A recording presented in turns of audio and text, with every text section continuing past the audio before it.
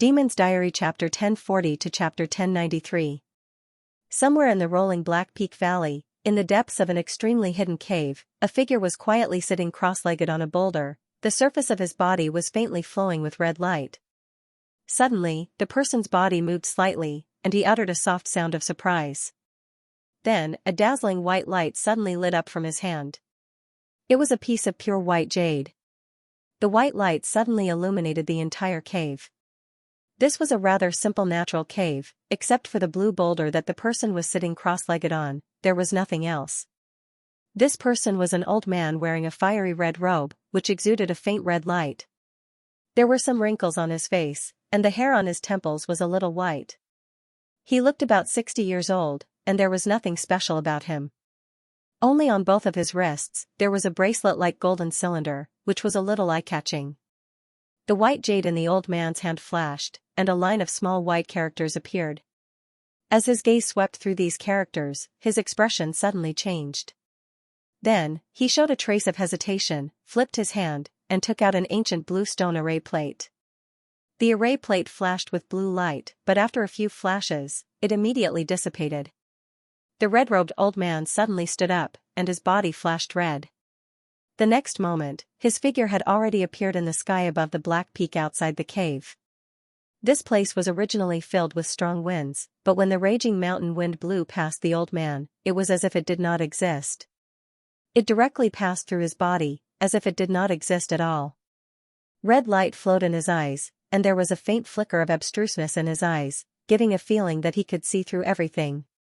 The old man was none other than the biggest backer of the 4 ancient sects of the human race in the evil ghost path, the metaphysic realm cultivator of the Tai Ching Gate, Taoist master Hui Yi. Sure enough, there is a problem with Fort Tai Tian. After looking north for a moment, the old man murmured to himself, then turned his head to look at the black peak below, a trace of hesitation appearing on his face. As this generation's great elder of the Wraith realm, he had been meditating in the Black Peak Valley all year round, not paying much attention to the trivial matters of the 4 great legions. In truth, this was also to guard the Black Peak Valley's passage. After all, this was the connection between the human race and the Wraith realm, so nothing could go wrong. The red-robed old man muttered to himself for a moment before waving his sleeve, summoning an azure brocade handkerchief. With a flash of azure light, the handkerchief abruptly transformed into a boundless azure mist that enveloped the pitch-black mountain below as well as several of the smaller mountains around it. Then, he made a gesture with one hand and launched a dozen symbols. The rolling green mist suddenly disappeared without a trace, and all the mountain peaks returned to their original appearance. With that done, the red-robed old man nodded. Then, he transformed into a red cloud that shot north toward Fort Fairsky. After flying for a short distance, the space up ahead suddenly began to tremor. A clump of black threads appeared without any warning, then abruptly hurtled toward the red cloud that the red-robed old man had transformed into. Wherever the black threads passed, spatial fluctuations would erupt, and a series of inky black spatial rifts would appear, emanating bursts of astonishing suction force. The red-robed old man's expression changed upon seeing this, and he waved a sleeve through the air. Waves of crimson flames abruptly surged over his body, revolving around his entire body. His entire body instantly transformed into a dazzling fireball that hovered in midair like a sun, radiating boundless light in all directions. In the face of the scorching light, a small portion of the black threads dissipated amid a sizzling sound, but most of them still plunged into the fireball. The fireball wavered slightly, but it quickly regained its calm. In the next moment, the huge fireball split into 2 and dissipated, revealing the red-robed old man. Light flashed in his eyes, and he looked in the direction where the black thread had shot out from. That place had already returned to peace, and there was nothing strange about it. Humph! Taoist Hui Yi snorted coldly, and the surface of his body shone brightly. He crossed his arms in front of him, and the golden cylinder on his wrist suddenly spewed out raging flames, condensing into a 10 meters large white fireball in front of him. Go! The old man pointed with one hand, and the fireball suddenly shrank to the middle, instantly turning into a white mini-flame bird. With a flap of its wings, its figure blurred and disappeared without a trace. The next moment, the white firebird suddenly emerged in the void a few hundred meters away. It issued a high-pitched chirp, and the flames on its body surface were suddenly covered with a layer of black light. It flapped its wings and plunged forward again. Puff! The space in front of him was like the surface of water, distorting violently. The firebird instantly submerged into it, and then exploded with a loud bang. Countless white flames crazily blasted in all directions, almost dyeing the surrounding area white. The high temperature even caused the nearby void to completely distort and deform. At this moment, in the center of the explosion, a dark figure flashed out. After a few blurs, it appeared a few hundred meters away from the old man in a red robe, facing him from a distance. Xianxia Gukue? After the dazzling white light around him faded, the old man in a red robe remained motionless and said coldly. Hee, seeing is better than hearing about it. Fellow's heavenly astral true fire is really exquisite. The black figure did not answer the question of the old man in a red robe. After a chuckle, the black gas slowly dissipated, revealing a tall and thin ghost figure. It seemed to be about the same size as an ordinary human. The old man in a red robe's eyebrows moved slightly, and his eyes flashed as he looked up and down at the ghost that suddenly appeared.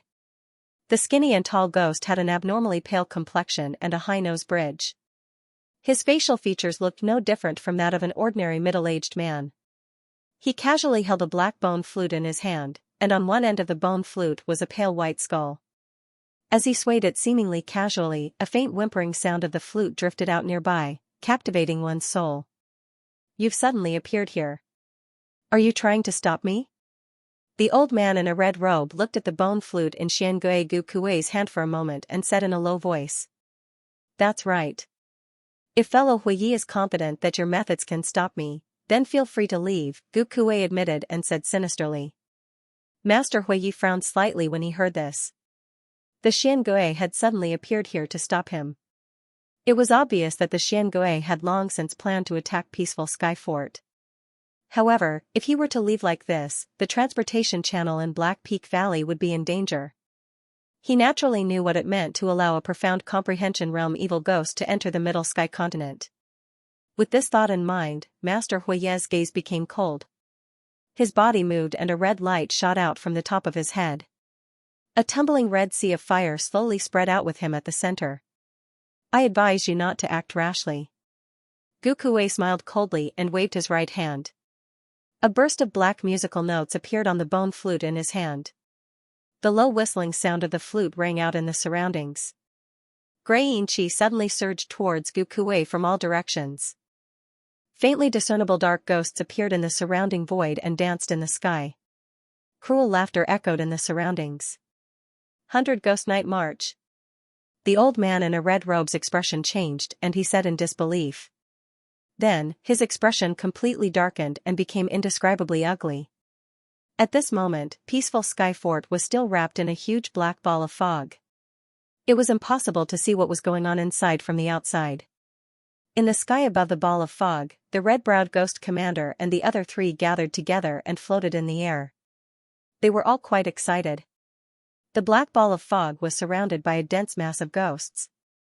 Although tens of thousands of ghosts had been sacrificed, there were less than 10,000 people left in the ghost army.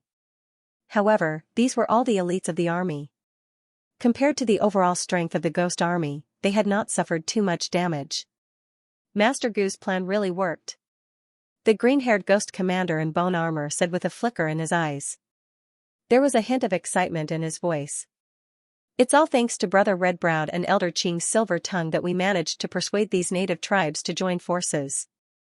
Otherwise, we wouldn't have been able to split up into 5 groups at the same time, let alone set up this mysterious ghost burial formation. Another ghost commander with an abnormally sturdy figure glanced at the red-browed ghost commander and a green-faced old man. Humph. In order to persuade those stubborn native ghosts, it took a lot of effort. However, it was all worth it. The red-browed ghost commander snorted coldly and continued. Now that peaceful Sky Fort has been sealed, the other cities of the human race are isolated and helpless. Sooner or later, they will be conquered by our race. Once the master invites the 12 Rakshasas from the Forbidden Temple, how can a mere mystic and lightning cultivator stop our ghost army from entering the human world? At this point, the red-browed ghost commander chuckled with a hint of greed on his face. The other two ghost commanders also revealed looks of desire. The green-faced old man who had been silent all this time suddenly said, "At the moment, we are unable to detect the movements of the humans in the fort. After all, the human race has been operating here for many years. Their foundation cannot be underestimated. In addition, they also have 4 celestial phenomenon cultivators. We cannot let our guard down. Elder Qing, don't worry. Even if the 4 human celestial phenomenon cultivators join forces, they won't be able to break through the formation in an instant. With the 4 of us standing guard here, we can guarantee that nothing will go wrong." The red-browed ghost commander nodded. When the green-faced old man heard this, he nodded and said nothing else. Under this formation, the Xianxia in the fort will become denser and denser. It won't be long before the strength of the human cultivators inside is greatly reduced, and even the Xianxia will enter their bodies. The bone-armored ghost commander sneered. The burly ghost commander frowned and said worriedly, "However, we must be wary of that mystic and lightning cultivator. If he learns of the situation here, I'm afraid he will come to our rescue." The green-faced old man said slowly, "There is no need to worry about this. The Master Gu has already considered this and has personally taken action. That mystic and lightning cultivator will not appear here." The burly ghost commander heaved a sigh of relief. "If that's the case, then I can rest easy." In a secret chamber in the main tower of Golden Light City, the elderly man and the gray-haired middle-aged man stood side by side in a corner of the formation with grave expressions on their faces. The space in front of them was completely empty, and the entire formation on the ground was completely dim and devoid of light. The gray-haired middle-aged man looked down at the formation beneath his feet with a dark expression, and said, "The transmission formation can't be activated. Could it be that the true Sky Fortress has already fallen? There are 4 celestial phenomenon ascendants guarding the fortress, in addition to the elite disciples we sent earlier. Their overall strength is definitely stronger than our Golden Light City. Not to mention, they still have the Titan Sky Formation as their trump card. It's impossible for them to be breached so easily." The gray-haired middle-aged man was silent for a moment before replying with a grim expression, "The fortress has 4 heavenly phenomenon stage beings guarding it, and in addition to the elite disciples that we've dispatched, they're only slightly more powerful than our Golden Light City." "That's most likely the case. In that case, we'll be in a rather passive position. The situation outside the fortress is rather complicated, and we won't be able to send reinforcements anytime soon," the gray-haired middle-aged man said with a nod. "Our top priority right now is to find a way to inform Marshal Uncle Huiyi of this. However, all of our communication methods have been cut off, so how are we going to inform Marshal Uncle Huiyi of this?" The gray-haired middle-aged man said, "When the true Sky Fortress was besieged, I decided to inform Marshal Uncle Huiyi of this after much consideration. The Black Peak Valley that he guards isn't far away from the true Sky Fortress, so if the fortress is in trouble, he'll be alerted. If he were to step in, the true Sky Fortress would be easily resolved." The gray-haired middle-aged man smiled upon hearing this before flipping his hand over to produce a fist-sized piece of white crystal jade. The jade was glittering and translucent, and its appearance resembled that of a curled-up insect. However, it appeared to be completely natural and didn't appear to have been carved in the slightest. The gray-haired middle-aged man's gaze fell upon the white insect crystal jade in a puzzled manner, and he asked, "What is this? You haven't been here for long, Brother Yao, so you don't know about this item." "This is a transmission treasure that Marshal Uncle Huiyi refined using a special product of this place, black insect jade. It has a pair of yin and yang jades, and it can be used to transmit messages using the yin qi of this place. When he left, he gave me one of the yin jades, and the yang jade is with him. However, this jade can only be used once in a short period of time. Fortunately, you have considered it thoroughly.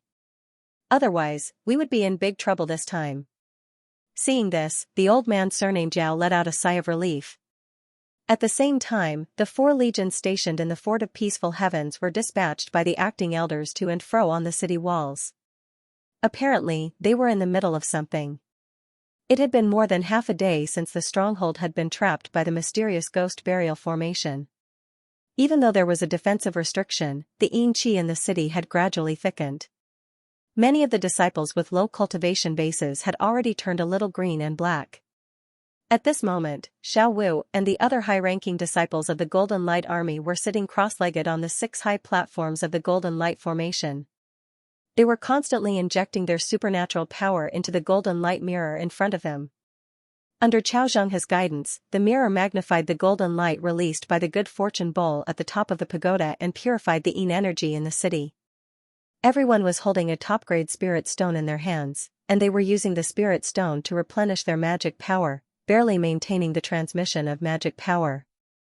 Not far away from the tower, in the main hall of the fortress, the red-nosed old man and the other 3 celestial phenomenon cultivators were standing in the great hall with heavy expressions on their faces. In front of each of them stood a disciple of their sect. Opposite the old man with rosacea stood Lu Ming. At this moment, although his face did not reveal the slightest change, his mind was spinning rapidly. Being summoned by a celestial phenomenon elder at this time was obviously not a good thing. But now that he was here, he could only wait and see. In addition to him, the other 3 celestial phenomenon cultivators were standing in front of him. One was a young man with a simple and honest face wearing the yellow armor of the Celestial Work sect, one was a bearded man wearing the white armor of the Haran Academy, and one was a masked woman wearing the black armor of the Demon Mystic sect. Judging from the magic power fluctuations emanating from the 3 people, they were all at the Jin Dan stage. Among them, the simple and honest young man was at the middle Jin Dan stage, and the other 2 were at the early Jin Dan stage.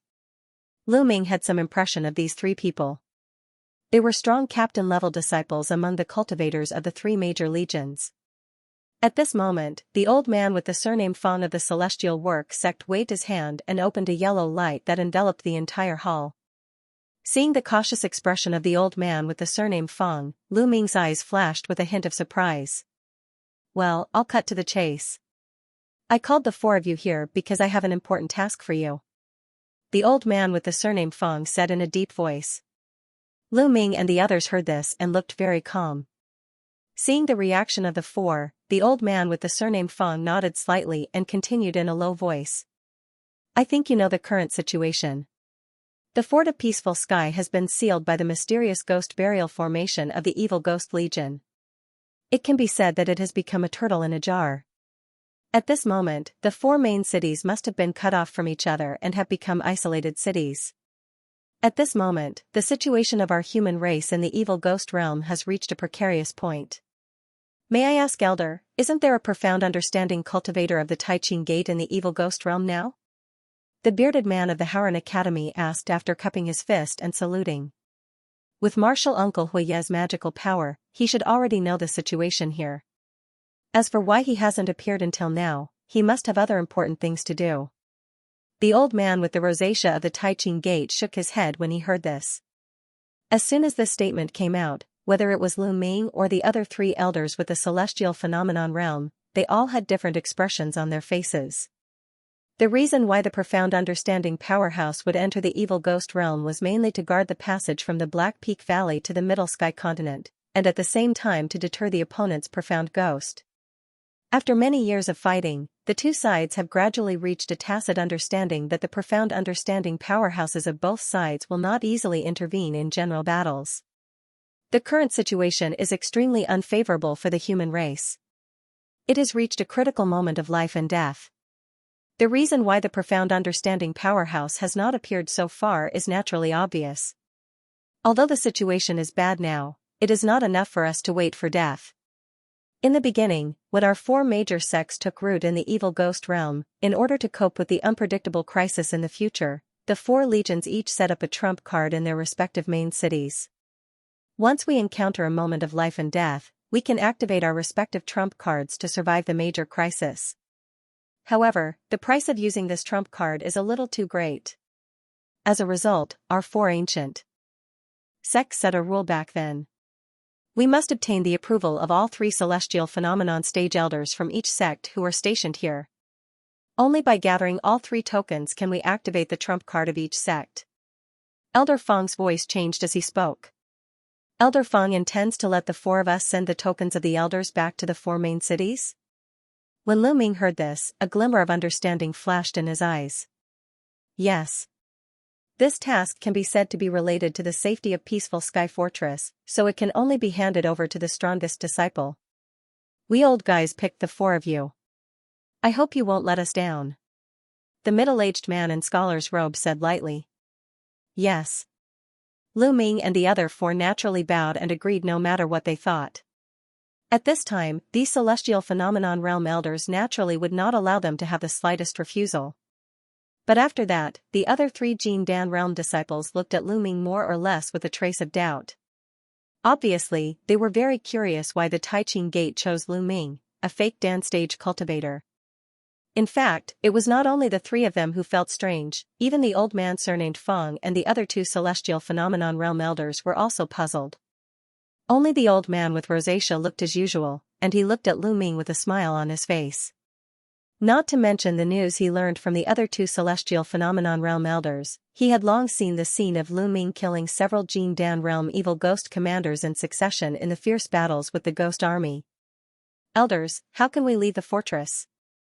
Is there a mysterious ghost burial array of the ghost army outside? Lu Ming hesitated and asked. Don't worry about this, we have a way to help you break out of the array. Just do as we say, the old man with rosacea said without hesitation.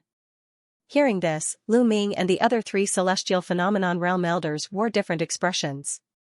An hour later, inside Fort Peaceful Sky, the cultivators of the various sects floated in the air under the leadership of the four celestial phenomenon realm elders. Attack! The old man surnamed Feng of the Celestial Work sect shouted and suddenly waved his arm. Under the leadership of the Jin Dan realm elders, the cultivators of the various sects flew to the four sides of the city wall, and then all kinds of spiritual weapons and magic techniques flew out, turning into colorful balls of light that bombarded the array of black gas. Amidst the loud rumbling sounds, Xianxia waved the array flags in his hands a few times on the high platform of the golden light array in the middle of the city, shooting out several hand seals. The good fortune bowl above the stronghold glowed brightly, shooting out 6 beams of light that fell on the 6 surrounding high platforms. In the next moment, the 6 beams of golden light condensed into an enormous pillar of light in the air. As Xianxia pointed with the formation flag, it shone into a corner of the roiling black gas outside. The light of the spirit artifact technique collided with the profound ghost burial formation, emitting bursts of thunderous explosions, illuminating the entire sky. It was extremely powerful. When the evil ghost legion outside of the Fort Titan Heavens realized what was happening inside, they flew up into the air like a swarm of ants, ready to fight in battle formation. Although the mysterious ghost burial array was sturdy, under the combined attack of over 1,000 cultivators from the 4 great sects, the thick black gas roiled violently and flickered chaotically. A celestial phenomenon realm ghost commander hovered in the air outside each of the 4 walls of Fort Peaceful Sky. When they saw what was happening inside the array, their expressions turned grave, and they each took out several pitch-black formation flags.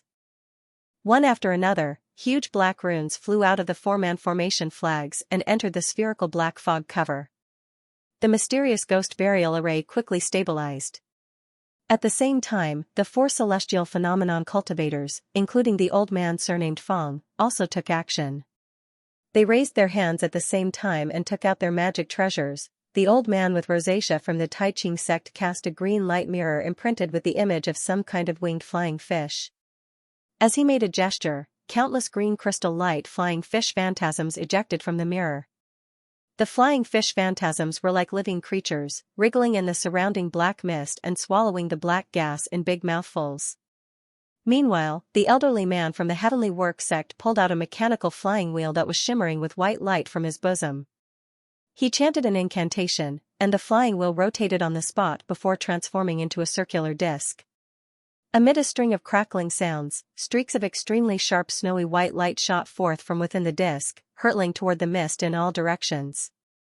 A bone-chilling burst of glacial chi proliferated through the air, and the black chi within the entire ghost burial formation seemed to have slowed down slightly. A bead surrounded by purple mist floated in front of the middle-aged man in a scholar's robe from the Howran Academy. It constantly shot out purple storms, which hit the ghost burial formation like raging dragons. The magic treasure driven by the dark-skinned man from the demon mystic sect was the black boulder on his back. At this moment, it suddenly expanded to hundreds of meters in front of him, like a small hill. Its surface was engraved with 3 huge dark green runes. Circles of green halos appeared out of thin air and smashed in all directions without hesitation. The 4 celestial phenomenon cultivators joined hands to take out their magic treasures, which was more powerful than the combined power of more than 1,000 disciples. The black mist that had just stabilized a little began to shake again. Outside the ghost burial formation, Red Eyebrows and the other 3 ghost commanders' faces tightened. They hurriedly chanted incantations and waved the formation flags. The ghost power in their bodies was constantly injected into the formation flags to stabilize the ghost burial formation. The 8 celestial phenomenon realm cultivators were fighting across the ghost burial formation. At this moment, everyone inside and outside the stronghold had their attention focused on the intense collision of transcendence energy. However, no one noticed that in a corner of the stronghold near the ground, a slight cracking sound came from the city wall. A small crack had split open, revealing a small space inside. Lu Ming and the other 3 were inside. Not too far away from the gap was the black screen of light of the Great Ghost Burial Formation. However, this place was very close to the ground. Due to the intense clashes of transcendence energy on the city walls above, all the wraiths were hovering in midair, so no one paid any attention to the situation on the ground. The 4 of them stood quietly in the space, seemingly waiting for something. At this moment, in midair above the fortress wall, a huge Dharma idol phantom appeared behind Old Man Feng and the other 3. Intense magic power fluctuations instantly spread out, and the void seemed to tremble. The magic treasures of the 4 people also seemed to have taken a tonic, and for a moment, they shone brightly. Attack! Above the city wall, when the deacon elders saw that Old Man Feng and the other 3 had released their Dharma idols, they immediately gathered the disciples of the various sects behind them and coordinated their attacks with the 4 celestial phenomenon elders. For a time, the sound of something breaking through the air and the rumbling of explosions resounded throughout the sky above Fort Peaceful Sky. Countless mottled beams of 5-colored light bombarded the surrounding ghost burial formation like a storm. The black gas on the formation trembled violently and dissipated. Outside the formation, Red Eyebrows and the other ghost marshals were shocked when they saw this. Black gas surged out of their bodies and madly poured into the formation below. In addition, the other wraiths commanders also acted as if they were facing a great enemy. They immediately led the nearly 10,000 ghost elites under their command and poured all their ghost chi into the black mist. In the space below the walls of Fort Peaceful Sky, the eyes of Lu Ming and the other 3 lit up. Now's the time. In the next moment, the gap on the wall suddenly split open to the height of a person, and the 4 of them rushed out in a single file. Lu Ming raised one hand, and a cloud of black gas spread out and enveloped the 4 of them. Under the cover of the black gas, the 4 of them lit up with various colors of light. Lu Ming took out a shining white disc, which was engraved with some strange patterns and many profound runes. He muttered an incantation, and the disc lit up with a white beam of light, which shone on the black barrier in front of him. Under the illumination of the white light, the black gas barrier slowly dissipated. This disc was the restrictive artifact given to him by the old man with rosacea. It was similar to the army breaker basket he had borrowed from the Haoyue boy, but it was still slightly inferior to a real magic treasure. The other 3 also took out the restrictive artifact given to them by the elders of their sect.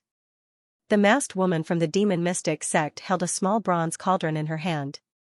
The bearded man from the Haran Academy took out a sword all that flickered with a cold light. A greenish-black fox-shaped puppet sat on the shoulder of the simple and honest young man from the Heavenwork sect. 2 beams of green light shot out of its eyes, which were quite similar to the beam of light from the white disk of Lu Ming. As the 4 of them constantly activated their restrictive artifact, the black light barrier in front of them gradually became thinner. On the wall above, the violent fluctuations of magic power continued. The entire ghost burial formation flickered wildly. Everyone inside and outside the formation had their eyes bloodshot, and they were almost in a state of madness. The little tricks of Lu Ming and the others were not eye-catching at all. In the air, the old man with the surname Feng of the Heavenwork sect roared furiously. He changed his hand seals, and the white mechanical wheel shone brightly.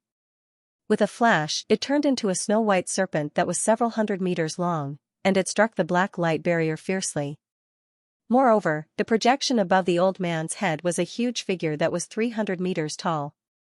Its fists also condensed a dazzling yellow light, and it struck the black light barrier repeatedly.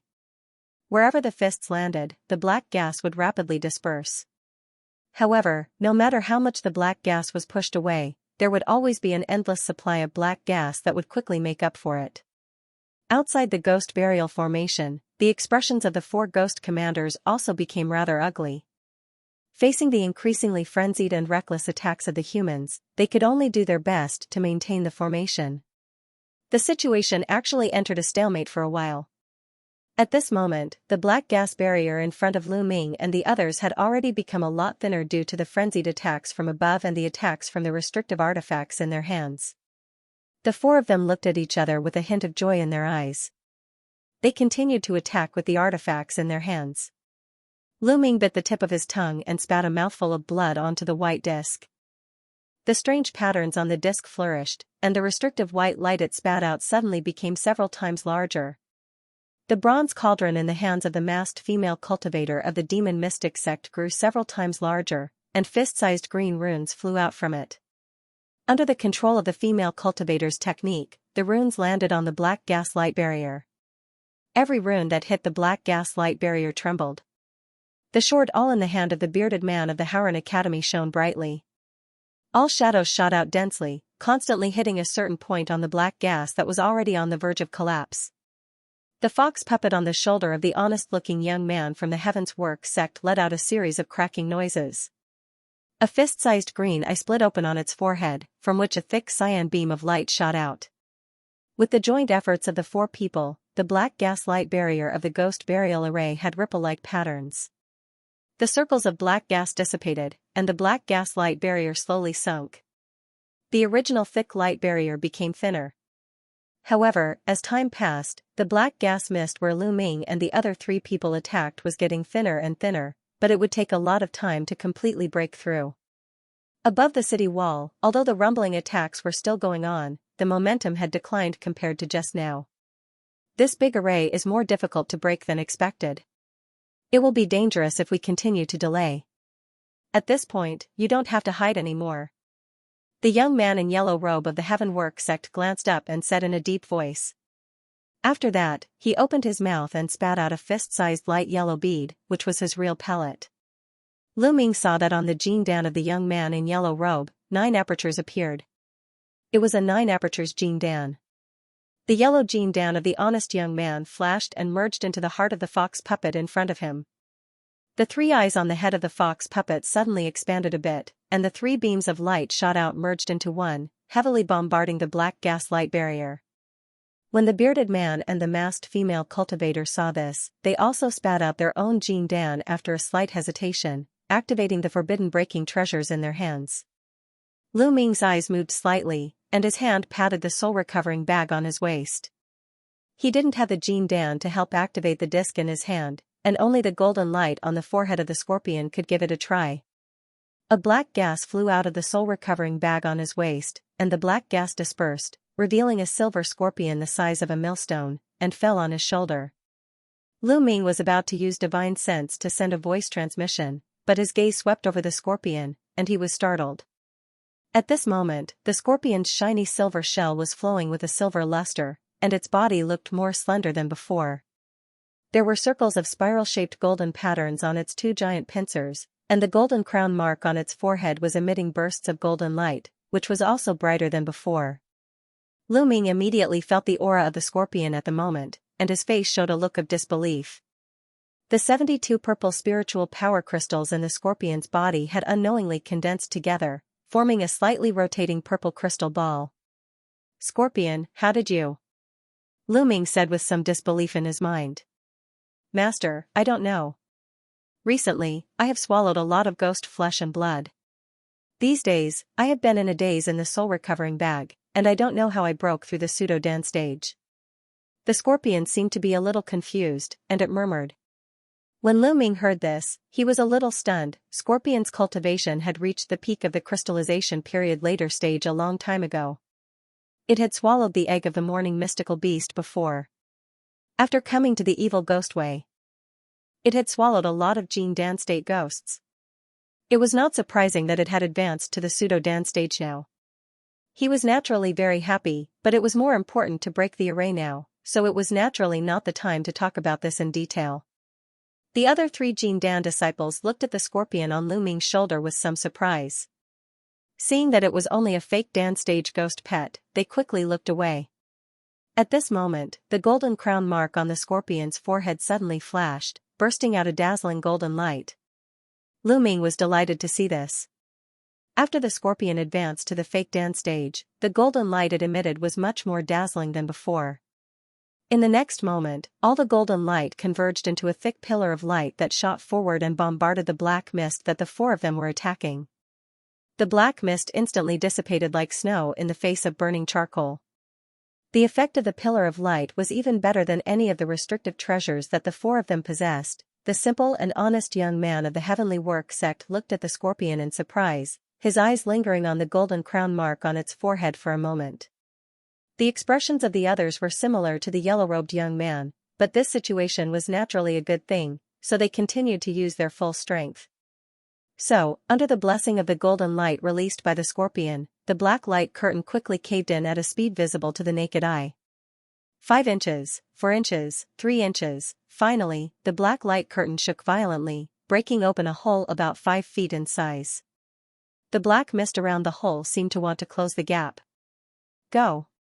The simple and honest young man of the Heavenly Work sect roared, his figure flying out of the hole like lightning. The other 2 people also flew out, unwilling to fall behind. Lu Ming waved one hand and put the scorpion back into the soul-cultivating bag. After looking back, his figure flashed, and the last person to pass through the hole in the light curtain. His body had just flown out of the hole when the black mist hole made a muffled bang and returned to its original state. As soon as the 4 people left the ghost burial formation, they did not dare to stay in the same place. They immediately flew away in different directions.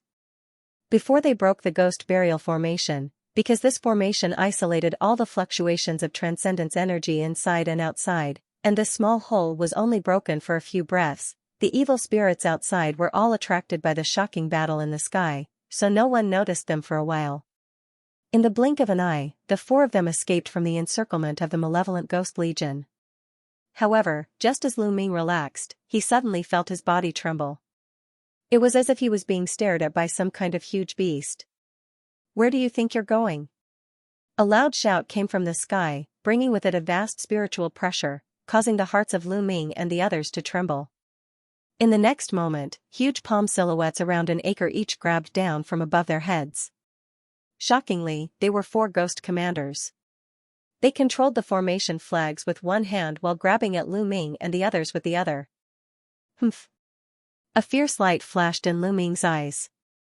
As long as he escaped a certain range, these heavenly phenomenon ghost marshals would have to worry about maintaining the ghost burial formation and wouldn't be able to pursue him.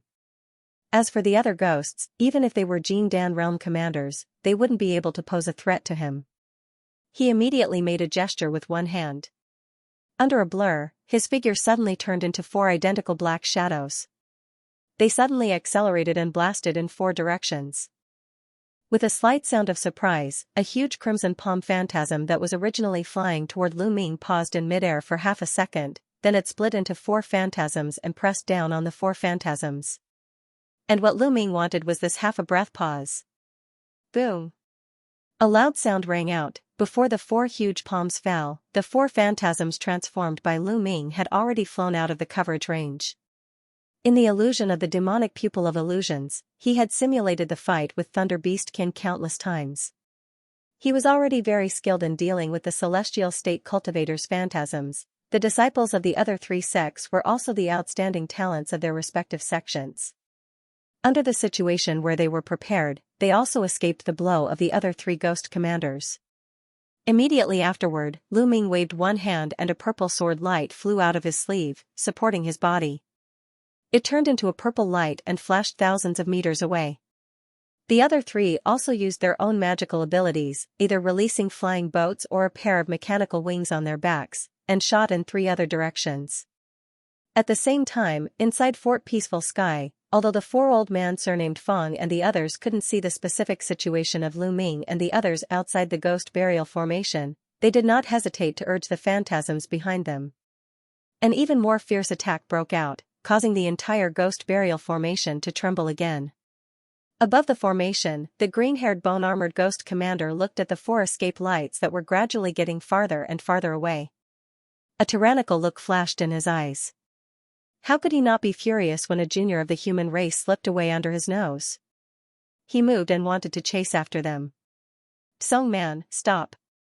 Guard the formation." The azure-faced old man's voice rang out in the ghost commander's ear. The humans in the fort were constantly attacking the ghost burial formation. Even with the 4 of them working together, they were only barely able to hold the formation. If they were to lose even one of them and the ghost burial formation was breached, all of their previous efforts would be for naught. The bone-armored ghost commander's body shuddered before finally coming to a stop. During this brief delay, Lu Ming and the others had already turned into 4 specks of light and disappeared into the distance. Those 4 must be plotting something since they escaped from Fort Peaceful Sky. Will it be fine to let them go just like that? The bone-armored ghost commander said with some reluctance. Even if we send people to chase after them now, it's still too late, the azure-faced old man said indifferently. Judging from the direction they're flying in, they should be heading toward the 4 human cities. Xianxia, immediately notify those who are attacking the 4 cities. Have them send people to dispose of those 4 human juniors. The red-browed ghost commander sneered and turned to speak to a fiend commander dressed in crimson heavy armor beside him. The man nodded and took out a palm-sized black square object with a flip of his hand. With a wave of his hand, he formed a hand seal and a black formation lit up. The bone-armored ghost commander glared hatefully in the direction that Lu Ming and the others had fled in. He then took a deep breath and focused his attention on the ghost burial formation. A streak of violet light flew over from a short mountain over 5,000 kilometers to the east of Fort Peaceful Sky. With a whoosh, it came to a stop and revealed Lu Ming's figure. Lu Ming turned to look behind him and a trace of thought appeared on his face. With a wave of his hand, he put away the bitter wheel sword. A cloud of black chi wrapped around his body and he continued flying toward Golden Light City. The distance between Fort Peaceful Sky and Golden Light City was very far. Last time, it had taken him about 2 days to travel from Golden Light City to Fort Peaceful Sky. However, this time, he was traveling at full speed. In just 1 day and 1 night, he had covered most of the distance. As he flew over a short mountain in the form of a black cloud, countless black threads suddenly shot out from the mountain below, enveloping Lu Ming like raindrops. Within the black cloud, Lu Ming's expression darkened. With a wave of his hand, the bitter wheel sword shot out. With a flash of violet light, it spun and turned into a violet wheel of swords that blocked in front of him. An ear-piercing sound of metal scraping against metal rang out. The densely packed black threads were crushed by the wheel of swords, turning into wisps of black chi that dissipated. 2 streaks of black light shot out from the mountain below and stopped 100 meters away from Lu Ming. They were 2 fiend commanders. One was burly and wore heavy, jet-black armor. The other was dressed in black robes and held a black umbrella in his hand. The violet flying sword. It should be this person. The black-robed fiend commander glanced at the bitter wheel sword around Lu Ming and said coldly. He's just a human junior at the fake core stage, yet he wants the 2 of us to act together. This is a good opportunity for me to stretch my muscles. You don't have to do anything.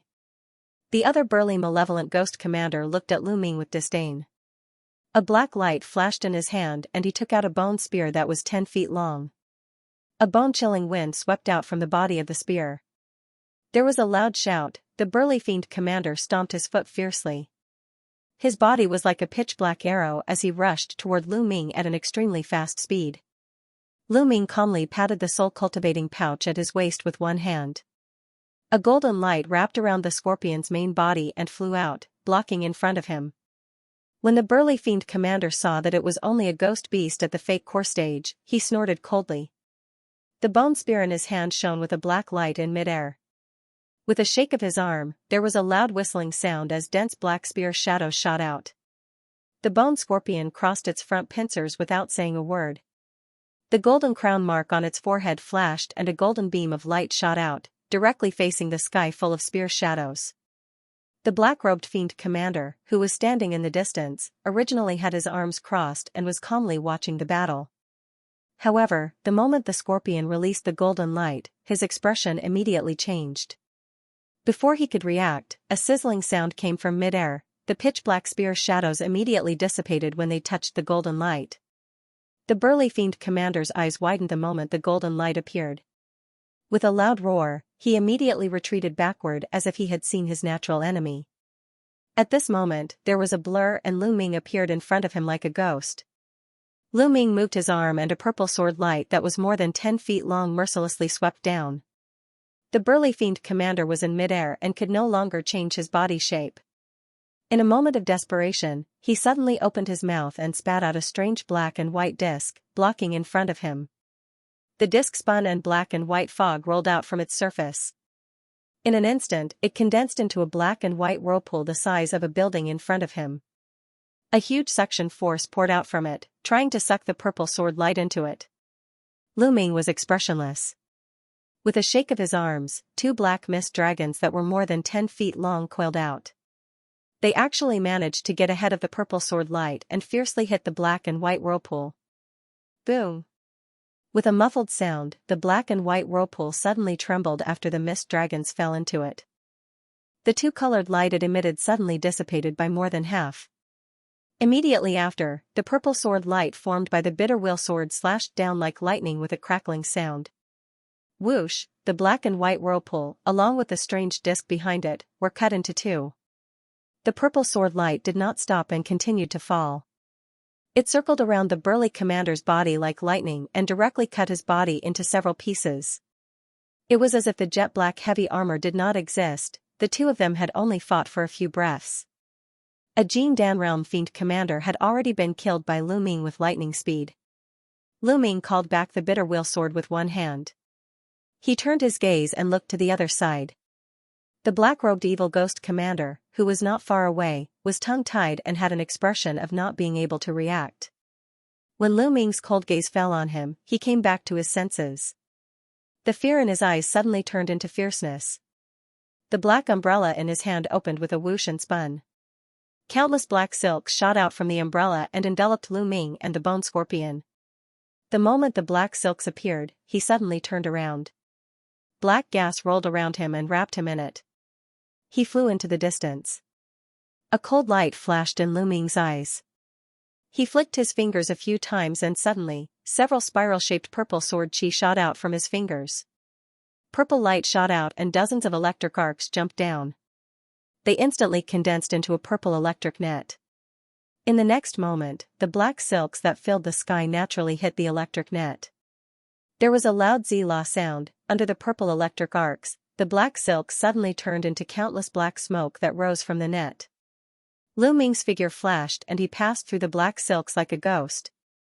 He appeared 100 feet behind the black-robed evil ghost commander. He pointed with one hand and the bitter will sword shot out. The purple sword light flickered and turned into a sword light that was more than 200 feet long. It instantly appeared above the head of the black-robed evil ghost commander.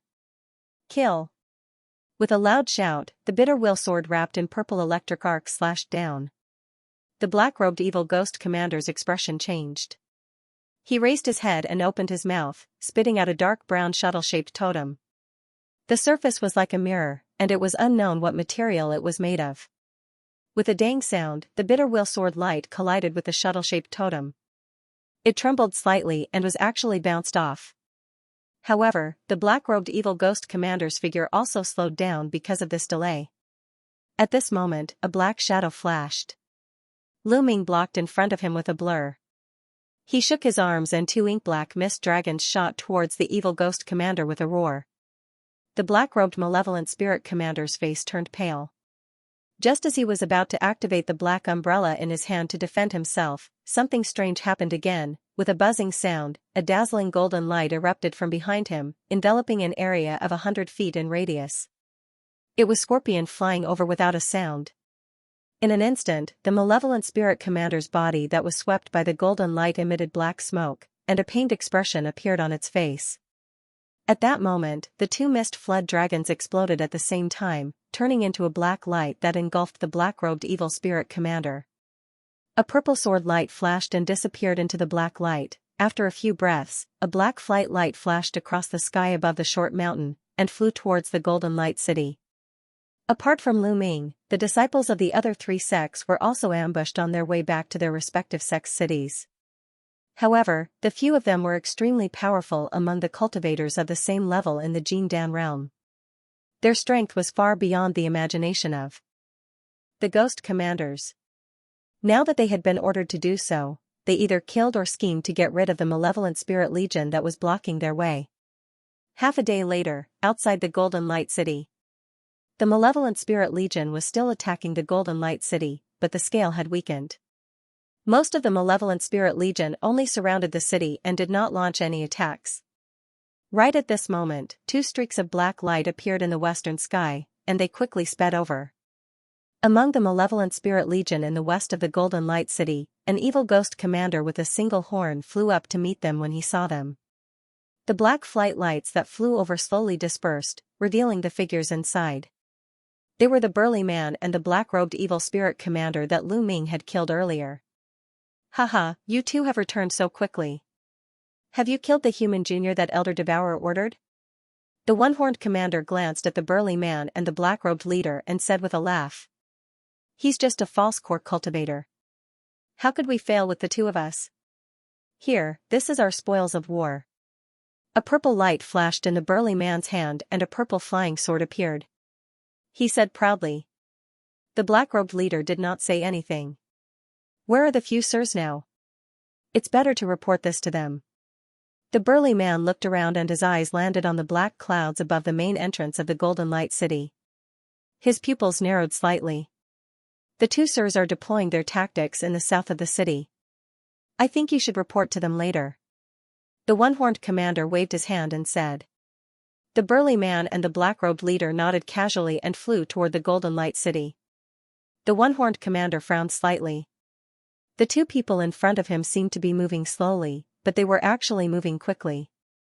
In the blink of an eye, they had already flown hundreds of feet away. They seemed to be in a hurry. Wait, stop. The one-horned commander suddenly thought of something and his expression changed. He suddenly shouted in a stern voice. However, not only did the burly man and the black-robed leader not stop, their figures became blurry and their speed increased by several times. The surrounding evil ghost legion clearly did not react. Most of them stared blankly at the burly man and the black-robed leader beside him. What are you waiting for? The 2 of them are imposters. Hurry up and stop them. The one-horned commander shouted angrily and his voice spread far and wide. At the same time, he moved and chased after them. The surrounding evil ghost legion immediately reacted after the one-horned commander shouted. As this was the camp of the evil ghost legion, no one launched a powerful attack. Instead, they all pounced on the burly man and the black-robed leader. The scene became a little chaotic. Idiots, don't swarm them together. The one-horned commander shouted angrily when he saw the scene in front of him. The burly man was naturally Lu Ming, who had used the 1000 transformation cloak to change his figure. At this moment, a strange smile appeared on his face. Black light flashed on the surface of his body, and he suddenly transformed into 4 identical figures. Together with the black-robed commander beside him, they flew into the surrounding evil spirit army and disappeared without a trace. The evil ghost legion that had pounced on them were all stunned when their target suddenly disappeared. The one-horned commander snorted coldly and his body suddenly rose from the ground. He flew high into the sky and swept his gaze downwards. The evil ghost legion below was still a little chaotic. Many people were still fleeing in all directions. For a moment, it was impossible to tell which one was the imposter of the burly man and the black-robed leader. However, the one-horned commander did not have to worry about this problem very soon. At the edge of the chaos, a black-robed figure dashed out and sped toward Golden Light City. The one-horned commander roared and spat out a pitch-black beam of light, which shot toward the black figure. At this moment, rumble, dozens of Dharma spells of different colors, magic treasures, and spiritual weapons attacked the black figure at the same time. Many evil ghost captains who reacted quickly also launched long-range attacks. Anyway, the black figure had already left the evil ghost legion, so they did not have to worry about accidentally injuring others. Dozens of torrents of magical treasures submerged the black silhouette, and a series of violent explosions rang out. The evil ghost legion on the west side was in a commotion. Naturally, the momentum of the siege was greatly reduced. Soon, someone on the west side of the city wall noticed the situation. What's going on? On the city wall of Golden Light City, a Jin Dan realm captain saw the situation outside and his expression changed.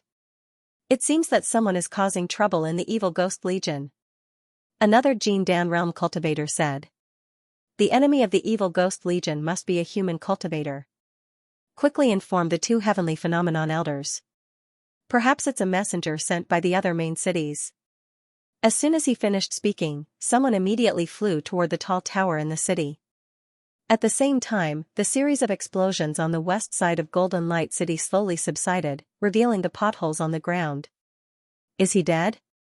One of the evil ghost captains said with some uncertainty. Humph, even a Jin Dan realm cultivator would not be able to come out unscathed after receiving a joint attack from dozens of us. Another evil ghost captain immediately shouted. As they spoke, the smoke caused by the explosions dissipated, revealing a black figure lying on the ground. However, it had already been shattered into several pieces. It looked extremely miserable and did not seem like it would survive. Phew. Seeing this, the one-horned commander let out a sigh of relief.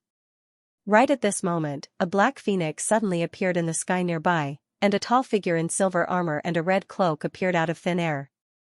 It was none other than the celestial phenomenon ghost commander who was in charge of the attack on Golden Light City. After the silver-armored ghost marshal appeared and saw the chaotic situation below, his face darkened. Then, his expression changed and he turned his gaze to a certain empty space in the distance. He let out a loud roar and raised an arm. A giant hand made of black gas about an acre in size immediately appeared in the sky above and grabbed down explosively. Buzz. Within the area covered by the giant hand, the air rippled. There was a sudden fluctuation in the empty space, and a black figure appeared. Facing the giant hand above his head, he actually ignored it and continued to shoot toward Golden Light City with a blur. This figure was Lu Ming. You still want to leave? A cold light flashed in the heavenly phenomenon ghost marshal's eyes. A giant bright red rune appeared on the center of the giant hand of black gas, causing the shadow of the giant hand to become several times larger. Even the air squeaked as it was compressed. Before it came into contact with the ground, ripples had already appeared on the ground. Seeing this, Lu Ming's face changed. A silver light appeared on the surface of his body, and in the blink of an eye, it turned into a silver flesh armor on his body. Then, he raised his head and punched at the giant hand that was slapping down. A dragon's roar and tiger's roar resounded through the heavens and earth. The black gas on Lu Ming's body rushed out along his arms and instantly transformed into 5 mist dragons and 5 mist tigers. Every mist dragon and mist tiger was over 100 feet in size.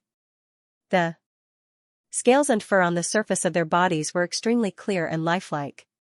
After the 5 dragons and 5 tigers shot out, they condensed together and turned into a pitch-black shadow of 100 feet in size, which rushed up. Rumble, the huge black chi hand collided with the pitch-black fist shadow, causing the surrounding space to tremble violently. The black fist shadow suddenly scattered in all directions, while the huge black chi hand paused for a moment.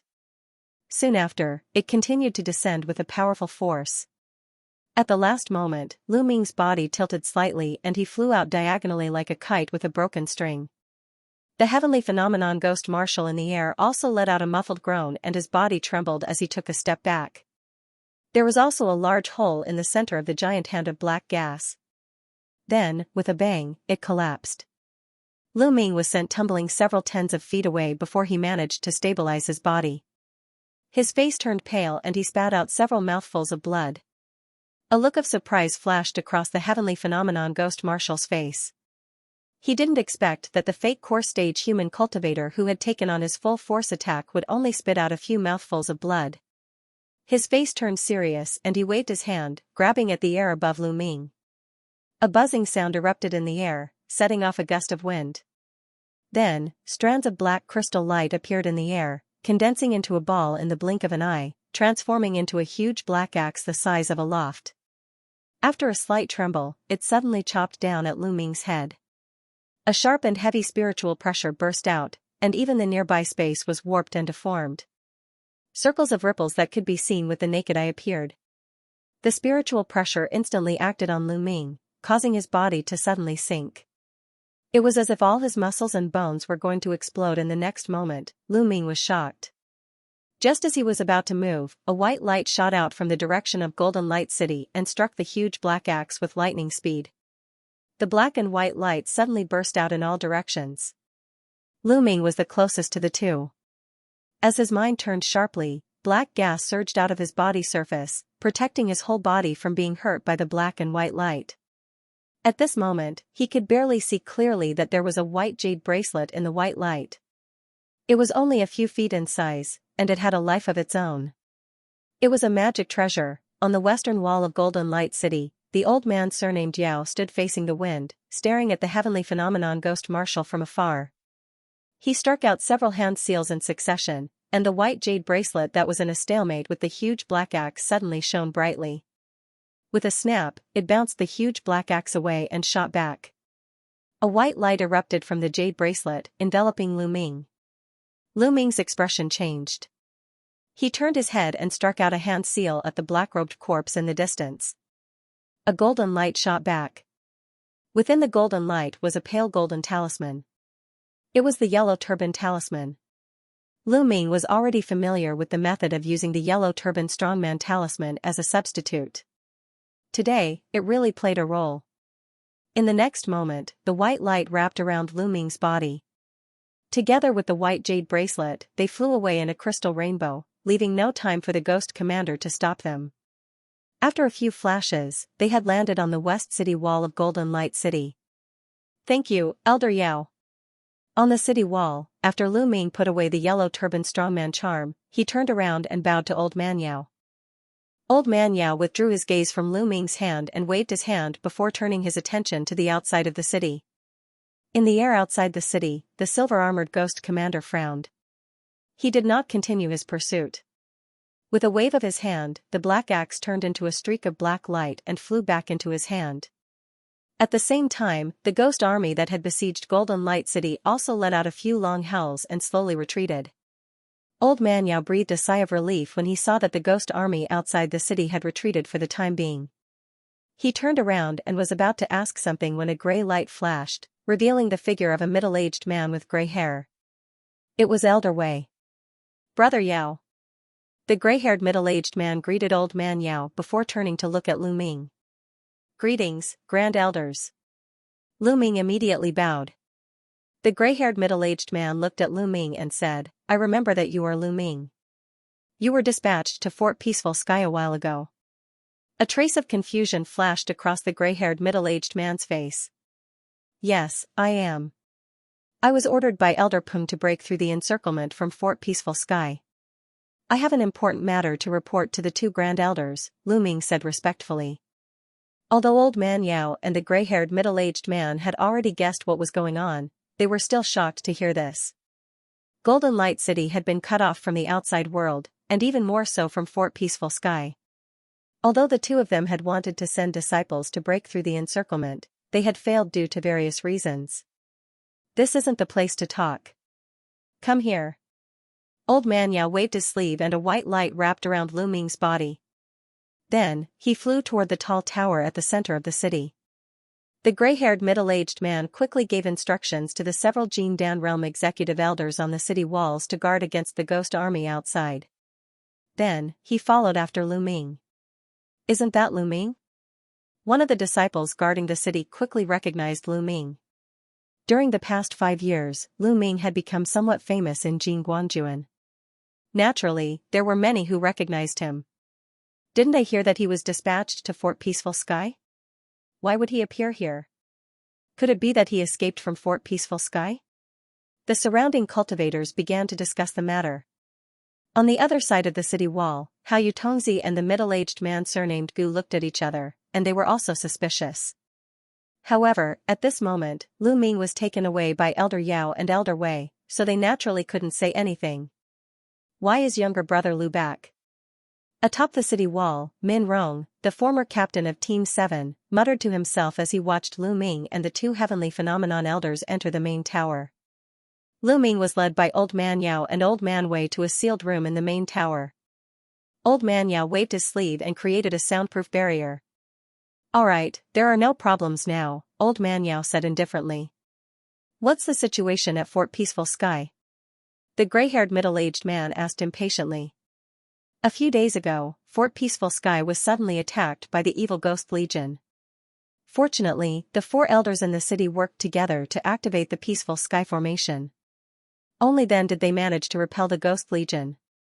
Now, the entire city has been sealed off by the Ghost Legion's mysterious ghost burial formation.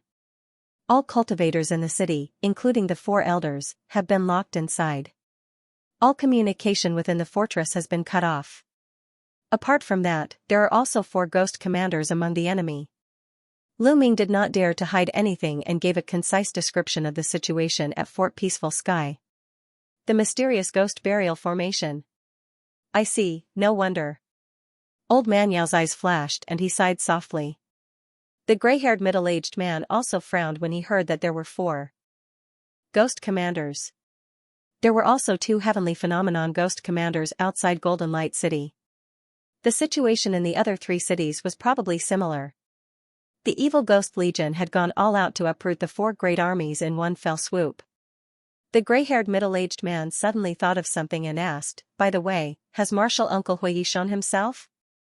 Ancestral Master Huiyi hasn't shown himself, so after Elder Peng and the elders of the other 3 sects discussed it, we've decided that each of the 4 great sects will send a disciple to break out of the city and rush to the 4 main cities. Elder Peng asked me to give this to the 2 elders. Silver light flashed in Lu Ming's hand and a palm-sized disc appeared. The disc seemed to be forged from some kind of special metal. At first glance, it was rather unremarkable, but it gave off an indescribable aura. Old Man Yao and the gray-haired middle-aged man's expressions changed when they saw the silver disc in Lu Ming's hand. They could not help but glance at one another. Old Man Yao took a deep breath and asked solemnly, "Does Elder Peng have anything else to tell us?" Elder Peng said that the current situation has reached a critical juncture of life and death. Only by using this method can we possibly reverse the situation. The other legions will also do the same. Lu Ming respectfully replied. "I understand what they mean. In fact, the 2 of us have been thinking about this for a long time. It's just that we've been worrying about not having the 3rd token." Old Man Yao took the disc from Lu Ming's hand and said slowly. The gray-haired middle-aged man also nodded heavily. "By the way, we need 3 tokens to activate this ultimate method. Each of them needs a corresponding secret incantation. Elder Peng should have already arranged it, right?" Old Man Yao said as he looked at Lu Ming after thinking for a while. "Don't worry, Elder Peng has already taught me the incantation," Lu Ming said with a calm expression. "That's good. You're injured. Rest here for a while. We'll need your help to activate it later," Old Man Yao said as he nodded. Lu Ming agreed and walked to a corner of the hall and sat down with his legs crossed. Puppet City, where the Celestial Work sect was located, was also surrounded by tens of thousands of evil spirits. Their numbers were much greater than Golden Light City's. However, the army outside the city seemed to be in a bit of a mess. On the plains to the south of the city, there was the remains of a flying disc puppet that was several tens of feet in size. From the traces of damage, it seemed to have been destroyed not long ago. In a large hall in Puppet City, a yellow-robed young man was sitting cross-legged on the ground. His clothes were tattered and there were many injuries on his body. A slender, white-haired middle-aged man was standing to his side. A milky white circle of light shone from his hand, enveloping the young man within. Beside the young man was a short, red-robed old man. Although his figure was strange, the aura he exuded was no weaker than that of the white-haired middle-aged man. After a long while, the young man opened his eyes. The injuries on his body had mostly healed. He stood up and bowed. "Thank you for your help, Elder Yu. I'm fine now," the young man said. "Alright, let's talk later. You've come from Fort Tadian. That fellow must have something to tell us, right?" The white-haired middle-aged man retracted the white light in his hand and said lightly. "Yes, Elder Feng intends to use the mystic Venerable One puppet." The young man flipped his hand and a hexagonal wheel appeared in his hand. The white-haired middle-aged man's eyes narrowed slightly when he saw this. He exchanged a look with the red-robed dwarf and they both nodded slightly. In a secret room in a tower in Hidden Demon City. I see. Since Eldershire has agreed to awaken the fiend lizard, let's do it. There's no other way, the beautiful woman surnamed she said with a sigh. Beside her, the black-robed, long-browed young man looked a little excited. A masked woman stood respectfully in front of the two. Her chest rose and fell slightly as if she was lacking in transcendence energy. Pass down my order. All demon-subduing army disciples in the city are to be prepared. We'll counterattack in half a day, the beautiful woman surnamed Chi ordered coldly. Outside the Howran Academy's Grand Chi City, a black cloud flew over from afar. It circled in the air before landing, revealing the figure of a beast-faced evil spirit cultivator. This person was a ghost commander with heavenly phenomenon cultivation. At this moment, he was holding a bloody mess in his hand that was still dripping with blood. The surrounding evil spirits seemed to be extremely afraid of him. When they saw the beast-faced ghost commander land, they did not even dare to breathe loudly. The beast-faced ghost commander walked straight into a temporary black stone building. Brother Blood Demon, you seem to be in a good mood. In the hall, a man in a black robe was resting with his eyes closed. After hearing the movement, he immediately stood up and said. With a plop, a mutilated corpse was thrown on the ground. One could roughly tell that it was a burly man with a curly beard when he was alive. The man in the robe glanced at the corpse on the ground and said slowly, "This human junior. Is he the one that the green-faced old ghost told us to pay attention to? Although I don't know what those humans are planning, this person is quite powerful. I've enjoyed myself." The beast-faced ghost commander said with a bloodthirsty look on his face. The man in the robe shook his head and sighed. It seemed that he was not used to his companion's behavior.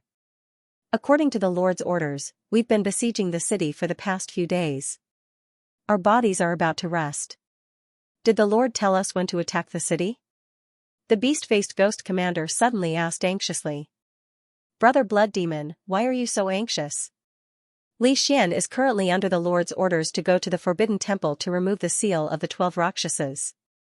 As long as the 12 Rakshasas are awakened, these mere human cultivators can be wiped out with a flick of a finger. The man in the robe said with a faint smile. When the beast-faced ghost commander heard this, his expression eased a little. He walked to the side and sat down with his legs crossed. Half a day later, around the glittering golden light city, pitch-black Xianxia was rolling, and the clamor of the evil spirit army was still lingering. After several days of intermittent siege, under the impregnable defense of all the garrison troops in the city, the corpses of the ghost soldiers and the sound beasts outside the city were piling up more and more. It could be said that the casualties were heavy.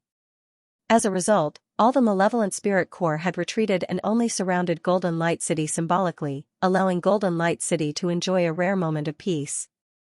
At this moment, on a round platform at the top of a huge tower in the center of Golden Light City, 3 figures were standing against the wind. In the air above the giant pagoda, the giant good fortune bowl was still slowly rotating in the air. Circles of golden light sprinkled down, illuminating the surface of the 3 people's bodies. It was as if they were divine soldiers descending from the heavens. Through the golden light, one of them could vaguely see an old man with messy white hair and light blue eyes. It was Yao Fuwen. The other person was clad in green robes and had a head full of gray hair. He was none other than the other celestial phenomenon ascendant of Jing Guanjuan, Elder Wei. The last young man in cyan armor was none other than Lu Ming, who had just broken through the encirclement and returned to Golden Light City for less than 1 hour. The 3 of them stood in a triangular formation, surrounding an empty space of several tens of feet. Each of them was holding a palm-sized silver disc in their right hand. Let's start. The old man surnamed Zhao suddenly said faintly. As soon as he finished speaking, he chanted a few incantations and raised his left hand abruptly. Rumble. A thunderous sound came from the ground. On the ground between the 3 of them, golden light suddenly shone brightly. Dense tiny golden arcs ejected from it, followed by a round stone pillar that was 5 feet high rising from it. The surface of the stone pillar was flowing with golden light, and it was engraved with dense and mysterious spirit patterns. On each of the 3 sides of the pillar, there was a faint silver miniature array, and in the center of each array, there was a palm-sized circular depression. Seeing this, the three of them raised their right arms at the same time and chanted an incantation at the same time. The silver round objects in their palms shone with silver light and left their hands. They automatically sank into the stone pillar in front of them. The next moment, the three of them used their right fingers to point forward solemnly. The three silver discs that were embedded in the stone pillar trembled and turned into three balls of silver light that rotated rapidly. Then, the chanting of the three of them became hurried, and the silver light in front of them rotated rapidly. The huge fortune alms bowl above the three of them began to spin frantically. The golden light that had been scattering in all directions gradually gathered towards the center, and gradually turned into a golden pillar of light that was as thick as a water bucket. From top to bottom, it directly enveloped the golden stone pillar below. "Let's go." At this moment, the chanting of the three of them stopped abruptly. With a low shout, the three of them suddenly shot backward at the same time. An incredible scene appeared. Just when the three of them flew out for hundreds of feet, the entire giant tower in the middle rose from the ground with a deafening roar. In the blink of an eye, the entire giant tower turned into a long, huge golden light ball. Its size was so big that it was like a giant pillar that supported the sky. At the same time, whether it was the disciples of Jing Guanjuan on the city wall or the ghost army outside the city, they all looked at this amazing scene above Golden Light City in horror. Under everyone's gaze, the huge golden light ball was still rising and getting bigger and bigger. Just when it rose to a height of 1,000 feet from Golden Light City, there was another change. All the golden light turned into a golden ring and spread out in all directions.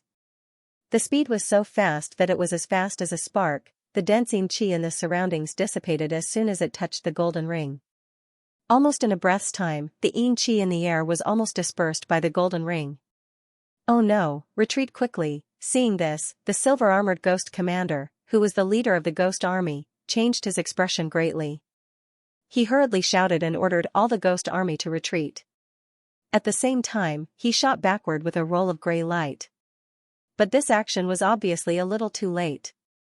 The golden ring reached the surrounding ghost army in the blink of an eye. Almost all the ghouls turned into black spots in the enormous golden light and shrank quickly. Before they even had the chance to scream, they had already vanished without a sound. At this time, the cultivators of Jing Guanjuan in Golden Light City looked up at the sky in shock. The huge golden ball of light in the sky above Golden Light City had already disappeared. Instead, it was replaced by a golden giant with a height of 1,000 feet. His body was engraved with golden and silver spiritual patterns, and he had a pair of wings on his back. Under the reflection of the golden light, its face couldn't be seen clearly. Vaguely, a golden light ball could be seen rotating on its forehead. At this moment, it was looking forward with its arms crossed. "Brother Yao, you take half of the people and continue to stay in Golden Light City, just in case. The rest of you, follow me. Our target is Fort Tadian." On the other side, the gray-haired middle-aged man said to the old man surnamed Zhao calmly. When he reached the last few words, his voice was a little cold. His voice wasn't loud, but the last few words were clearly heard by all the disciples below. The people below were still immersed in great shock. When they heard the gray-haired middle-aged man's words, they all regained their senses. "Yes." All of them replied loudly in unison. At the same time, in addition to the main city of the Noble Spirit Army, similar scenes were playing out in Puppet City and Hidden Demon City. Around Puppet City, all the figures of the evil spirit army that had originally surrounded it had disappeared. The originally dark soil was filled with a pungent burnt smell, and black qi was curling and rising. Around the square and on the city wall, there were densely packed disciples of the puppet army standing solemnly. They all looked at the square in the center of the city. In the square, there stood a humanoid puppet that was about 1,000 feet tall. Its eyes were faintly glowing red. This giant puppet was covered in earthy yellow heavy armor, and its two huge arms were each holding a giant blade that was 200 to 300 feet long.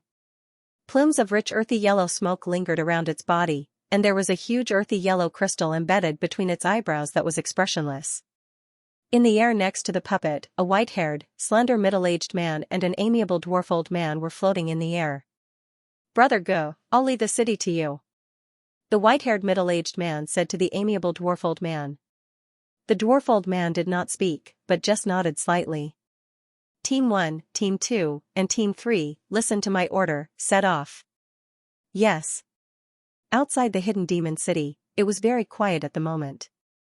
On the city wall, there were densely packed dark figures. Above the city, there was a black-robed young man with long eyebrows floating. At this moment, everyone was looking at the flat ground in front of the city with no expression on their faces. At this moment, on the flat ground, there were about 200 black-armored disciples of the Dark Demon Army. They were neatly divided into 8 square formations, standing majestically against the wind. In the middle of the 8 square formations, there was a pitch-black behemoth that was about 700 to 800 feet in size. At first glance, this behemoth was a giant lizard that had been magnified countless times. Its back was covered with shiny black scales the size of a building, each of which was covered with dense circles of spiritual inscriptions. Below its abdomen, there were also 4 thick legs that looked like pillars supporting the sky. On its huge head, there was a pair of red horns that looked like dragon horns.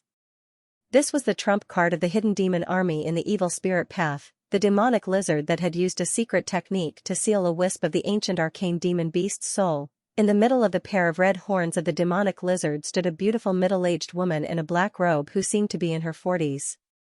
She stood with her hands behind her back and looked into the distance. Suddenly, she retracted her gaze. After looking around, she abruptly turned around and looked in the direction of Hidden Demon City behind her, her torch-like eyes staring in the direction of Hidden Demon City. Senior Sister Chi, don't worry. Leave everything here to me. Before the beautiful middle-aged woman could speak, the long-eyebrowed young man above the Hidden Demon City spoke.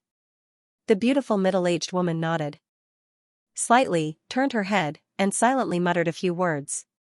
Immediately afterward, a sharp howl came from the giant demonic beast down below. The eyes of the demonic lizard turned blood-red.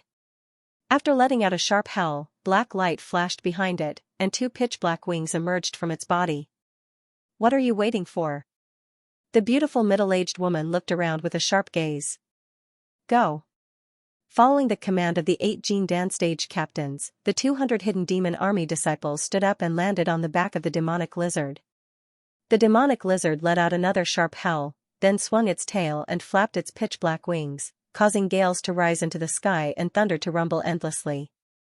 Under the watchful eyes of all the people in Hidden Demon City, the giant magical beast suddenly turned into a huge black light and soared into the sky, shooting forward. The 3 armies' trump cards were extremely powerful. After easily breaking through the siege, they immediately launched a counterattack in the direction of Fort Taisky.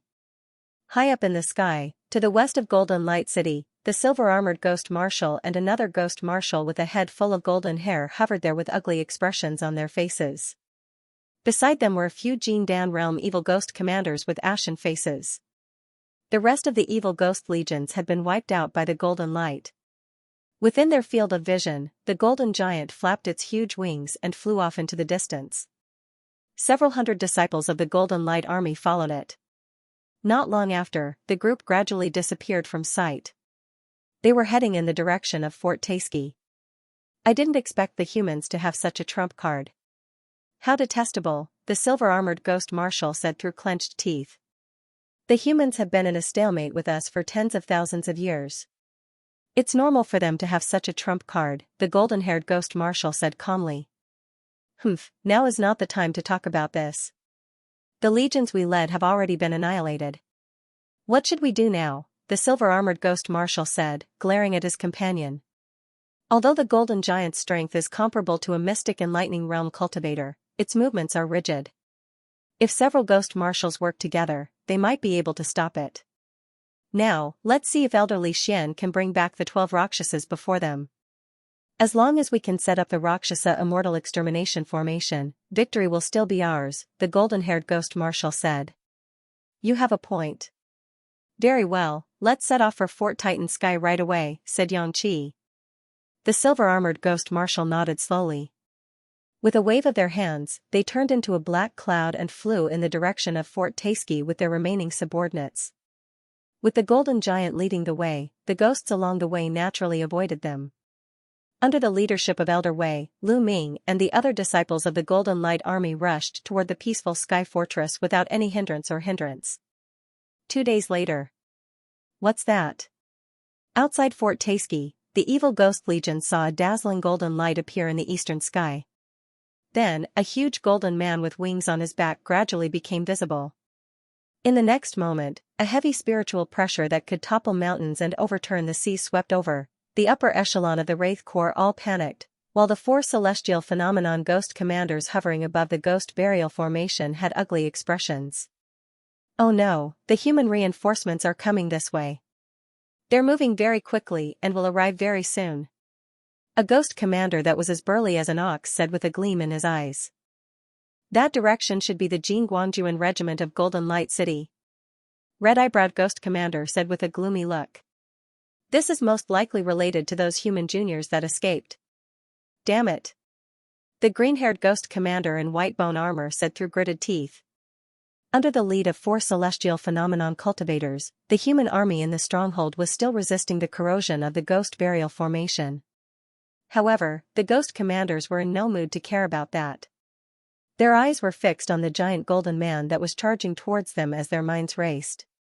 In the time it took to take a few breaths, the golden giant had already flown less than 1,000 feet away from the stronghold with a destructive aura that seemed capable of destroying the heavens and the earth. It was over 1,000 feet tall, with gold and silver spiritual inscriptions clearly visible on its body.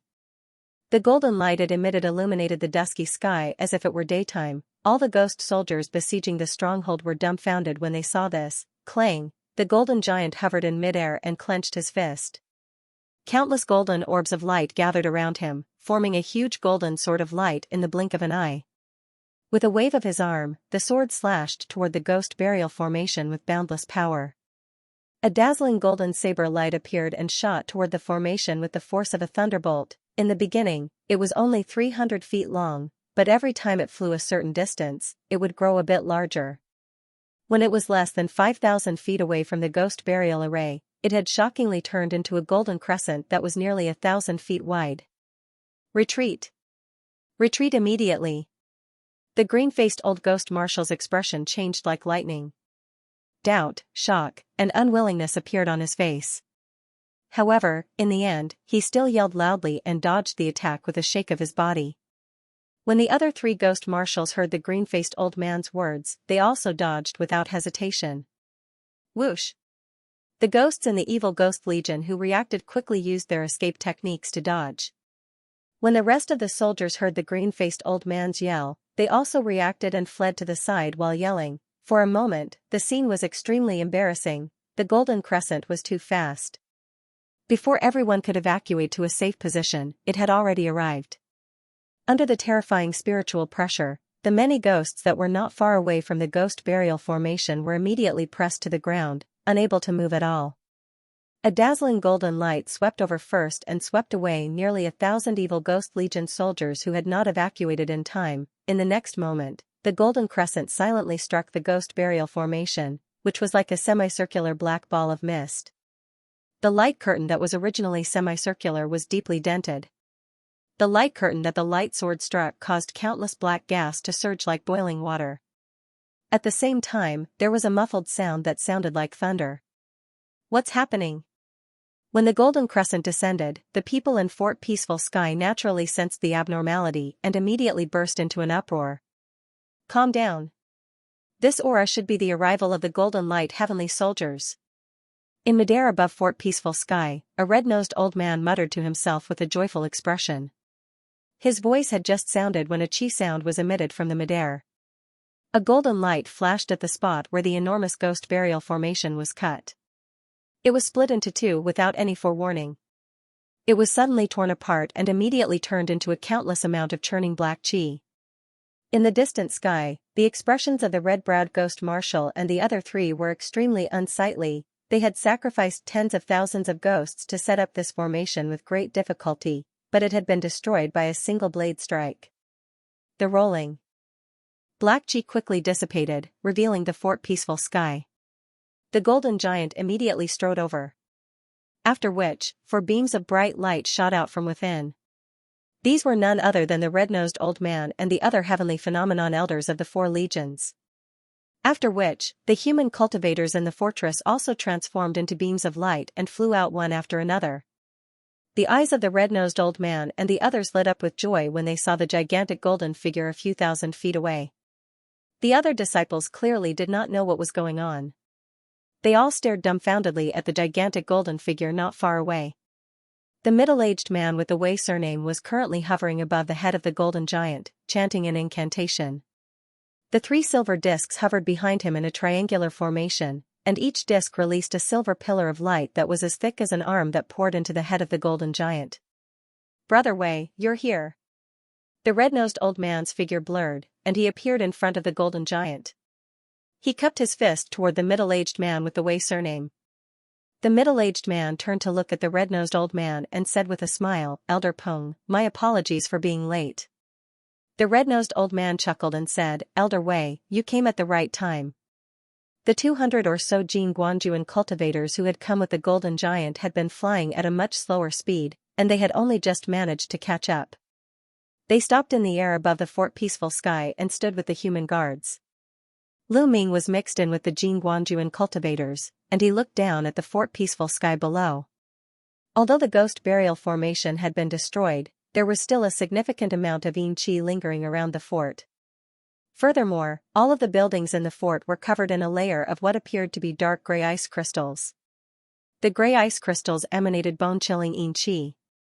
During the 5 years that Lu Ming had spent in the Wraith realm, he had seen ice crystals condensed from yin qi in places with extremely dense yin qi. Each and every one of them was bone-chilling and extremely corrosive to the human body. Who would have thought that the yin qi in the fort peaceful sky would be so dense during the past few days that it had been enveloped by the ghost burial formation? Lu Ming was inwardly shocked, and he turned to look at the cultivators who were hovering in the air. Most of the low-grade cultivators had greenish-black complexions and black spots on their skin. Their auras were also quite dispirited. It appeared that if reinforcements had arrived 2 days later, more than half of the low-grade cultivators in the fort would have been killed. Right at that moment, a lithe and graceful female cultivator with short hair flew over from nearby. With a flash, she landed beside Lu Ming. "Senior Marshal Sister Xiaowu." Lu Ming greeted with a nod. Xiaowu appeared to be completely fine. Her complexion was just as ruddy as ever, and there was no sign that she had suffered from the yin qi in the past. However, this was to be expected.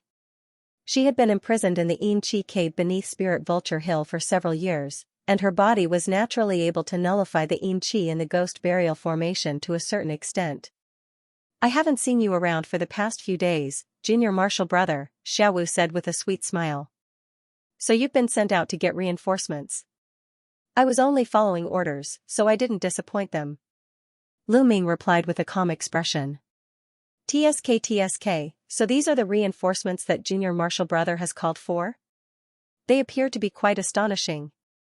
Xiaowu clicked her tongue in wonder as she looked at the golden giant. At this moment, the golden giant towered over the side of the fort like a small mountain. With the addition of the 200 elite reinforcements, the morale of the human army was greatly boosted. Off in the distance, the ghost army that had surrounded Fort Titan Heavens had regrouped. Although they outnumbered the human cultivators, all of them were panic-stricken and uneasy, and their morale was clearly unstable. The crimson-browed ghost commander gritted his teeth and said, "This golden giant must be the trump card of the human army." To think that they had such a powerful trump card hidden up their sleeves. The human cultivators are truly cunning. "What do we do now? We have less than 10,000 soldiers left. That arcane gold humanoid alone is more than we can handle. Not to mention that they have 4 celestial phenomenon cultivators." The bone-armored ghost commander had also withdrawn his usual arrogance. The burly ghost commander who had been silent all this time suddenly turned around and said in a low voice, "Oh no, the fierce ghost tribe and the soul puppet tribe actually took advantage of the chaos to leave the group and escape." The expressions of the scarlet-browed ghost marshal and the bone-armored ghost marshal changed. They turned around and saw that the number of demons in the army behind them had decreased significantly. There were still small groups of demons constantly breaking away from the main group and fleeing into the distance. The evil spirit army, which had originally numbered close to 10,000, had been reduced by 30% in the blink of an eye. "Those bastards!" The bone-armored ghost commander was enraged. He clenched his knuckles so hard that they made cracking sounds. The red-browed ghost commander waved his hand and said, "Forget it, I didn't plan on relying on those guys anyway. It won't be too late to settle the score with them after this battle is over. I can't care about them now." The bone-armored ghost commander let out a hateful sigh. He no longer looked behind him and turned to face the direction of Fort Tadian. "Don't worry, I just received news that the 12 Rakshasa ghost kings of the Forbidden Temple have been successfully unsealed. Li Xian is already on his way here. He should be here soon." The voice of the azure-faced old man rang out. The communication array disc in his hand was slowly fading away. "Is that true?" The red-browed ghost commander was overjoyed. "Even so, we can't retreat yet. Otherwise, we will only be split up and killed. As long as we hold on for a while, we can still turn the tables." The azure-faced old man nodded. At the end of his sentence, he almost paused between every word. The other 3 ghost commanders also nodded. Following that, a series of orders were quickly passed down. The remaining evil spirit army began to change their formation. In the blink of an eye, they split up into 7 or 8 defensive formations.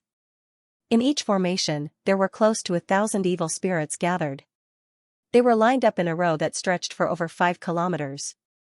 On top of the golden giant, the red-nosed old man and the middle-aged man surnamed Wei were discussing something in low voices.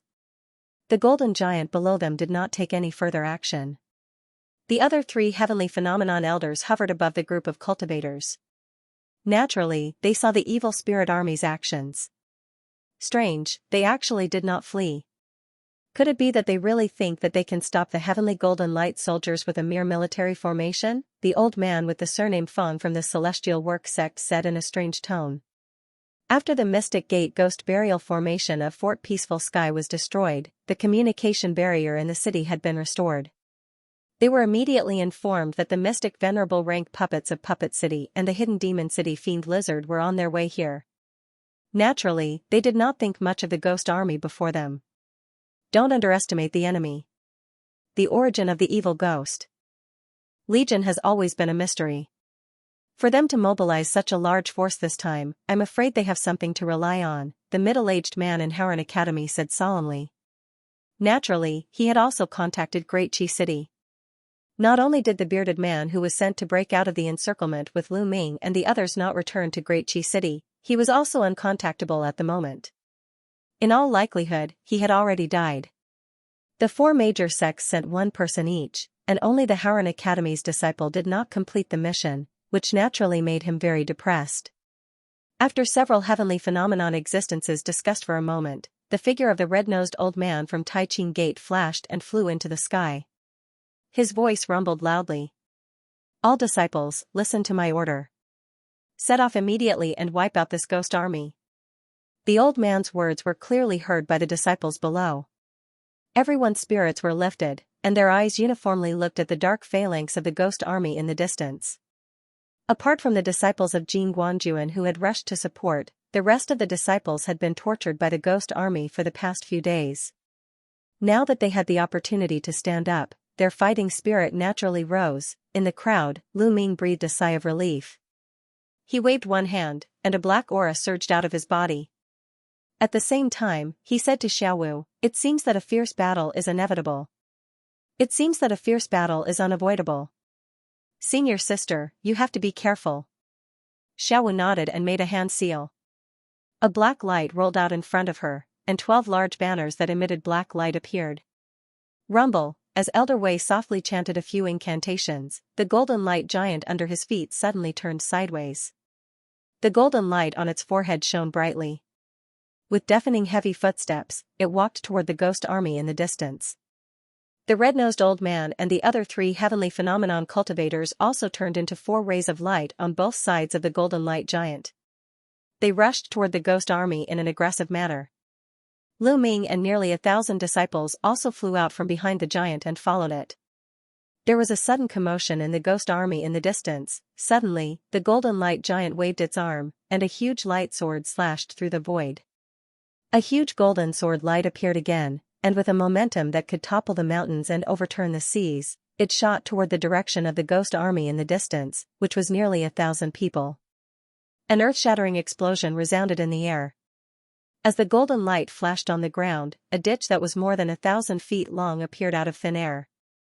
Hundreds of ghost soldiers inside were annihilated on the spot. Just when the ghost soldiers saw this, the formation was instantly thrown into chaos. At this moment, 4 black streaks of light flashed from behind, heading towards the golden giant. They were none other than the green-faced old man and the other 3 celestial phenomenon realm ghost commanders. Black light flashed in the hands of the 4 people, and each of them took out a black flag. The size and shape were exactly the same, and each of them was embroidered with a ferocious beast. It seemed to be a set of magic tools. As the 4 people chanted in a low voice, the black flags in their hands danced in a blur. Black clouds as thick as ink surged out from the flags, instantly condensing into a huge black cloud of several acres in front of the ghost army. There was a constant rumbling sound inside, and from time to time, ferocious beasts could be seen flickering in and out of existence. The golden light flashed, and the golden sword light whistled again, and the two collided with a loud bang. The huge black cloud lasted for a few breaths, and finally shattered, turning into rolling black gas that covered the sky again. However, the sword light had also exhausted its power, and turned into golden light that filled the sky and dissipated. The green-faced old man and the other ghost commanders' bodies shook, and a layer of red surged on their faces at the same time. They retreated more than 10 feet before they could stabilize their bodies. The 4 ghosts looked at each other in horror, and the green-faced old man's heart sank. He originally planned to use the power of the 4 of them to delay the golden light giant by relying on the set of black cloud ghost flags in their hands, and then use the military formation that the ghost army was good at to delay the other human cultivators for some time. However, the strength of the golden light giant was far beyond his imagination. A casual attack had such great power, and he couldn't guarantee that he could withstand such an attack a few more times. The golden light giant was stopped by the 4 ghost commanders, and the battle below also broke out. The old man with rosacea and the other 3 celestial state cultivators took the lead and flew out of the cultivator team, flying in the direction of the ghost army. Their bodies shone with 5-colored aura, and various huge phantasms appeared behind them, and they all cast their magic weapons. Although they were only facing some Jean Dan, crystallization period, and even condensation period ghosts, and they were bullying the weak, they didn't intend to hold back at all. They attacked with all their strength. At this moment, the space behind the old man with rosacea and the other 3 fluctuated slightly, and 2 black shadows suddenly appeared.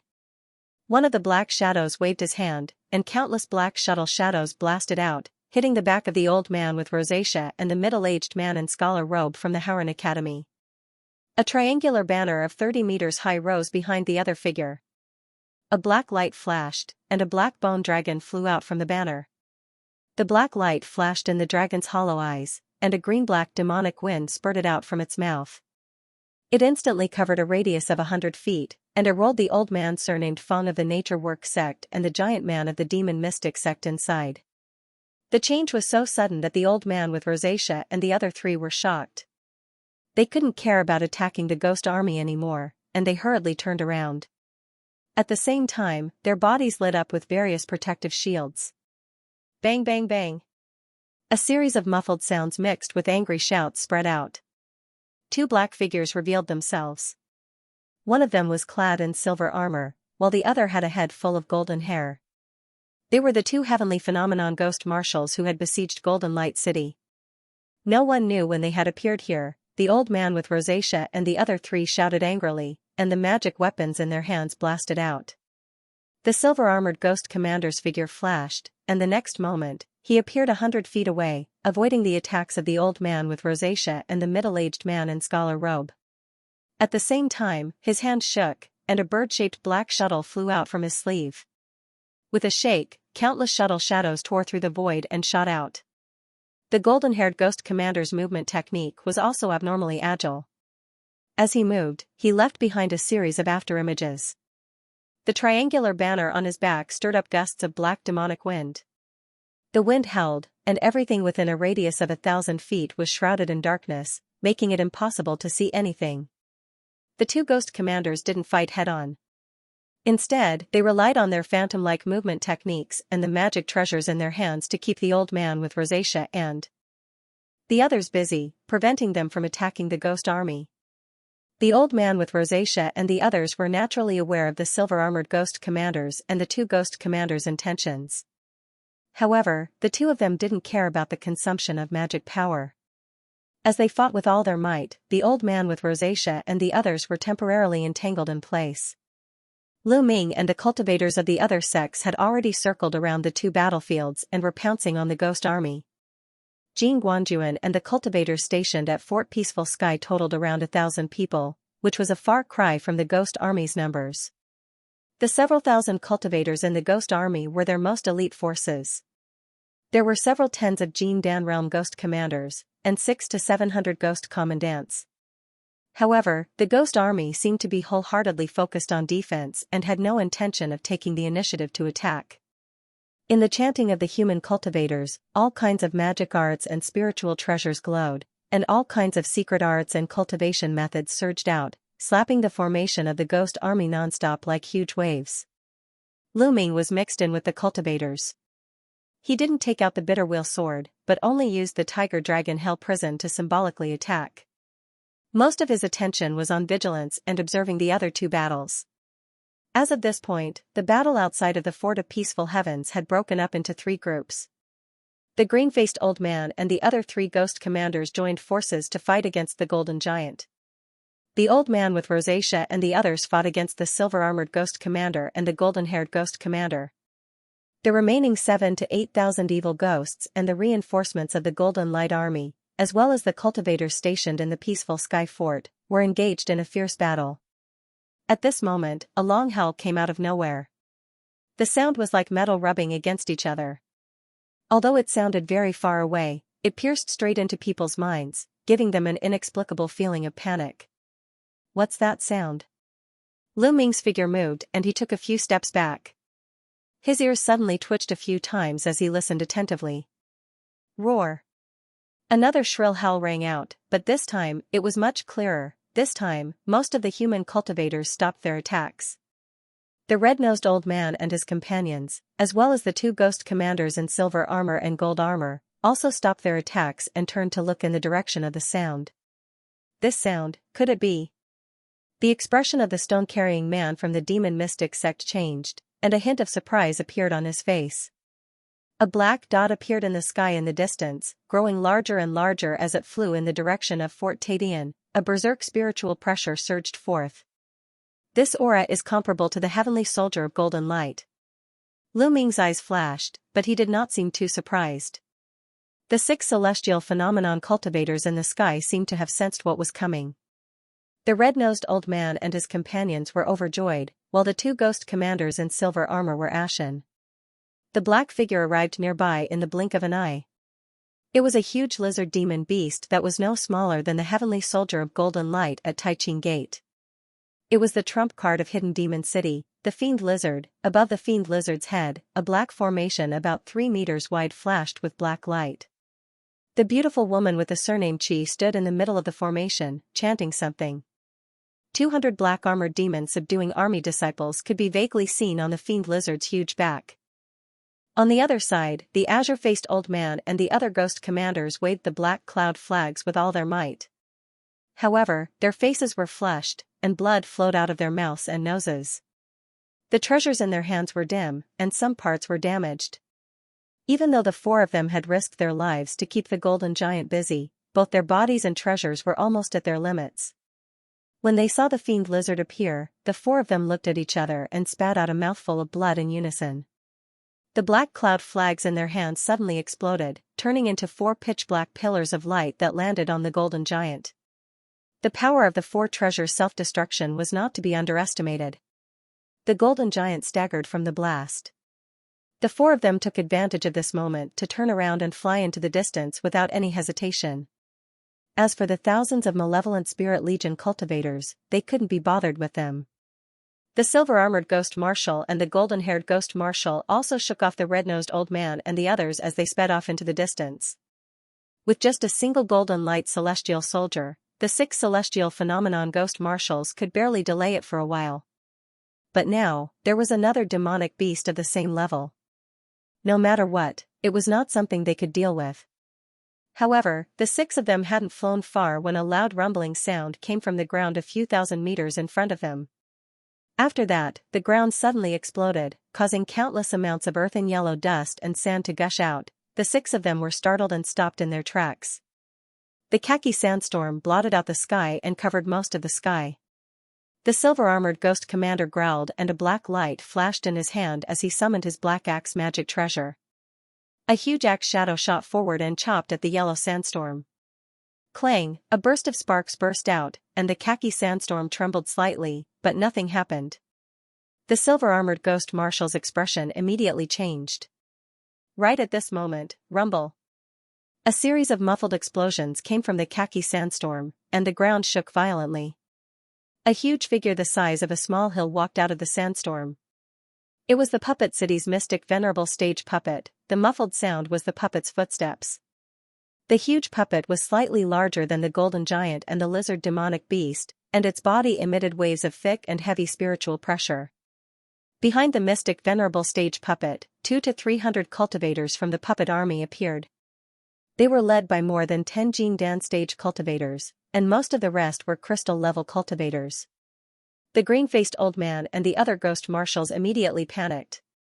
The golden light celestial soldier, the demon-devouring lizard, and the mystic venerable stage puppet, these three existences that were close to the mystic mastery level suddenly formed a triangular formation, surrounding the malevolent spirit army in the middle. The huge aura emitted by the three merged into one, and the void within a radius of 100 miles trembled. The originally dark sky rolled violently, and a huge vortex appeared. This was not the surging of the black clouds in the sky, but the entire space itself fluctuating violently. At the center of the vortex, tiny spatial cracks were faintly discernible. At the same time, the various types of chi of heaven and earth around Fort Tadian also stirred together like boiling water. Near the Black Peak Valley, Sage Huiyi and Gu Kuei, the two true mystic mastery cultivators, hovered in midair, facing each other silently. Around the two of them, half of the Black Peak Valley had completely collapsed, turning into rubble and ruins. However, the spatial passage connecting the Middle Sky continent was still safe and sound, shrouded in green mist. The next moment, both of them shuddered at the same time, and turned to look in the direction of Fort Tadian. A hint of joy flashed in Sage Huiye's eyes, but he immediately regained his calm. You humans are really willing to leave such a powerful force in the world of spirits and souls, Gu Kuei said coldly, without a trace of panic on his face. We of the four major sects don't need you to tell us what to do, Sage Huiyi said lightly. Hee, don't worry, I have no intention of leaving this place. Right now, our strength is equal. Neither of us can shake off the other and interfere in the battle. Today, it's better for us to quietly wait for the result, Gu Kuei said with a ferocious smile. Sage Huiye's eyes darkened, then his body shuddered. He suddenly turned to look in the direction of Fort Tadian, and a red glow flashed in his eyes. I see, you've awakened the 12 Rakshasa ghosts. Sage Huiyi said in a deep voice. Gu Kuei stood with his hands behind his back, a cold smile on his face. However, the 12 Rakshasa ghosts can only maintain peak celestial phenomenon stage strength when they come to this world. Can they fight against 3 mystic mastery cultivators? Sage Huiyi said coldly. Then we'll wait here and see the result, Gu Kuei said indifferently. Outside Fort Tadian, the green-faced old man, the 6 ghost commanders, and the 7,000 soldiers of the Wraith Legion were surrounded by the golden light heavenly soldiers, mystic venerable rank puppets, and fiend lizards. Suddenly, a faint purple light appeared out of nowhere. Under the surprised gazes of the humans, the strange purple light flickered and suddenly disappeared, along with the Wraith Legion in the purple light. The red-nosed old man and the others naturally turned pale with fright when they saw this. In the next moment, the purple light appeared 5 kilometers away, and the figures of the Wraith Legion reappeared in the purple light. In the sky above the Wraith Legion, there was another middle-aged man in black clothes with a silent expression. A talisman glowing with purple spirit light in his hand shattered with a crack. A greater shifting talisman. The red-nosed old man's expression changed again as he looked around. He murmured to himself, and his gaze was like a knife as he sized up the middle-aged man in black clothes. The middle-aged man in black clothes who had suddenly appeared looked almost identical to a human cultivator from the outside. However, the aura he exuded was that of a genuine celestial stage, and he seemed to have reached the peak of the celestial stage. Li Xian. When the green-faced old man and the other 5 saw this, they flew to the side of the man in black clothes and breathed a sigh of relief. The man in black clothes glanced at them indifferently and nodded casually. His gaze fell on the golden light giant, the mystic venerable rank puppets, and the fiend lizard not far away. An almost imperceptible haze flashed across his face, but he quickly concealed it. At the same time, a monstrous fiendish aura appeared behind the Wraith Legion. With a series of heavy footsteps that shook the heavens and the earth, a huge figure gradually appeared. It was a giant that was 60 to 70 meters tall. Its entire body was purple, and it wore a simple red leather battle skirt around its waist. Its upper body was bare. Although the figure had a human body, its head was that of a ferocious beast. It looked like a rat's head, and there was a purple horn on its head. The 1,000-odd human cultivators were in an uproar at the sight of this. Lu Ming looked at the strange phenomenon in the distance with a look of horror on his face. The human-bodied giant that had suddenly appeared exuded an inexplicable cold ghostly aura. Although its aura was far inferior to that of the golden light giant and the others, it was still at the peak of the celestial stage. Giant Rakshasa ghosts. In mid-air, the expressions of the red-nosed old man and the others changed. Before the crowd could react, a series of rumbling footsteps came from behind the Wraith Legion, causing everyone's hearts to tremble. Following that, a series of huge figures appeared one after another. There were actually as many as 12 of them in a blur. Each of them was 60 to 70 meters tall. Below the head, they were almost identical to the rat-headed giant from before. However, above the neck, there were all sorts of oddities. There were rabbits, tigers, and even dragons, snakes, cows, and horses. These are the 12 giant Rakshasa ghosts. On top of the golden light giant, Elder Wei of the Jing Guanjuan had a solemn expression on his face. In the Wraith Legion, the green-faced old man and the other ghost marshals were overjoyed when they saw the appearance of the 12 giant humanoid ghosts. The black-robed man swept his gaze across the Wraith Legion below. He frowned and said in a deep voice, "Only these people are left from the army of tens of thousands?" The ghost marshals below could not help but look at each other in dismay. None of them said anything. Forget it. Once this battle is over, the High Lord will decide what to do. I will command the 12 Rakshasa ghosts. You will lead the legion and kill all these human cultivators. Leave none alive. The black-robed man said coldly. With a flash of purple light in his hand, a purple roulette suddenly appeared. That won't be a problem. The green-faced old man and the others breathed a sigh of relief. The black-robed man chanted softly. He opened his mouth and spat out a ball of purple light with flashing runes. It landed directly on the roulette in his hand. The roulette immediately shone with a purple light. The next moment, the 12 giant Rakshasa ghosts trembled. They suddenly raised their heads and let out a shrill ghost howl. A series of violent tremors suddenly came from the ground. The 12 Rakshasa ghouls' eyes glowed with a strange red light. Grey chi billowed from their bodies as they stomped toward the human cultivators with heavy footsteps. The 600 to 700 feet tall Rakshasa ghouls lined up like 12 small mountains. The spiritual pressure they emanated caused all the yin chi in the vicinity to churn.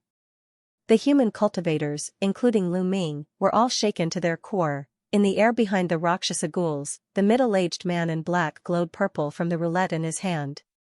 Strange black patterns began to appear on the purple-green bodies of the 12 Rakshasa ghouls. Immediately after, 12 pillars of dark purple light shot up from their bodies.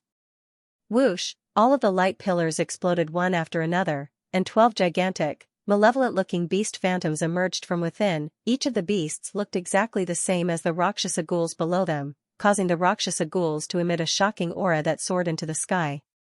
Then, a deafening roar of beasts rang out, a series of purple pillars of light enveloped the giant beast projections flashed out, and they resonated with one another in the gray space before instantly transforming into a dark purple disc projection, with a massive purple arrowhead slowly rotating at the center of the disc.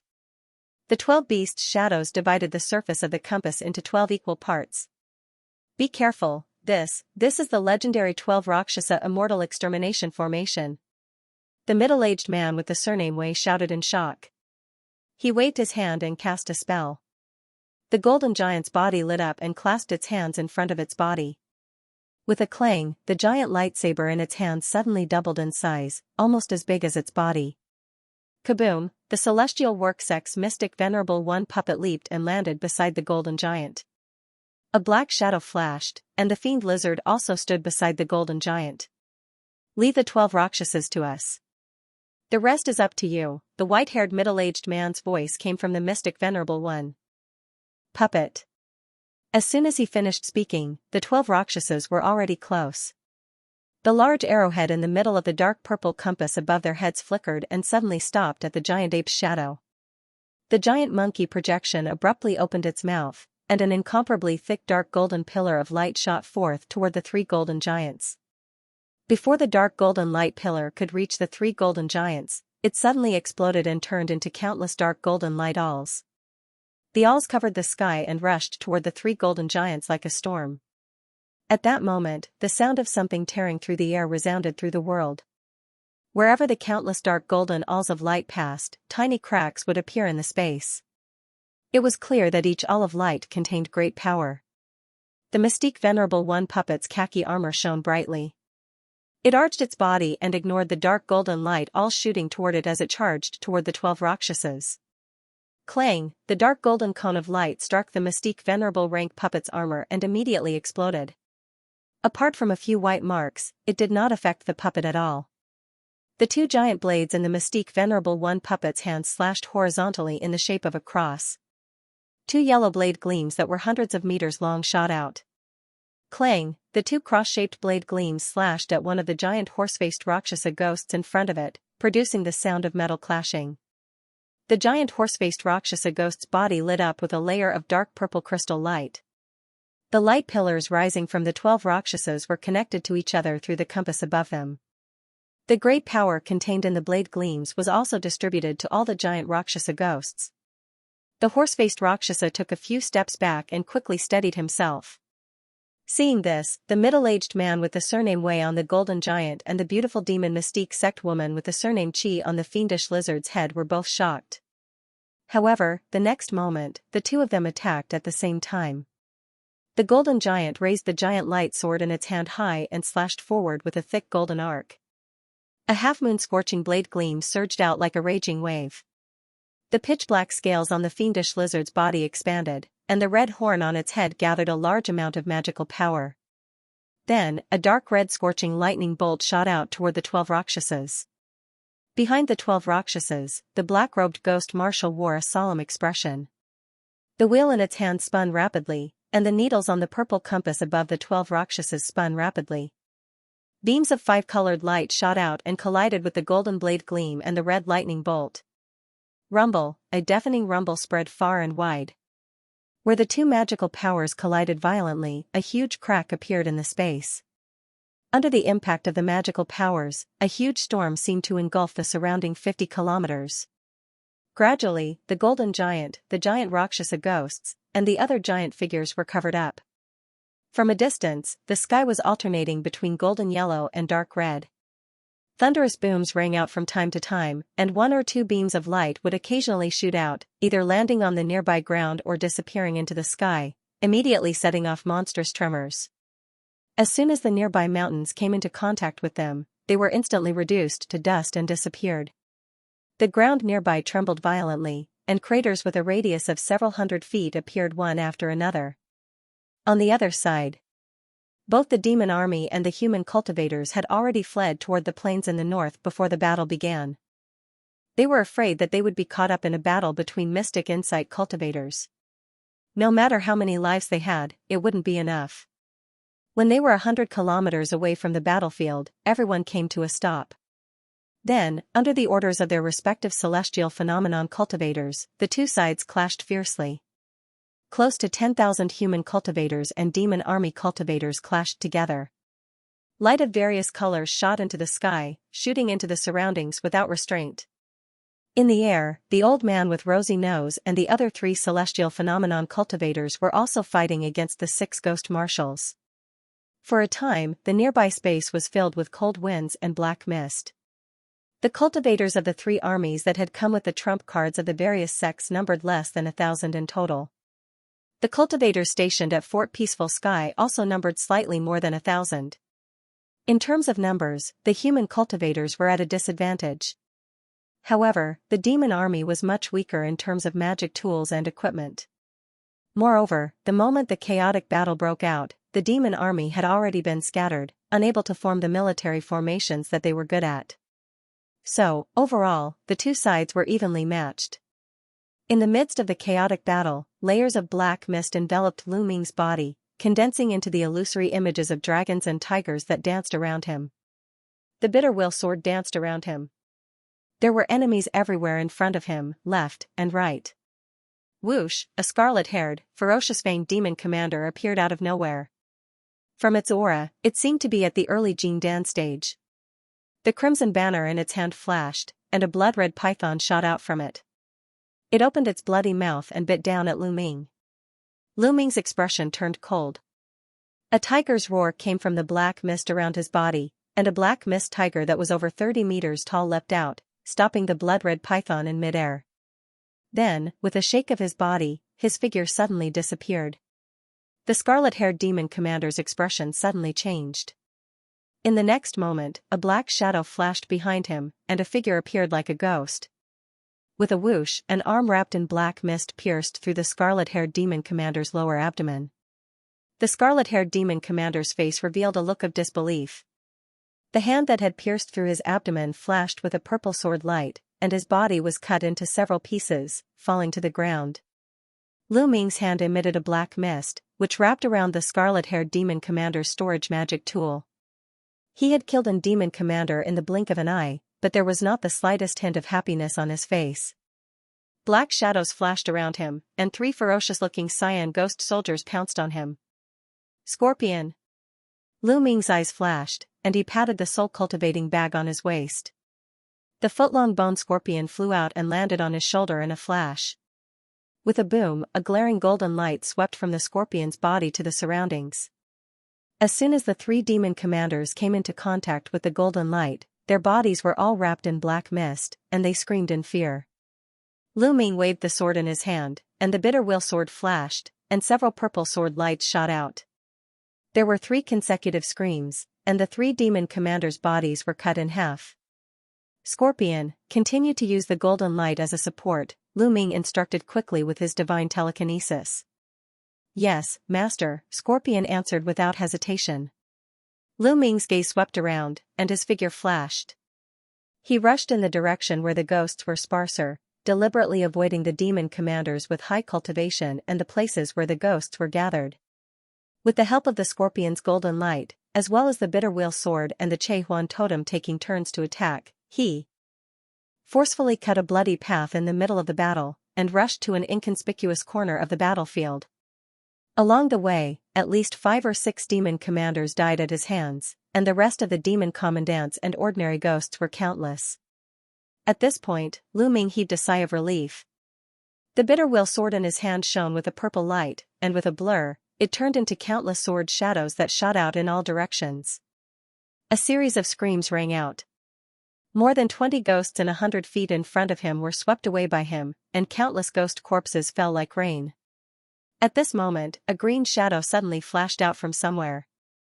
It spat out a green light from its mouth, and all the spirits that escaped from the ghost corpses were swept by the light, and were directly absorbed by the green shadow. Seeing this, Lu Ming's Bitterwill sword left his hand, and countless sword lights flashed, and slashed at the green shadow. Unexpectedly, the sword lights seemed to pierce the air, and pass through the green shadow's body. A ghost-type ghost.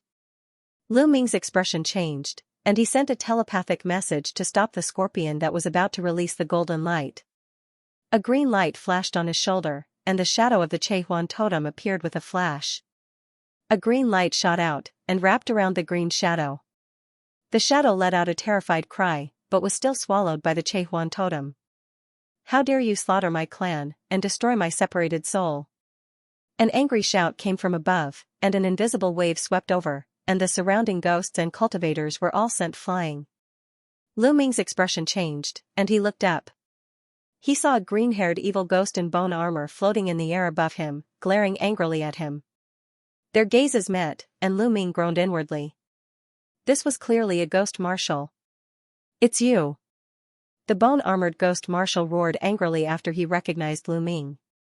Back then, Lu Ming and the others had broken through the ghost burial formation right under his nose and escaped from Fort Peaceful Sky, causing him to lose a great deal of face. A green light flashed on the bone-armored ghost marshal's body, and a crescent-shaped dark green bone saber several feet long appeared in his hand. With a wave, it suddenly expanded to several dozen feet, and he slashed down at Lu Ming's head. Lu Ming naturally wouldn't take the attack of a celestial phenomenon cultivator head-on. He stomped heavily on the ground, and his body blurred, barely dodging the attack. At the same time, he turned into a beam of black light and shot toward the center of the battlefield. He smiled bitterly in his heart. He had just escaped from that place, and now he had to go back immediately. However, there was no other way. Although he had some strength, he didn't have the ability to take on a celestial phenomenon ghost marshal head-on. He could only flee toward the place where the battle was most concentrated, hoping to take advantage of the situation and avoid the bone-armored ghost marshal's pursuit. "Brat, where do you think you're going?" The bone-armored ghost marshal shouted coldly and grabbed at the air. Suddenly, rolling Yin Qi appeared out of nowhere in the air behind Lu Ming, turning into a huge vortex of air. A powerful suction force appeared out of nowhere. Lu Ming only felt his body tremble, and his fleeing figure slowed down for a moment. However, in the next moment, rolling black qi suddenly emerged from his body, and at the same time, a strange crack sound came from his body. His entire body rose by several feet, and he actually escaped the suction force of the vortex. However, this momentary delay had shortened the distance between them by quite a bit. The bone-armored ghost marshal waved his hand, and the odd-shaped bone saber in his hand flew out, turning into a green streak that quickly slashed toward the top of Lu Ming's head. The saber was vicious, as if it wanted to split Lu Ming in half. Lu Ming's expression changed drastically. The saber light was too fast, and he couldn't dodge it in time even with his agility. He could only clench his teeth, turn around, and form a spell with both hands. Then, he opened his mouth and spat out an earthy yellow bead. It was the semi-finished pearl of mountain and river. The bead of mountains and rivers spun and expanded against the wind. The shadow of a small yellow mountain appeared and blocked Lu Ming's head. When the green bone blade came into contact with the illusory mountain peak, a shocking explosion rang out. After just one breath, countless cracks appeared on the surface of the small mountain formed by the mountain and river bead, and it turned back into a yellow bead before flying back. Lu Ming's body shook violently, and he was sent flying by the residual force. He spat out a mouthful of blood. "Eh?" A hint of surprise appeared on the bone-armored ghost commander's face. His gaze fell on the bead of mountains and rivers, and a strange look flashed across his face. He grabbed at the space in front of him, and a black hand about an acre in size appeared, grabbing at Lu Ming. Buzz, a dazzling golden beam of light shot out from Lu Ming's shoulder, heading straight for the bone-armored ghost commander. The bone-armored ghost commander felt the aura contained in the golden light, and his expression changed slightly. Even with his celestial phenomenon cultivation, he didn't want to come in contact with it. The huge black hand immediately changed direction and blocked in front of him. The golden beam of light shone on it, and the black gas immediately dissipated. However, the huge hand closed its fingers slightly and crushed the golden beam of light. The instant that the scorpion had bought was enough for Lu Ming to catch his breath. He summoned the bead of mountains and rivers back, and with a sway of his body, he appeared more than 30 meters away. He waved his hand, and a purple sword light wrapped around his body, shooting towards a gap in the north of the battlefield without any hesitation. Since he couldn't blend into the crowd, he might as well leave the battlefield. When the bone-armored ghost commander saw this, a hint of hesitation appeared on his face. He turned his head to look at the sky above the battlefield. The green-faced old man and the other 4 ghost commanders were fighting fiercely with the 4 celestial phenomenon cultivators of the human race.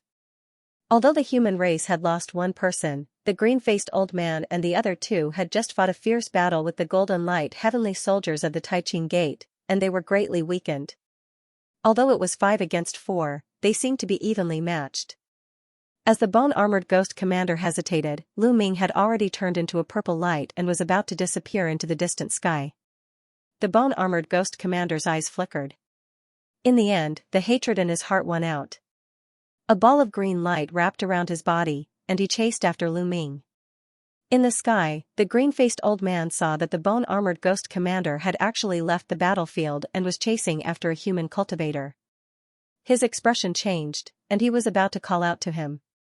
Boom! A scorching fire dragon over 300 meters long lunged over with its claws and fangs bared. It was a fiery red bead floating above the head of the red-nosed old man from the Taiching Gate. It constantly shot out fire dragons, fire snakes, and other ferocious creatures. The green-faced old man could only suppress the thought of calling out to him and focus on dealing with it. The red-nosed old man waved his hands and formed a series of hand seals. He looked at the two streaks of light that had left the battlefield. Why is the ghost commander chasing after Lu Ming? But if that's the case, we'll have one less ghost commander. It's just a pity for Lu Ming. The red-nosed old man thought to himself, but he soon calmed himself down. 2 days later, on a seemingly barren plain countless kilometers to the north of Fort Titan Heavens, a gray ghostly being that resembled a weasel emerged from a hole in the ground. All of a sudden, a streak of piercing purple sword chi flashed through the air above its head, then hurtled directly toward it. What was even more peculiar was that a pair of silver wings had extended from the purple sword chi. The purple sword chi was enveloped in a layer of silver light, and with a slight flap of the wings, the low-grade ghostly being was so frightened that it immediately burrowed back into its hole. The purple sword chi disappeared into the horizon, and everything quickly returned to normal. The rat skunk mustered up the courage to poke its head out again. However, right at this moment, another streak of green light flew past in the sky. The rat skunk ghostly being let loose a strange cry before burrowing back into its hole, not daring to poke its head out again. The green streak of light was also extremely fast, and it disappeared into the distance in the blink of an eye. These two were naturally none other than Lu Ming and the bone-armored ghost commander, who had left the battlefield at Fort Titan. The two of them had chased one another for so long that they had long since left Fort Titan in the dust. Perhaps the bone-armored ghost commander was too stubborn, but it had pursued Lu Ming relentlessly for 2 days and 2 nights now. Within the green streak of light, the bone-armored ghost commander's expression was extremely ugly. He had initially wanted to kill this human cultivator with lightning speed to vent his resentment. However, he hadn't expected that this human junior would possess such abundant magic power and a speed that far exceeded his expectations despite his low cultivation base. With the assistance of sword kinesis flight and those silver wings, even a heavenly phenomenon ghost commander like him was unable to catch up to him despite chasing him with all his might for such a long time. In fact, he had almost been shaken off several times through various means. Of course, this was also due to the fact that his magic power and body had been greatly damaged during his battle with the heavenly soldier of golden light. As a result, he was unable to unleash his full strength. But even so, he was still annoyed in his heart. He gritted his teeth and wanted to tear Lu Ming into pieces to vent the hatred in his heart. At the same time, he was also very interested in Lu Ming's bone scorpion spiritual pet.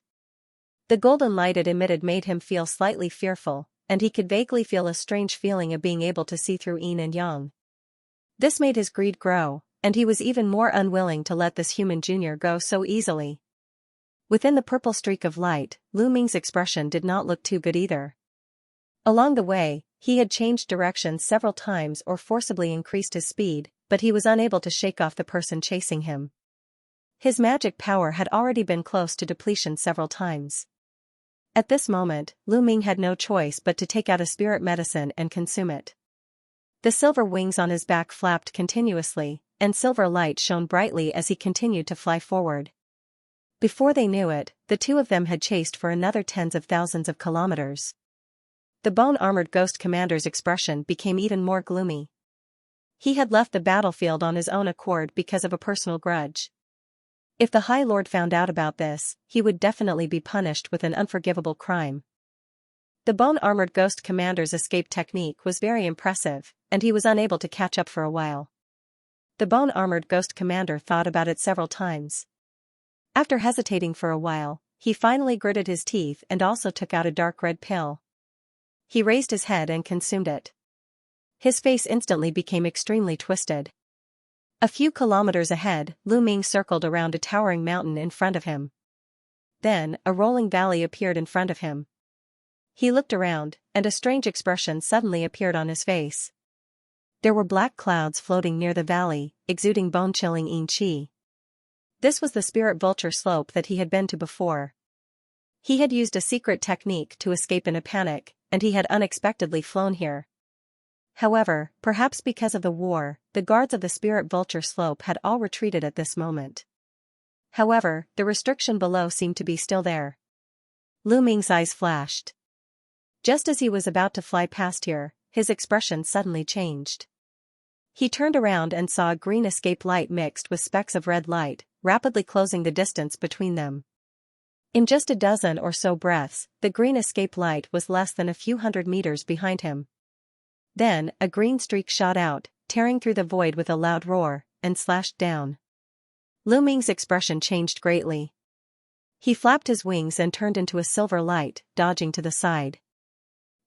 Even though Lu Ming dodged quickly, one of his wings was still cut open by the green stripe. Blue blood gushed out of the wound. Lu Ming's heart sank, and his magic power surged into his wings. The torn wound began to heal. However, he could no longer use the beast armor technique to accelerate. You made me spend so much effort, and I even wasted a precious dark blood pill. Kid, give me your spiritual pet, and I'll leave your corpse intact. With a flash, the bone-armored ghost commander appeared a few hundred meters behind Lu Ming. At this moment, his body was surrounded by a faint bloody light, and a faint red light appeared in his eyes. It looked very strange. Lu Ming's expression changed. After confirming that he couldn't use an escape technique to escape, he snorted and a blue flag appeared in his hand. You're courting death. Seeing Lu Ming's current action, the bone-armored ghost marshal's eyes lit up. He grabbed in the air, and a giant hand made of black gas suddenly appeared above Lu Ming's head. With a tremendous force, it suddenly slammed down. Lu Ming was swatted down like a fly and smashed into the valley. The bone-armored ghost marshal sneered and looked around. His expression changed slightly as he finally recognized that this was the army's secret experimental site. At that moment, there was a rumble in the valley below and countless rays of aqua-blue light appeared. Then, monstrous water suddenly emerged from the valley and spread in all directions. The bone-armored ghost marshal's eyes flashed fiercely as he moved and shot down. However, when his body came into contact with the water, a layer of water light lit up on the surface of the water and actually stopped him from going down. At that moment, under the water, Lu Ming spat out several mouthfuls of blood essence, which landed on the blue flag in his hand. The blue flag emitted a dazzling water light. With a faint wave spread out. After doing that, Lu Ming's eyes flashed and his body flashed blue. He appeared at the entrance of the Spirit Vulture Slope's underground cave. A white light flashed in his hand and a white disc appeared. It was the forbidden treasure that the old man with the rosacea gave him. The disc shot out a white beam of light and a layer of black light appeared at the entrance of the cave. However, under the illumination of the white light, it quickly dissipated. However, at that moment, a majestic force bombarded the valley's water. Immediately, a 300-meter-long saber light shot down. The water could not affect it at all. The saber light slashed down on Lu Ming's head with irresistible force. Lu Ming's eyes darkened. He held the white disc in one hand and bent the fingers of his other hand to form a hand seal. At the same time, he opened his mouth and the pearl of mountains and rivers flew out. A yellow light shone brightly and the illusion of a small mountain quickly appeared. At the same time, a long black river coiled around the mountain. How could a celestial phenomenon cultivator's full power be taken lightly? The green saber light slashed down on the shadow of the small mountain with an imposing aura. Cracks instantly appeared on the shadow of the earthen yellow mountain, and then it collapsed with a loud bang. However, when the saber light landed on the pitch-black illusory river below, the illusory river emitted a bright watery light and actually blocked the green saber light. With a flash of green light, the bone-armored ghost commander's figure shot down like lightning. Seeing this, he roared angrily and waved his hand to cast a spell. The green saber light immediately shone brightly, instantly crushing the illusion of the river and slashing at the beat of mountains and rivers. A huge force was exerted on Lu Ming's body from the beat of mountains and rivers. However, at that moment, the white disc had already broken a big hole in the black barrier. With a muffled sound, Lu Ming, along with the pearl of mountain and river, flew out of the hole in the barrier, falling down like a meteor. The huge saber projection landed heavily on the black restriction, completely shattering it and causing water to pour into it. However, at this moment, a blue light flashed in the underground cave, and the water at the entrance of the cave instantly froze into ice, blocking the entrance tightly. When the bone-armored ghost commander saw this, it let out a furious roar. The blade in its hand swept down violently towards the entrance of the cave. In the underground cave, Lu Ming spat out another mouthful of blood. Although the pearl of mountain and river had blocked most of the power of the saber projection, the remaining force still caused him to suffer many internal injuries. However, the magic power in his body quickly circulated, instantly suppressing his injuries. Then, he turned into a black light and shot down like a bolt of lightning. There were originally some low-level evil spirits guarding the underground cave of Spirit Vulture Slope, but after sensing the powerful spiritual pressure from Lu Ming, they had all gone into hiding, disappearing without a trace. In a few breaths' time, Lu Ming had shot to the bottom of the underground cave. A huge, slowly spinning black vortex suddenly appeared in front of him, vaguely seeming to lead to somewhere. When Lu Ming saw this, he could not help but feel a hint of hesitation on his face. The last time he came here, he had vaguely guessed that this might be the entrance to some unknown space or secret realm. Although he did not know where it was connected to, it was much better than facing the ghost commander behind him.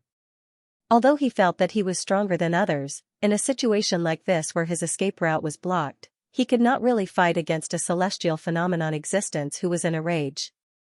At the same time, a loud sound came from above the cave, followed by the bone-armored ghost commander's furious roar.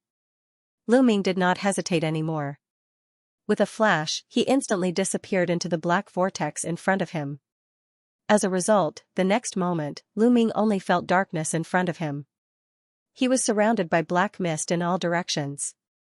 At the same time, it was accompanied by a bone-chilling cold. Under the influence of an invisible huge suction, even with his powerful physical body, he couldn't help but fall straight down as if he had escaped into a dark bottomless abyss. He was shocked. Without thinking too much, black fog rolled out from his body, wrapping his body into a fog cocoon, trying his best to prevent the surrounding densing chi from corroding him. Not long after, a sharp howl came from behind him. Lu Ming's expression changed greatly. Judging from the voice, it belonged to the bone-armored ghost commander. He did not expect the person to jump down as well. This made Lu Ming groan inwardly, but he did not dare to do anything rash at the moment. He could only allow the suction force to pull him down. Fortunately, he seemed to be unable to control his speed in the black vortex.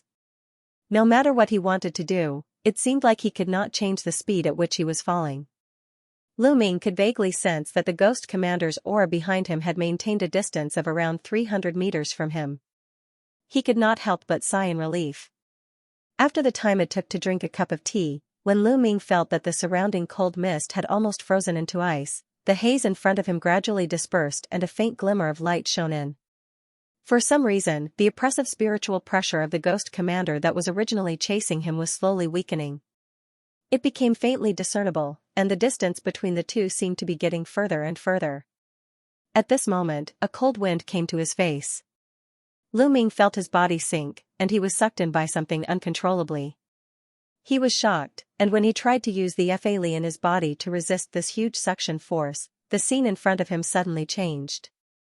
He suddenly appeared in a gray, misty void, and his body involuntarily fell straight down from the void. Pung! A loud sound came from the ground, and a human-shaped pit that was 10 meters deep appeared out of thin air. Lu Ming's whole body was forcibly embedded into the ground. He felt weak all over, and the spiritual power in his body was a little chaotic. He could not move at all for a while. He tried to use his divine sense, and found that he could no longer feel the ghost commander's spiritual pressure behind him. Only then did he let out a sigh of relief. After a while, Lu Ming's soft meridians gradually regained feeling, and he slowly stood up. He shook his head, and his slightly dizzy head relaxed a little. Looking up, there was a vortex in the sky that was surrounded by black gas, and it was slowly shrinking at a speed visible to the naked eye. His pupils shrank, and when he looked again, he could faintly see the ghost commander roaring angrily at the other end of the passage. However, it seemed to be isolated by some kind of barrier, and he could not hear any sound at all. After a dozen or so breaths, the vortex above his head became smaller and smaller, and finally turned into a wisp of black smoke and disappeared into thin air. The mysterious passage seemed to have collapsed automatically after he passed through it. Just as Lu Ming could not help but let out a sigh of relief, his whole body suddenly trembled. It was a bone-chilling aura that surged into his body from all directions. This aura was similar to Yin Qi, but it was several times thicker than in the evil spirit realm. Even if his body was strong, and he cultivated the Ghost Dao cultivation method, he still felt that he could not bear it. Just as he was about to circulate the Dragon Tiger Helm method to resist this thick Yin Qi, an incredible scene appeared. The fake core above his spiritual sea actually began to spin on its own, and it spun faster and faster. At the same time, waves of Yuan Li continuously surged from the spiritual sea to the normal meridians and the 6 thick spiritual meridians that wrapped around his body. Following the circulation of this Yuan power, the bone-chilling cold aura became less chilling. Dark Bone Method. Lu Ming was surprised and happy. The Dark Bone Method that he had hidden for a long time began to circulate on its own. After circulating this method several times, the soft meridians all over his body gradually regained feeling, and the injuries he suffered just now were slowly recovering. Lu Ming silently estimated that he should be able to completely recover after another day and night. He was unfamiliar with this place, and now that he was unable to move, if he encountered any foreign races, he would have to bear the consequences. However, in the current situation, there seemed to be no other way but to circulate the Dark Bone Method on its own. As Lu Ming thought of this, his gaze swept across the sky, and he was startled again. In the gray misty sky, there was a dazzling ball of light that looked like the sun. However, the ball of light at this moment seemed to be missing a piece, and when the sunlight from this sun shone on his body, he did not feel the slightest bit of warmth, but instead felt even colder. As time passed, the Fa Li in his body began to circulate more and more smoothly, and his limbs began to move slightly. The sun in the sky, at this moment, was only the size of a crescent moon. At the same time, he could keenly feel that as the sun became smaller, the thick Yin Qi that filled the surrounding air also became a lot thinner. After another half an hour, he finally slowly stood up and shook his head. Only then did he feel that his slightly dizzy head had become a little more relaxed. After discovering that he could move again, Lu Ming completely calmed down. Only then did he discover that not far ahead, there was a towering black stone altar, surrounded by an abnormally thick black mist. Yin Qi? Lu Ming muttered to himself. Different from before in the evil spirit realm, the Yin Qi here was not only incomparably cold, but also unusually thick. In addition, the Yin Qi actually appeared to be in a liquid state, like a faint black water vapor that filled the surroundings of the altar. After Lu Ming looked around, he discovered that the altar should be in a ring-shaped valley, and he could faintly see mountains of different heights surrounding the altar. He narrowed his eyes and looked at the altar in front of him. The altar was built with countless black boulders, and each boulder was engraved with a strange snake-shaped spirit pattern in a certain pattern. Wisps of black and dense Yin Qi were constantly drilling into these strange spirit patterns, causing the entire altar to flicker with a faint and mysterious light. After Lu Ming retracted his gaze, he suddenly thought of something and waved his hand, pulling a black boulder at the foot of a nearby mountain into his hand. Speaking of which, the boulder here seemed to be very different from the ones in the evil spirit realm. The grayish rocks were extremely rough, giving off a hard feeling but not heavy at all. Furthermore, they gave off a chilling and mysterious aura. He lightly pinched the boulder with one hand. With a pop, the boulder instantly turned into a fine powder. At the same time, strands of gray Yin Qi escaped from the boulder, circled in the air, then directly entered the 2 soul-nurturing pouches at his waist. The soul-nurturing pouches then became slightly agitated, followed by the excited voices of Scorpion and Fei Er. "What's this?" Lu Ming casually asked. "Master, the Yin Qi here is very different from before. Not only is it extremely cold, but it also seems to contain an even more powerful energy," Scorpion's soft voice replied. "Although this Yin Qi is extremely pure and rich, it's also a bit strange. The two of us have never come into contact with this kind of Yin Qi before." Fei Er seemed a bit uncomfortable and complained. "You two stay in the pouches for now. After I've investigated the situation here, I'll decide whether or not to let you out." After Lu Ming instructed, he flipped his hand and a white communication disc array fell into his hand. After he launched a symbol into it, the surface of the disk array flashed with spiritual light, and it spun quickly on the surface of the disk array. But a few moments later, the ball's rotation became slower and slower, then with a pop, it disappeared. It didn't work. Lu Ming muttered, frowning slightly.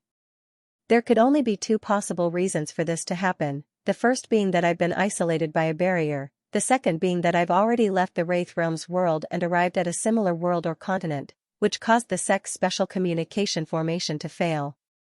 Judging from the current signs, it was very likely to be the second case. After thinking about it for a while, he put away the communication disk array. He took out a pale green talisman and quickly drew on the talisman. But no matter how he gestured, the light green talisman remained motionless, and the green light on its surface became dimmer under the influence of the netherworld chi. Lu Ming looked at this talisman that was usually used for positioning. He shook his head and put it away again.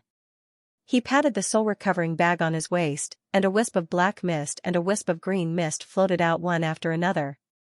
Both of you have a special reaction to the yin chi in this place. Tell me, which side has less yin chi? Which direction might be the exit of this place? Lu Ming asked calmly. Over there. That direction. As soon as he said so, Scorpion and Fei Er pointed in the same direction at the same time. Alright, let's go. Seeing this, Lu Ming felt a bit more assured. The black mist around his body wrapped around his two spirit beasts, then turned into a black streak of light and flew into the thick fog outside the valley.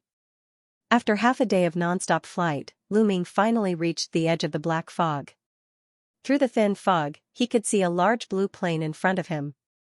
As soon as he flew out of the black fog and was about to carefully observe the plane in front of him, the space around him suddenly fluctuated, followed by a wave of chilling yin chi coming from one side.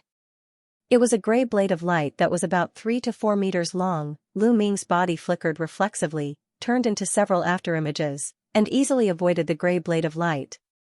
When he glanced back again, the corner of his mouth couldn't help twitching.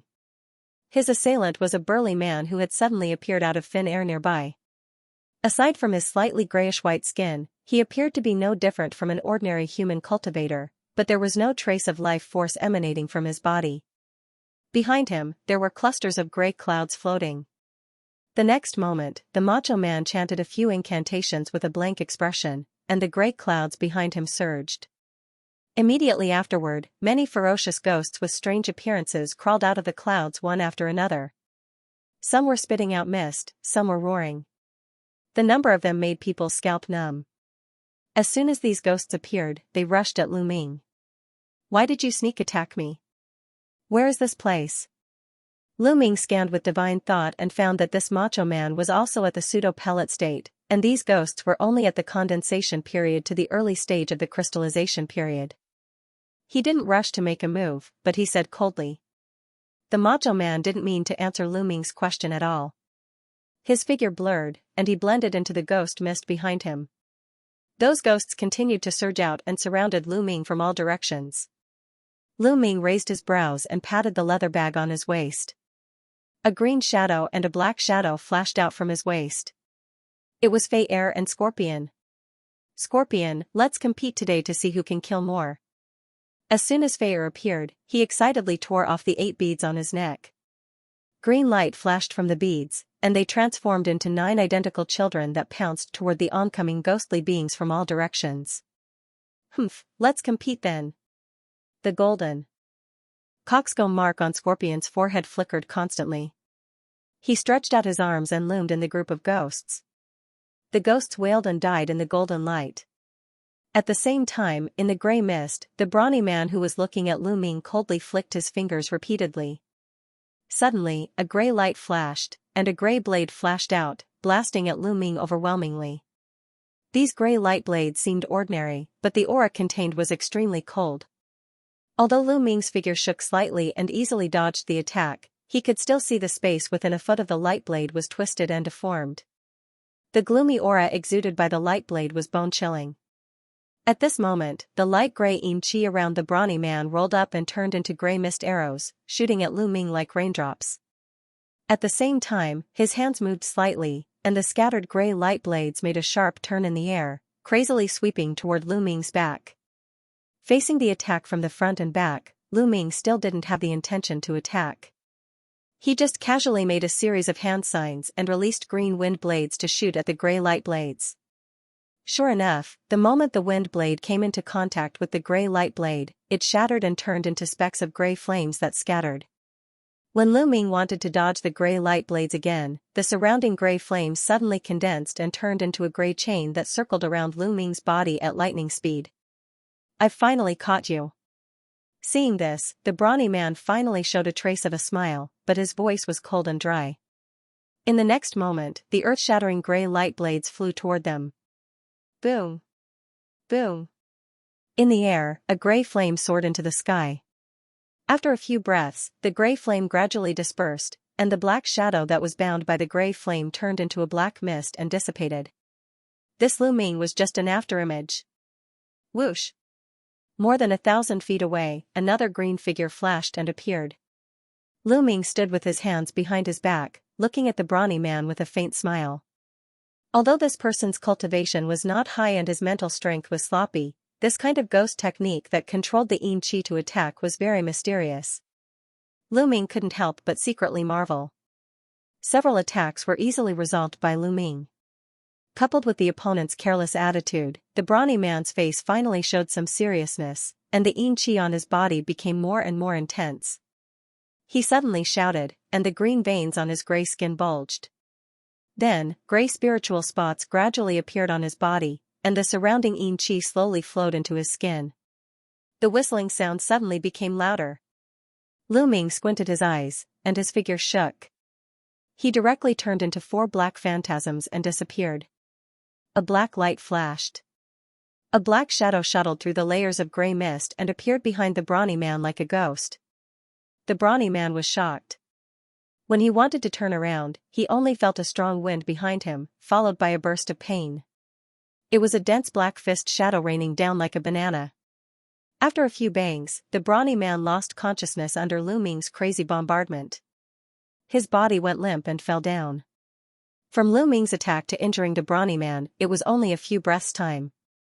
At the same time, the malicious ghosts that were originally at a disadvantage suddenly became leaderless after losing the control of their master. They began to scream and flee in all directions. Seeing this, Scorpion chuckled and made a single-handed sign. Golden light shone from his forehead, and a large amount of golden light spread in all directions at a speed visible to the naked eye. The malicious ghosts that were shrouded by the golden light all cried out in pain, and their movements became incomparably slow. The 9 green-clothed children that Fei transformed into took advantage of this opportunity to spit out balls of gray filthy flames from their mouths, and directly corroded the malicious ghosts into ashes. After a few breaths' time, these low-level malicious ghosts were completely annihilated by the joint efforts of Scorpion and Fei. "Master, what do you want to do with this person?" Immediately afterward, Scorpion's figure flashed and appeared beside Lu Ming. He stared at the nearby brawny man and said in a warm voice, "This person attacked Master for no reason. Of course, we'll tear him to pieces." At this moment, Fei also recalled the other 8 avatars and looked at the motionless brawny man with a fierce expression. "Let's get some information first. Maybe we can find out where we are now." Saying this, Lu Ming's figure flashed and appeared beside the brawny man. After confirming that the brawny man was completely unconscious, he immediately stretched out his arm and grabbed the top of the brawny man's head with his 5 fingers, and used the soul-searching secret technique. After a short while, Lu Ming's expression suddenly became cloudy, before revealing an expression of pleasant surprise. "Master, what's going on?" The Scorpion and Fei looked at each other and cautiously asked. "This place is the legendary 9th Netherworld. This person is the ruler of the 9th Netherworld, the Fiend race," Lu Ming said with a chuckle. "I've heard that the 9th Netherworld is extremely mysterious. Ordinary cultivators can't enter it unless they're lucky." "Congratulations, Master." The Scorpion was startled when he heard this, but he immediately smiled and congratulated Lu Ming. Lu Ming slightly nodded, feeling quite excited in his heart. He had always been thinking about the last few layers of the Dark Bone method and the water of the Styx River. Now, there was finally hope for him to find them. "Master, this 9th Netherworld no longer belongs to the evil ghost realm, right?" Fei was also surprised when he heard this. "That's right. Although I don't know what kind of connection there is between the ninth netherworld and the evil ghost realm, we have indeed left the evil ghost realm. The strange Xianxia that you felt before is naturally not ordinary Xianxia, but the real netherworld Qi. Lu Ming nodded to him and said with a smile.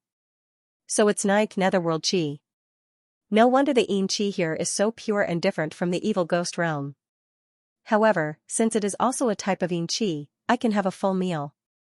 An elated look appeared on Feier's face as he rushed over to an area with the densest Xianxia nearby and began to devour the Xianxia in large gulps. Lu Ming then looked at the scorpion and motioned for it to also absorb some netherworld Qi. This pure Xianxia was something that could only be encountered by luck for the two spiritual pets. Perhaps it would be of great help to their future cultivation and break through bottlenecks. In the following time, Lu Ming sat down cross-legged and quickly organized the other information he had obtained from the soul search. According to the information he had obtained from this person's memories, the fiend race that ruled over all living beings in the ninth netherworld were mainly divided into two groups.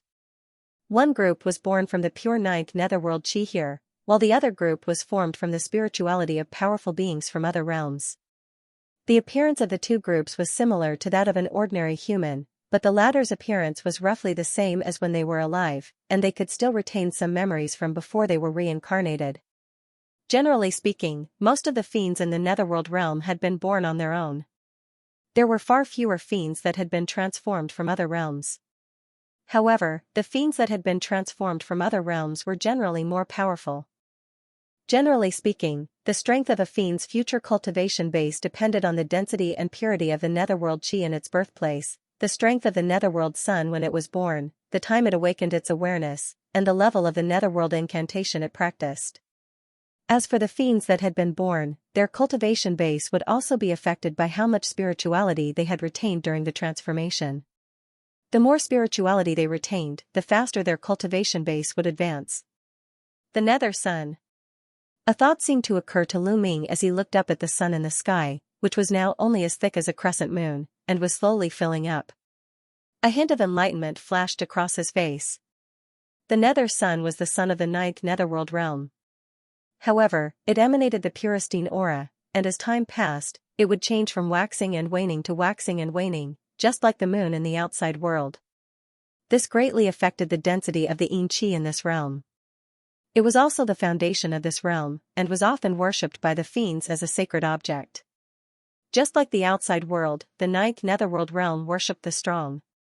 Plus, to compete for all kinds of cultivation resources, the fiends had never stopped fighting among themselves.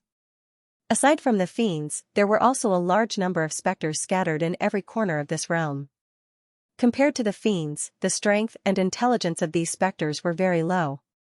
Furthermore, the specters' ability to absorb netherworld Qi was vastly different from the fiends, and their cultivation bases were also much slower. Therefore, they were often kept as pets by the fiends, and were treated like spirit pets by the fiends in the outside world. However, these specters were controlled by the fiends' exorcism magics, and didn't have a contractual relationship with their masters, like cultivators and spirit pets. Therefore, once their masters died, or a more powerful fiend appeared and cast a more advanced exorcism magics, these specters could turn on them at any time. Of course, this was only under normal circumstances.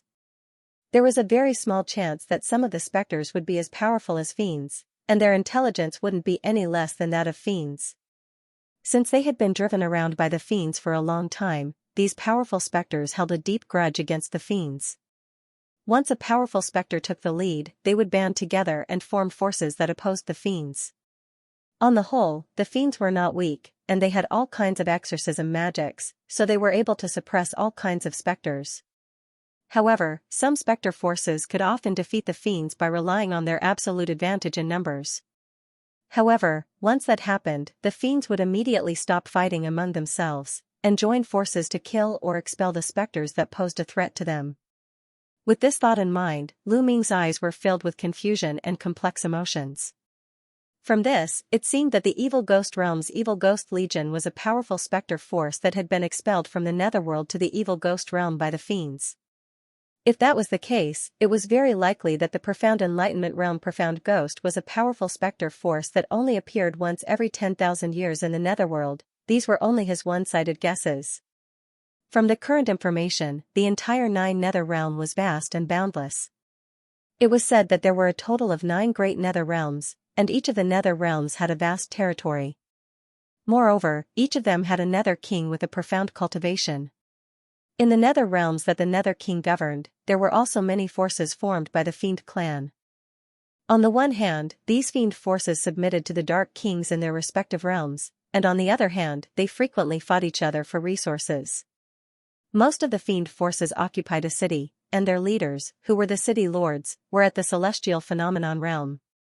Their subordinates ranged from the liquid level to the Gene Dan stage, and they served the city lords by completing all kinds of tasks in order to obtain resources for their survival or cultivation. In other words, the strength of a force was closely related to the number of powerful fiends under the city lord's command. Naturally, the fiends that had just been born in the netherworld Chi, or those that had been converted from other realms, became the main targets of the fiend forces. After all, once they managed to recruit fiends with great potential, they would play an immeasurable role in the continuation and expansion of their forces. For this reason, some of the larger fiend forces would send their subordinates to guard the places where fiends were born, and recruit, or even capture new fiends to strengthen their forces. This had become a tacit understanding among the fiend forces. Naturally, the Dark King wouldn't interfere. However, the birth process of the fiends was very mysterious. Once disturbed, they would very likely mutate and turn into specters, or even perish. Therefore, there was an unspoken rule in the netherworld that all fiend forces could only wait around the fiend's birth sites. Otherwise, they would be hunted down by all the fiend forces in the netherworld. The place he had arrived at through the mysterious vortex in Spirit Eagle Hill of the evil ghost sect happened to be within the range of a netherworld altar, which was the birthplace of the fiends. Adding the fact that he had practiced the Tiger Dragon Hell art and the Dark Bone incantation, his physique and aura were very similar to that of the fiends. He had been mistaken for a newborn fiend by one of the fiend forces, and had been captured as soon as he had left his birthplace. The person who had captured him was called Han. According to the memories he had obtained, he was a foreign fiend who had been recruited by the city lord of Cold Moon City and stationed in this remote place. He didn't have much contact with the outside world, so it was only natural that very few fiends were familiar with him. After fully digesting this information, Lu Ming took a look at the unconscious Han on the ground, and a thoughtful expression appeared on his face. After a while, he suddenly crouched down and started searching his body. After a long while, 2 gray and somewhat shabby-looking bags appeared in his hands. One was a gray identity token, and the other was a dark and gloomy ring. These 2 bags were the ghost-repelling bags that were specially used to store specters. However, they were of relatively low quality, and each could only hold a few dozen specters at or below the liquid level. As for the identity token, it seemed to be made of some kind of special metal. It was cold to the touch and very heavy. The front of the token was engraved with some strange spiritual patterns, with the word Han written in the middle and Cold Moon written on the back. Lu Ming casually put the bags and the identity token on his waist. Then, he released his divine sense to scan the thumb ring, and was slightly surprised. This pseudo-core stage fiend was indeed very poor. Not only was the storage ring only about 3 meters wide, but there were also a dozen or so gray stones in it, and there was nothing else in it. Nether stones. Seeing this, Lu Ming's heart skipped a beat. He couldn't help but smile bitterly as he thought of the same kind of stone he had seen near the altar not long ago. This kind of seemingly inconspicuous gray stone was actually the currency of the same sex in the netherworld realm, nether stones. It could quickly replenish the yin chi of a cultivator, and according to the density of the yin chi contained in it, it was also divided into low, middle, high, and top grade, which was similar to the spirit stones in the outside world. Among the dozen or so nether stones this person had, except for 6 of the middle grade, the rest were all low-grade nether stones. Thinking of this, Lu Ming couldn't help but look back at the gray fog that he had come from. Most of the nether stones near the altar seemed to be low-grade and not very valuable, so it wasn't worth wasting time to go back the way he came. Lu Ming shook his head. After putting the stones back into the thumb ring, he casually put it on his thumb. Then, he raised his hand, and a purple sword light flashed out, directly cutting Han in 2. Then, he released a fireball and turned the 2 halves of Han's corpse into ashes. Then, he took out the 1,000 Transformations cloak and put it on, muttering something. After a burst of black chi, Lu Ming's figure disappeared, and in his place was a 7-foot-tall man with slightly gray skin, who looked exactly the same as the previous Yin Han. Lu Ming was planning to disguise himself as this fiend named Yin Han, sneak into the local fiend forces, and try to find the whereabouts of the Dark Bone Incantation and the Nether River. After that, he would find a way to return to the evil ghost realm. Now that such a great opportunity had been delivered to him, he naturally wouldn't let it go. The reason why he had pretended to be Yin Han was that he couldn't travel in this world as an ordinary human being. Secondly, Yin Han's strength wasn't very high, and he wasn't very eye-catching among the fiends. Therefore, it wouldn't be easy for him to disguise himself as Yin Han. Furthermore, Yin Han's stay in this world was coming to an end, and he would soon be sent back to Cold Moon City. After disguising himself as Yin Han, he would naturally be able to sneak into the local fiend forces and obtain the information he needed. Of course, Lu Ming still needed a large number of low-tier specters to replace the malicious specters that Fei and the Scorpion had killed.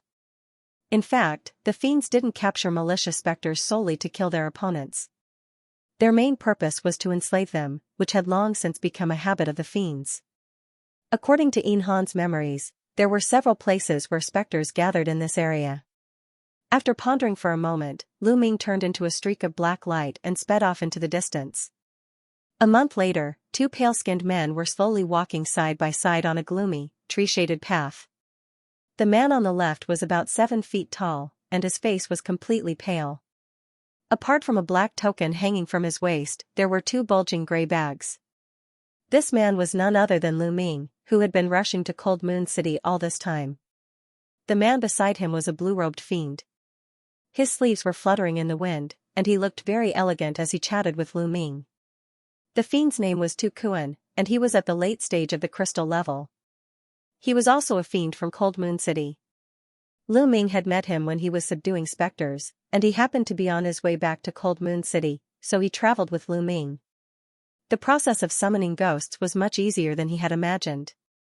Other than a few wild specters, most of the less intelligent specters had already formed simple tribes, and were now engaged in so-called mercenary trades with the fiends who were traveling with them. Lu Ming went through many twists and turns, and after using both carrot and stick, he spent almost half of his savings to successfully recruit a batch of low-level ghosts. This caused Lu Ming, who was strapped for nether stones, to feel great heartache, but there was nothing he could do. Moreover, he had just stepped into this place, so he didn't want to cause a commotion over such a small matter and attract the attention of the forces here. Speaking of which, he had traveled with Tu Kuan and had more or less obtained some other interesting information. Brother Yin Han, to tell you the truth, the battles between the factions within a 5 million-mile radius are becoming increasingly frequent. Even those low-rank ghosts are no longer willing to be recruited as cannon fodder. This time, it's all thanks to Brother Yin Han's shapeshifting technique that we were able to easily subdue those specters. Now, we can finally report back to the higher-ups. Tu Kuan laughed heartily. You're too kind, Brother Tuesday. With your strength, how could you not be able to recruit these low-rank ghosts? It's just that Brother Tu is too magnanimous and doesn't want to take action, Lu Ming replied with a casual smile. A thought suddenly occurred to Tu Kuan, and he sighed as he shook his hand. Hee, these spectre leaders aren't as simple as they seem. Don't be fooled by their subservience to us. If we really injure them, the consequences will be hard to say. What do you mean? Lu Ming's expression changed slightly, as if he was somewhat puzzled. Since these low-rank ghost tribes are able to exist without being devoured by other powerful beings, they naturally have their own ways of survival. They most likely have some powerful backers, some of whom might even be some big shots in the city that you and I know, Tu Kuan replied casually. Only then did Lu Ming nod with a thoughtful look on his face. As the two conversed, they passed through the forest. Suddenly, Lu Ming's eyes lit up. A few thousand feet away, there was a huge city that looked like a towering mountain. The words Cold Moon City were clearly visible on the city gate. Although he had a rough understanding of the situation in Cold Moon City, he still couldn't help but be startled when he saw the city. It was quite different from what he had imagined. The entire city didn't appear gloomy. Instead, from the outside, it appeared to be extremely grand and majestic. The city was surrounded by mountains on 3 sides and occupied an area of more than 1,000 acres. The surrounding walls were made of gray, unknown boulders piled up, and a large green flag that fluttered in the wind was inserted into the ground at regular intervals. The surrounding towers were nearly 1,000 feet tall. On top of each tower, there were several fiend race cultivators in gray armor patrolling back and forth with vigilant expressions. Just as the two of them walked to the city gate, 2 city guards dressed in greenish-gray armor stopped the two of them. "You two, state your names and identities." One of the soldiers, who was exceptionally burly, said to Lu Ming and Tu Kuan in a stern voice. "I'm Tu Kuan, and this is In Han. The two of us received a mission from Cold Moon City and left the city. We've come back to hand in our mission," Tu Kuan said politely as he cupped his fist towards the 2 soldiers. "In Han, how come I've never heard of you? What kind of mission did you go on?" The other soldier, who was a bit short, suddenly took a step forward and looked Lu Ming up and down. A thought flashed across Lu Ming's mind, but he didn't let it show on his face as he replied calmly, "I've only become Lord Bayu's subordinate in recent years. Since then, I've been out on missions, so I'm afraid you haven't seen me before." Then, he flipped his hand and presented the identity medallion he had obtained from the burly fiend to the soldier. At the same time, he intentionally revealed the bulging gray cloth pouch hanging from his waist. "Oh, no wonder. Since that's the case, you may enter." The short soldier took a few glances at the identity medallion, and then at the 2 low-tier ghost-repelling pouches hanging from Lu Ming's waist. Only then did his expression soften a bit, and he handed the identity medallion back to the 2 soldiers and let them through. Only after leaving the vicinity of the city gate did Lu Ming let out a sigh of relief. If he hadn't been a human, it wouldn't have been so easy for him to enter the city. After Lu Ming entered the city, he immediately found that the spacious streets in the city were somewhat deserted. Buildings of different heights were scattered on both sides. In the center of the city in front of him, he could vaguely see a square castle. There was a flag on the castle with the words Lingyu printed on it. Lu Ming didn't find it strange. After all, he had already asked Tu Kuan about the situation in the city on his way here, and learned that most of the fiends in this city were out on missions, while the rest of the fiends were gathered in a market-like place in the northeast corner of the city. Instead of going to the market directly, Nie Tian found an excuse to bid farewell to Tu Kuan, and chose to stay in a relatively remote inn on the edge of Cold Moon City. At noon the next day, Lu Ming was sitting cross-legged in a secret room in the inn, looking at a yellow paper map in his hand with a joyful expression. It was a map of Cold Moon City and its surroundings, which he had traded for with a low-grade netherstone in the market earlier this morning.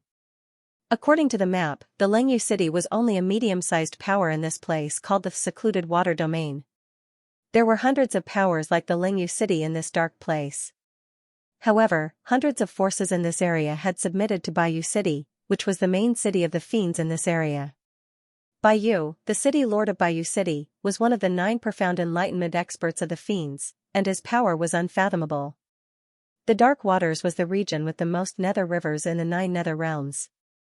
This made Lu Ming let out a sigh of relief. After all, the 9 nether realms were so vast that any one of the 9 nether realms was boundlessly vast. Besides the cities, there were also many incomparably dangerous places in the 9 nether realms. Some of the places marked on the map were so dangerous that even some celestial phenomenon experts didn't dare to enter.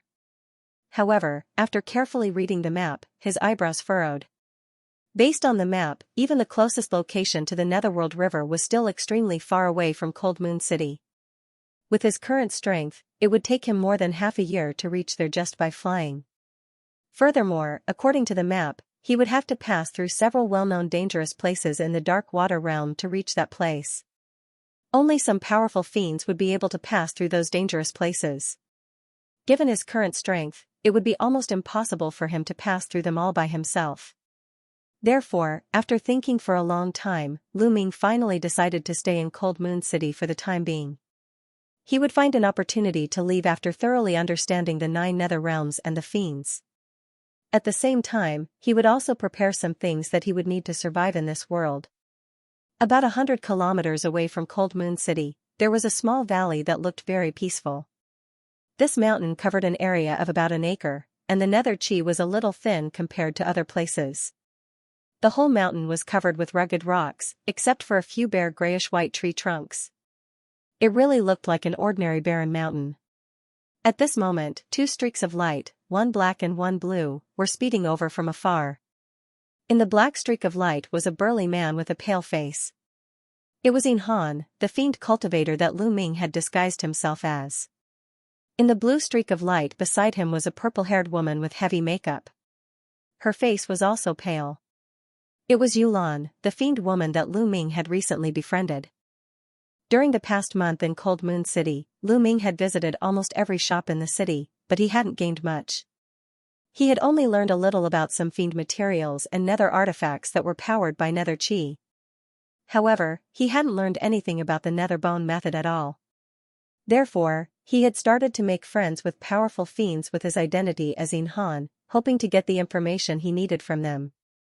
However, to Lu Ming's disappointment, although he had befriended several fiends whose cultivation levels ranged from the late stage of the crystallization period to the early stage of the real pellet state in just a dozen days, the information he could get from them was very little. Fortunately, the woman named Yulan happened to know about a secret trading place near Cold Moon City. A few days ago, she had heard that the heavy water incantation that Lu Ming wanted would appear at the trading place. Therefore, the two of them had agreed to go to the trading place, hoping to gain something. "Brother Xianxia, we are here."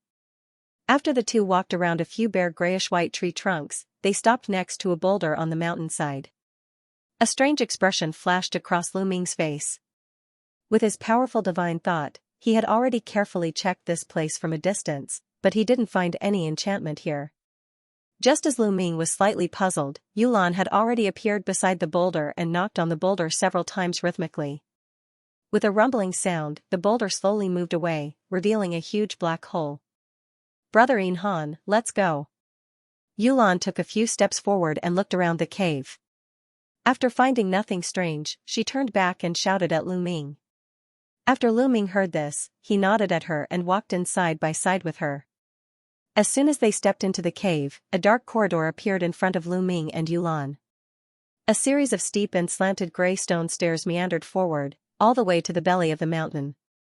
On both sides of the long corridor, pieces of black crystals flickered with a faint light, adding a bit of a mysterious color to the passageway. Not knowing if they were affected by the atmosphere here, Lu Ming and Yulan just walked silently without talking. As Lu Ming walked, he touched the black ring on his right thumb, repeatedly weighing his current net worth in his heart. The currency that could be circulated in the netherworld realm was not spirit stones but ghost stones. During his time in the evil ghost way, he had killed a lot of ghosts. Although most of them were swallowed by the two spiritual pets, some of the materials from the crystallization period and even Jean Dan's ghost were still left. Most of these could be used as materials for forging tools and elixirs here. These days, he went in and out of the Cold Moon City market every few days.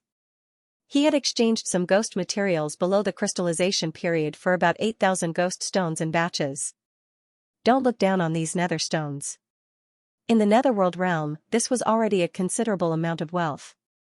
It should be noted that some of the missions issued by the city lord's mansion in this area were only worth dozens to hundreds of ghost stones, depending on the difficulty of the mission. Missions with a reward of more than 1,000 ghost stones would either take a long time or be extremely difficult to complete. For missions like capturing or recruiting ghosts, a liquid-level ghost could only be exchanged for 10 to 20 ghost stones. However, if one could capture or recruit a certain number of newborn fiends and bring them back to the city, they would be rewarded with at least 5 mid-grade ghost stones. If they had good aptitudes, they would be rewarded even more. It was no wonder that a fiend with a mediocre cultivation like Yulan would be so eager to join them. In addition to the netherworld stones, Lu Ming's ring also contained 3 rare materials from Jean Dan ghosts in case of emergency. They were a pair of wings from the ghost owl, the skeleton of a corpse flame wolf, and the spirit eye of the one-eyed ghost king. According to what he had learned from the market over the past few days, these Jean Dan ghost materials were very valuable. Each of them was worth at least 50 mid-grade ghost stones. The corpse flame wolf's cultivation had reached the middle Jean Dan stage, and its skeleton was complete, making it an excellent main material for refining bone puppets. This kind of bone puppet was a special kind of puppet refining method in the netherworld realm. Although its strength would be much lower than when it was alive, it wouldn't change sides like ghosts, so it was very popular. While thinking, the two quickly arrived at the end of the long corridor, and a small stone door came into view. A skinny young man in gray linen clothes was waiting expressionlessly at the stone door. When he saw Lu Ming and Yulan, he immediately stretched out an arm to stop them. Seeing this, Yulan took a few steps forward without saying a word. She took out two dull gray invitations from her sleeve and handed them over to him. The skinny young man took a glance at the invitations and chanted a few incantations. Immediately, two gray runes flew up from the two invitations and rotated in the air, turning into two clouds of fog that flashed and enveloped Lu Ming and Yulan. Lu Ming's heart moved, and he found that the gray fog didn't affect his vision. He released his divine sense to scan Yulan, who was beside him, and found that when his divine sense touched the gray fog, it was easily blocked. As a result, he was slightly relieved in his heart, and his original concerns were gone. The next moment, the skinny young man pushed the stone door with one hand, and at the same time, he extended a finger, indicating the two to enter one by one. "Brother Lu Ming, I will go first." After Yulan said to Lu Ming, her figure flashed and entered. Lu Ming smiled and also entered the stone door. His eyes lit up, and he found himself in a square hall that was around 200 to 300 feet in size. The hall was a little dim, and there were around 30 gray stone chairs in the hall. About half of them were already occupied, and these fiends were also enveloped in gray fog, making it impossible to see their faces. At the very front of the hall was a short stone table that was around 20 to 30 feet long, and it was currently empty. Lu Ming didn't pay much attention to this. He found a chair in a corner, sat down, and waited in silence. As time passed, more and more people gathered in the hall, and the original chairs were all occupied. The rest of the people didn't pay much attention to this, and stood in the gaps in the hall. Lu Ming glanced around, and found that there were already around 40 to 50 people in the hall. Right at this moment, a figure flashed in front of the stone table, and a fiend old man with 3 strands of long beard appeared, emanating an indistinct spiritual pressure. A late Jin Dan fiend. Lu Ming's eyebrows rose as he thought to himself. Come to think of it, this was the fiend with the highest cultivation base he had seen since entering the netherworld realm. At first glance, he didn't look any different from a human old man, except that his skin was a little pale and bloodless. I'm sure everyone here knows who this old man is, so I won't waste my breath on introducing him. As usual, today's trade meeting will be open to you as long as you don't break the rules. As usual, once a trade is made, we will take a commission of 5% of the infernal stones. Is there any problem? As soon as the long-bearded old man steadied himself, he immediately asked. As soon as he said this, everyone's eyes were instantly drawn to him, and no one raised any objections. The long-bearded old man nodded slightly upon seeing this. He cleared his throat, and continued, "It's about time. It's about time. Let's begin." The old man's 2 sentences didn't even last for a single breath of time. It seemed that his previous inquiry was merely a formality. After saying this, the old man took a few steps to the left, leaving the middle seat open. In the next moment, the hall fell silent. Seeing this, Lu Ming narrowed his eyes slightly, but didn't do anything. However, this situation didn't last long. After a flash of gray light, a figure wrapped in mist appeared on the stage. With a wave of his sleeve, a black light flashed in his hand, and a shriveled silver bag appeared on the table in front of him. It was a dark purple spirit herb that was wreathed in black mist. Lu Ming didn't know what the spirit herb was, so his eyes fell on the silver bag. This thing looked somewhat similar to the ghost-repelling bag he had obtained before, but it was much more exquisite, and its surface was densely engraved with unknown spirit patterns. A high-grade ghost-repelling bag that can store Jin Dan evil spirits, and 1,000-year-old yin grass. Only nether stones. The ghost-repelling bag is 2,000 nether stones, and the yin grass is 3,000 nether stones. A high-grade ghost-repelling bag? Lu Ming was surprised when he heard this. While he was still thinking, someone made a bid. I'll take the ghost-repelling bag. I'll pay 2,500 nether stones. I'll pay 3,500 nether stones for the yin grass. In the blink of an eye, the price of the 2 items that the man took out kept rising. In the end, the high-grade ghost-repelling bag was bought for 3,800 nether stones, and the ingrass was sold for 4,800 nether stones. The man seemed to be satisfied with the price. After the transaction, he took out a small bag of nether stones and threw it to the long-bearded old man, then returned to his seat. A two-headed infernal hound, at the fake core stage. If it's trained well, it's very likely to break through to the Gene Dan stage. The starting price is 5,000 nether stones. As soon as this man left, the other fiend appeared behind the stone table in a flash, then waved a hand to summon a ferocious two-headed ghostly dog that was around 10 feet in length. In the following period of time, one item after another was taken out, and each of them had a high price tag. However, although the items that had appeared seemed good, they weren't of much use to Lu Ming. Just when Lu Ming thought that he might return empty-handed, a voice rang out, causing him to perk up. This is the 1,000 condensation water art, a unique incantation that can refine the water of the Nether River into heavy water. The starting price is 10,000 nether stones. It was a tall figure wrapped in grey mist. It was unknown when he had appeared behind the stone table in front of him. He flipped his hand and took out a book that looked a little tattered. However, the situation after the book appeared was very different from before. The entire hall was silent, as if there was an awkward silence. According to the market price, 10,000 nether stones was not a small amount.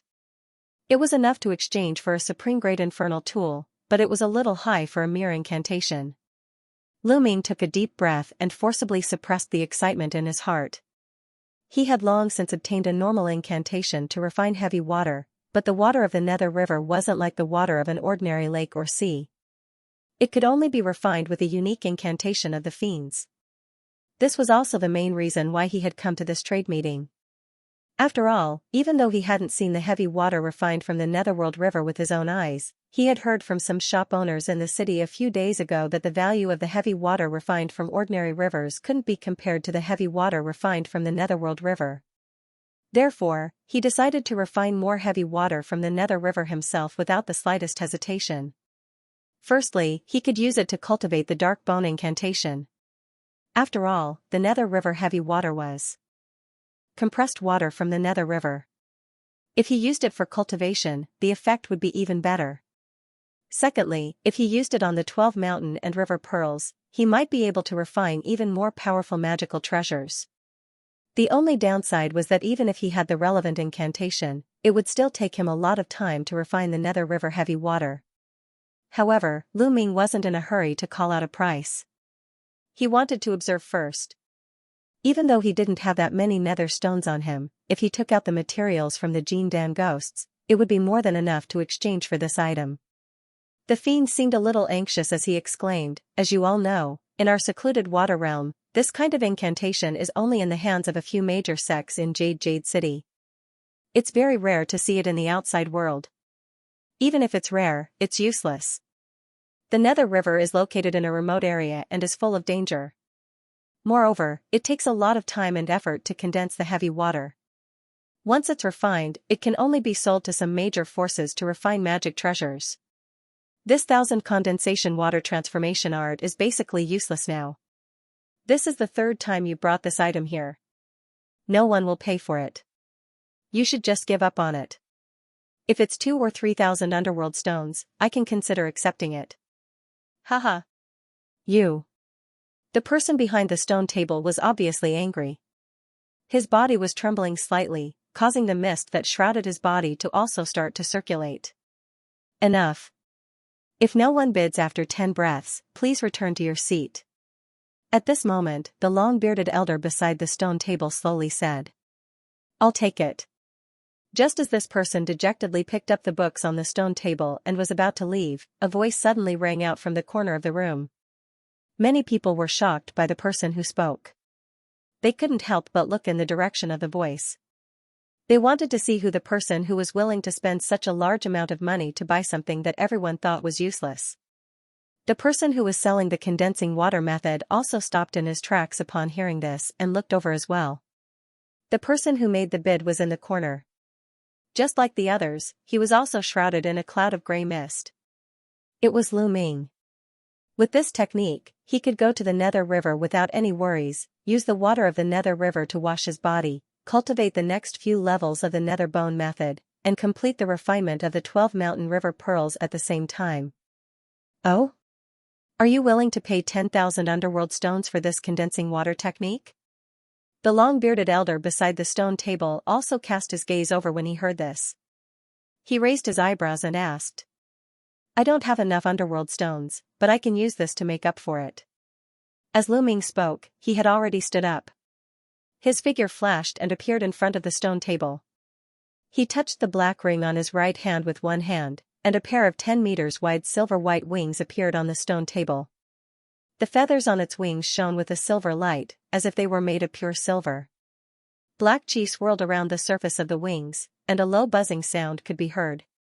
Could this be the wings of the Jin Dan's phantom owl? TSK, TSK. The wings of the ghost owl are hard like a rock yet light like a feather. They're superb materials for forging wing-type treasures that are hard to come by. Obviously, the people that had come to participate in the exchange meeting this time all possessed extraordinary eyesight. They were able to quickly determine that this item was not far off from the truth even though they were separated by such a distance. Not bad, a pair of ghost owl wings at the middle stage of Jin Dan. As long as neither side has any objections, we can make the exchange. The long-bearded elderly man's eyes flashed as he spoke in a calm manner. I will use this item and 5,000 underworld stones to exchange for your condensing water technique. When Lu Ming heard this, he immediately turned his gaze to the person behind the stone table and asked. This? To be honest, I am also short of underworld stones, so I intend to give up this technique. Since you are willing to take out this pair of Jin Dan's phantom owl wings, it is considered sincere. If you are willing to increase the underworld stones to 6,000, I will reluctantly cede it. As a result, the person showed a reluctant look and said in a euphemistic tone. Looking at the person's stammering appearance, it seemed that he had the intention to raise the price. Lu Ming couldn't help but frown. Fellow, I am willing to pay 4,200 underworld stones to buy this pair of ghost owl wings. I wonder if you are willing? As a result, the people in the audience heard this and began to bid Lu Ming.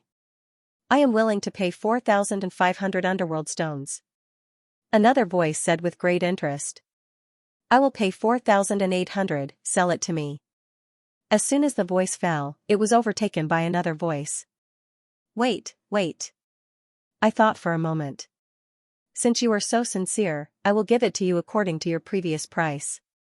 However, upon seeing that the price of the ghost owl wings seemed to be rising, the person's original intention was greatly diminished.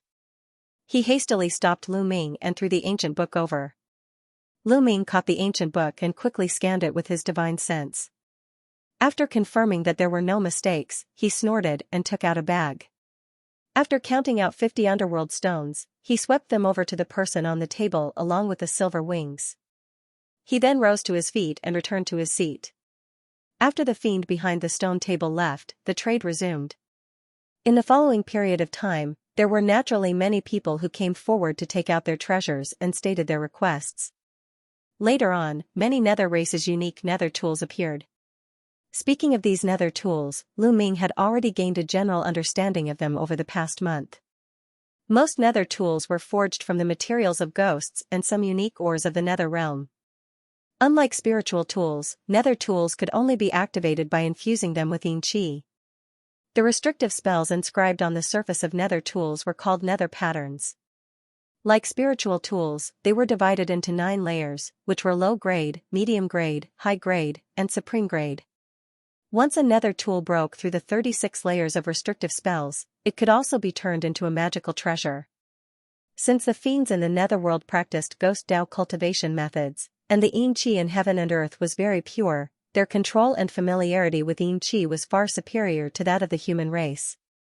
Therefore, the fiends were also very proficient in forging nether tools, far better than their counterparts in the Middle Sky continent. Most of the finished nether tools could even be made in sets. The final treasure of this exchange meeting was a set of 6 bone blades at the prototype level of a magical treasure. They were taken from the 6-leg bones of a Jin Dan level ghost beast, 6 feet ghost lion, and were inscribed with 36 layers of nether patterns in the same way. their power was naturally not to be underestimated. With Lu Ming's current status, he naturally couldn't afford such a treasure. In the end, this treasure was sold for a sky-high price of 58,000 nether stones. However, Lu Ming had also exchanged the other 2 real pellet state ghost materials and 3,000 underworld stones for a magic treasure prototype level dark artifact. It was a set of long and short flying swords. Mother and childing spirit swords. After all, he had to stay in the netherworld realm for a while. In front of others, except for the Tiger Dragon Hell prison, it was not convenient for him to use many other magical skills and most of the human race's spiritual tools. This set of flying swords just happened to solve the urgent problem. Half a day later, in a secret room of a remote inn in the Cold Moon City, Lu Ming looked at a gray sword case and a seemingly tattered ancient book in his hand with a joyful expression. It was a pleasant surprise that he managed to obtain these items by exchanging some ghostly materials that were of no use to him and some underworld stones. However, he took out 3 Jindan level ghost materials in a row and bought a technique that was considered to be useless. He was really generous, and it would more or less attract some people's attention. He decided to stay in his residence for a period of time. In the next half a year, Lu Ming would change in every once in a while. During this period, except for occasionally going to the city to inquire about the news, he stayed in his residence and carefully comprehended the technique to condense the heavy water. Half a year later, there was a large circular open space in front of the Cold Moon City's City Lord Mansion. This was the central square. In the square, there was a huge black jade wall that was 7 or 8 meters in size. From time to time, various mission announcements would be posted on it. At this moment, it was noon, when the netherworld sun was the brightest. The whole Cold Moon City was filled with dense blacking qi, and the central square was no exception. In front of the black jade wall in the center of the square, there were densely packed people, and it was a very lively scene. The city lord is recruiting experts for an escort mission. It's about time. A white-haired old man of the Fiend clan looked at the line of words at the top of the black jade wall and said slowly, "Senior, may I know what this escort mission is about?" Beside the old man, a 7-foot-tall man in a green robe asked with a slightly puzzled expression. "Don't you know about the tribute?" Hearing this, the old man asked with a puzzled expression.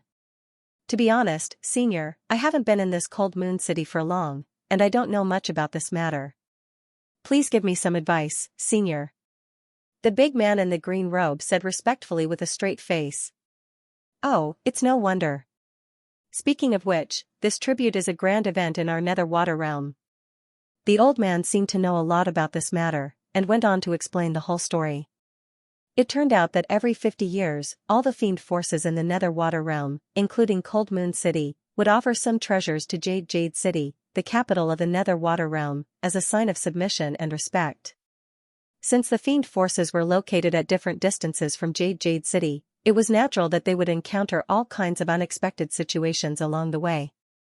Plus, the fiend forces would seize the opportunity to fight each other. Therefore, it was very dangerous to escort treasures. The fiend forces would often suffer heavy casualties, and even be wiped out.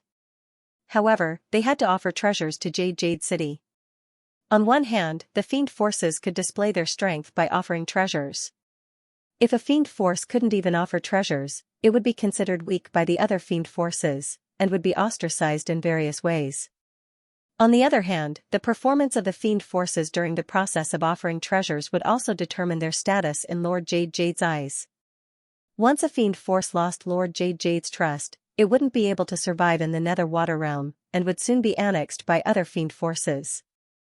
Some even speculated that Lord Jade was doing this on purpose to eliminate the weak and select the strong to temper the fiend forces under his rule. After hearing the old man's words, the big man in the green robe said in a non-committal manner, "If that's the case, all the fiend forces need to do is send their elites to complete the task." If that's what you think, you're gravely mistaken. Even though there aren't any explicit rules about the cultivation bases of the fiend forces, they generally don't send fiends whose cultivation bases are higher than the Jindan stage, lest they be ridiculed by the other forces.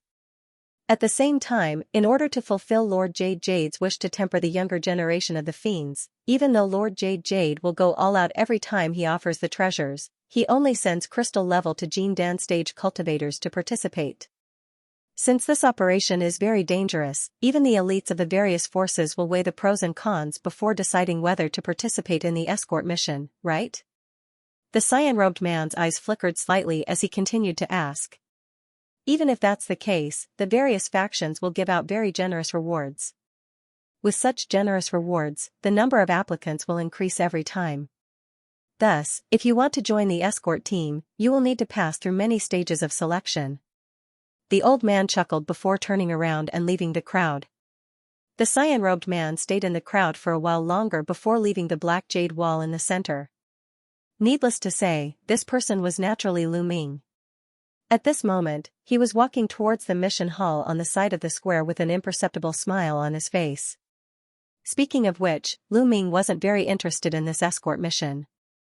However, after carefully learning about the specific situation of this escort mission, he was immediately overjoyed. According to his research on the map of the secluded water realm these days, the treasure-presenting team would pass by a sizable nether river on their way from Cold Moon City to Jade Nether City. There were many experts in the treasure-presenting team, so they were familiar with the road and could smoothly avoid some dangerous areas along the way. In this way, the risk of going to the Nether River alone would be greatly reduced. In addition, there was another great advantage of following the team, which was that they could use the teleportation formation several times for free, which could also save a lot of time. After all, if they went by themselves, the teleportation formation would cost a lot of money. However, he was currently short of money, and his time was limited, so he didn't have that much time to save up nether stones. In short, if he could follow the tribute team, he would save a lot of trouble. However, according to what the old man had said, they would be attacked and robbed by the fiends along the way. From the very beginning, Lu Ming didn't plan to protect the tributes with the team. Instead, he would find a suitable opportunity to leave the team and head to the Netherworld River after entering the vicinity of the Netherworld River. While thinking, Lu Ming walked to the front of a 3-story circular building. This was the mission hall of Cold Moon City, the Huiyue Pavilion. However, as soon as he entered the hall on the first floor, he found that the originally spacious hall was already crowded with people. Several deacon elders of the city lord's mansion were already surrounded by the crowd. This went to show how much importance the fiends in Cold Moon City attached to this mission. However, just as he took a few steps forward, an elegant middle-aged man in a blue robe appeared in front of Lu Ming in a flash. "Brother In Han, I didn't think we would meet again here." The blue-robed middle-aged man cupped his hands politely. "So it's fellow Taoist Tu Kuan. I didn't expect to see you again after we parted that day," replied Lu Ming with a smile. "For a mission like escorting and presenting a treasure, I definitely have to join in the fun. After all, as long as I sign up for the selection, I will be able to obtain a sum of nether stones as a reward." Tu Kuan laughed. In the following time, the two of them chatted with each other for a while before Lu Ming excused himself and went to register. 7 days passed in a flash. On this day, the sun of the netherworld hung high in the sky, and a chilly wind blew gently. Not far from the north of Cold Moon City, on a vast plain, 10 arenas that were dozens of meters wide each suddenly appeared. The arenas were arranged in a circular pattern, with a middle-aged fiend in a silver robe standing on a high platform in the middle. He had his hands clasped behind his back, and he was gazing into the distance with an expressionless face. This man was none other than Ling Yu, the city lord of Cold Moon City. Ling Yu's aura seemed calm, but it was actually extremely cold. He had already reached the middle celestial phenomenon stage. Beside him were 2 black-robed fiends, one an old man and the other a woman. Both of them stood expressionlessly with their hands clasped behind their backs. Their cultivation bases had also reached the early celestial phenomenon stage. At this moment, a large number of fiends had gathered around each arena. Many of them were at the liquid condensation stage. Not all of them had come to participate in the selection. Most of them had come purely to watch the battles and broaden their horizons. The rules of the selection were actually very simple. It was somewhat similar to the rules that Lu Ming had used in the barbarian ghost sect. Starting from noon, when the sun of the netherworld was at its peak, the 10 arenas could be challenged at will. By the evening of the same day, those who were still standing in the arenas would be considered to have passed the selection and qualified to escort the treasure to Jade Nether City. However, unlike in the outside world, there were no adjudicators in the fiends' battles. There were only two ways to determine the winner. One was to admit defeat and be teleported out of the arenas. The other was to strike the opponent so hard that he couldn't move, or even directly kill him. Therefore, before participating in the selection, everyone would sign a special fiend contract with their identity medallion. Naturally, Lu Ming didn't care about this rule. Not to mention that the identity medallion didn't belong to him. Even if it was valid, he wouldn't have to worry about protecting himself if only cultivators below the celestial phenomenon stage could participate in the selection. It's almost time. The selection will officially begin. Suddenly, Lingyu looked up at the sun of the netherworld, which had formed a complete disk in the sky. She cleared her throat and announced in a loud voice. As soon as her voice fell, the originally bustling crowd suddenly quieted down. Everyone's eyes fell on the 10 ring-shaped arenas. Immediately afterward, several black shadows flashed and stood in the arenas, occupying all 10 arenas. In one of the arenas, because two people had entered the arena at the same time, they directly began to fight with each other without saying a word. Seeing this, the black-robed fiend next to Lingyu hurriedly rubbed her hands, and a gray light shot out. With a muffled puff sound, the gray light disappeared into the center of the arena. Immediately afterward, a burst of rumbling sounds rang out, and a layer of faint, transparent gray light suddenly lit up, covering the two people. In the arena, the lips of one of the tall men gently moved a few incantations, and suddenly a gray cloud appeared out of nowhere in the center of the arena. The tall man fiercely stepped on the arena, and his figure flashed and directly disappeared into the gray cloud. Immediately afterward, the whole gray cloud continued to expand, and in the blink of an eye, it soared several times, covering the sky and covering the earth, and enveloping the handsome young fiend. Seeing this, the handsome young man couldn't help but change his expression. He flipped one hand, and a white bone whip fell into his hand.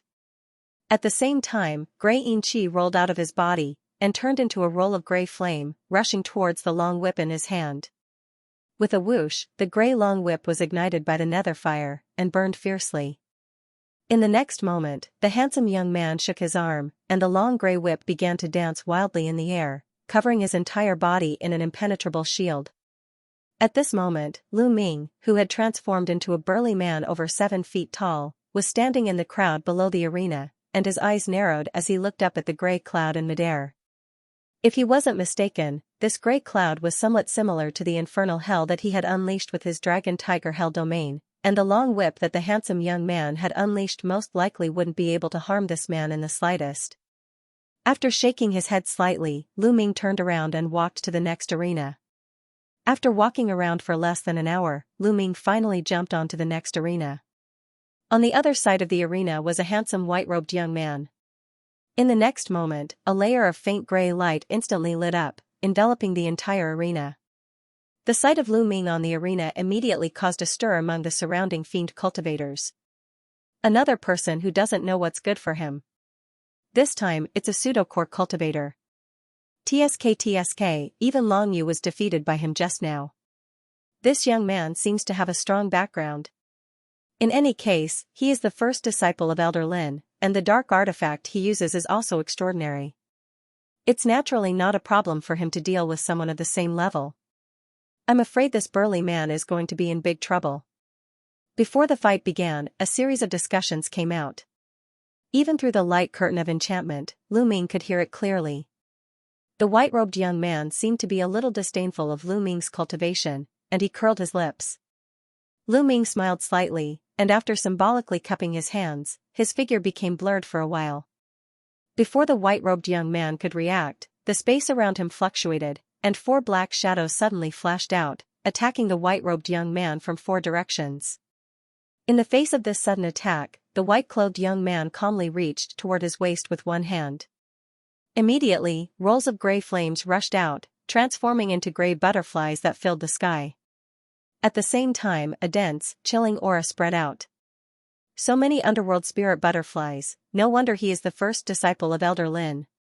And all of them have 6 spiritual inscriptions, as expected of the first disciple of Elder Lin. Before the people under the arena finished talking again, a scene that surprised everyone happened. The 4 black shadows that Lu Ming had transformed into flashed repeatedly in an unusual manner, and strangely avoided the flying butterflies that filled the sky, instantly combining into one and appearing behind the white-robed young man. At this time, the white-robed young man was still looking around for Lu Ming, suddenly heard a deafening whistling sound, and a black tiger-head phantom rushed out. At such a close distance, there was no time for him to dodge. The young man could only hurriedly raise his hand in shock, trying to block it. Boom, the young man only felt a pain in his arm, and his arm was directly fractured into two. Then his body shook, and he flew out of the arena under a huge force that he couldn't resist at all. The moment he landed on the ground, he staggered a few steps back. Ah, the white-robed young man spat out a mouthful of fresh blood again. His face was green, and his expression was shocked and angry. The white-robed young man, who had high hopes, was defeated in one blow before he even had time to use his dark artifact. This caused a burst of sigh from the onlookers at the side of the arena. Even the black-robed old man with gray hair next to the Cold Moon City master couldn't help but shake his head, and at the same time, he gave a few instructions to a servant beside him. On another arena, a cultivator with blue eyes was standing with his arms crossed, seemingly inadvertently looking at the arena where Lu Ming was. Judging from his attire, this person seemed to be a foreign fiend. His cultivation was only at the early stage of the real pellet state, but he had already defeated 3 challengers in a row in the arena, which attracted the attention of many people. With the sensitivity of his divine sense, Lu Ming naturally sensed this person's gaze and looked back in surprise. However, the fiend gave him a friendly smile, which took Lu Ming by surprise, and he couldn't help but mutter to himself for a while. At the same time, a series of battles were in full swing on the 10 arenas. With the overwhelming strength that Lu Ming had displayed, no one dared to challenge him for a while. Fortunately, because of this, the onlookers soon turned their attention to the battles on the other arenas. Lu Ming was quite relaxed. He sat cross-legged on the arena and closed his eyes to rest. However, this was an arena competition after all, and Lu Ming was only a false core cultivator. After the time it took to drink half a cup of tea, a burly early Jin Dan stage man with a sturdy figure jumped onto the arena. "I am Xianxia. Please enlighten me." The burly man cupped his fist and said as the gray restriction light lit up. "In Han." Lu Ming cupped his fist and said. This time, Lu Ming didn't know if the other party came prepared. Before Lu Ming could do anything, the sturdy man gave a low shout. Gray gas rolled out from his body and he rushed directly toward Lu Ming. A loud rumbling sound rang out, and the entire arena trembled along with the burly man's heavy footsteps. The burly man's body gradually expanded, and the gray chi around him intertwined, forming the shadow of a small gray mountain that was several hundred feet tall. He rushed toward Lu Ming with an astonishing momentum. He had originally thought that the fiends were known for their ghost Dao cultivation methods, but he didn't expect that they also had such a powerful body cultivator. A hint of surprise flashed across Lu Ming's face, and he immediately made a hand seal. Amidst the billowing black gas, a dragon roar came from the sky. 5 black mist dragons of more than 200 meters long soared into the sky from Lu Ming's back. After circling above the arena for a while, they directly faced the gray hill that was galloping at them. Poo-poo, several muffled sounds rang out. The black mist dragons collided with the gray hill transformed by the burly man one after another. As a result, they collapsed like paper and turned into rolling black mist. They couldn't stop them from approaching Lu Ming at all. Child's play. Fiend Yan's sneer came from the dusky hill. However, just when the small mountain was very close to Lu Ming's figure flashed and disappeared on the spot. In the next moment, with a blur, Lu Ming appeared 30 meters behind Xianxia. Humph. Xianxia's slightly angry snort came from the small gray mountain. Then, he turned around and rushed towards Lu Ming again. Hell purgatory. Lu Ming's eyes were cold, and he pointed at the void around the small mountain phantasm transformed by the burly man. The black mist dragons that were originally dispersed by Qing Biao instantly condensed again and turned into crisscrossing black light that drowned the burly man. Immediately afterward, Lu Ming's eyes flashed, and he waved his sleeves.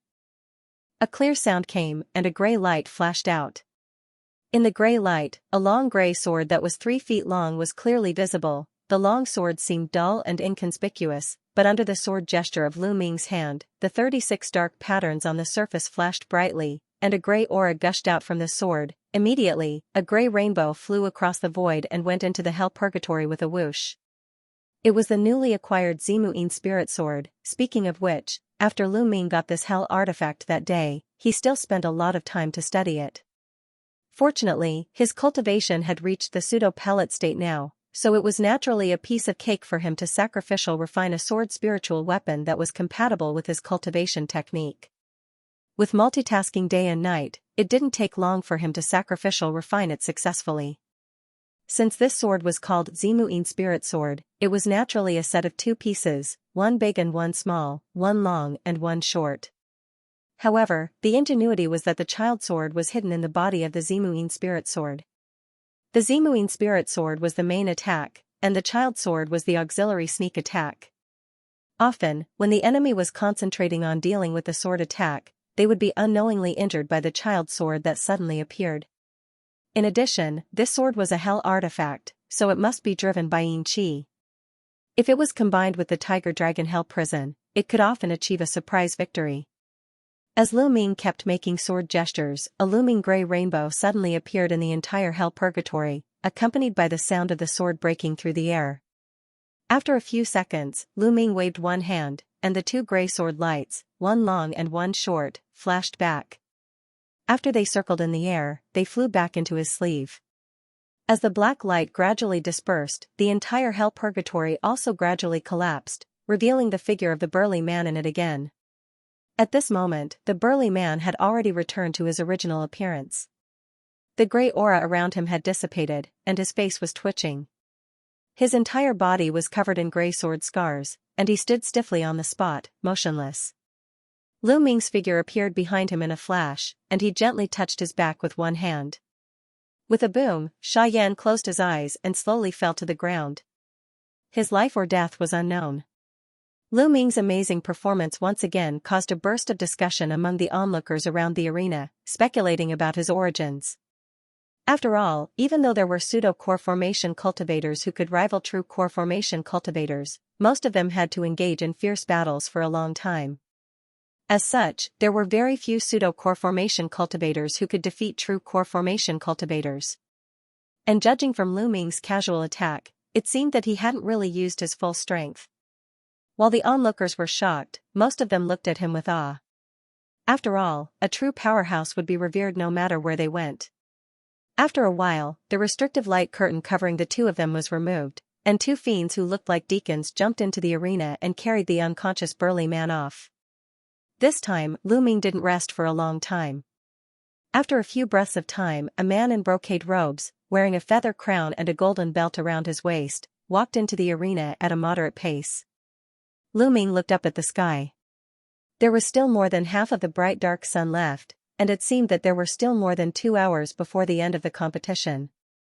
It seemed that if he wanted to defend this arena, he would have to fight a series of consecutive battles. It seems that you participated in the underground exchange meeting half a year ago. I was quite interested in this mother and childine soul sword at that time. If I remember correctly, you took out 2 materials of Jin Dan ghosts that day. TSK, you really spent a lot of money. The man in brocade robes cupped his hands towards Lu Ming with a faint smile.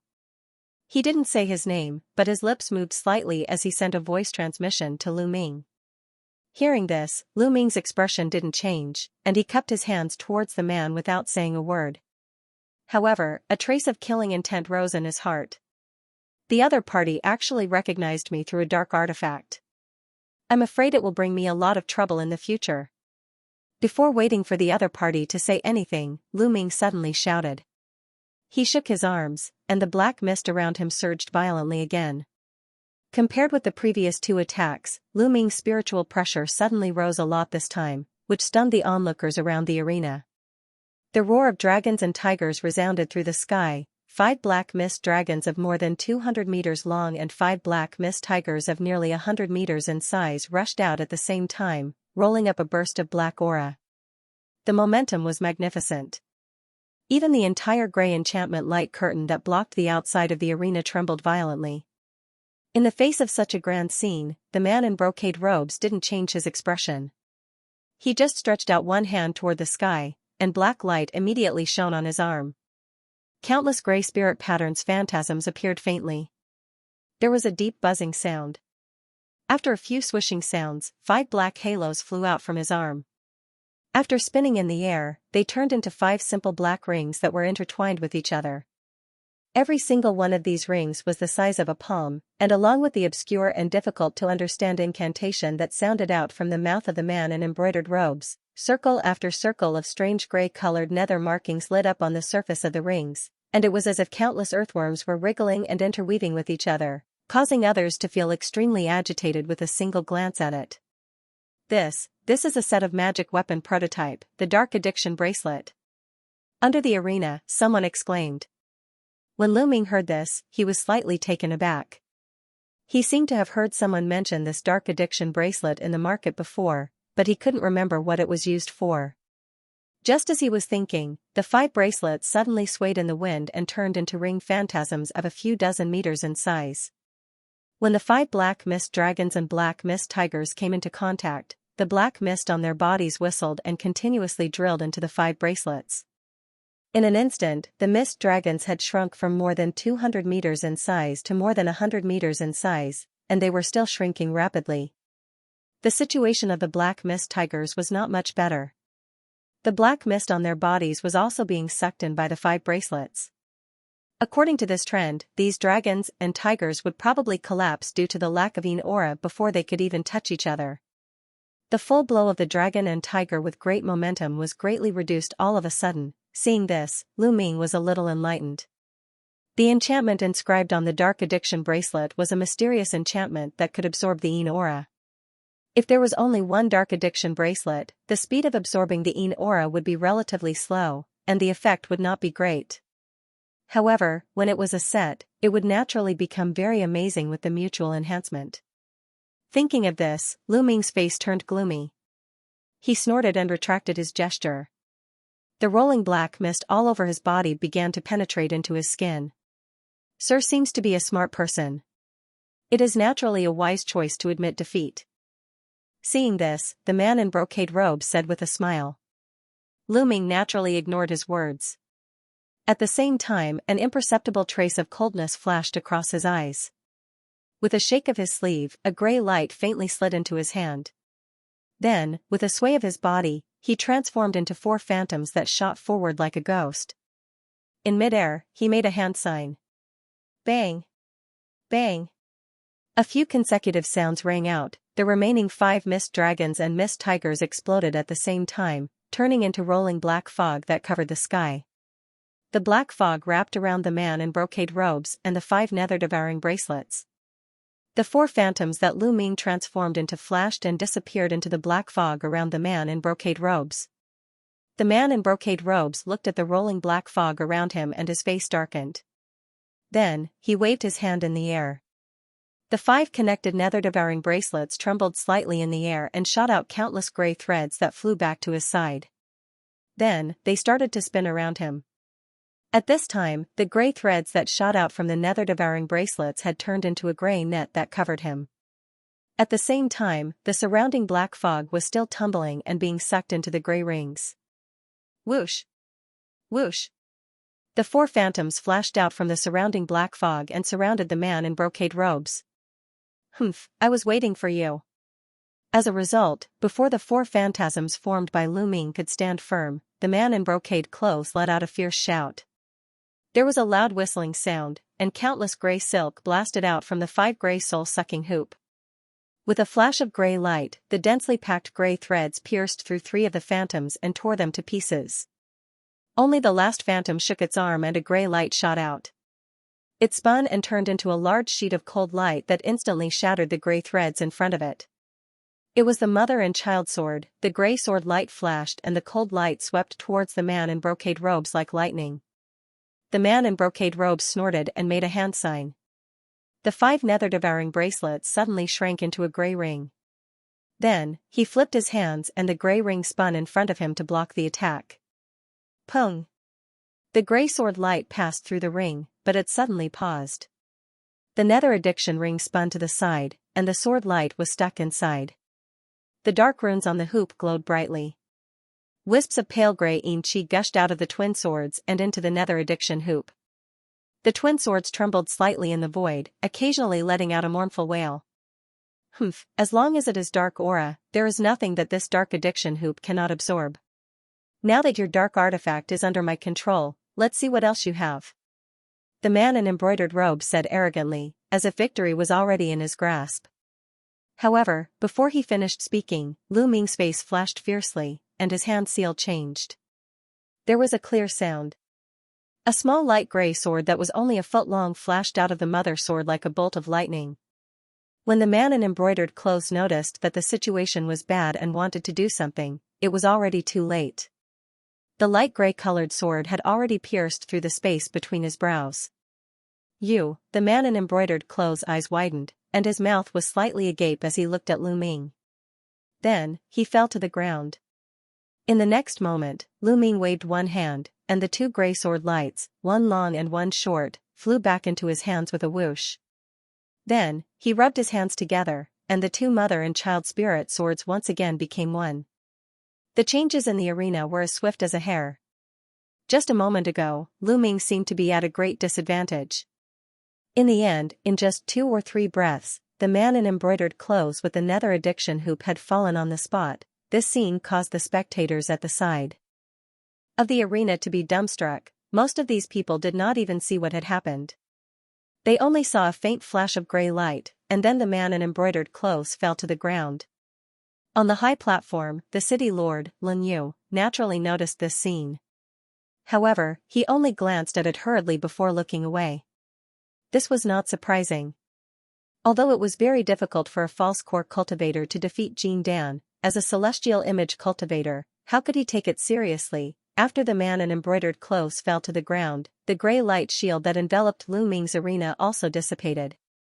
When the two fiend deacons jumped onto the arena and confirmed that the man in embroidered clothes was dead, they quickly carried his body off the arena. However, there was a hint of fear in their eyes as they looked at Lu Ming. Lu Ming crossed his hands behind his back and watched the fiend deacons do all this.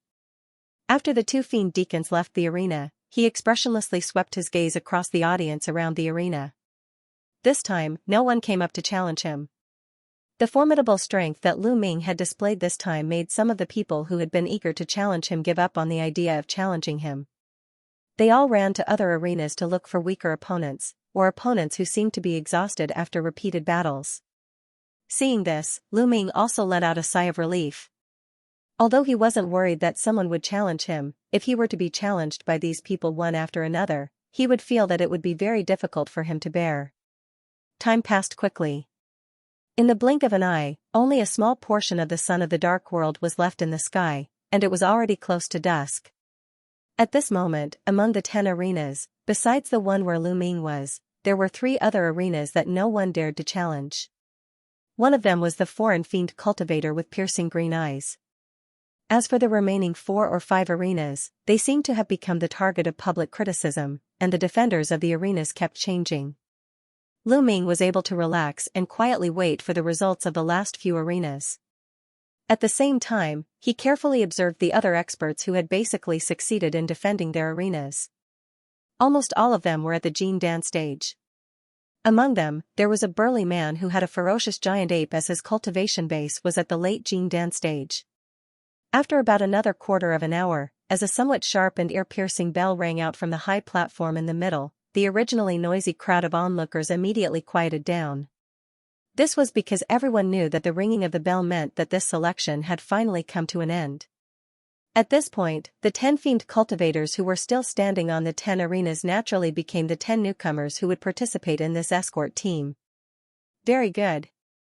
It seems that our Cold Moon City has been producing a large number of talents in recent years.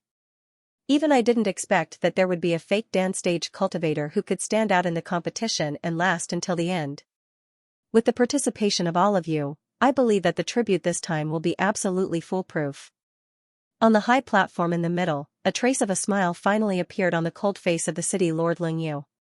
She looked around the 10 arenas, and her eyes especially lingered on Lu Ming for a moment as she slowly said, "We will definitely do our best to escort the tribute to the city lord safely to Bayou City, so that we won't let the city lord down." Under the envious gazes of the crowd, Lu Ming and the other 9 turned around and bowed to the high platform in the middle. Seeing this, Ling Yu nodded slightly. The great fortune of the city lord. The guard of honor for this tribute is almost ready. This time, we will definitely be able to defeat those forces in Coldwater City. Now that the newcomers have been selected, we only need to wait for the 5 ghost generals appointed by the city lord to return to the city.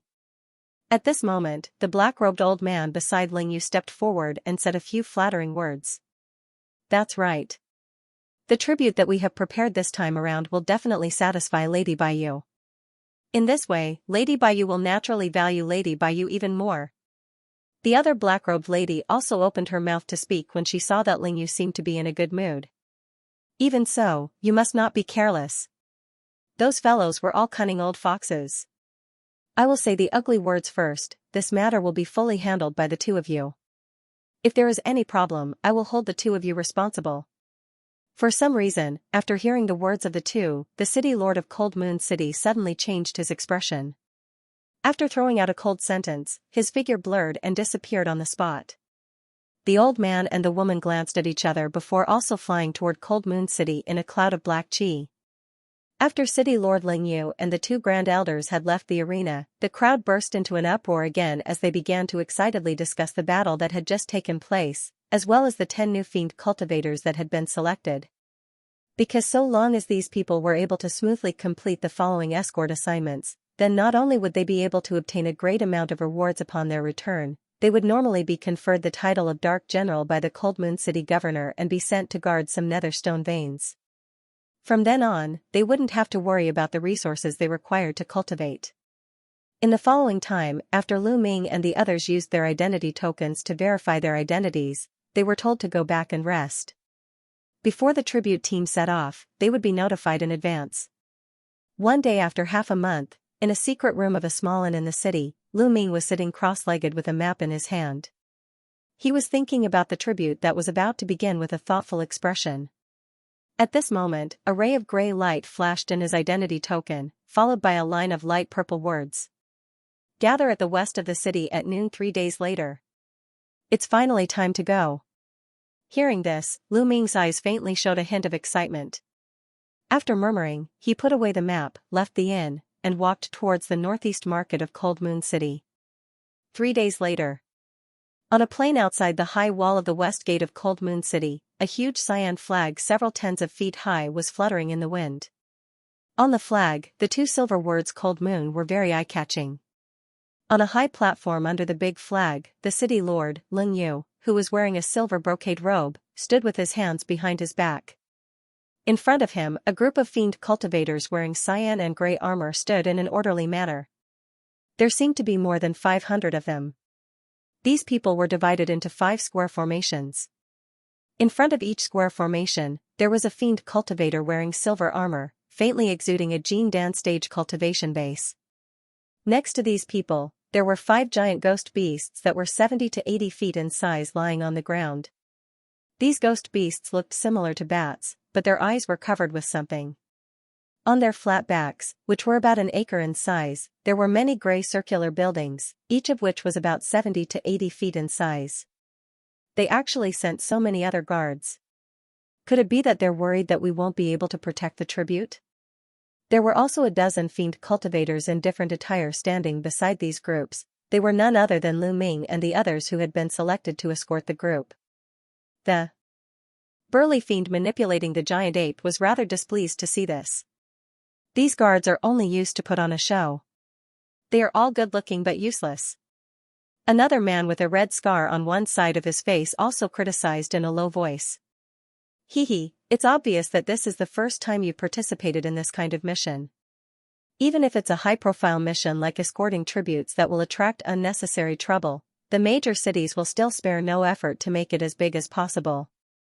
After all, this is a time to show off their strength, and Lord Baiyu is also eager to see it succeed. Otherwise, wouldn't it be safer to just send a few powerful experts to secretly escort some of the tributes? Another burly man with a curly beard who looked quite rough chuckled and said. Lu Ming's mind wasn't on this, so he didn't pay attention to these people. Instead, his eyes fell on the gray circular buildings on the backs of the huge bat-like ghost beasts. Fellow Daoistine Han, are you curious about these ghosts? At this moment, the fiend man with green eyes casually walked to Lu Ming's side and suddenly asked. It seems that fellow Taoist knows about these things. Please enlighten me. Lu Ming raised his eyebrows and said with a smile. Hee, I wouldn't dare to enlighten you.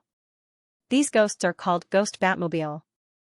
They're not weak, but they're naturally timid and have very low intelligence. Fortunately, their strength and speed are astonishing, so they've become a popular means of transportation for major cities.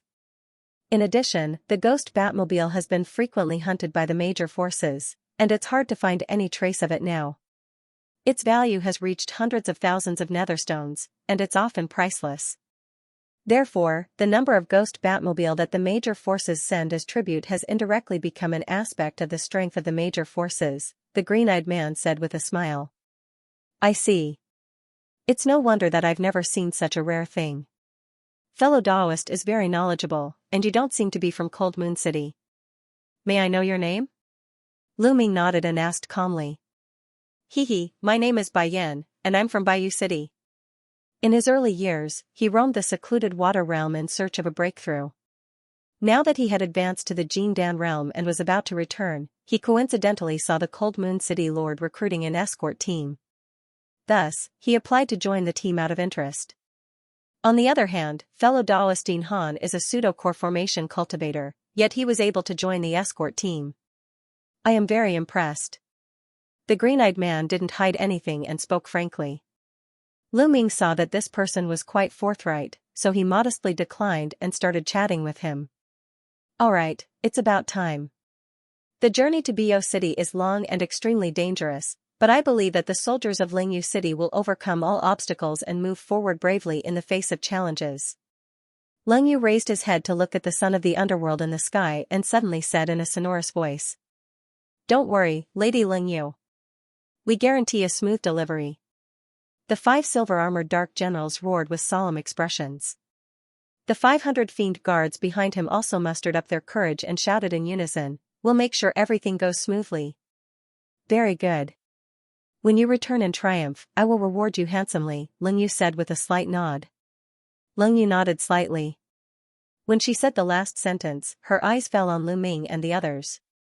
We won't disappoint the city lord. Lu Ming and the other 9 people naturally bowed and said. Leng Meng, as the leader of this mission, I'll leave the rest to you, Lingyu said slowly as his eyes fell on a silver-armored dark general in the middle of the square formation. Yes. The dark general was 30 feet tall, and there were many bone horns on his face. Hearing Lingyu's words, he immediately stepped forward, cupped his hands, and answered with a stern expression. When Lingyu saw this, a smile appeared on her face. Everyone, get on the ghost bat chariot immediately. The 10 guards, please follow me to the main chariot. Leng Meng turned around and immediately ordered loudly.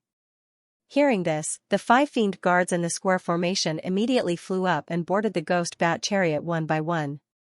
Hearing this, Lu Ming and the other 9 people did not dare to hesitate. After Leng Meng and the others boarded the ghost bat chariot in the middle, they also flew up and landed on the back of the ghost beast, standing behind Leng Meng. The next moment, Lingyu made a hand sign and pointed at the void above the several giant beasts.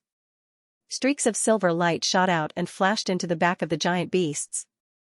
The ghost bat chariot let out a deafening roar. The roar soared into the sky, like the cry of a ghost and the cry of a bird.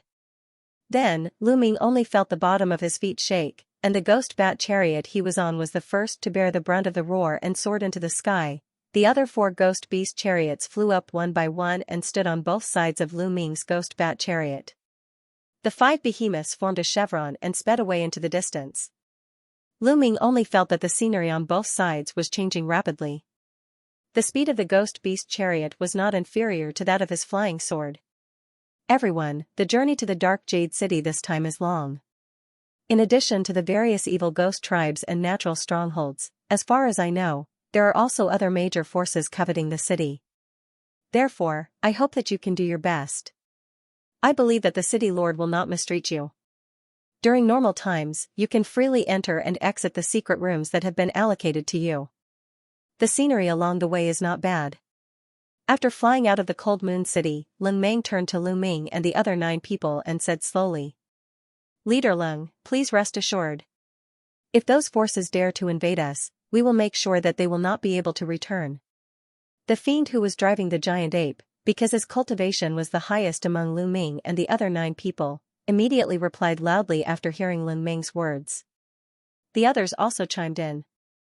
Although Lu Ming did not say anything, his expression was as usual. Bai Yan had an indifferent expression on his face. Seeing this, Lu Ming nodded and turned around to continue driving the ghost beast chariot. Except for the 20 guards of the Cold Moon City who were on guard at the back of the ghost beast chariot, the rest of the people returned to their secret rooms. In the following month, the whole ghost beast chariot traveled along the planned route and passed through 2 or 3 teleportation formations. The journey was very smooth, and there were no unexpected incidents. Lu Ming spent most of his time in his secret room. However, every few days, he would come out to take a breath of fresh air and learn about the current location of the ghost beast chariot. It was unknown whether it was a coincidence or some other reason, but Bai Yan would often appear when Lu Ming came out of his secret room, and would chat with Lu Ming from time to time. Because Bai Yan was very talkative and was very familiar with the secluded water realm, the two of them had a very good conversation. From Bai Yan, Lu Ming also learned many secrets of the netherworld realm. Bai Yan was also very friendly, and even invited Lu Ming to visit his cave residence when they arrived at the Dark Jade City. Lu Ming looked normal on the surface, but he was naturally more vigilant in his heart.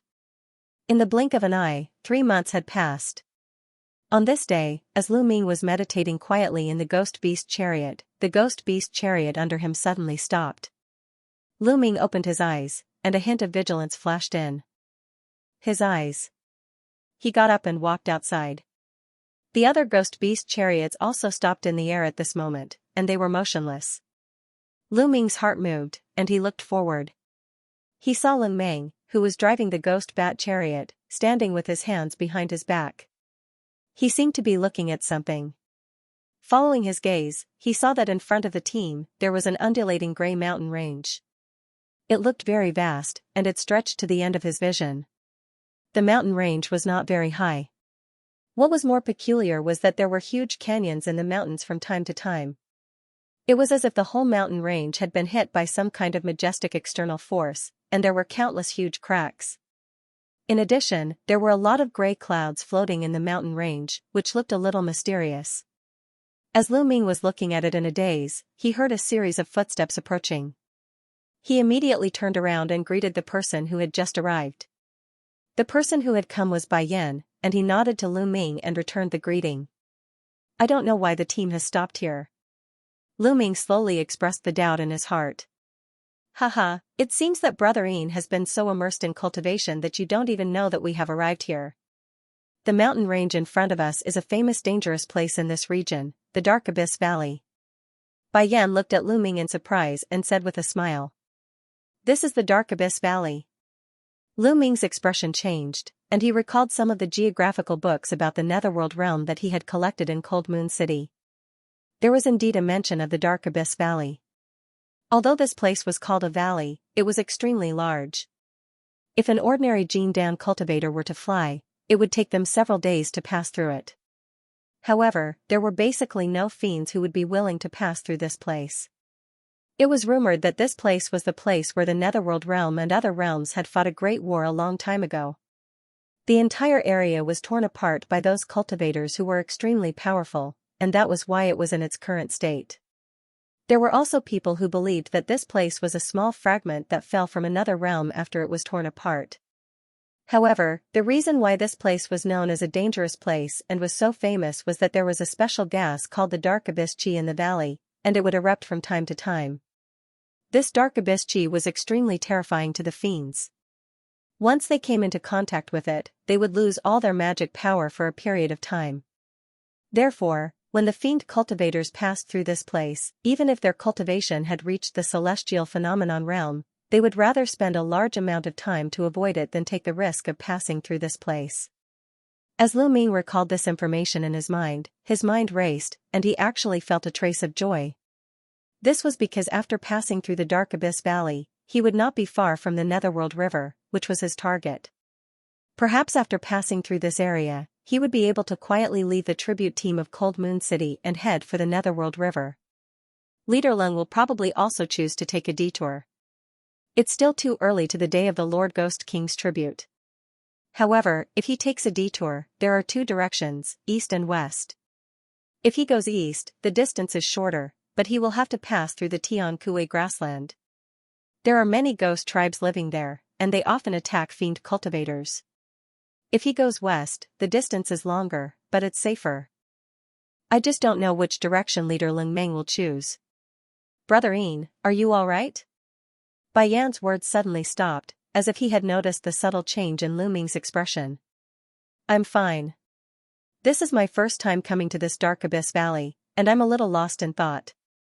In Brother Bai's opinion, which direction will Leader Ling Meng choose? Lu Ming's heart trembled, and then he laughed. How would we know what Leader Ling Meng is thinking? However, if I were to choose, it would be safer to go west. Bai Yan chuckled when he heard this.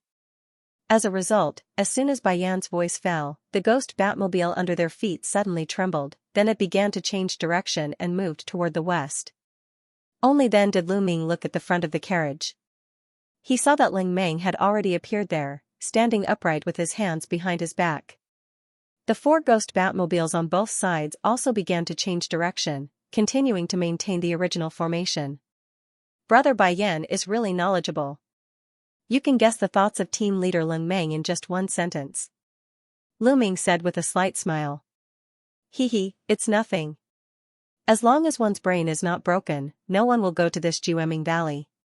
Bai Yan smiled and chatted casually with Lu Ming for a while, then he turned around and walked back. Lu Ming stood in place and didn't go back immediately. He glanced at Bai Yan's back, and a strange expression flashed on his face. Bai Yan came to talk to him from time to time along the way. Although he didn't feel that this person had any malice, he asked about the Tiger Dragon Hell prison from time to time. It seemed that he was quite familiar with this technique. This made Lu Ming even more confused about the other party's intention. However, no matter what the other party's intention was, he didn't intend to pay much attention to it. As long as the time was right, he would immediately escape far away. Even if the other party really had bad intentions, he couldn't do anything to him. The convoy turned around and flew toward the west. After half a day, there was a sudden change. Behind a mountain on the left, there was a sudden roar. Hundreds of gray lights flew out with a loud noise. These gray lights dragged long tails, like meteors in the sky. With a rumbling sound, they blasted toward the people of Cold Moon City. Enemy attack! A shrill alarm sounded in an instant, shaking the entire team. The 5 ghost Batmobiles stopped immediately. More than 20 guards flew out from the ghost Batmobiles in the front. Their bodies lit up with white light and connected together, opening up a huge white light screen that was hundreds of feet wide, blocking in front of the caravan. Lu Ming was sitting cross-legged in the secret room with his eyes closed. When he heard the alarm, he walked out immediately and looked into the distance with a dignified expression. The other selected guards also walked out one after another. Lu Ming's ghost bat chariot was in the middle of the team. From here, he could clearly see that in the gray flames, there were round boulders wrapped in raging flames. They were somewhat similar to the high-grade fire spell of the Middle Sky Continent, Fire Meteorite, but they seemed to be more powerful. Rumble! These meteorites were like raindrops as they bombarded the white light curtain. The white light curtain trembled violently, and it quickly dimmed. The dozen guards who activated the light curtain were only at the early stage of the crystallization period. Their faces changed drastically, and they spat out a mouthful of blood. The light curtain only lasted for a few breaths before it began to hum and crack after crack appeared on it. At this time, with a few swooshes, more than 20 crystallization period guards flew over. Several white lights shot out from their bodies into the gray light curtain. Under the blessing of more than 40 guards, the white light curtain finally stabilized, blocking the remaining flaming stones. With this buffer, the Cold Moon City. Guards had already flown out of the secret room of the ghost bat chariot. In an instant, they stood in 5 square teams behind the 5 ghost bat chariots. The 5 Jingdan state captains stood at the forefront of the team with a cold expression. Seeing this, Lu Ming and other guards immediately flew over. The next moment, figures flashed wildly in the air. Lu Ming and the other 10 people landed behind Ling Meng. They stood on both sides with a solemn expression. As a result, after the overwhelming flaming stone rain was blocked by the white light curtain, the left mountain peak also calmed down. Who dares to attack my Cold Moon City? Don't be sneaky, come out. Seeing this situation, Leng Meng didn't look relaxed at all. Instead, he looked at the left mountain peak with a flash of light in his eyes and shouted. What responded to him was a strange, ear-piercing sound. When Lu Ming looked in the direction of the sound, he saw a huge, winged, tiger-shaped lunar beast flying out from behind the left mountain peak. On the back of this beast stood a large group of Fiend clan cultivators. At a glance, there were at least 600 or 700 people, which was more than the team of Cold Moon City. These cultivators were all wearing blue robes. Standing at the front, more than 10 cultivators were looking at the people of Cold Moon City maliciously. Standing at the front of the giant flying tiger was a 9-foot giant man in a blue robe. There was a huge scar on his face from his forehead to the corner of his mouth, which made him look very fierce. Lan Su, you are here. Did the Lord of Cold Water City order you to ambush us? Leng Meng's pupils shrank as he stared at the blue-robed giant man and shouted. Oh no, these are the people of Cold Water City. Cold Water City and Cold Moon City have always been hostile because of territory. I'm afraid a fierce battle is about to break out. Bai Yan, who was standing beside Lu Ming, said in a low voice. Lu Ming nodded his head expressionlessly, but he was secretly happy. This group of people came at the right time. With his strength, it was absolutely not a problem for him to protect himself. Once the fierce battle started, he could take the opportunity to lead the team. Leng Meng, hand over the offering, and I can spare your life. The blue-robed giant man looked at Leng Meng and smiled sinisterly. Humph, wishful thinking. Leng Meng said coldly. He looked very calm, but when he spoke, he looked around. Speaking of which, Leng Meng was not surprised to be intercepted by the people of other cities. Although the people of Cold Water City were slightly stronger than them, if they wanted to escape, the people of Cold Water City would not be able to stop them. They must have arranged other backup plans. Just as Leng Meng was thinking about how to deal with it, a whistling sound came from the other side of the mountain. Suddenly, several huge goshawk ghost birds flew out. These goshawk ghost birds were more than 60 meters in size, similar to the bat ghost beast that the people of Cold Moon City had set up. There were hundreds of fiend cultivators standing on the back of the ghost birds. The leader was a young woman in a silver robe. Although her figure was very impressive, her face was cold. These cultivators were wearing silver soft armors with the word Raging Flame embroidered in fiend characters. Intang. Our Cold Moon City has never had any enmity with your Raging Flame City. Why do you want to hit us when we are down with the people of Cold Water City? Seeing this scene, Leng Meng's expression finally changed, and he shouted in a stern voice. The young woman in the silver robe smiled coldly, as if she did not want to answer. She waved her arm. Swish, swish. Hundreds of Raging Flame City cultivators flew out, and the people of Cold Water City also flew up from the tiger ghost beasts. More than 1,000 cultivators from both sides surrounded the people of Cold Moon City like dumplings. The faces of the people of Cold Moon City changed, and they all looked at Leng Meng. Lu Ming and the other 9 people also looked uneasy, and they all secretly condensed their magic power. Leng Meng's face turned pale, and thousands of thoughts flashed in his mind. However, the cultivators of Cold Water City and Raging Flame City did not give him time to think. The blue-robed giant and the silver-robed young woman gave an order at the same time. The fiend experts under their command immediately launched all kinds of attacks impatiently. More than 1,000 rays of light of different colors shot out like raindrops, and their power was extremely terrifying.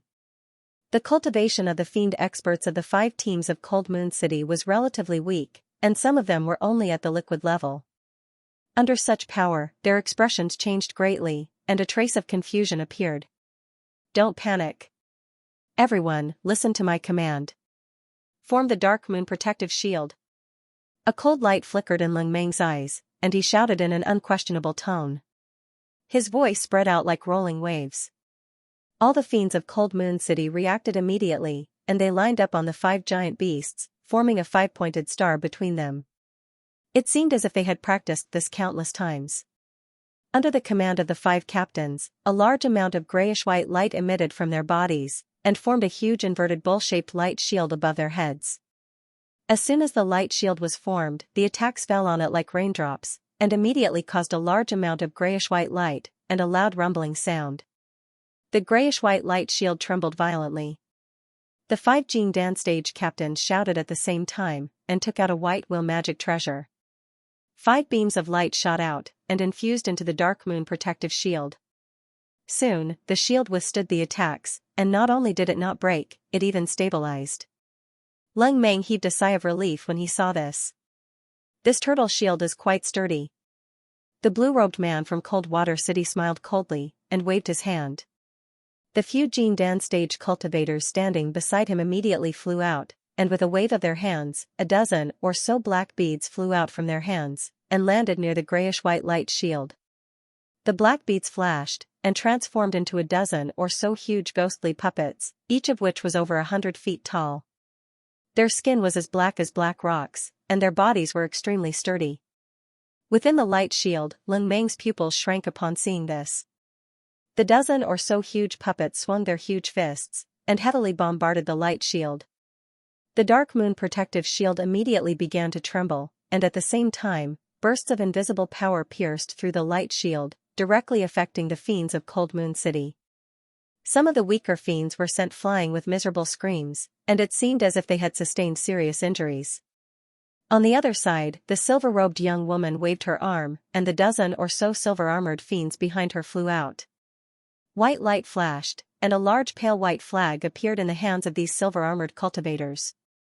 The image of a huge fireball was engraved on the flag, and it shone with white light. At a glance, it was obvious that this was no ordinary item.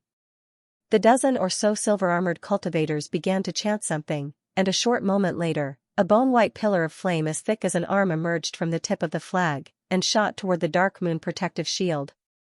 The silver-armored cultivators waved their hands, and the dozen or so pillars of flame transformed into several hundred fist-sized pale white flames with a soft pop. They fluttered down, and the dark moon protective shield didn't even tremble. What's going on? The Cold Moon City cultivators beneath the light shield looked at each other in dismay. The people of Raging Flame City had created such a huge battle, but they had only created such a small flame. However, someone quickly noticed that something was amiss. When the white flames fell on the light shield, they were firmly stuck to it, and they swayed with the wind no matter how hard the light shield trembled. Not good. These flames are devouring the magic power of the light shield. Someone quickly discovered another abnormality, and shouted. The white flames were like a sponge, and they were constantly absorbing the magic power of the light shield. They slowly grew larger, and the light shield gradually dimmed. White bone spirit devouring flames. Leng Meng's attention was originally attracted by the huge puppets of Cold Water City, but when he heard the shout, he turned his head, and his face immediately turned ashen. Seeing how strange the flames were, panic started to spread among the fiends of Cold Moon City. Even the 10 guards started to look at each other. Lu Ming withdrew his gaze from the outside of the light shield and turned to look at Leng Meng. Leng Meng's hands were clenched into fists, and his expression was slightly twisted. The next moment, he took a deep breath and flew into the air. He stood in front of the silver-robed woman through the mystic moonlight barrier. Madame Tang, our Cold Moon City has never had any conflicts with your Flame City. I don't know what benefits the City Lord has promised you, but as long as your people can retreat from here, I can give you double the compensation. Leng Meng clasped his hands at the silver-robed woman. Every single word he spoke was powerful. The silver-robed woman only smiled coldly when she heard this. It was as if she hadn't heard him at all. She waved her arm and ordered the fiends to continue attacking. On the other side, the blue-robed man laughed heartily when he saw this. The ridicule in his eyes was self-evident. Leng Meng's expression suddenly became extremely unsightly. The dozen or so silver-armored fiends hovering in midair continued to unleash white bone spirit-devouring flames. It wasn't long before half of the mystic moon shield was engulfed in white flames, and the brightness of the mystic moon shield had dropped by half. On the other side, the dozen or so giant puppets of Cold Water City were still attacking the mystic moonlight shield with all their might. Since there was a great disparity in strength between the two sides, even though the 500 fiend guards of Cold Moon City were doing their best to maintain the shield, they still couldn't stop it from becoming thinner and thinner. Suddenly, a crisp rumble rang out. the entire Mystic Moon light shield finally shattered. The fiends of Cold Water City and Raging Flame City immediately cheered. Over 1,000 fiends immediately flew into the air and pounced towards the people of Cold Moon City like a tidal wave. When the people of Cold Moon City saw that the Mystic Moon light shield had been shattered, their hearts sank. Then, they saw that their enemies were almost twice their number charging towards them. Despair appeared in many of their eyes. Don't panic. Everyone, listen up. Gather the troops around the captain and face the enemy. Right at this moment, Lin Meng's sonorous and powerful voice rang out. His voice was so loud that it almost drowned out the cheers of the people. Lu Ming raised his eyebrows and looked at Lin Meng in surprise. At this moment, there was an indescribable sense of shock in this person's words. They could actually faintly affect the minds of others. Upon hearing Ye Tian's words, the 500 fiend guards of Cold Moon City shuddered as they realized what was going on and rapidly regrouped. In an extremely short period of time, the 5 squads formed 5 circular military formations with Lin Meng as the center, and faced the enemies that were pouncing over from all directions. The two sides clashed in close combat, and intense sounds of magic power colliding resounded. All kinds of magic light filled the sky, and the situation of the battle was even more intense than before. The dozen or so giant puppets of Frigid Water City charged toward the 5 formations of Cold Moon City as streaks of black light. In contrast, the dozen or so silver-armored fiends of Raging Flame City were all extremely pale, as if they had been severely injured. After putting away the silver flags in their hands, they retreated behind the silver-robed woman. While the fiends were engaged in a chaotic battle, Lu Ming and the other 10 guards didn't move. They still stood behind Lin Meng. This was because they all knew that even though the major forces would send out hundreds of guards of honor, the true core of the tribute was actually the leader. In other words, they could abandon everything else in Cold Moon City, but they couldn't afford to lose Lin Meng. The purpose of these 10 guards was to ensure that Lin Meng could arrive at Jade Nether City safe and sound. At this moment, Lu Ming's eyes were slowly sweeping across the 5 formations of Cold Moon City's fiends. The formation of these formations was quite similar to the formation of the Evil Ghost Legion.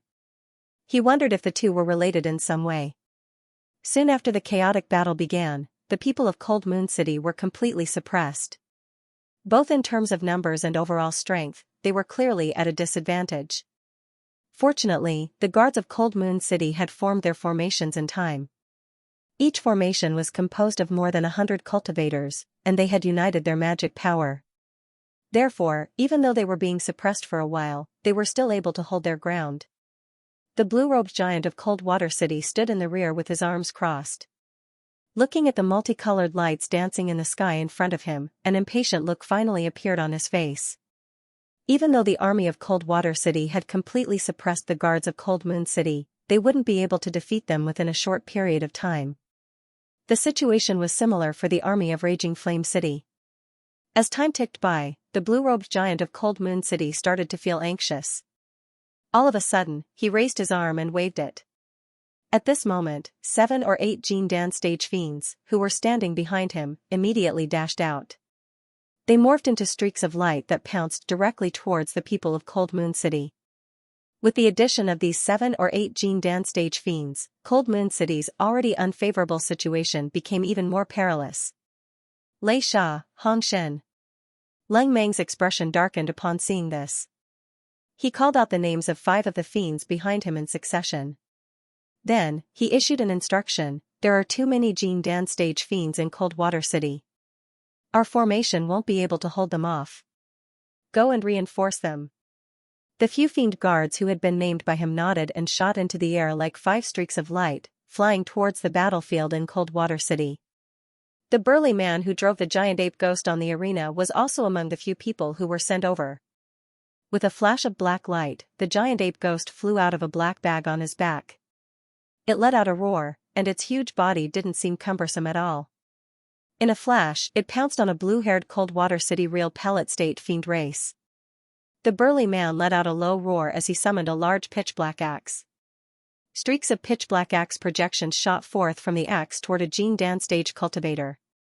Like the burly man, the others also faced 1 or 2 Jin Dan stage cultivators from Cold Water City. Although there were fewer Jin Dan stage cultivators in Cold Moon City than in Cold Water City, they were all seasoned warriors with rich battle experience. As soon as they joined the battle, they managed to fend off 7 or 8 Jin Dan stage cultivators from Cold Water City. At this moment, only Lu Ming, Bai Yan, and 3 other early Jin Dan stage fiends remained by Ling Meng's side.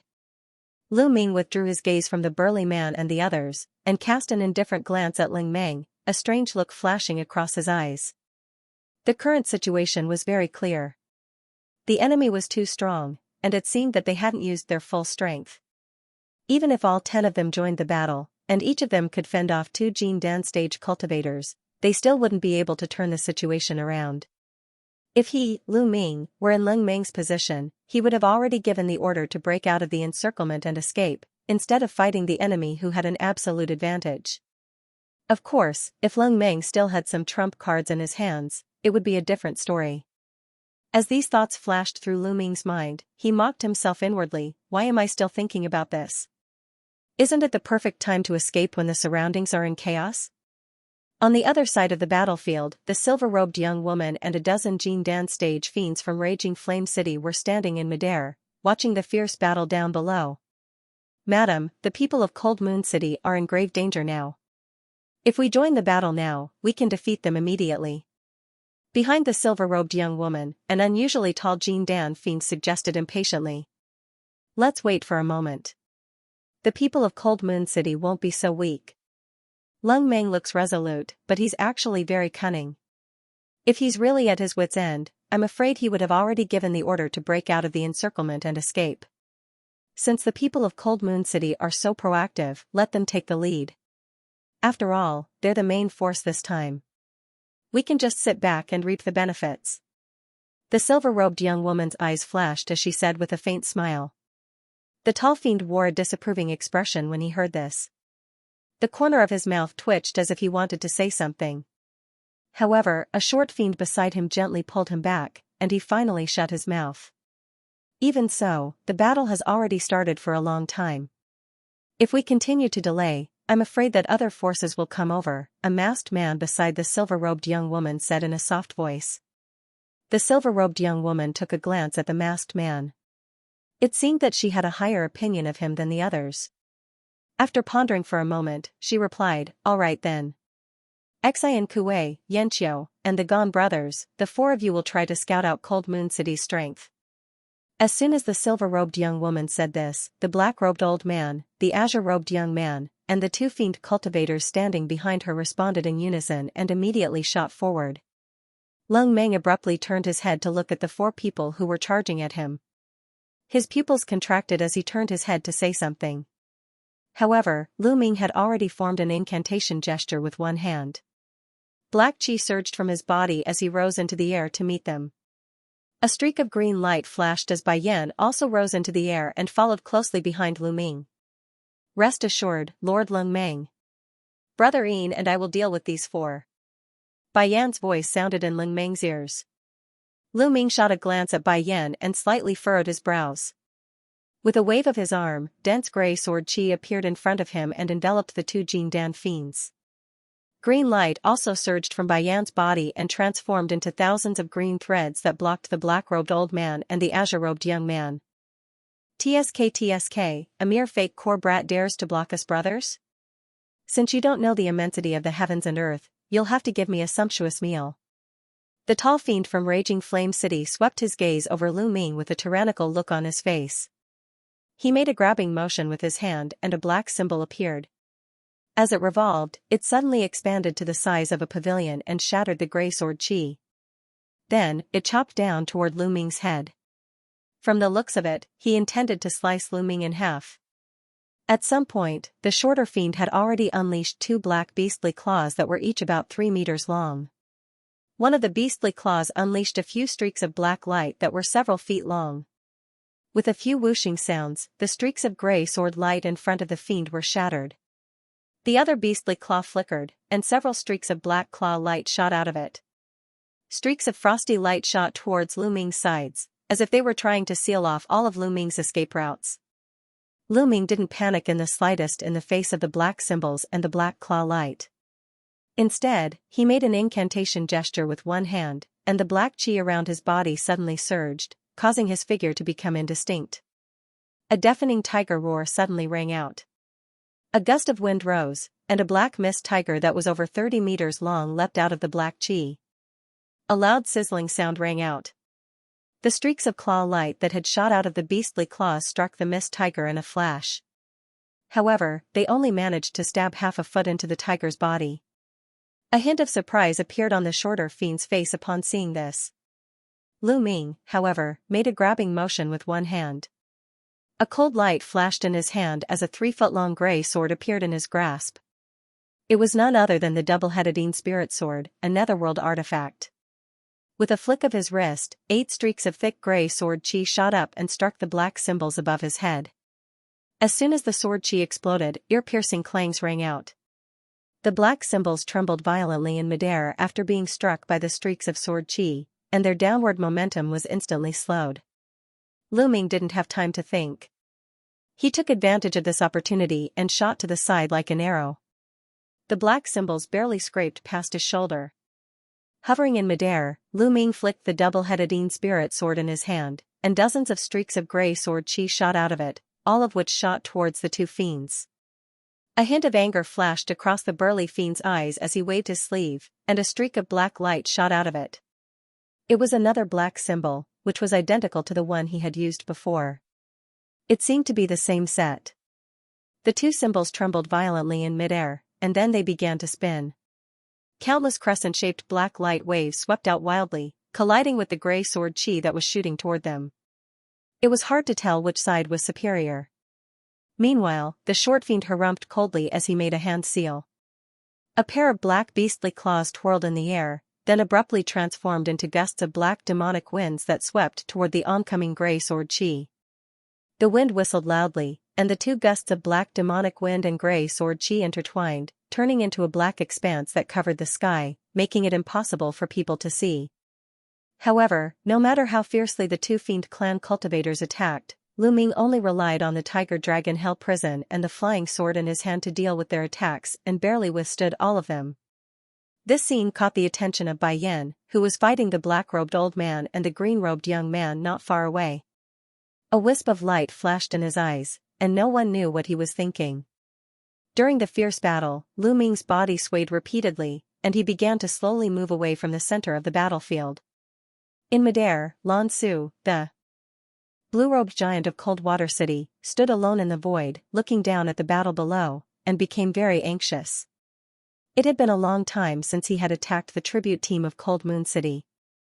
He had thought that he could easily win the battle, but it seemed that things weren't going so smoothly. Although the fiend army of Coldwater City and Raging Flame City seemed to have the upper hand at the moment, under Lin Meng's calm response, they still couldn't completely defeat the 5 armies that were protecting him. With these armies holding him back, Lin Meng's cultivation base at the peak of the Jin Dan stage, and his trump cards that he hadn't used yet, clearly wouldn't be able to truly kill him. Lan Su turned his gaze to the opposite side, and couldn't help but snort coldly. The silver-robed young woman of Raging Flame City was looking down with an indifferent expression, and there were 7 or 8 Jin Dan stage fiend guards beside her, who hadn't joined the battle yet. Lan Su was well aware of the silver-robed young woman's intentions, but they had previously agreed that she would only be responsible for assisting him, and after the battle, she only wanted the 5 ghost Batmobiles of Cold Moon City, so he couldn't do anything. Among the offerings that Cold Moon City had offered to the Ghost King, there was a treasure that the Lord of Coldwater City had to obtain. Otherwise, he wouldn't have taken such a risk. And this treasure must be with Lin Meng. As for the ordinary fiend guards around him, he didn't care how many of them he killed. I can't delay any longer, the blue-robed giant immediately made up his mind. He fumbled in his robe with one hand, and when he reached out, a palm-sized iron plate suddenly appeared in his hand. It was shrouded in black mist, and its true appearance couldn't be seen clearly. He raised his hand and threw the iron plate out. Then, he made a hand seal and muttered something. In the air, the black iron plate emitted a buzzing sound, and then it suddenly expanded to dozens of feet in size. The black mist on it receded, and the surface of the iron plate was revealed. Impressively, a lifelike, crystal-clear, giant skeleton puppet was carved on it. Although the skeleton puppet looked like a human skeleton, there was a pair of curved horns on its head, making it look like an evil spirit. It looked ferocious and terrifying, and its hands were empty, without any weapons. In the next moment, the skeleton puppet let out a low roar and walked out of the iron plate. As soon as it appeared, its body suddenly emitted a strong spiritual pressure, and a circle of faint ripples suddenly appeared in the surrounding void. The blue-robed giant's face was solemn, and his 10 fingers moved like wheels, forming a series of hand seals that fell on the body of the ghost-headed puppet. The ghost-headed skeleton's eyes gradually lit up with 2 blood-red lights. Its body moved, and it lifted its foot to charge towards the battle below. With every step it took, countless ancient runes appeared around the ghost-headed puppet's body, and as they circulated, its body suddenly grew a little taller. When the ghost-headed puppet came near the battle, its body had swelled to nearly 2,000 feet, like a huge mountain. Its body emitted the spiritual pressure of the celestial phenomenon level. Its huge body cast a large shadow, shrouding the cultivators of Cold Moon City and Coldwater City in it. The celestial phenomenon skeleton puppet refined from the skeleton of the giant spirit ghost king. The Coldwater City lord is really generous. In the air on the other side of the battle circle, the silver-robed young woman's eyes fell on the giant ghost-headed puppet, and she curled her lips and said. In the center of the 5 military formations of Cold Moon City, Lin Meng had just sent out the other 3 Jin Dan guards. At the moment, he was alone. When he saw the giant ghost-headed puppet appear, his face turned cold, and an inexplicable cold light appeared in his eyes. In the air 1,000 feet away from Lin Meng and the others, this place was already the outermost part of the battle circle. At this moment, Lu Ming was facing the tall and short Jin Dan fiends of Raging Flame City from a distance. The 2 of them were constantly activating the dark tools in their hands to launch all kinds of attacks at Lu Ming. Meanwhile, Lu Ming was using a mother-child soul sword to create a gray sword phantom, which danced wildly around his body, providing an impenetrable defense. From time to time, he would release a few mist tigers and mist flood dragons to disperse some of the attacks. Although the 2 Jin Dan fiends clearly had the upper hand on the battlefield, no matter how incessant their attacks were, Lu Ming was still able to withstand them one after another, and he didn't panic at all. This made the 2 fiends shocked and angry, but there was nothing they could do at the moment. However, right at this moment, the celestial phenomenon spiritual pressure released by the giant spirit ghost beast swept over from afar. After sensing it for a moment, Lu Ming's expression finally changed. This is a skeleton puppet. Lu Ming quickly shot a glance at the huge skeleton in the distance. This was the first time he had seen a skeleton puppet since coming to Ninth Hell, and he didn't think that it would be at the celestial phenomenon stage. The expressions of the 2 fiends also changed, and they slowed down their attacks against Lu Ming as they turned to look at the giant spirit ghost beast with bewilderment. In the air, Bai Yan was controlling the green threads all over his body to defend against the black-robed old man and the azure-robed young man's attacks. At the same time, he was also looking at the giant spirit ghost beast in the distance, and a hint of amusement flashed through his eyes. After the blue-robed man finished unleashing his technique, a fatigued look appeared on his face. However, there was more excitement in his eyes, and a cold light flashed through his eyes as he waved his hand and cast an incantation seal.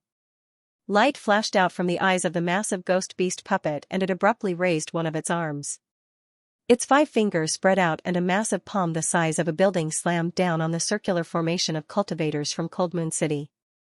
In the military formation, the Jin Dan realm captain at the center of the formation saw this, and his face was already pale. However, seeing the huge palm falling down, he could only grit his teeth and roar. He immediately mobilized the spiritual power of the entire military formation to shoot more than a dozen huge black light beams that were as thick as buckets, bombarding the huge palm of the giant spirit ghost beast. Boom, a clap of thunder seemed to have exploded in the void. Dazzling clumps of light burst open. Following that, violent waves of magic power spread out, shaking the surrounding cultivators of Coldwater City, causing them to lose their footing. One by one, they retreated with a horrified expression. However, the giant spirit ghost beast's huge palm only trembled slightly, and the dozen or so black light beams were dispersed. Immediately after, it fiercely pressed against the center of the military formation of Cold Moon City as if it were swatting flies. The battle formation formed by over 100 cultivators of Cold Moon City abruptly broke apart. Many of the weaker fiends opened their mouths and coughed out blood. Their bodies were sent flying into the distance. Then, they were torn apart by an invisible force in midair. For a moment, wails of anguish rang out. This celestial phenomenon stage skeleton puppet had destroyed a military formation of Cold Moon City with only one strike. This strike had undoubtedly shattered the will of the fiends of Cold Moon City. The other 4 squads of fiend guards were greatly shocked. They looked at each other and saw the fear in each other's eyes. Although they had managed to resist until now, they could not see any hope in facing a huge skeleton that was far more powerful than they had imagined. The 4 captains also had the intention to retreat in their eyes. They turned their heads at the same time to look at Ling Meng, who was in the center. However, Ling Meng looked at the huge skeleton expressionlessly. He still had no intention of attacking. "Run!" Seeing Ling Meng's expression, someone shouted. Immediately, the hundreds of fiends of Cold Moon City burst into an uproar and fled in all directions. The scene was in chaos. The fiends of Cold Water City and Raging Flame City were already engaged in close combat with the Cold Moon City guards. Now that the fiends of Cold Moon City were fleeing for their lives, they were also thrown into chaos. "Don't panic, come back!" The 4 Jindan Dark Generals of Cold Moon City shouted anxiously. Although they also wanted to retreat, as their leader, Ling Meng, didn't say anything, they naturally didn't dare to run away. After all, if something happened to Ling Meng, it would be a small matter, but if the tribute was stolen, it would be a big matter. If City Lord Ling Yu found out that they had fled in the face of battle, they would definitely have to bear the consequences. As long as City Lord Ling Yu destroyed the Dark Spirit Tablet with a wisp of his soul in the Cold Moon Pavilion in the city, even if he ran to other dark places, he wouldn't be able to escape the fate of suffering great damage to his soul. If it was light, his cultivation would be greatly reduced, and if it was heavy, his soul would be directly destroyed, and he would become a wild ghost without consciousness. However, at this time, the morale of the army was in chaos, and coupled with the pressure of powerful enemies, no one would listen to their orders. At this moment, a white light flashed above one of the silver-armored dark generals with a bun, and a 200-meter-tall giant ghost beast puppet silently appeared. One of its giant arms moved, and a gargantuan palm the size of a loft came crashing down again. An extremely huge spiritual pressure instantly descended on this dark general's head. This dark general with a bun felt his body tighten, and he couldn't move at all. At the same time, the yin qi in his body instantly froze. An earth-shattering sound rang out. The defensive dark artifact that he had taken out and his body were easily crushed by the huge black palm. With a whoosh, a cloud of black qi pierced through the blurry flesh and fled in a certain direction. The giant spirit ghost beast puppet slowly stretched out a huge finger and pointed at the void of black gas.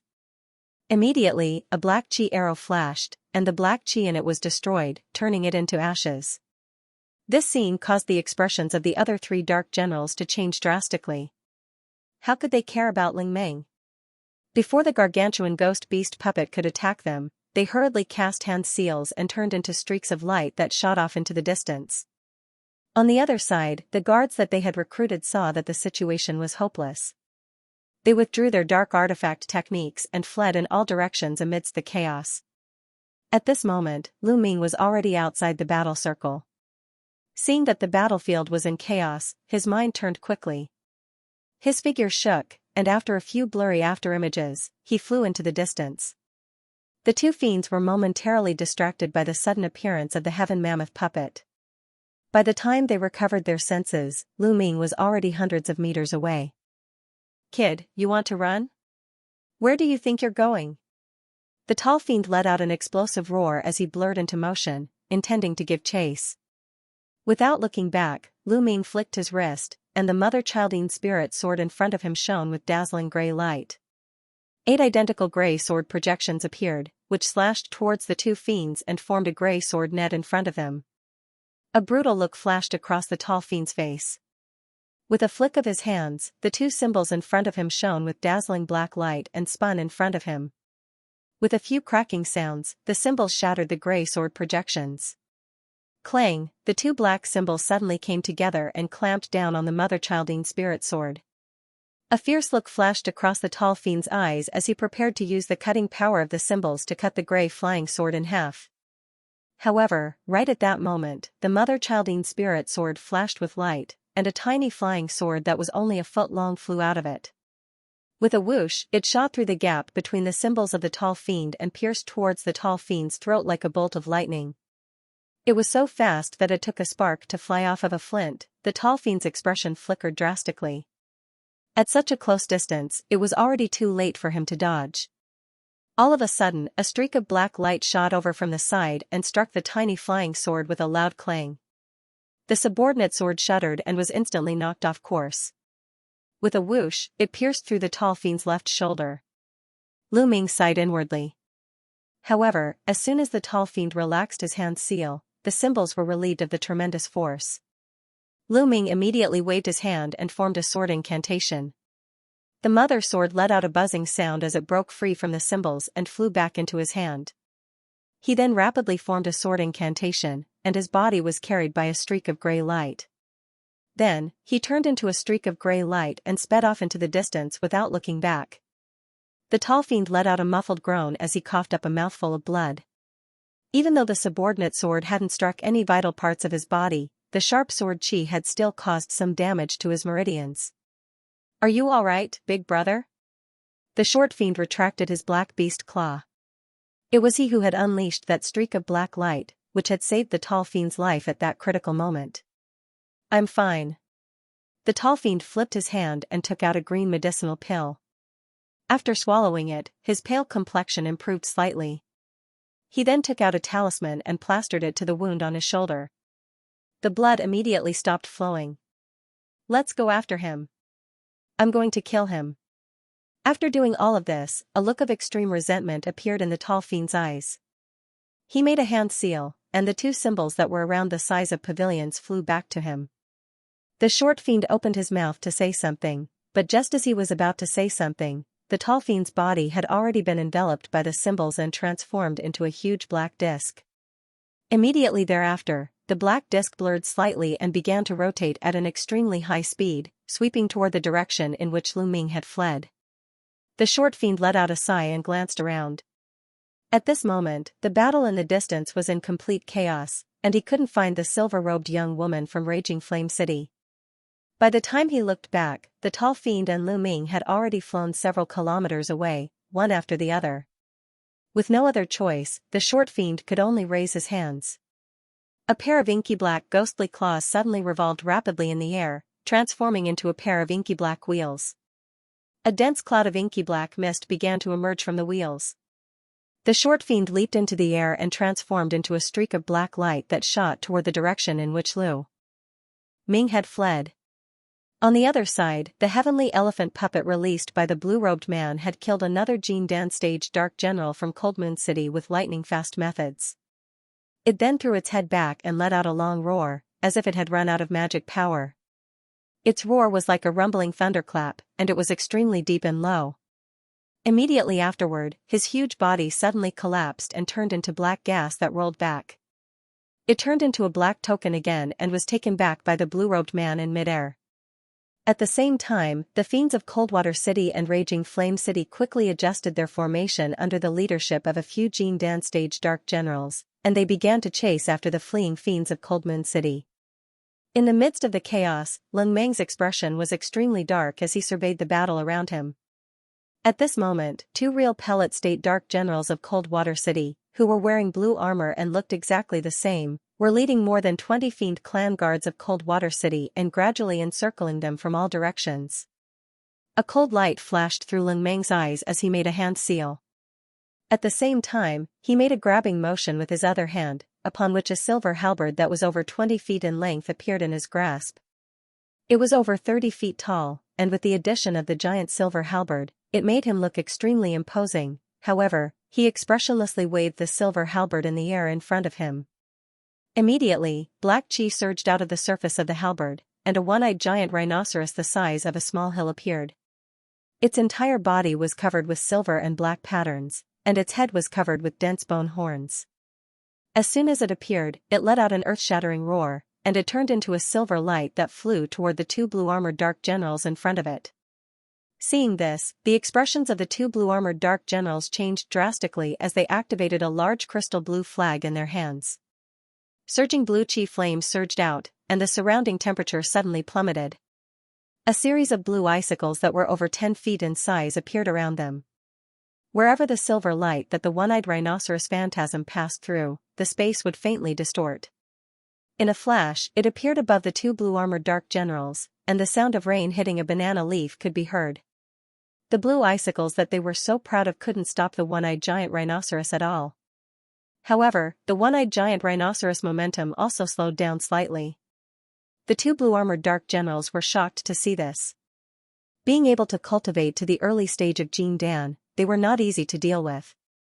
Taking advantage of this opportunity, they simultaneously opened their mouths and spat a dense breath into the large crystal blue flag in their hands. The blue chi flames emitted by the flag suddenly surged. Immediately afterward, the two large crystal blue flags each transformed into a blue lustrous giant ice blue wolf. They leaped up and wanted to tangle with the one-eyed giant rhinoceros.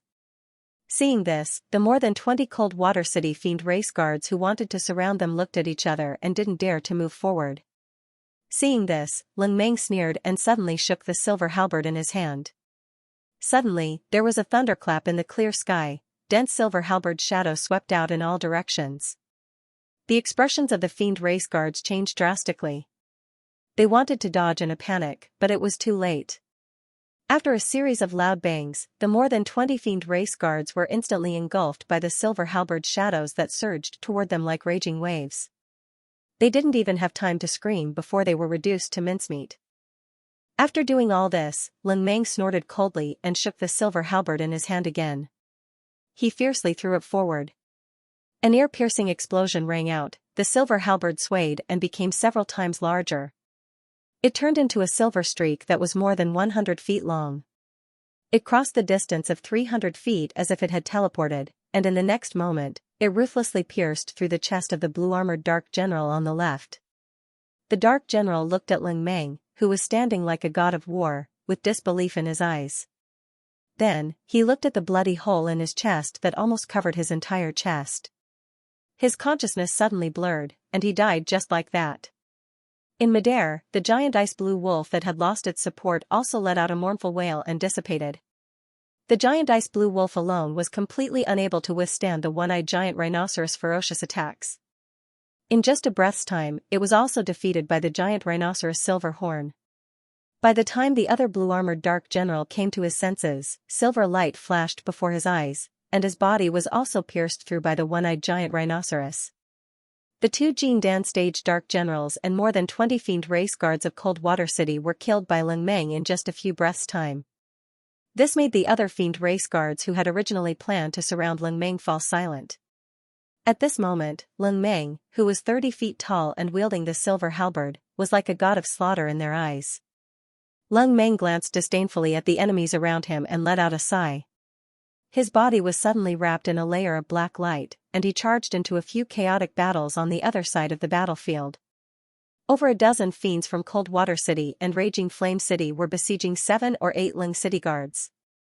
Even though these fiends from Cold Moon City had slightly higher cultivation bases than their enemies, they were clearly at a disadvantage. A hint of reluctance flashed across Ling Meng's eyes as he glanced at the 5 trembling ghost Batmobiles on the battlefield. Then, he jerked his head around and brandished his silver halberd. Countless silver halberd shadows shot out like a storm towards a few fiends from Cold Water City and Raging Flame City, who were in the middle of the battle. Of course, these fiends didn't even have a chance to defend themselves before they were directly crushed into meat paste with a miserable wail. Ling Meng, on the other hand, didn't stop at all. After a few flashes, he shot out in a certain direction. Right at this moment, a fierce shout rang out in midair. "Ling Meng, don't even think of escaping!" A blue shadow flashed, and Lan Su, the leader of the Cold Water City guards, flew over from an unknown place and blocked Ling Meng's path. A fist-sized, sparkling blue bead was floating above his head. The blue-robed man didn't seem to have activated it, but the surface of the bead suddenly radiated multicolored light. After spinning in the air, billowing blue mist rose from it, and suddenly transformed into a huge funnel-shaped blue cloud that was several hundred feet in size. Indistinctly, there were strange talismans dancing in the cloud, and whistling sounds rang out. Countless blue crystalline threads as thick as a thumb emerged from the cloud. They intertwined with each other and turned into a dozen thick blue tentacles, which stretched out like lightning, and madly swept towards Ling Meng. The silver halberd in Ling Meng's hand danced wildly in the sky, and one halberd shadow after another crisscrossed, forcibly cutting all the blue tentacles in half. However, Lan Su wasn't angry. Instead, he changed his hand seals. Puff! Puff! The broken blue tentacles exploded in midair. In an instant, the blue mist quickly spread and surrounded Ling Meng in the middle. Ling Meng's figure was pulled down by the blue mist. After another flash, he was dragged into the blue cloud above the giant in a blue robe without any resistance. The blue-robed giant furrowed his brows, and a hint of uneasiness flashed through his heart. After all, with his understanding of Ling Meng wouldn't allow himself to be captured without the slightest resistance. However, when he thought about the power of the cold cloud formed by the hazy cold pearl, he heaved a sigh of relief in his heart. He waved his hand and struck out several techniques. The blue cloud suddenly shrunk and turned into a blue cocoon. At the next moment, the blue-robed muscular man made a gesture and flew away with the blue cocoon. At this moment, the sound of something tearing through the air could be heard. Then, several figures flashed past. It was the silver-robed young woman from Blazing Flame City and 4 or 5 real pellet state fiends. They appeared out of nowhere and surrounded the blue-robed giant. Madame Tang, what are you doing? Don't you want the 5 ghost bat chariots? The blue-robed man's eyes flashed with anger. Then, he calmed down and asked coldly. Elder Lan Su, I should be the one to ask that question. Although we agreed in advance that our Raging Flame City would get 5 ghost bat chariots and your Frigid Water City would get the tribute, that's based on the fact that their value is about the same.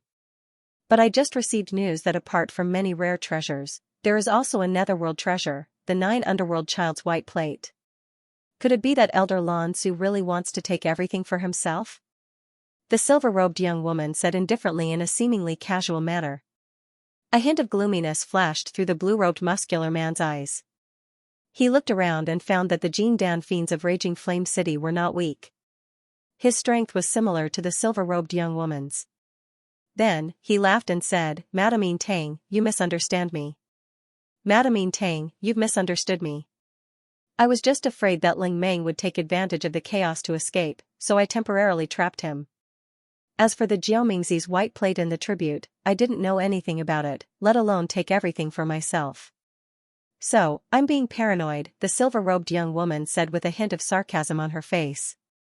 However, even if there really is a netherworld treasure as Madam said, Raging Flame City still got 5 ghost bat chariots. I'm afraid that they are worth nearly 1,000,000 netherstones, which is almost the same as this netherworld treasure.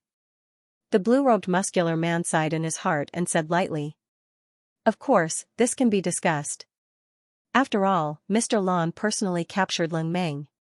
However, the rest of the tribute must be divided equally between our 2 sides, the silver-robed young woman said lightly. The blue-robed muscular man nodded. When he was about to say something, the blue cocoon in his hand suddenly made a crack sound, and its surface suddenly cracked. The muscular man was shocked. He shook his arm and was about to throw the cocoon out, but it was too late. Boom!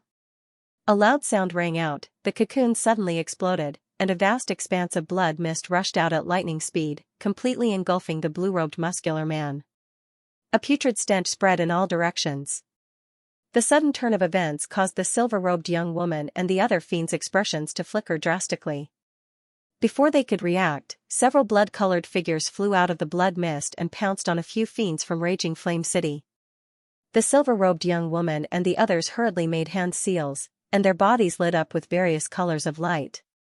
Bang! The silver-robed young woman had only just lit up her protective light when she was struck by the crimson threads that shot out of the crimson figures. A powerful force surged toward her, and she was forced to take a few steps back. Right at this moment, the blood mist violently tumbled and turned into a streak of crimson light. It rushed out of the encirclement of the silver-robed young woman and the other fiends at an incredible speed and sped toward the east. The crimson figures also chased after it, leaving a trail of afterimages in their wake. In the blink of an eye, they were already several thousand feet away. By the time the silver-robed young woman and the other fiends had stabilized themselves, the crimson light had already turned into a speck of light and disappeared into the distant horizon. What happened? What was that? The masked fiend standing beside the silver-robed young woman asked in a grim voice. The silver-robed young woman's expression was extremely unsightly as she gritted her teeth and said, "It was the blood netherworld art. We still underestimated Lung Meng. Do we give chase now?" the other Jindan fiend asked tentatively. Lung Meng used the blood netherworld art, which ranks among the top 3 in the 9 hells. From the looks of it, he's already mastered it. We can't catch up to him, the silver-robed young woman said with a bitter expression.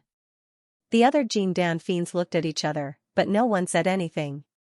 At the same time, about 50 kilometers to the east of where Lung Meng and the others were fighting, Lu Ming had transformed into a gray streak of sword light that shot through the sky and disappeared into the distant horizon. The 2 Jindan fiends that were following closely behind him were also chasing after him. In the blink of an eye, the 3 of them had covered a distance of several kilometers. At this point, there were no other fiends in sight.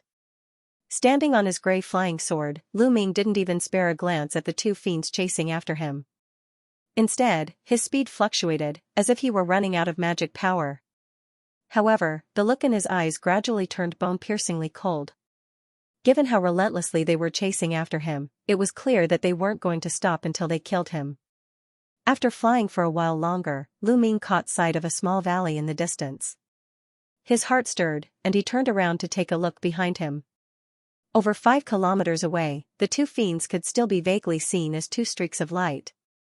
A cold light flashed through Lu Ming's eyes, and the flying sword beneath his feet shot forth toward the small valley. The 2 fiends in the distance naturally didn't hesitate in the slightest as they chased after him with all their might. After a while, Lu Ming landed on a platform in the middle of the valley, which was filled with gravel. Just as he was surveying his surroundings, the sound of something flying through the air suddenly rang out. The tall fiend and the short fiend landed in front of and behind Lu Ming in a flash, sandwiching Lu Ming between them. "Ha ha ha, why aren't you running anymore? You've made us spend so much effort, so you should just accept your death." The tall fiend chuckled as he held a black symbol in each hand. The short fiend was still standing on his black wheel, but he was very cautious, and a sense of foreboding welled up in his heart at the sight of Lu Ming's calm demeanor. However, before he had a chance to ponder the situation, the tall fiend had already sprung into action. He brought his hands together, and a loud clang rang out as the 2 black symbols collided. Rings of black light rippled out from the center of the symbol before transforming into a blooming black lotus in a flash. Hundreds of black blade projections shot forth from the lotus, all of which swept toward Lu Ming. The short fiend took a glance at the tall fiend, and after a brief hesitation, he didn't say anything in the end. Instead, a small black club that was around a foot long appeared in his hand, and he swung it several times in front of him. Following a few explosive booms, a series of pitch-black hurricanes appeared out of thin air. Loud rumbling sounds rang out as the black hurricanes swept toward Lu Ming with ferocious force. A loud puffing sound rang out. The black blade projections flashed, and several holes were left in Lu Ming's body. Just as a look of elation appeared on the tall fiend's face, his expression changed drastically. That was because Lu Ming, who had been pierced by the black blade projections, was instantly dispelled by the black hurricanes. In the next instant, it was revealed that it was only an afterimage. "Crap!" the tall fiend exclaimed in his heart as he immediately brought his symbol together to form a black disc again. The disc revolved in the air as he attempted to flee. However, it was already too late. A blurry humanoid figure suddenly appeared in the air above him. Immediately thereafter, a streak of yellow light shot forth from the humanoid figure's hand, within which was a fist-sized earthen yellow bead. Light surged out of the bead in a frenzy, and the projection of a massive yellow mountain appeared in a flash. Yellow light flashed from its surface, and the black disc was completely immobilized, as if it had been sealed in place. Immediately thereafter, the projection of the small mountain instantly swelled to around twice its original size before crashing down with devastating force. A loud, muffled boom rang out. The projection of the small mountain smashed into the ground, crushing the black disc beneath it.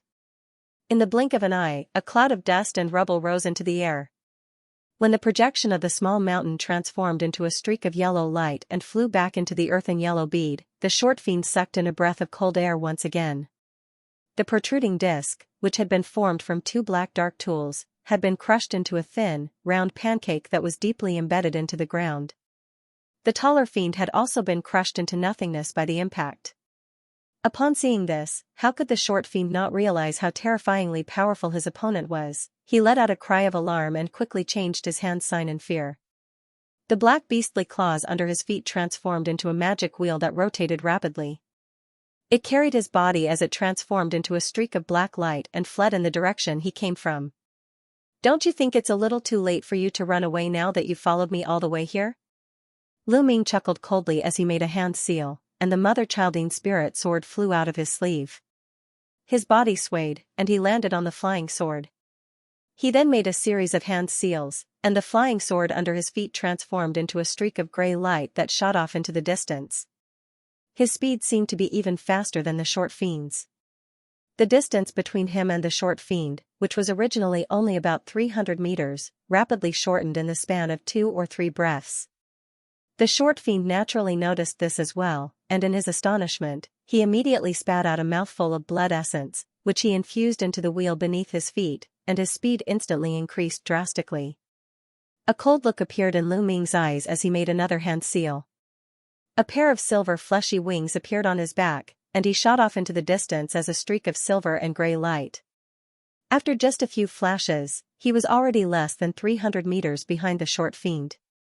The short fiend was greatly alarmed by this, and he abruptly swung his short staff behind him. The staff instantly swelled to 300 meters in length, and countless mountain-like staff projections appeared, all of which shot directly toward Lu Ming. Black gas rolled out from Lu Ming's body. His figure blurred and turned into 4 phantasms at the same time. He and the clone phantasms flickered at the same time, then they disappeared on the spot. The rod shadows that attacked him suddenly missed. In the next instant, spatial fluctuations erupted around the short fiend at the same time, and 3 Lu Ming figures appeared on gray flying swords. They surrounded the short fiend in a triangular formation, and all of them smiled at him in unison. The short fiend was greatly alarmed, and he hastily rubbed his hands together before abruptly slapping his own body a few times. Immediately after that, a black shield appeared over his body, and he solemnly swung his staff several times at the surrounding projections. Shadowy shadows of pitch-black rods once again appeared around him, turning into stormy waves that swept toward the 3 Lu Ming-s. In this moment of desperation, the short fiend's staff projections were also extraordinarily powerful, and they pierced through Lu Ming's body at an incredible speed. However, the 3 Lu Ming disappeared at the same time, and it turned out that they were only 3 afterimages. Not good. The short fiend's expression flickered with astonishment. He hastily looked up, and discovered that Lu Ming was standing in midair in the form of a 7-foot-tall man. At the same time, a gray sword light that was more than 30 meters long was slashing down towards him without any hesitation. Before the sword light even reached him, an enormous sword intent was already bearing down on him. Even though the short fiend had a black shield around him to protect himself, he didn't dare to take such a terrifying sword attack head-on. Shwa! His face turned pale and bloodless, but he immediately clenched his teeth, and the black stick in his hand left his hand. Explode! A ferocious look flashed across the short fiend's face as he made a hand seal. As soon as he uttered the word, the black staff shuddered and exploded amid a deafening boom. A pitch-black ball of light that resembled a blazing sun appeared in the air above the short fiend, giving off an astonishing aura. The gray sword light was instantly engulfed by the pitch-black ball of light. Lu Ming, who was hovering in midair, frowned. He flapped his silver wings and shot up into the air, evading the pitch-black ball of light. Just as the short fiend was about to take advantage of this opportunity to cast another hand seal and escape, a sharp gust of wind suddenly assaulted him from the back of his head. Suddenly, a sharp gust of cold wind attacked the back of his head, and he felt a slight chill on his neck. A small gray sword had pierced through the back of his neck. It was none other than the subordinate sword of the Een Spirit Child Mother sword. The short fiend's eyes widened, as if he didn't want to die just like that. However, his corpse fell heavily from the sky, leaving a trail of blood behind it. In midair, Lu Ming waved his hand expressionlessly, and the combined Een Spirit Mother-Child swords were summoned back to him. Then, he swooped down again. He put away the short fiend's storage tool and the black beast claw that he had dropped. Then, he released his divine sense and scanned the surrounding area with a radius of about 5 kilometers. After confirming that his battle with the two fiends hadn't attracted the attention of other fiends, the short fiend let out a sigh of relief. He immediately held a high-grade spirit stone in one hand and began to recover his magic power. With a flip of his other hand, he took out the jade slips and carefully examined them with his divine sense. Moments later, Lu Ming put away the jade slips and began to ponder. According to the map, he would have to fly around the Valley of Absolute Darkness for another month or so, and then he would be able to reach his destination, the Nether River. However, he would have to pass through the stalwart Heaven Prairie, which Bai Yan had mentioned. Although he might encounter many ghost tribes along the way, he was confident that he would be able to hide his aura with the help of the Chehuan totem. As long as he was careful, he wouldn't encounter any problems. Furthermore, even if he was discovered, he would be able to escape easily, as long as it wasn't a celestial phenomenon ghost. After making up his mind, Lu Ming didn't stay here for long. He put away his flying swords, formed hand incantations, and turned into a streak of black light. Before long, he disappeared into the horizon.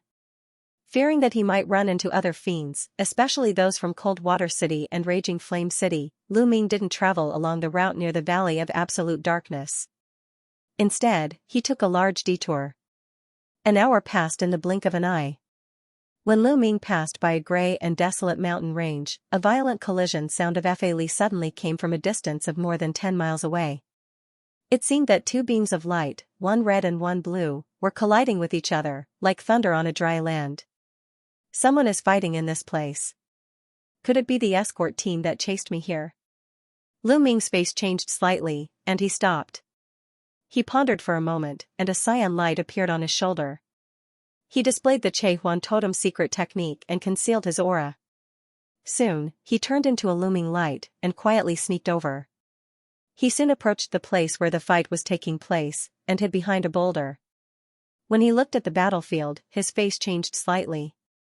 Within a few kilometers ahead, several small mountains had collapsed, and the ground had been hit with many huge pits. The air was filled with smoke, and it was a mess. When he looked up, Lu Ming was startled. There were two people fighting fiercely in the battlefield. The red light was the leader of Cold Moon City, Ling Meng, and the other was the leader of Cold Water City, the blue-robed giant, Lan Su. What surprised Lu Ming even more was that at this moment, half of the muscular man in blue robe was bathed in blood. His face was red, and he looked a little tired. On the contrary, Ling Meng looked calm and relaxed. Why are these two people here? A hint of astonishment flashed across Lu Ming's eyes.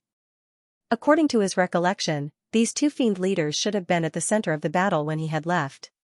How did they end up fighting one-on-one in this place in the blink of an eye? His eyes stopped on the blue-robed giant for a moment, and then fell on Ling Meng, and his eyes flashed.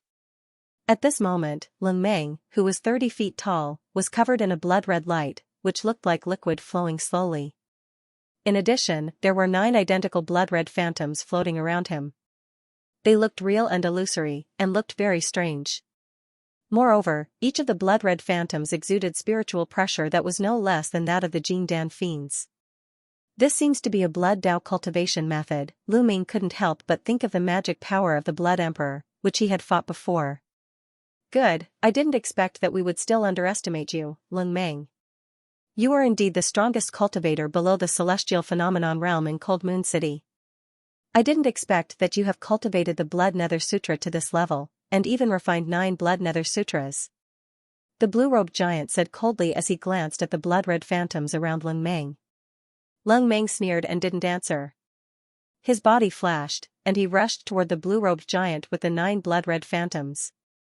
The blue-robed giant's pupils shrank, and he said coldly, "You have been hiding your strength, and even sacrificing your subordinates, just for this." The blue-robed giant's pupils shrank, and he said in a cold voice, "The city lord specially gave me this blood spirit banner to ensure that the tribute this time is absolutely safe.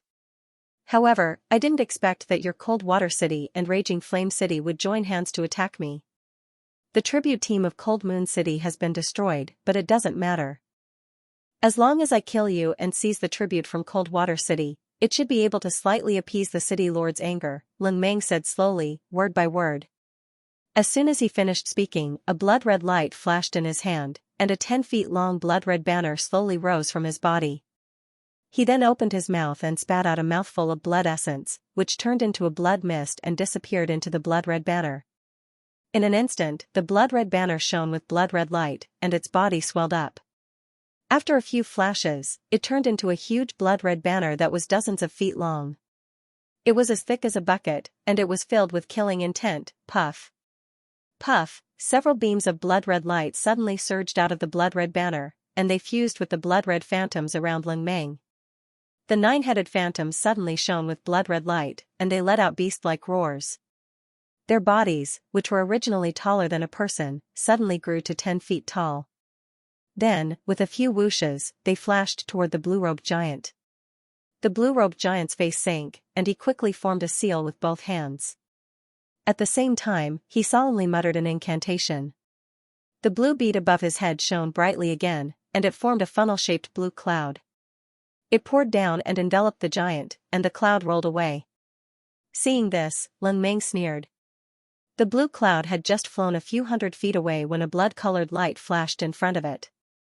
3 blood-colored phantoms emerged like ghosts. Their speed was so fast that Lu Ming, who was hiding in the dark, was left speechless. At this time, these blood-colored phantoms had turned into ferocious ghosts. Their hands and feet had grown blood-colored claws that were several feet long. The claw shadows danced in the air as they fiercely clawed at the blue cloud. Several blood-colored beams bombarded the blue cloud, causing it to tremble violently. Although it was not dispersed, it was intercepted. Whoosh whoosh whoosh, the other 6 dark blood children also appeared around the blue cloud in a flash, leaving a trail of afterimages in their wake. After the arms of the 9 blood-dark children flashed with a bloody light, the claws in their hands flickered and extended, bursting with dazzling bloody light. Chi-chi, the sound of breaking air resounded, countless blood-colored claws appeared in front of him like a huge ring-shaped blood-colored silk net. Then, it quickly gathered and fiercely shrouded the blue cloud in the middle. The surface of the blue cloud suddenly tumbled violently, and it was constantly deformed by the crimson light that came from all directions. The blue cloud dissipated in all directions, and after holding on for a few breaths, it was finally torn apart. Amidst the blue smoke, the giant man spurted blood. The blue bead magic treasure on top of his head also dimmed a bit. His whole body was hit by a huge force and heavily smashed into the ground below. Bang, a loud sound echoed, the ground was suddenly smashed into a huge pit of several feet in size. What a powerful cultivation method! Behind a boulder in the distance, Lu Ming looked at the dazzling scene and sucked in a breath of cold air. The 9 blood-dark children summoned by Leng Meng each had strength close to the Jing Dan stage. Their speed was also as fast as ghosts. Under such a siege, it was likely that any Jing Dan stage expert would not be able to last more than 10 moves. It was not easy for Lan Su to be able to hold on until now with his own strength. If he and Leng Meng were to fight like this, if he couldn't kill these blood-dark children before Leng Meng summoned them, his chances of winning would not be high once Leng Meng used this move. The strongest person under the celestial phenomenon realm in Lingyu City was really not just for show, speaking of which, the 9 great dark regions of the underworld were vast and boundless. There were countless forces of different sizes among them. A dark general of a middle-sized force in the secluded water realm had such strength. The strength of the mysterious 9 great dark kings was even more unimaginable. How could they compare to the mighty figures of the 4 ancient sects of the human clan? Just as Lu Ming was thinking, the situation of Leng Meng and Leng Mengleng. In the situation, Leng Meng was already holding a 20-meter-long silver halberd in his hand, and he dived down with killing intent on his face. In the giant pit below, the giant, Leng Meng, stood up. At this moment, his face was pale. There were wounds all over his body, and blood had already flowed all over his body. However, he did not lose his combat power. Seeing Leng Meng diving down, his face changed. A light blue light shield quickly rose around him. At the same time, he flipped over and jumped out of the giant pit. All of a sudden, countless silver halberd projections brushed past his shoulder, and a series of whistling sounds rang out behind him. Pung! A light sound rang out, the giant's light shield couldn't stop it at all. If he didn't react fast enough, he would have been pierced by the halberd's shadows on the spot. However, before he could catch his breath, the same chi-chi-chi sound rang out beside him. It was the silver halberd shadows that blasted over. As the bloody light flashed, the 9 blood-dark children also pounced at the giant, leaving a series of afterimages. Lung Meng's face was murderous. He obviously wanted to kill the giant. Lung Meng here, the giant. Lung Meng spat out a mouthful of blood essence almost without thinking. It turned into a blood arrow and flashed into the blue bead above his head. As the blue light flashed wildly, the bead suddenly rotated in the same place and expanded into a blue ball the size of a water tank, blocking in front of him. The clanging sound was loud. In the sound of gold and iron colliding, the silver halberd shadows and the bloody claw light stabbed on the huge blue bead like raindrops. The huge blue ball flickered chaotically. Wherever the halberd shadow and the claw light landed, blue droplets would appear on its surface. Then, the droplets would condense into a water-like blue liquid, and suddenly sweep out from the ball. The blue liquid spread to the falling silver halberd, and Lung Meng's face suddenly changed. This unknown blue liquid actually had a strange suction force. The silver halberd in his hand was stuck by this liquid. No matter how he channeled his spiritual power, he couldn't get rid of it at all. Not only that, a terrifying chill passed through the halberd and quickly spread toward him. Lung Meng's face changed. He immediately let go of his hands holding the silver halberd. His figure became blurred, and he hurriedly retreated backward. At this time, Lan Su's hands were turning like wheels, and there was a low chant coming from his mouth. A series of mysterious runes flashed from his hands into the blue bead in front of him. Suddenly, the chill that diffused from the blue bead increased greatly. At the next moment, Lan Su's eyes flashed fiercely, and he suddenly shouted, "Explode!" The blue light spots that appeared on the surface of the high-speed spinning blue bead suddenly lit up, then the entire water tank-sized bead was covered with countless fine cracks. This state was only maintained for 2 to 3 breaths of time before it exploded with a loud bang. For a time, countless blue gas spread in all directions. Moreover, there were many blue liquid water droplets mixed in the blue cloud. After spinning in the air, they shot toward the surroundings like arrows. Lung Meng's face was ashen, and he quickly formed a hand seal with his hands. The large blood-colored banner above his head unfolded, and suddenly emitted a thick bloody light that wrapped around his body. As soon as he finished doing this, the surging blue gas was like a raging wave. In the blink of an eye, it covered an area of nearly 300 meters. Naturally, it also submerged the 9 dark blood children, as well as the blood banner above his head. Although Lung Meng's body was protected by the bloody light, he still felt an astonishing chill from the surrounding blue gas. It instantly numbed his entire body. Whether it was his head or his limbs, they all became a bit stiff. Even if he wanted to move, it would be extremely strenuous. In his shock, he looked around and saw that the 9 dark blood children were surrounded by this blue gas. Their eyes were dim, and they seemed to be unable to move at all. At this moment, the sound of rain falling on banana leaves could be heard. It was the blue liquid water droplets produced by the explosion of the blue-robed man's bead magic treasure. They all stuck to the 9 dark blood children and Lung Meng's bloody light in a flash. Ka-ka, the 9 dark blood children and the bloody light around Lung Meng were immediately covered in a layer of blue ice crystals. Not only that, but even the blood banner above his head was covered in a layer of blue ice crystals at this moment. The blood-colored light seemed to be greatly reduced.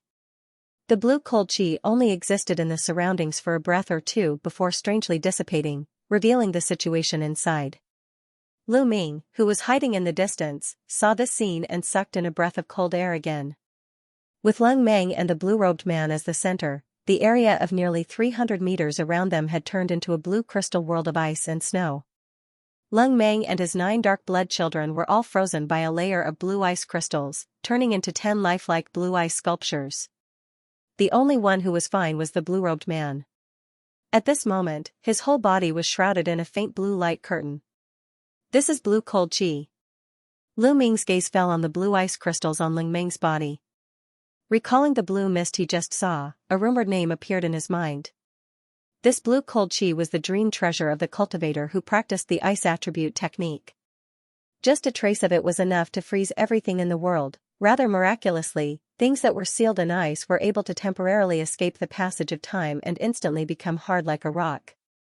Even the sharp blades of magic treasures were unable to harm it in the slightest, and just this alone caused it to have boundless miraculous uses. If a little bit of blue cold chi could be added to the ice attribute spiritual weapon or magic weapon, it would naturally be 100 times more powerful. It was just that this blue cold chi was difficult to find in the world. Even in the Middle Sky continent, it was only possible to find a trace of it in the depths of the 10,000 years old glacier cave in the extreme north. It was almost extinct. Lu Ming originally did not have much understanding of this cold air. However, in order to attempt to condense the first yuan heavy water, he had looked up many books related to the water of the 5 elements. By chance, he had come across an introduction to the blue gung cold air. Now that he saw it today, its power was really amazing. According to his speculations, the bead-like netherworld treasure above Lan Su's head should contain a strand of extremely pure blue age cold chi, which was why it would possess such earth-shattering might when it self-detonated. At this moment, the light blue light curtain on the blue-robed man's body shook a little, then it dissipated. His face looked a little older than before. He glanced at Ling Meng and the 9 dark blood children, and a sneer appeared on his face. However, his figure immediately shook, seeming to be a little shaky.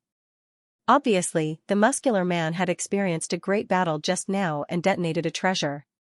Whether it was spiritual power or physical strength, he was already at the end of his tether. He quickly took out a jade bottle and poured it into his mouth. Only then did his face ease a little. He then turned around and tried to fly away. Lu Ming, who was hiding in the distance, saw this. As he was about to move, he suddenly heard a soft click in his ear. He was startled, and he hid in the same place again. The figure of the blue-robed man who was about to escape stopped abruptly. He suddenly turned his head with a look of disbelief. Although Lung Meng's whole body was frozen, his eyes were still flashing cold light. At this moment, a layer of bloody light faintly appeared on his body, and the bloody flag above his head was flickering with a burst of bloody light. As the bloody light flowed on the blue ice crystal that covered it, tiny cracks suddenly appeared, and they continued to spread at a speed visible to the naked eye. Seeing this situation, the giant in a blue robe's face naturally changed greatly, then he gritted his teeth. A black light flashed in his hand, and a palm-sized black talisman appeared. There was a trace of reluctance on his face. After the corner of his mouth twitched, he finally showed a trace of determination. He chanted a spell in a low voice, then he waved his hand. The black talisman turned into a stream of light and flew to Lung Meng's side. Poof, the talisman broke apart, and a layer of invisible fluctuation spread out, shrouding the surrounding 100 meters. In the area shrouded by the talisman, everything seemed to be frozen in an instant. This was a very strange feeling. Although the bloody light on Lung Meng's body was still there, it didn't flash at all from this moment on. The red light on the blood spirit flag was the same. The cracks on the surface of the ice crystal that were constantly spreading also stopped suddenly. What kind of talisman is this? It seems to be able to freeze the void. Without a great magical power that can break the void, I am afraid it will take a while to get out. In the distance, Lu Ming was so surprised by the scene in front of him that his eyeballs almost fell out. He had never heard of this kind of magical imprisonment talisman even in the ancient classics of Tai Ching Gate. After the giant in a blue robe finished doing this, his face suddenly relaxed. A blue light rose under his body, carrying his body to the distance. Lung Meng was imprisoned in the same place. His eyes were motionless as he watched the giant in a blue robe fly away. There was a hint of madness in the depths of his eyes. At this moment, 1,000 meters behind Lung Meng, Lu Ming turned into a pale green shadow, flying out from behind a boulder. He went around Lung Meng's field of vision and chased after the giant in a blue robe.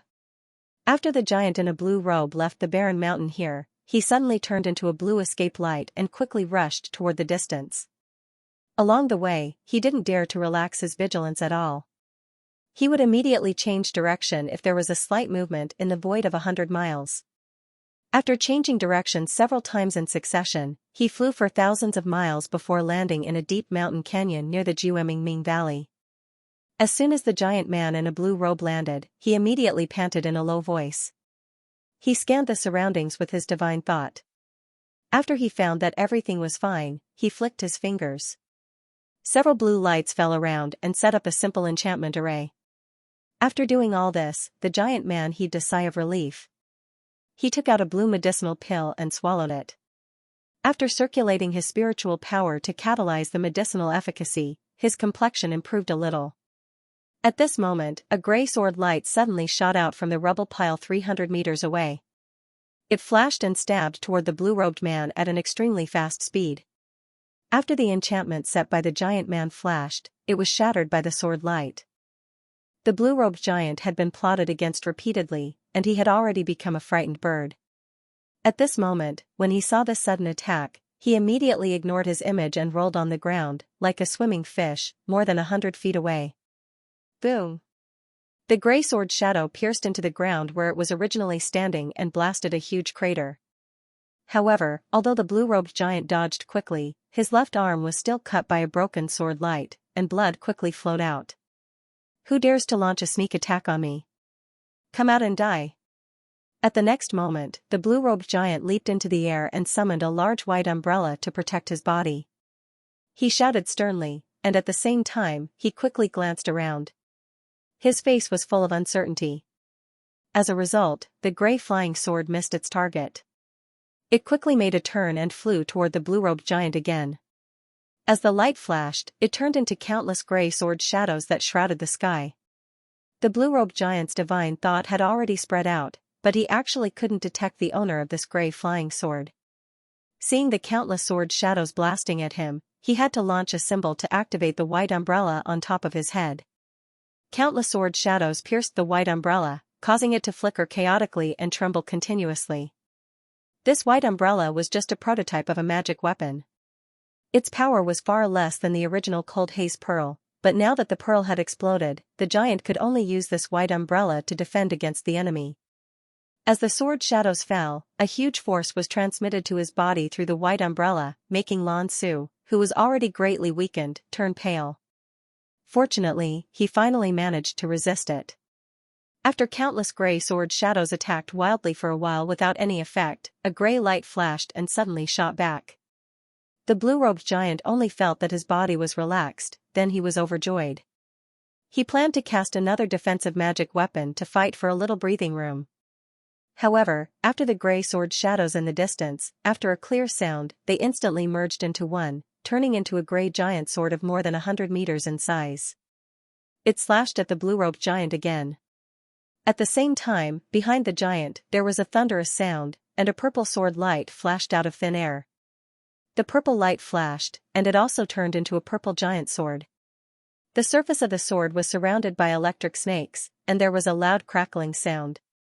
The next moment, the two giant swords, one gray and one purple, were like scissors. After a crisscross, they slashed on the white umbrella at the same time. A tearing sound came, and the white umbrella was torn apart in an instant. Swoosh, a blue figure blasted out from under the two giant swords. It was the blue-robed giant. One of his arms had been cut off from the shoulder, and blood gushed out from his shoulder. The giant's face was extremely pale. He didn't care about the wound on his body at all, and he quickly chanted a spell. A cluster of blue flames emerged from all over his body, wrapping his body as he galloped toward the distance. Looking at the direction, he was heading toward the Jueming Valley. There was a whistling sound, and another green figure emerged from the ground 1,000 meters away. It was Lu Ming. Because he was worried that the other party still had the talisman that could confine the space, he didn't show up. He wanted to use the two flying swords to kill the other party, but after all, he failed to do so. Now, he used the Imperial Sword technique to chase after him. The moment the blue-robed giant flew into the Jueming Valley, his body was wrapped in blue flames, but his face gradually became ruddy. His speed was getting faster and faster, and he plunged into the Jueming Valley. Lu Ming hesitated for a moment. After the escape light stopped for a moment, he also chased after him. According to Lung Meng, this blue-robed giant was likely to carry the tribute of Coldwater City to the Ghost King. At the moment, this person was in a weak state, and his spiritual power was greatly damaged. With such a good opportunity, Lu Ming naturally wouldn't let it go. What's more, although the Jueming Qi in the Jueming Valley was very harmful to the Ghost Clan and the Ghost Clan, as a human, it shouldn't be a big problem. As a result, as soon as he entered the Jueming Valley, Lu Ming immediately noticed that this place was different. In this vast valley, the 9 serenities Yin Qi contained was actually very low, and there were many other auras mixed in it, which seemed extremely chaotic. At this moment, Lu Ming had no time to think. He activated the sword technique in his hand, and the silver wings behind him flashed out. His speed immediately increased by nearly half, and he quickly closed the distance between him and the blue-robed giant. The blue-robed giant was surrounded by blue flames. He looked back, and his face showed an anxious expression. Just now, he did not hesitate to use the forbidden technique of the Ghost Clan and burned a lot of his lifespan to forcibly restore a lot of spiritual power in a short period of time. In order to get rid of the other party, he even took the risk to escape into the dangerous Jueming Valley. Who knew that the person behind him dared to chase after him? Now that his dark treasure Cold Mist Pearl had exploded, although he still had 1 or 2 treasures on him, he still had lingering fear when he recalled the power of the 2 giant swords just now.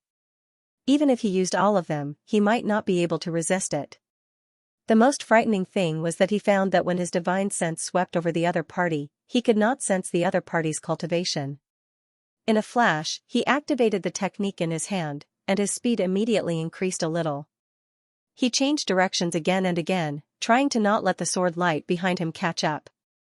The 2 flew like lightning in the Jueming Valley, and in the blink of an eye, they flew thousands of miles and gradually went deep into the Jueming Valley. Although the blue-robed giant tried to dodge, he was still slowly caught up by Lu Ming, who had activated the silver wings and was flying on the sword. When he made a sharp turn and bypassed a dark and steep mountain, he found that there was a dimly lit canyon between 2 mountain peaks in front of him, and there was a faint sound of running water coming from it. When the blue-robed giant saw this, he was immediately overjoyed. He practiced the water attribute cultivation method. If there was an underground river in the canyon, he could sneak into it and use the water escape technique to escape the pursuit behind him. As soon as he thought of this, he no longer hesitated and turned into a blue light, flying toward the canyon. At this moment, Lu Ming had already caught up. When he saw the blue-robed giant's action, he was anxious. If he really let this muscular man in a blue robe hide in the underground water vein, even if he had the blessing of the beast armor tactics that was good at controlling water, he was not absolutely sure that he could kill this person. Immediately, he raised his spiritual power, and the gray flying sword under his feet rolled up a sword light, wrapping his body in it. It turned into a gray sword light and followed the muscular man in a blue robe into the canyon. As soon as he entered the canyon, Lu Ming suddenly felt that the surrounding void was shaking, and an inexplicable suction acted on his body. With his current spiritual power, after his body shook, he could not help but fall toward a certain direction in the canyon. He was shocked, and before he could react, his vision suddenly turned black. He then regained clarity, but the surrounding scenery had changed drastically. It was no longer a canyon, but a huge stone room of more than 1,000 feet in size. The canyon just now turned out to be an illusion, and it is an extremely brilliant enchantment. At this moment, how could Lu Ming not understand that he had unknowingly broken into an unknown enchantment of the Jueming Valley? A few hundred feet ahead, the blue-robed giant also stood dumbfounded. When the muscular man in a blue robe heard the movement, he looked back and saw Lu Ming. His figure instantly retreated for more than 100 meters. He looked at Lu Ming with a vigilant look in his eyes. Lu Ming glanced at the muscular man in a blue robe faintly, and he stood still. He didn't make any move to attack, nor did he walk over. The situation here revealed a strange feeling. Before he figured it out, he didn't want to act rashly. "You are Leng Meng's subordinate. Did he send you to kill me?" After hesitating for a while, the muscular man in a blue robe asked tentatively. Only now did he see Lu Ming's appearance clearly. He vaguely remembered that when he was in Lingshui City, the person in front of him was the only pseudo-pellet state guard near Leng Meng. Now he couldn't detect his cultivation. He was afraid that the other party used some mystic art to hide his aura. At this moment, he was surprised, and he also quietly used the mystic art to stimulate his potential. After burning nearly 100 years of lifespan, he used this to restore some spiritual power, and his courage was also boosted. Lu Ming didn't respond to the questioning of the muscular man in a blue robe. He looked around and began to size up this stone room. The 3 walls and the top seemed to be covered by some kind of enchantment. It looked gray. The path behind him was now shrouded in a gray light curtain. On the surface of the light curtain, there were indistinct green runes moving up and down. He could also faintly see a bit of light shining in from the outside. It should be the entrance to this stone room. The two could come in without any hindrance from the outside, but it didn't mean that they could go out the same way. He released his divine thought to scan the light curtain. As expected, his divine thought was bounced back as soon as it touched the light curtain. Lu Ming continued to use his divine thought to explore the other walls and corners of the stone room, and the result was the same. However, in the innermost part of the spacious stone chamber, he discovered a black rectangular stone platform. On the stone platform, there was a simple and unadorned bronze lamp. It seemed to have existed for a very long time, as it was covered in a thick layer of dust. This ancient bronze lamp didn't emit any spiritual power fluctuation as if it was an ordinary thing, but for some reason, it gave Lu Ming a very gloomy feeling. Apart from that, there was nothing else.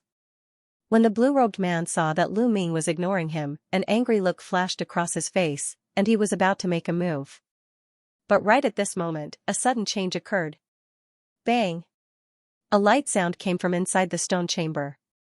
The voice was almost inaudible, but in such a quiet environment, it sounded like thunder in the ears of Lu Ming and the blue-robed man.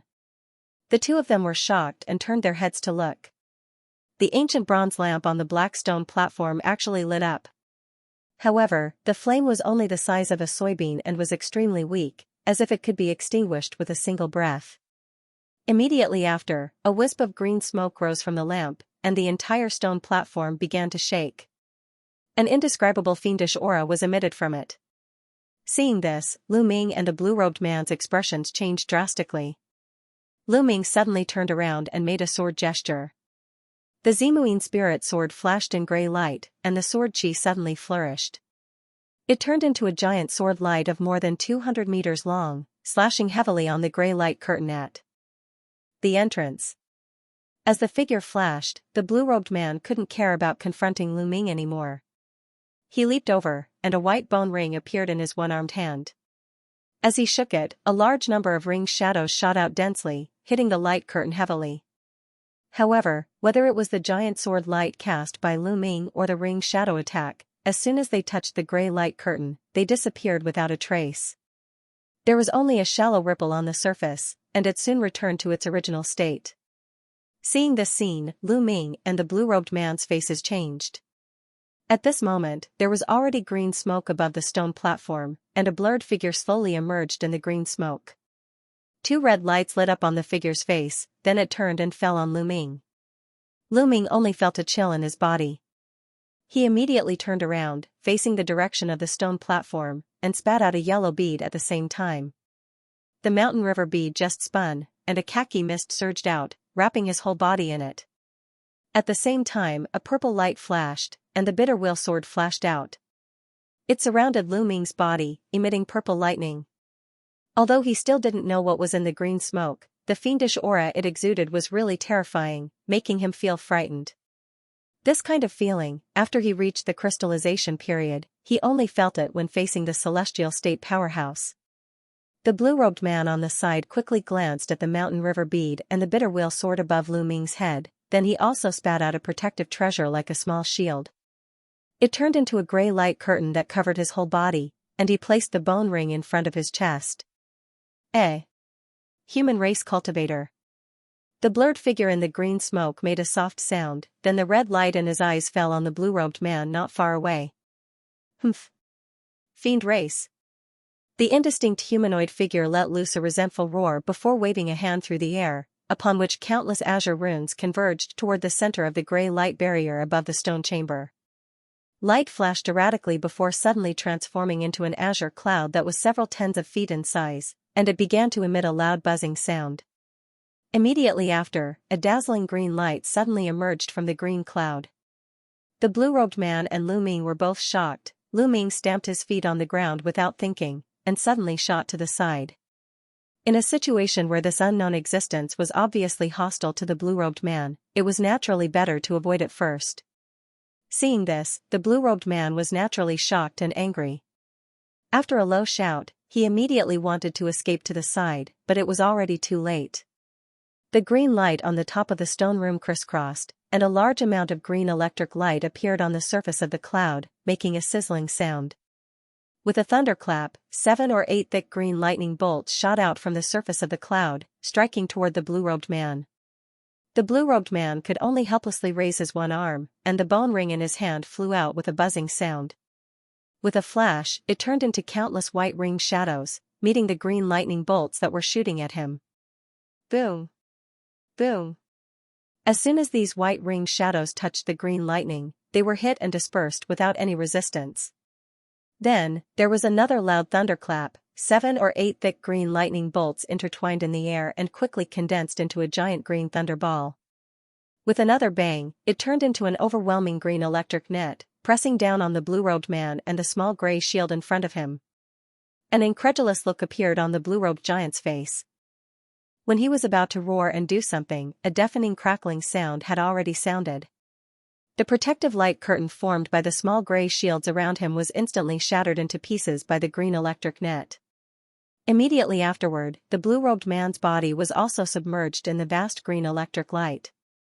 After just a breath, the green electric net flashed, revealing everything inside.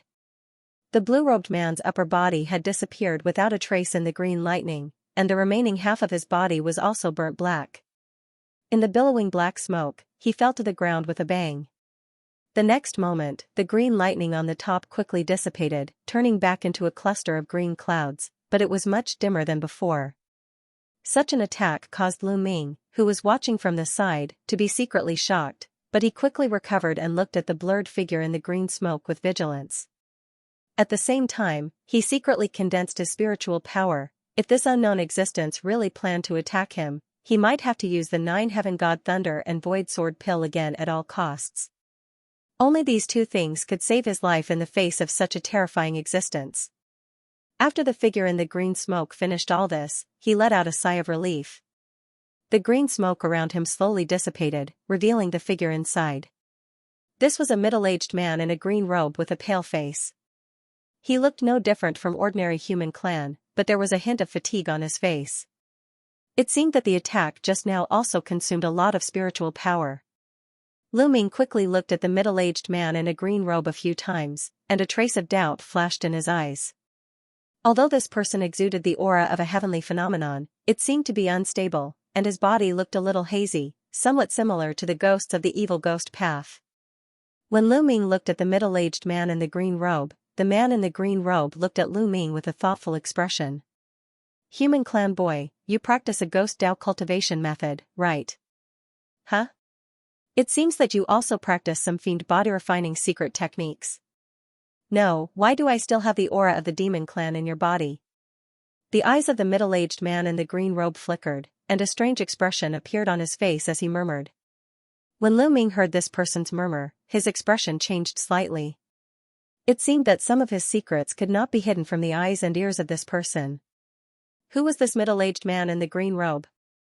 It should be known that even when facing the heavenly phenomenon elders in the evil ghost path, they could not see through Lu Ming's secrets. Lu Ming did not directly answer the question, and after taking a deep breath, he asked respectfully, Senior, you don't seem to be from the fiend race. I wonder if you are a human, or... This green-robed man did not have the slightest aura of a living being, but there was only a strong yin qi, but it was different from the ordinary ghosts he had seen before. Moreover, after killing the blue-robed giant, the aura of his body began to continue to weaken. At this time, for some reason, the gray light curtain at the entrance of the stone room became a bit dimmer than before. Lu Ming thought that if he released the sealed void sword pill, he had a 50% chance of breaking it, so he felt a lot more at ease. Am I a human or a ghost? Haha, of course I don't look like a human or a ghost. Ha ha ha. The green-robed middle-aged man laughed self-deprecatingly, and his voice became louder and louder, as if he could not suppress the emotions in his heart, and laughed crazily. Lu Ming looked at the strange behavior of the green-robed man, and his heart trembled. The middle-aged man in green robe laughed for a long time, then he finally calmed down slowly. He slowly floated down from the stone platform and said faintly, Human clan kid, now I'm asking you, as a human clan cultivator, why are you in this netherworld? Hearing this, Lu Ming's eyes flickered a few times, and he subconsciously glanced toward the entrance of the stone room. You don't have to think about it. The space here has been shrouded by my six-way magnetic array. Although it is on the verge of collapse, it is more than enough to trap you, a pseudo-pellet state junior, for a decade and a half. You answer my question obediently. If I'm satisfied, not only will I not harm you, but I will also give you a great opportunity. The middle-aged man in green robe said with a cold smile. Opportunity? Lu Ming's face didn't show the slightest surprise, but his mind was thinking quickly. After a few thoughts, he cupped his fist and said half-truthfully, Senior, when I was being chased by my enemies, I accidentally entered a space crack. After a series of twists and turns, I accidentally entered this world. Until recently, I learned that this place is the legendary Netherworld. Space crack. Humph. Kid, you are really full of nonsense. The space crack that connects the two worlds, the power of time and space-tide is extremely unstable. Even when I was at my peak, I didn't dare to step in easily. How can you, a little pseudo-pellet state cultivator, enter and leave as you wish? The man in green robe sneered, and his face gradually turned cold. A beastkin chi with evil spirit rolled from his body surface, turning into a somewhat blurred phantasm behind him. It was a fox with long green fur. There was a faint electric light around its body, and 7 arm-thick tails were swaying behind it. Senior, I have no intention of deceiving Senior. I'm a disciple of the Middle Sky Continent's Taiching Gate.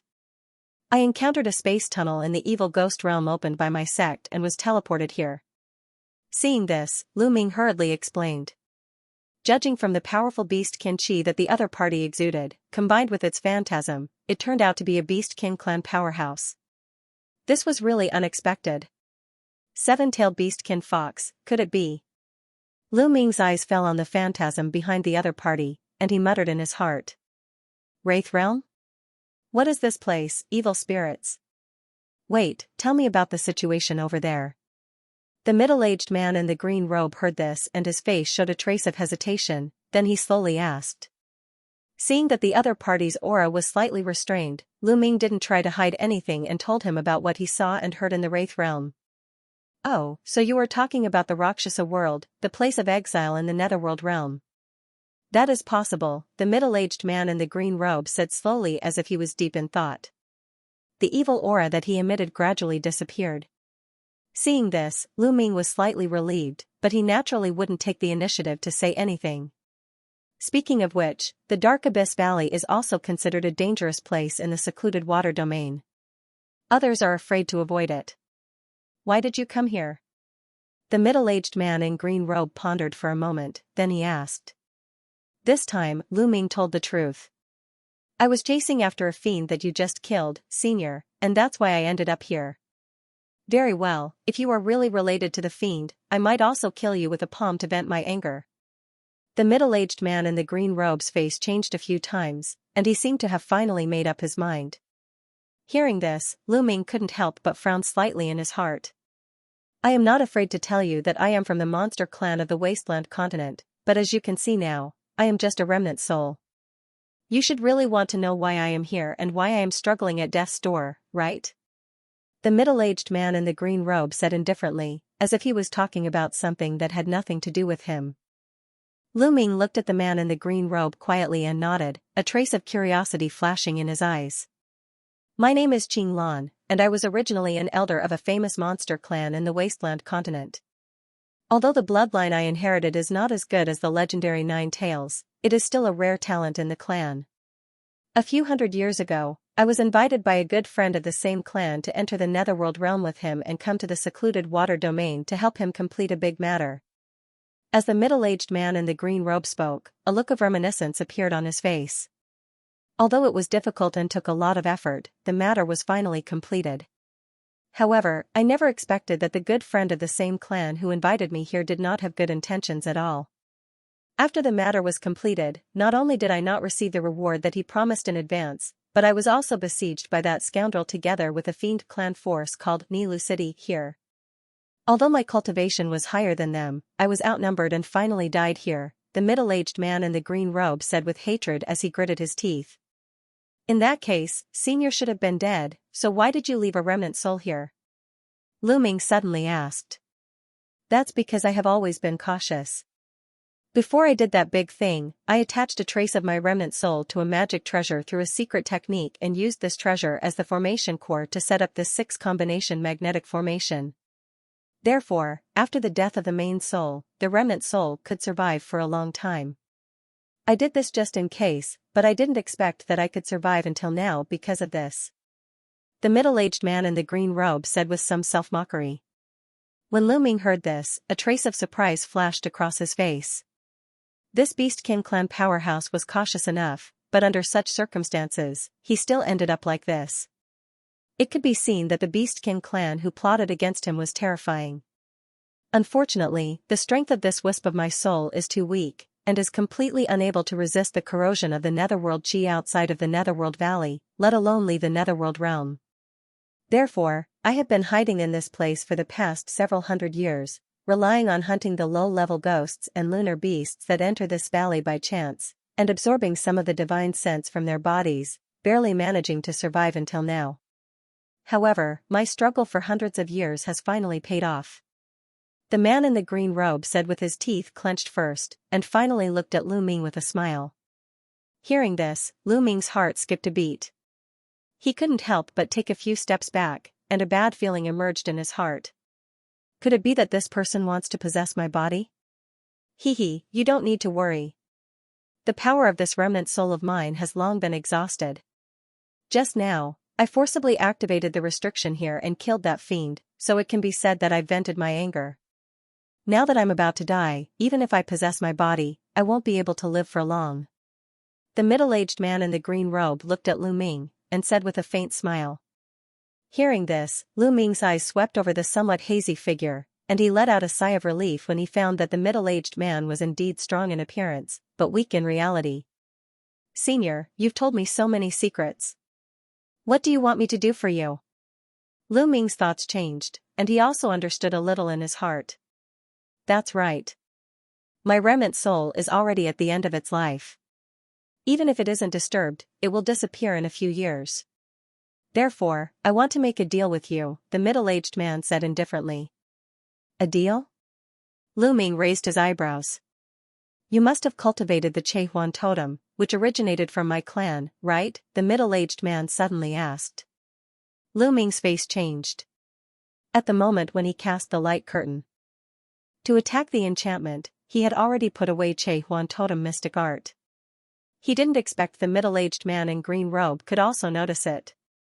He nodded slowly. Senior's eyes are sharp. Not bad, I obtained the secret cultivation method of the Che Huan totem by chance. Speaking of which, the Che Huan totem is a rare top-notch secret technique in our wildland continent. It's said that it has been passed down since ancient times. Although it's not difficult to learn it, it's extremely difficult to master it. Judging from your current situation, I don't think you've cultivated this secret technique to the great perfection stage, right? The green-robed man said in a seemingly casual manner. Please enlighten me, Senior. Lu Ming's expression changed slightly, and he cupped his hands in response. The matter about the Che Huan totem had been lingering in his heart for the past few years. Before coming to the evil ghost realm, he had already let Che Huan devour a lot of high-rank beastkin souls, and the mystic technique was close to perfection. During the years in the evil ghost realm, he let it devour a lot of crystallization period and even Jin Dan state ghosts. It was just that although this Che Huan mystic technique had improved, it couldn't reach the true perfection stage for some reason. For this reason, he had read the bronze slip that recorded the Che Huan totem many times, but he still couldn't figure out what went wrong. I naturally know the trick, but if I don't get any benefits, why should I enlighten you? The middle-aged man in a green robe showed a mysterious smile on his face. Senior, what kind of deal do you want? Please enlighten me.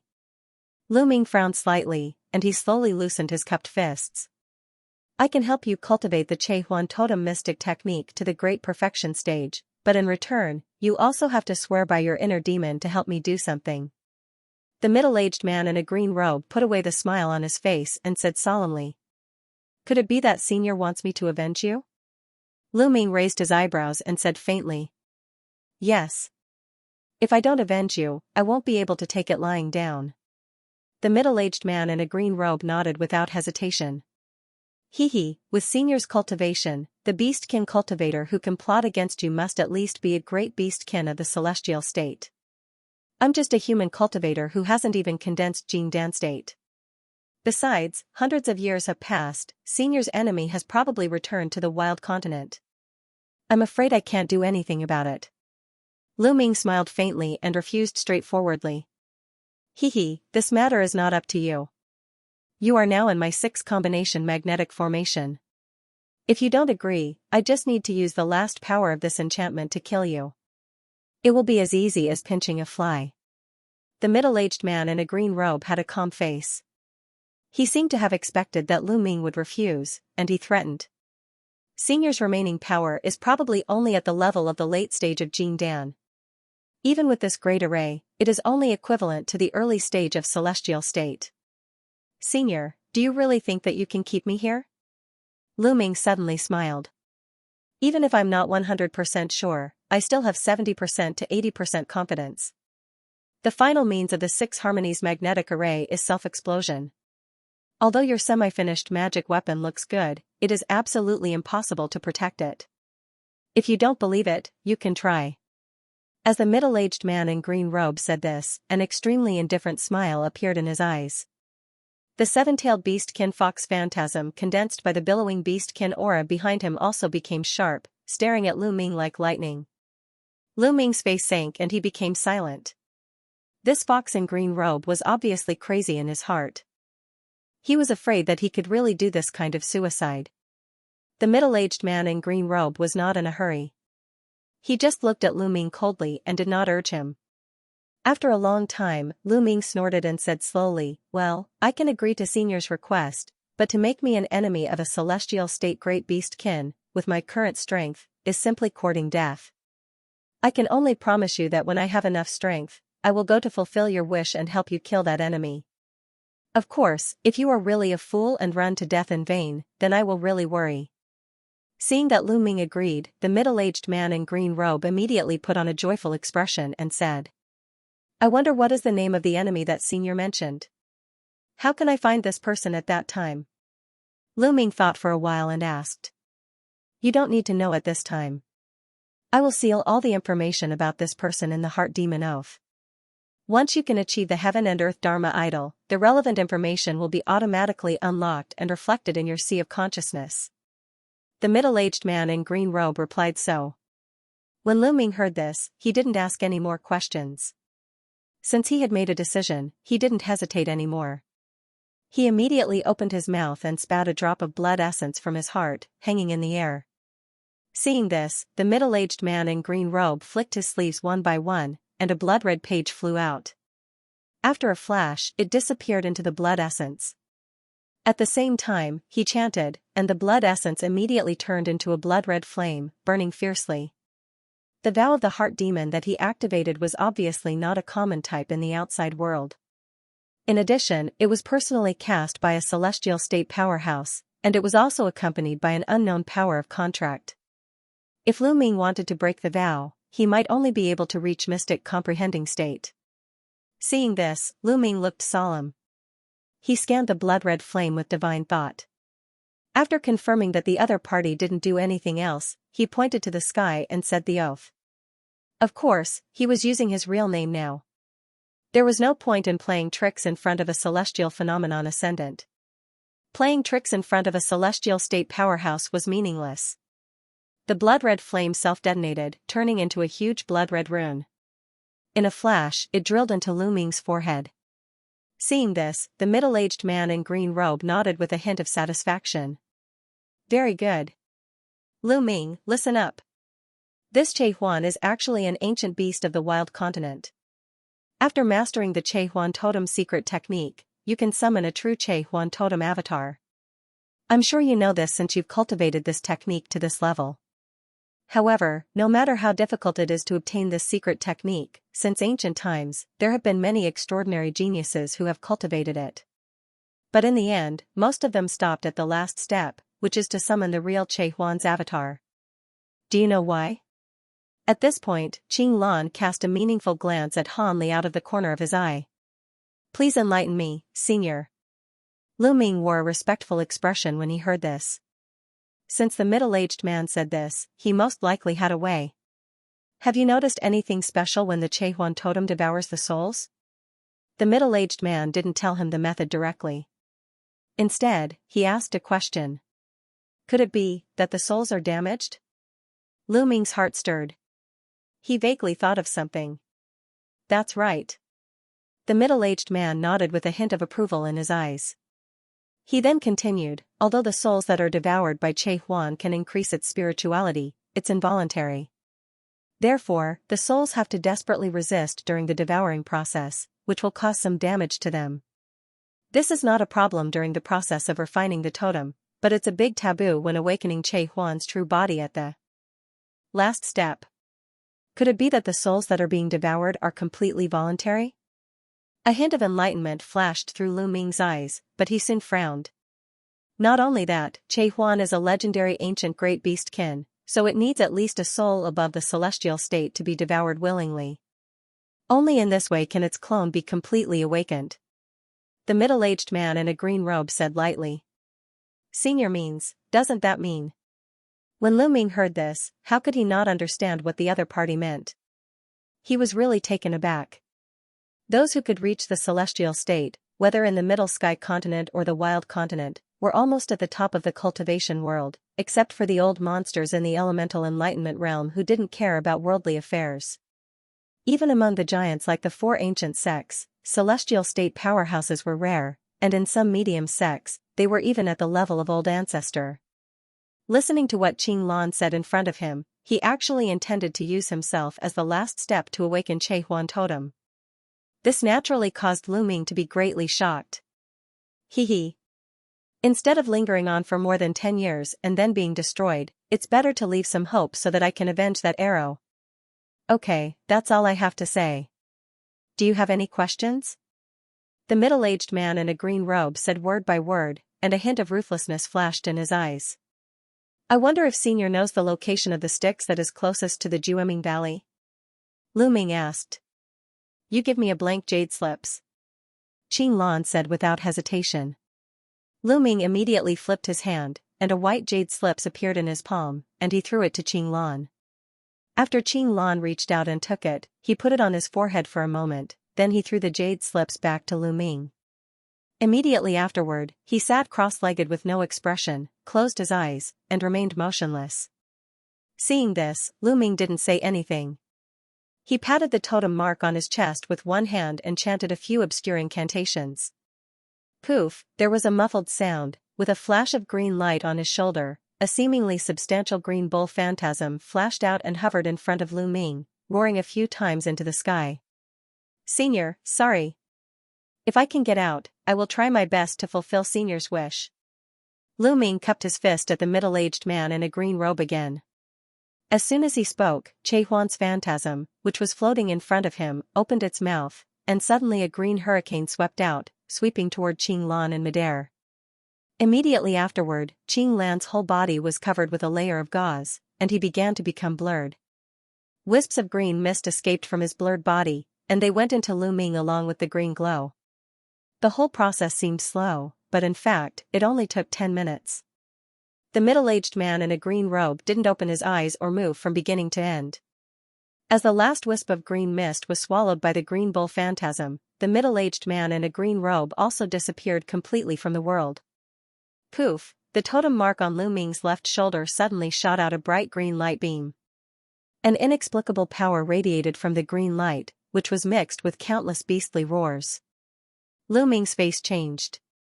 The spiritual power in his body was quickly absorbed by Chehuan totem.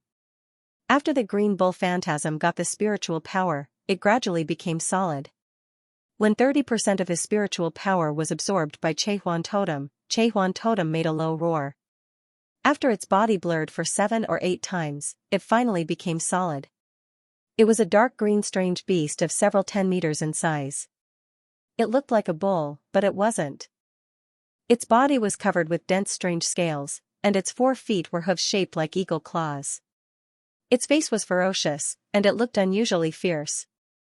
Lu Ming's eyes flashed. This was the first time he summoned the real Che Huan strange beast. Although it consumed a lot of spiritual power, he could clearly feel that the solid Che Huan doppelganger contained amazing power. It didn't seem to be much inferior to a cultivator in the early stage of celestial state, and it also inherited the concealment effect of Che Huan totem, so it didn't emit the slightest spiritual power fluctuation. With a thought, he changed the gesture in his hand.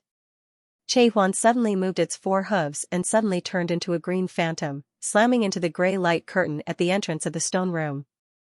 The gray light curtain shook violently, and then with a tearing sound, it was torn apart. Lu Ming was overjoyed.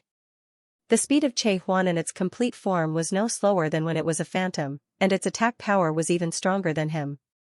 In this way, his strength had increased greatly. Although it consumed a lot of spiritual power to summon Che Huan, it was equivalent to having a celestial state fighter. In the future, even if he faced a celestial state cultivator, he wouldn't be as embarrassed as before. After the gray light curtain was broken, the gray light on the ceiling and the 4 walls of the stone room flickered a few times, and then dissipated. The 6-directional magnetic formation was broken. At this moment, a cracking sound came from the stone platform. Lu Ming's figure moved, walked near the stone platform, and looked down. He saw that the dust on the simple ancient bronze lamp on the stone platform had already fallen off, revealing the situation inside. There were extremely complicated formation runes engraved on it, and in the middle was a pattern in the shape of an eye, but there was a crack on it. The sound just now should have been made by this thing breaking. This ancient bronze lamp should be the treasure that Qinglan's soul was entrusted to, which was also the formation eye of the 6-directional magnetic formation. Now that Qinglan was devoured by Che Huan, the formation was also broken, and this thing naturally broke. However, the surface of the ancient bronze lamp still emitted a faint green light, as if it had a little spiritual nature. Lu Ming picked up the ancient bronze lamp, and then after a slight hesitation, he put it away. Roar! At this moment, Che Huan let out a low roar. After his body flashed, it turned into a little green light and dissipated. Finally, it turned into a green light that flew into Lu Ming's shoulder and disappeared. Lu Ming's face was startled, and then he smiled bitterly.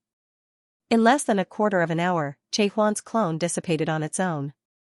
The spiritual power in his body also continued to be consumed in this short period of time, and now there was less than 30% left. One had to know that the spiritual power in Lu Ming's body had been refined several times by the prison cage, and his spiritual power was several times stronger than the average cultivator of the same level. Forget it, although the time is a little short, let's just treat it as a one-time attack. If I really want to use it against the enemy, I'm afraid I have to wait until I advance to Jingdan. Lu Ming muttered to himself to comfort himself. Then he sat down cross-legged on the ground. After taking a medicinal pill to restore spiritual power, he took out 2 upper-grade spirit stones and held one in each hand to restore spiritual power. After half a day, he felt that the spiritual power in his body had almost recovered, and he immediately stood up. Now that Che Huan's totem had advanced to perfection, he naturally did not intend to continue to stay here. He turned his hand and took out the map jade slips given by the middle-aged man in a green robe and explored it with his divine thought. After a quarter of an hour, Lu Ming's figure swayed out of the cave, then he turned into a black escape light and flew toward a certain direction in the depths of the Jiuming Valley. In the blink of an eye, he disappeared into the sky. According to the map drawn by Qinglan, it took Lu Ming a few days to cross the Jiuming Valley. During this period of time, he had encountered several eruptions of netherworld extinction energy. Fortunately, his previous prediction was correct. The netherworld extinction energy would only have a slight effect on him, and would not cause him to lose all of his magic power like the legendary fiends and ghosts. After leaving the Jiuming Valley, there was an endless hilly area in front of him. According to the map, after passing through this hilly area, he could reach the destination of his trip, the Styx River Basin. Lu Ming suppressed the excitement in his heart and spread out his divine sense, covering an area of dozens of miles. These hills could be considered to be within the boundaries of the Netherworld River. According to the information he had gathered, there were a large number of powerful lunar beasts living near the Netherworld River. It could also be considered to be a dangerous place in the Netherworld realm that was rarely visited by humans. Actually, the Netherworld River in the ninth hell was equivalent to the underground spirit veins in the mortal dimension, and it was the source of Yin energy in the ninth hell. Most of the Netherworld River was hidden deep underground, and only a small portion was exposed on the surface. Lu Ming had yet to reach the river Styx, but he could already sense that the Yin Qi in the surrounding void had gradually become denser and more violent. It was very difficult for the fiends to use such violent nether qi directly. Therefore, even though the Nether River region was rich in nether qi, the fiends hadn't chosen to build their cities in it. For this reason, most of the Nether River regions were located in remote areas. Only some lunar beasts, whose fleshly bodies were far stronger than those of the fiends, could endure such violent and pure nether qi. However, for this reason, although the lunar beasts that lived in the Nether River region weren't weak, their intelligence was relatively low, and they were extremely violent and bloodthirsty. Lu Ming cautiously flew at a low altitude for a few more days. After killing a few lunar beasts along the way, a black river appeared in his field of vision. After confirming that there were no abnormalities in the vicinity, he spurred on a streak of light and flew forward. At this moment, Lu Ming was hovering in the air above the rolling black river, his eyes narrowed as he stared at the black river below him, his expression somewhat uncertain. Although the Nether River was called a river, it was like a vast ocean. At first glance, it was impossible to see the other side, and one could only roughly judge the direction of its veins by the direction it flowed. The river looked as black as ink. Even with Lu Ming's divine sense, he could only probe a few dozen meters into it. He discovered that although the river looked calm on the surface, there were actually undercurrents surging underneath. Aside from that, he could also see more than a dozen whirlpools of different sizes. The largest ones were around 50 to 60 meters wide, while the smallest ones were around 20 to 30 meters wide. They rotated at an extremely slow speed, making the black river water look incomparably viscous. Lu Ming flew in the direction the Nether River was flowing, and discovered that the situation in the Nether River region was almost the same. In some regions, there were even more whirlpools. He found a region with relatively fewer whirlpools, and after waiting for a short while, he discovered that nothing was out of the ordinary. Then, he flicked his sleeve, and a grey talisman appeared in his hand. He tore the talisman into pieces, and a faint layer of cyan light enveloped him. Then, with a light sway, he turned into a streak of cyan light and descended. When he was 10 meters away from the Nether River below, he stopped. A piercing chill swept from all directions, and Lu Ming felt his body sinking at the same time. It seemed that in the dark river below, there was an invisible suction pulling him down. Even the cyan shield that protected him became distorted.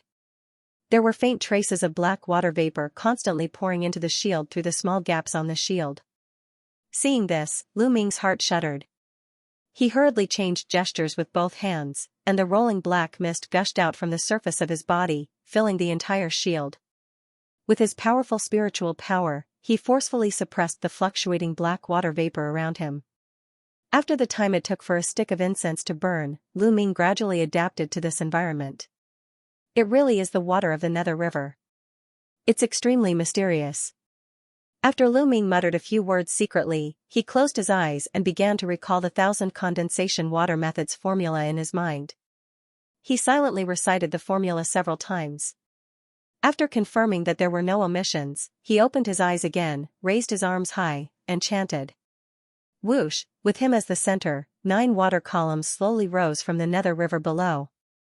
They intertwined in the void above his head and turned into a black water mass about 10 meters in size.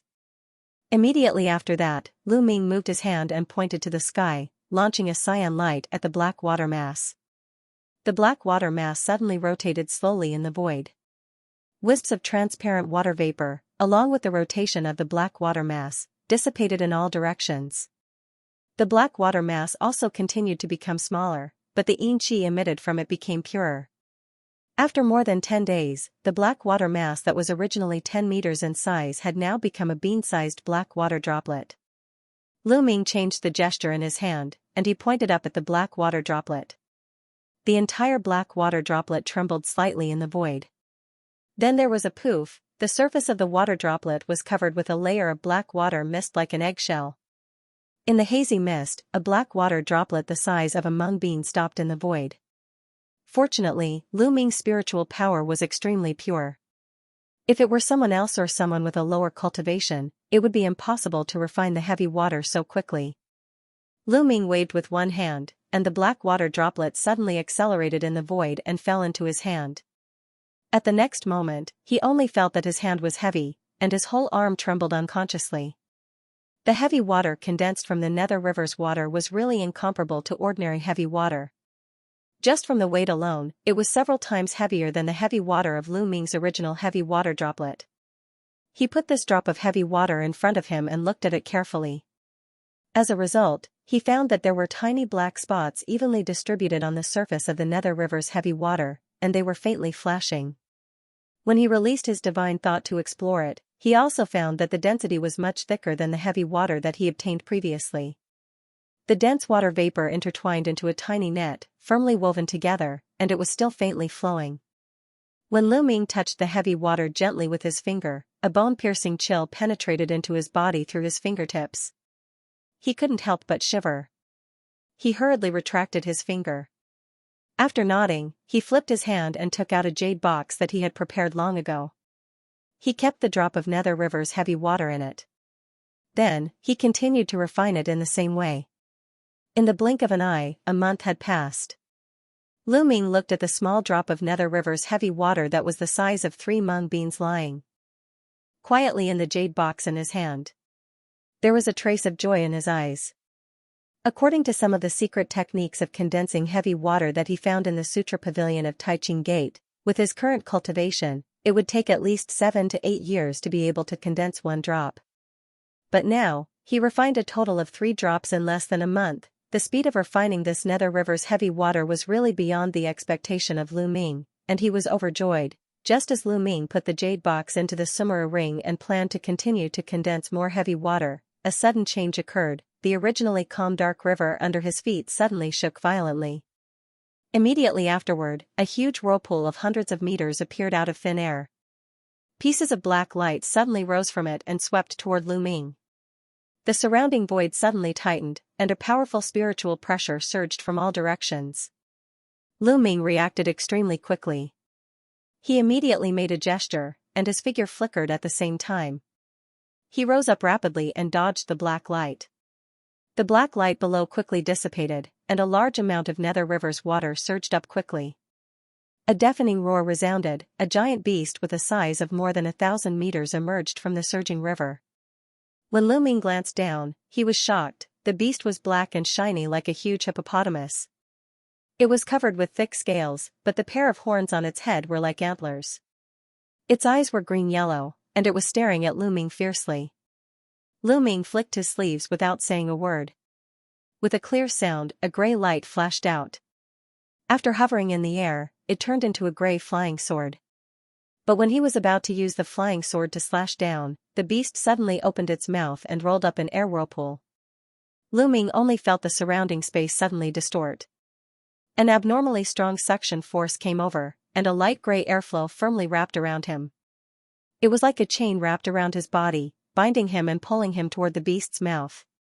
He made a sword gesture in his hand, and the dark patterns on the small gray sword shone. It turned into a gray light that kept attacking the gray air wall around him. Pung-pung sounds came one after another. This vortex-like air wall was extremely tough. It couldn't be penetrated in a short time. Lu Ming only felt darkness in front of him, and the surrounding scenery changed.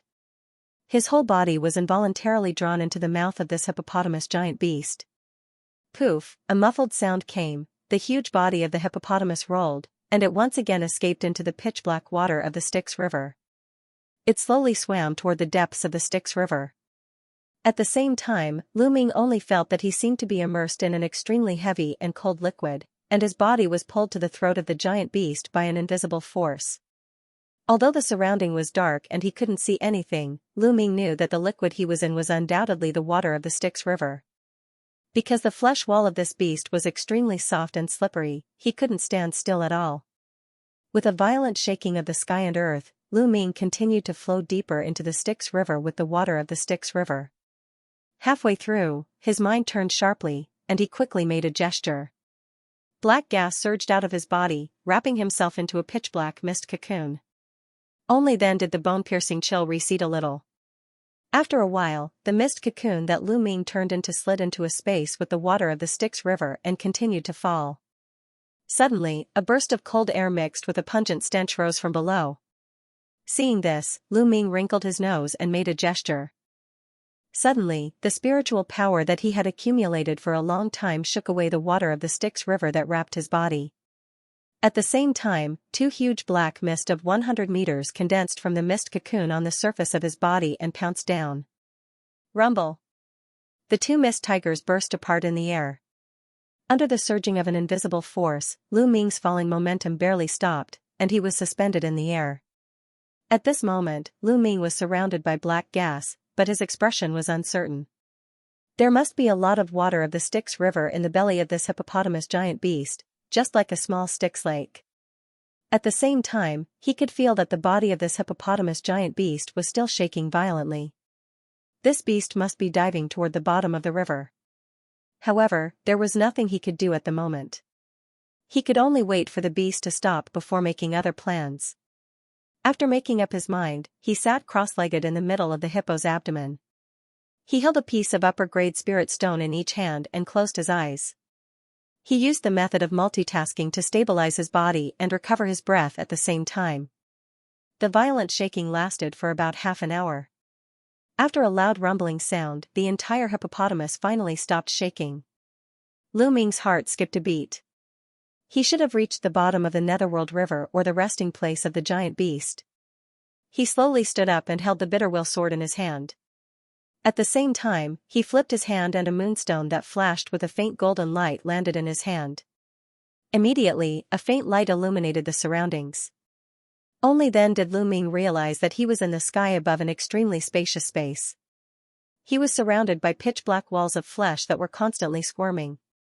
He could vaguely see a sticky black liquid flowing slowly on the walls of flesh. It was a very disgusting sight. At this moment, the sound of splashing water came from above again.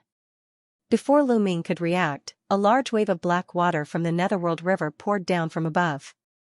It directly submerged Lu Ming in it and rushed toward the bottom of the giant beast. With a splash, Lu Ming fell into the pool. It really is the water of the Netherworld River. Lu Ming muttered to himself. He used all the Fa in his body to resist the bone-chilling cold coming from all directions. At the same time, the black gas around his body churned and he turned into a black light. He rushed out of the Netherworld River and rushed upward. However, every time he traveled less than 100 feet, a large wave of black Netherworld River water would attack him from above. Because the water of the Netherworld River was extremely heavy, even if Lu Ming's body was strong, he could not completely resist the impact. Every time, he would be pushed back a large distance before he could barely stabilize his body. Even so, after about 10 minutes, Lu Ming still returned to the mouth of the giant beast. He could faintly see the 2 rows of dark green sharp teeth on both sides of the gums of the giant beast. Before he could take a few more looks, the giant hippopotamus suddenly opened its huge mouth again. With a hoo sound, a large wave of black Netherworld River water rushed in from outside again. Body and sword as one. Seeing this, Lu Ming quickly made a sword gesture with both hands. A dazzling purple light flashed, followed by the endless crackling sound of electric arc. A purple sword light immediately broke through the layers of Netherworld River water and blasted directly from the mouth of the giant hippopotamus into the dark Netherworld River outside. But as soon as he entered the Netherworld River water, he felt that the gravity on his body suddenly increased. He clenched his teeth and the purple sword light wrapped around his body shone brightly. He blasted upward against the layers of huge force.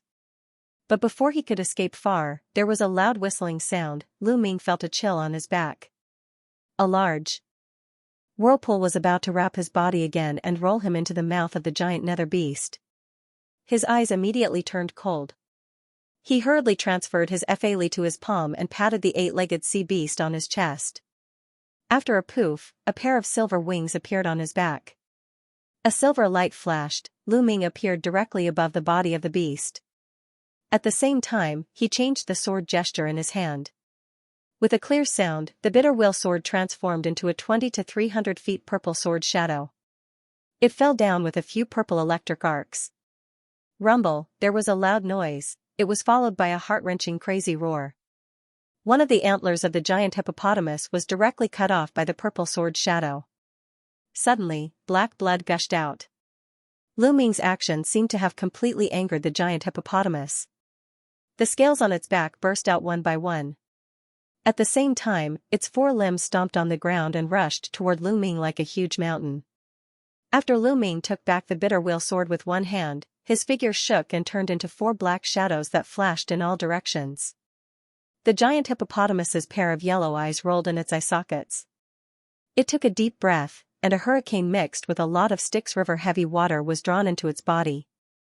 Its body suddenly swelled several times, reaching a size of nearly 2,000 feet. Its belly was instantly bulging like a ball.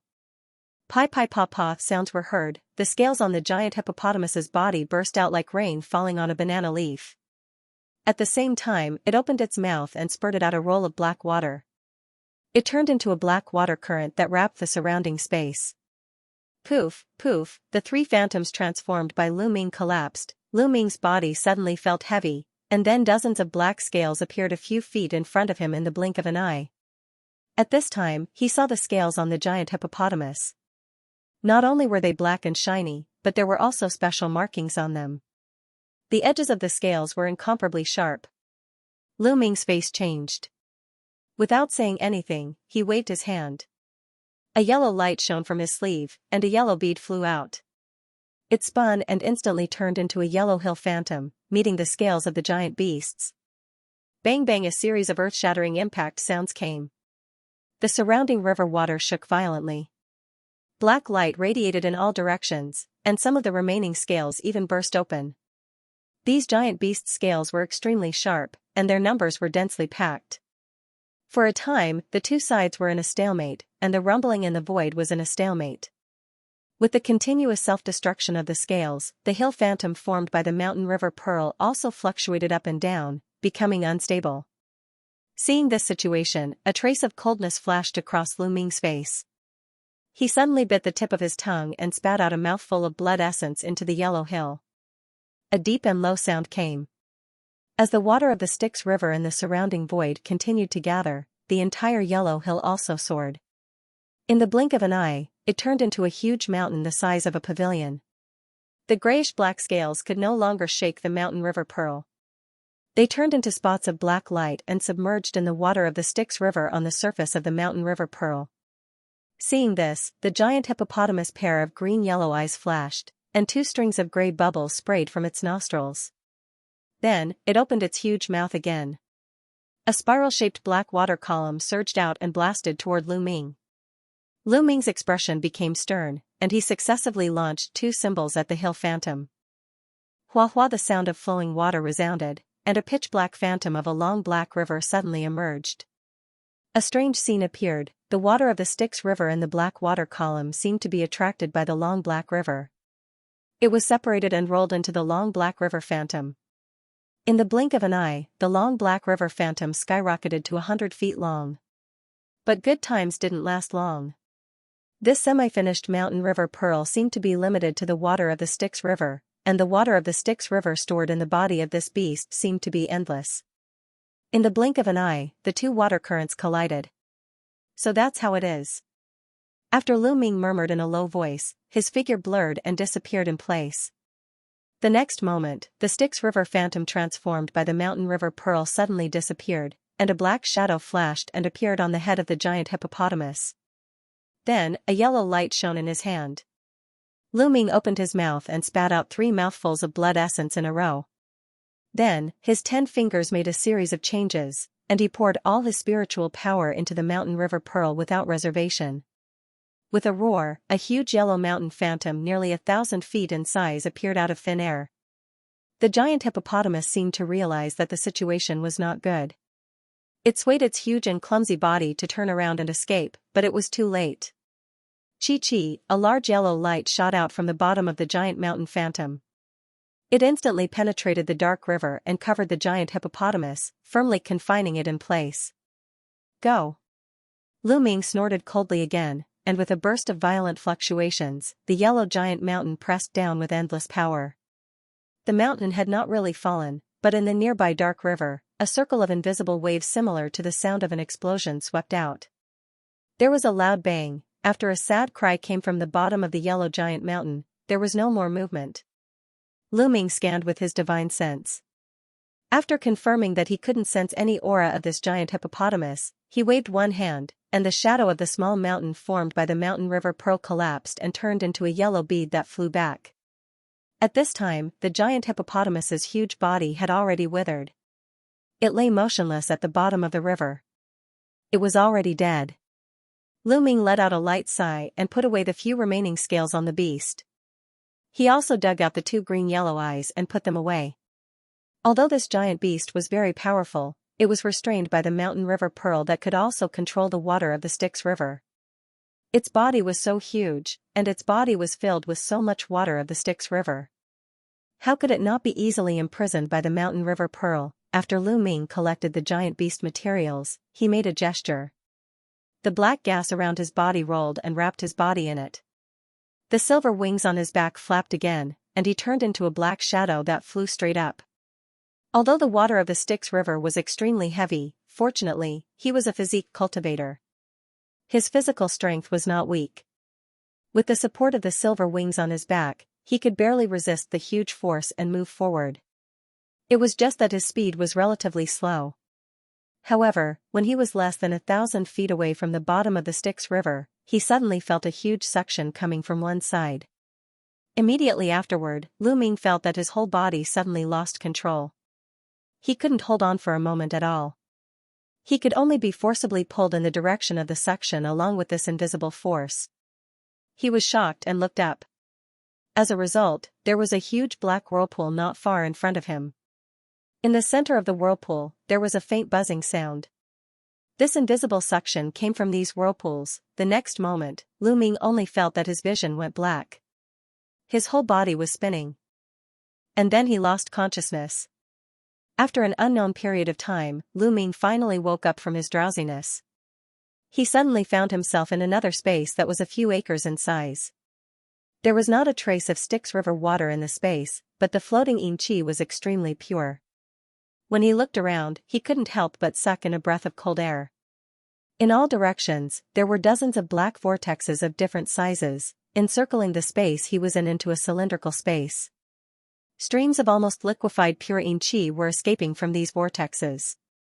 When he raised his head in bewilderment, there was a giant whirlpool about 1,000 feet in the sky above his head. It was spinning slowly. After Lu Ming withdrew his gaze, he found that the ground of the space he was in was densely engraved with circles of strange spirit patterns, faintly forming a huge formation. While he was in the space of this formation, not only could he not feel the bone-chilling coldness of the Netherworld River around him, but he was also not affected by the huge suction force of the whirlpool around him. Judging from the broken rocks on the ground and the faintly discernible terrain nearby, this strange restriction seemed to be in a huge ravine at the bottom of the Nether River. It was very well hidden. Could it be another restriction set by someone? Lu Ming looked around and couldn't help but feel a little anxious. However, he was not an ordinary cultivator after all. After thinking quickly, he regained his calmness. He simply sat cross-legged on the ground, closed his eyes, and waited. 1 day, 2 days, 7 days later, after Lu Ming opened his eyes again, he was finally sure that this space was an abandoned place. There was really no one presiding over it, otherwise, they would have appeared long ago. If this was the case, this place was so hidden that it was an excellent place to cultivate. After all, whether it was condensing heavy water, sacrificial refining the mountain river pearl, or using the Styx River water to cultivate the dark bone method, it was not something that could be completed in 3 to 5 years. After thinking for a while, Lu Ming chuckled. He immediately stood up with a shake of his sleeves and began to set up the surroundings. First, he opened up a simple platform at the bottom of the river, then he set up a few layers of restrictions outside the platform. After half an hour, Lu Ming released the bone scorpion and demon flying skull from the soul-recovering bag. What a strong Xianxia! As soon as Scorpion and Fire came out of the soul-recovering bag, they felt the piercing and violent Xianxia around them, and their bodies trembled. This is the land of the Styx River. Not only is the Xianxia thick, but it is also very violent. However, such an environment should be good for you to temper the Fali in your body. Maybe you too can find an opportunity to break through. I plan to cultivate here for a long time. You two can cultivate on your own. Lu Ming said faintly. Scorpion and Fire nodded and immediately turned around to reveal their original bodies. In a flash, they ran to the side to cultivate on their own. Only then did Lu Ming sit cross-legged on a platform that he had just conjured. With a flip of his hand, he took out a light black storage ring from his bosom. This was the item of the giant man in blue robe. When Lu Ming left the dark abyss valley, he found it on the corpse. At that time, he only hurriedly scanned it with his divine sense and was greatly surprised by the number of items hidden in it. Unfortunately, these things were unique to the Nine Nether Realm, and most of them were only useful to the fiend race. There were very few that Lu Ming could use. However, if these things were exchanged for dark stones, it would be an astronomical number far beyond his imagination. Lu Ming re-examined some of the things in the ring. After resorting the materials inside, he carefully put it away again. Next, he calmed his mind and adjusted his breathing. Then, he waved his hand and released a black gas. It turned into a large palm that grabbed the restriction above his head. With a splash, the black gas hand touched the restriction. A black wave of water came over, and the big hand took the opportunity to scoop up a large mass of Styx River water. A black water light emitted from Lu Ming's hand and wrapped around the Styx River water. He circulated his Li and used the 1000 condensation water art to continue refining heavy water. More than 10 days later, the Styx River water wrapped in the black gas had turned into a bean-sized, pitch-black heavy water bead. After putting it into the jade box, Lu Ming let out a long breath. His face looked a little blue and black. At the bottom of the Styx River, the Yin Qi was extremely dense, and the bone-piercing cold air constantly attacked his body. It was fine for a short time, but after a long time, even Lu Ming felt that it was unbearable. It had only been more than 10 days, but his body was already a little numb. However, he had already expected this situation, so he did not panic. The bone scorpion and the demon flying skull were curled up not far away. Black gas rose from their bodies and wrapped around them. They had already entered a state of cultivation and did not seem to be affected by the surrounding Yin Qi at all. Seeing this, Lu Ming stretched his stiff body and then sat down cross-legged. He flipped his hand and took out a black book. This was the first 10 levels of the Dark Bone method that the Puppet Emperor had given him. After all these years, he had already thoroughly comprehended the incantation. He immediately followed the incantation of the 5th level of the Dark Bone method and mobilized the Li in his spirit sea and circulated it in his meridians. The Yin Qi and the cold air of the Styx River that invaded Lu Ming's body were like rivers flowing into the sea, flowing into his bones and meridians. Time passed bit by bit. After an hour, Lu Ming slowly opened his eyes. The color on his face had already returned to normal. The 5th level of the Dark Bone method could only be cultivated with the help of the Styx River's water. He was now at the bottom of the Styx River, and the water of the Styx River was readily available. Lu Ming originally planned to condense the heavy water and refine the 12 mountain river pearls before cultivating the Dark Bone method. After all, this was the bottom of the Styx River. No one could predict when danger would come, so increasing his strength was the most important thing. However, it seemed that the cultivation of the Dark Bone method had to be put on the agenda. Otherwise, he would not be able to stay here for a long time. Although this would slow down the speed of condensing the heavy water, there was nothing he could do about it. In the following time, Lu Ming used the ability to multitask. Half of his mental energy revolved the 1000 condensation water transformation technique and continuously refined the heavy water. The other half of his mental energy cultivated the Dark Bone method. Time flew by, and the bottom of the Styx River was as quiet as before. No one had disturbed him. In the blink of an eye, 10 years had passed. On this day, the restriction of the Styx River was filled with a yellow mist. Within the mist, there was also a lot of black water light. The two mixed together and rolled like the waves of the sea, filling the entire restriction. Within the yellow mist and black light, a low and cryptic incantation could be faintly heard. Waves of powerful Li were constantly transmitted, and the black restriction also began to fluctuate. On this day, within the yellow mist, there was a long whistle that soared into the sky. All of the mist and water light rushed towards one direction like a whale sucking in water. Very quickly, they disappeared without a trace. After the mist dissipated, a figure in a green robe was sitting cross-legged on the ground. Around him, there were 12 earthen yellow pearls floating in the air. They faintly formed a strange array that slowly rotated. This figure in a green robe was naturally Lu Ming. In these 10 years, he had been continuously refining day and night. Finally, he had refined enough heavy water. Not only had he refined the semi-finished Mountain River Pearl, but he had also sacrificially refined the remaining 11 Mountain River Pearls into real magic weapons. There was a faint earthen yellow mist on the surface of the 12 Mountain River Pearls. Through the mist, one could faintly see that there was a lifelike landscape of mountains and rivers in each pearl. The mountains were towering, and the rivers flowed endlessly. It was full of spirituality. If one looked closely, one would find that the river in the original semi-finished Mountain River Pearl was not as thick and viscous as the other 11 pearls. This was probably because it was not all the water of the Styx River. However, he currently did not have the ability to separate the ordinary heavy water that had already been integrated into it. Lu Ming made a sign with both hands and opened his mouth to spit out a yellow light. The 12 Mountain River Pearls flashed and turned into a yellow light. The light then swept the pearls into his body. Not far behind Lu Ming, Fei Er and Scorpion hurriedly said respectfully, "Congratulations, Master, you have finally refined the Mountain River Pearl magic weapon." The two of them had been constantly cultivating for the past 10 years and their FA had improved a lot. The golden crown mark on Scorpion's forehead was even brighter, like a golden flame. Fei Er's body also looked a bit bigger than before. Lu Ming nodded to the two spiritual pets. His face looked abnormally pale at the moment. Refining the magic weapon day and night was also a test for his spiritual power and mental power. Fortunately, the 12 Mountain River Pearls were finally successfully refined. The Mountain River Pearls that were refined with the Styx River heavy water exceeded his expectations. This was all thanks to the unknown ancient cultivator. Not only did he prepare so many rare materials that were hard to find in the world, but he also refined these 12 pearls into the magic weapon embryos. The extremely pure Yin Qi environment here, coupled with the abundant Styx River heavy water, made the process of refining the spiritual materials of these pearls extremely smooth. There were almost no bottlenecks.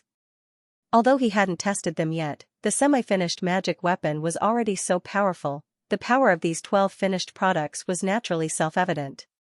According to his speculation, if they were formed into the Mountain River Great Array, he could even face the Celestial State Powerhouse head-on.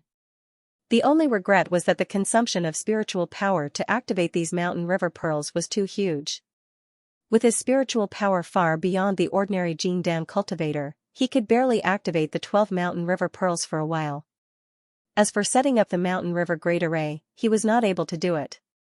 Lu Ming took out a golden yuan pill and swallowed it, then he closed his eyes and meditated. Seeing this situation, Scorpion and Fei Er obediently retreated to the side and continued to cultivate. After 3 days and 3 nights, Lu Ming opened his eyes again. At this moment, his expression still looked a little tired, but when he thought of the 12 Mountain River Pearls in his body, his eyes couldn't help but show a strong joy. He stood up and moved his body, making a series of bone-cracking sounds. In the past 10 years, Lu Ming's spiritual power didn't improve much, but the Dark Bone secret art that he had been practicing diligently had smoothly reached the 9th level. Because he was originally only 1 step away from condensing the Jing Dan, the 9th level of the Dark Bone secret art, which was equivalent to the later stage of the crystallization period, had almost no improvement to the spiritual power in his body, but he could clearly feel that the power of his physical body was more tyrannical and terrifying than before. It should be known that the strength of his physical body had already far surpassed that of a body refinement cultivator of the same level. Now that he had cultivated the Dark Bone method to the 9th level in one go, even he wasn't sure how strong his physical body had become. The only thing he knew was that the Tiger Dragon Hell prison that he was using now contained a huge force that could even easily push down a mountain. As for ordinary spiritual weapons, they couldn't even hurt him at all. In addition, because he had been bathing in the surrounding water of the Styx River for a long time, he found that his bones had also changed a little. This change not only allowed him to completely adapt to the environment at the bottom of the river where the Yin Qi was dense, but the speed at which his body absorbed the Yin Qi and turned it into Fa Li also increased. Now, even if he didn't use his spiritual power, he could still emit a faint Yin Qi on the surface of his body, which was becoming more and more similar to an ordinary fiend. Seeing that Lu Ming stood up, Fei who was not far away, stopped her cultivation. Her body turned into a green light and moved closer to Lu Ming. Master. Lu Ming turned to look at Fei and a gentle smile flashed in his eyes. He reached out and patted Fei slightly round head, saying, "What's wrong? Cultivating at the bottom of the river is really too boring. Master, now that you have refined the 12 mountain river beads, your strength has greatly increased. We should be able to leave here, right?" Fei pouted and looked at Lu Ming with some expectation. Hearing this, Lu Ming frowned slightly. Ever since coming to the Netherworld realm, Fei temperament had become a little restless. After staying at the bottom of the Netherworld River for 10 years, the violent qi here had often provoked her mood. Fei had already asked Lu Ming more than once to leave this place. After thinking for a moment, Lu Ming replied, "Fei if you feel tired from cultivating, you can enter the soul-nurturing pouch and sleep for a while." He had just finished refining the mountain river beads, and his dark bone incantation was only at the 9th layer. If he could thoroughly comprehend the 10th layer, he might be able to directly condense the Jing Dan. Naturally, this was not the time to leave this place. "All right." Fei pouted and her body moved. She turned into a cloud of black qi and entered the soul-nurturing pouch at Lu Ming's waist. Lu Ming shook his head and his gaze fell on the black vortex restriction outside. His eyes revealed a contemplative look. What Fei said was correct. He had already refined the 12 mountain river beads, and he could indeed test their power to see if he could break this restriction. As for the restrictions here, he had naturally tried to break them more than once during his years of cultivation. Unexpectedly, this seemingly ordinary restriction was abnormally powerful. He had used all of his methods but was unable to shake it in the slightest. Therefore, he had stayed here for 20 years. On one hand, it was because he wanted to refine all 12 mountain river beads in one go. On the other hand, it was because he was forced to do so. Thinking about this, Lu Ming took a deep breath and opened his hands. A dazzling yellow light flashed and 3 mountain river beads appeared. The mountain river beads were a set of magic treasures. It didn't require all 12 beads to be used together. 2, 3, or even 4 beads could be used in different combinations. This was one of the mysteries of this set of mountain river beads. With Lu Ming's current magic power, he could skillfully control 6 mountain river beads. However, to break the black vortex restriction in front of him, 3 mountain river beads should be enough. The 3 mountain river beads were surrounded by yellow qi and floated in front of him. At this moment, Lu Ming closed his eyes as if he was sensing something. After a moment, he suddenly opened his eyes. "Go." He let out a low shout and waved his hand to launch a technique. The 3 mountain river beads in front of him changed positions and connected into a straight line. Then, they shot out in the direction of a black vortex that was more than 20 feet in size. Whoosh! The first bead of mountains and rivers collided with the black whirlpool. The bead of mountains and rivers didn't emit much light, but a clump of earthy yellow spirit cloud appeared above it, and the images of mountains and rivers could be vaguely seen. There was no earth-shattering sound. The black vortex that Lu Ming had almost no way to deal with suddenly trembled violently. However, it instantly calmed down. But at this moment, there was a whoosh sound in the air. The second mountain river bead also hit. The black vortex shook violently and its rotation speed suddenly increased. It seemed to be showing signs of instability. Before it could recover, the third mountain river bead also surged forward. Boom! A tearing sound came out, and the black vortex spun wildly. A hole the size of a water tank appeared where the mountain river bead hit. Seeing the effect in front of him, Lu Ming nodded with satisfaction.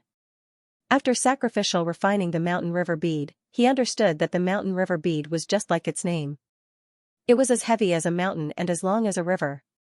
Even if he didn't activate the other mysterious methods of this treasure and directly used it to smash people, the power was not something that a normal cultivator could resist. With the appearance of the hole, a large amount of water from the sticks swarmed in from the big hole in the black enchantment. It was about to splash in all directions. Lu Ming waved his hand and launched a symbol.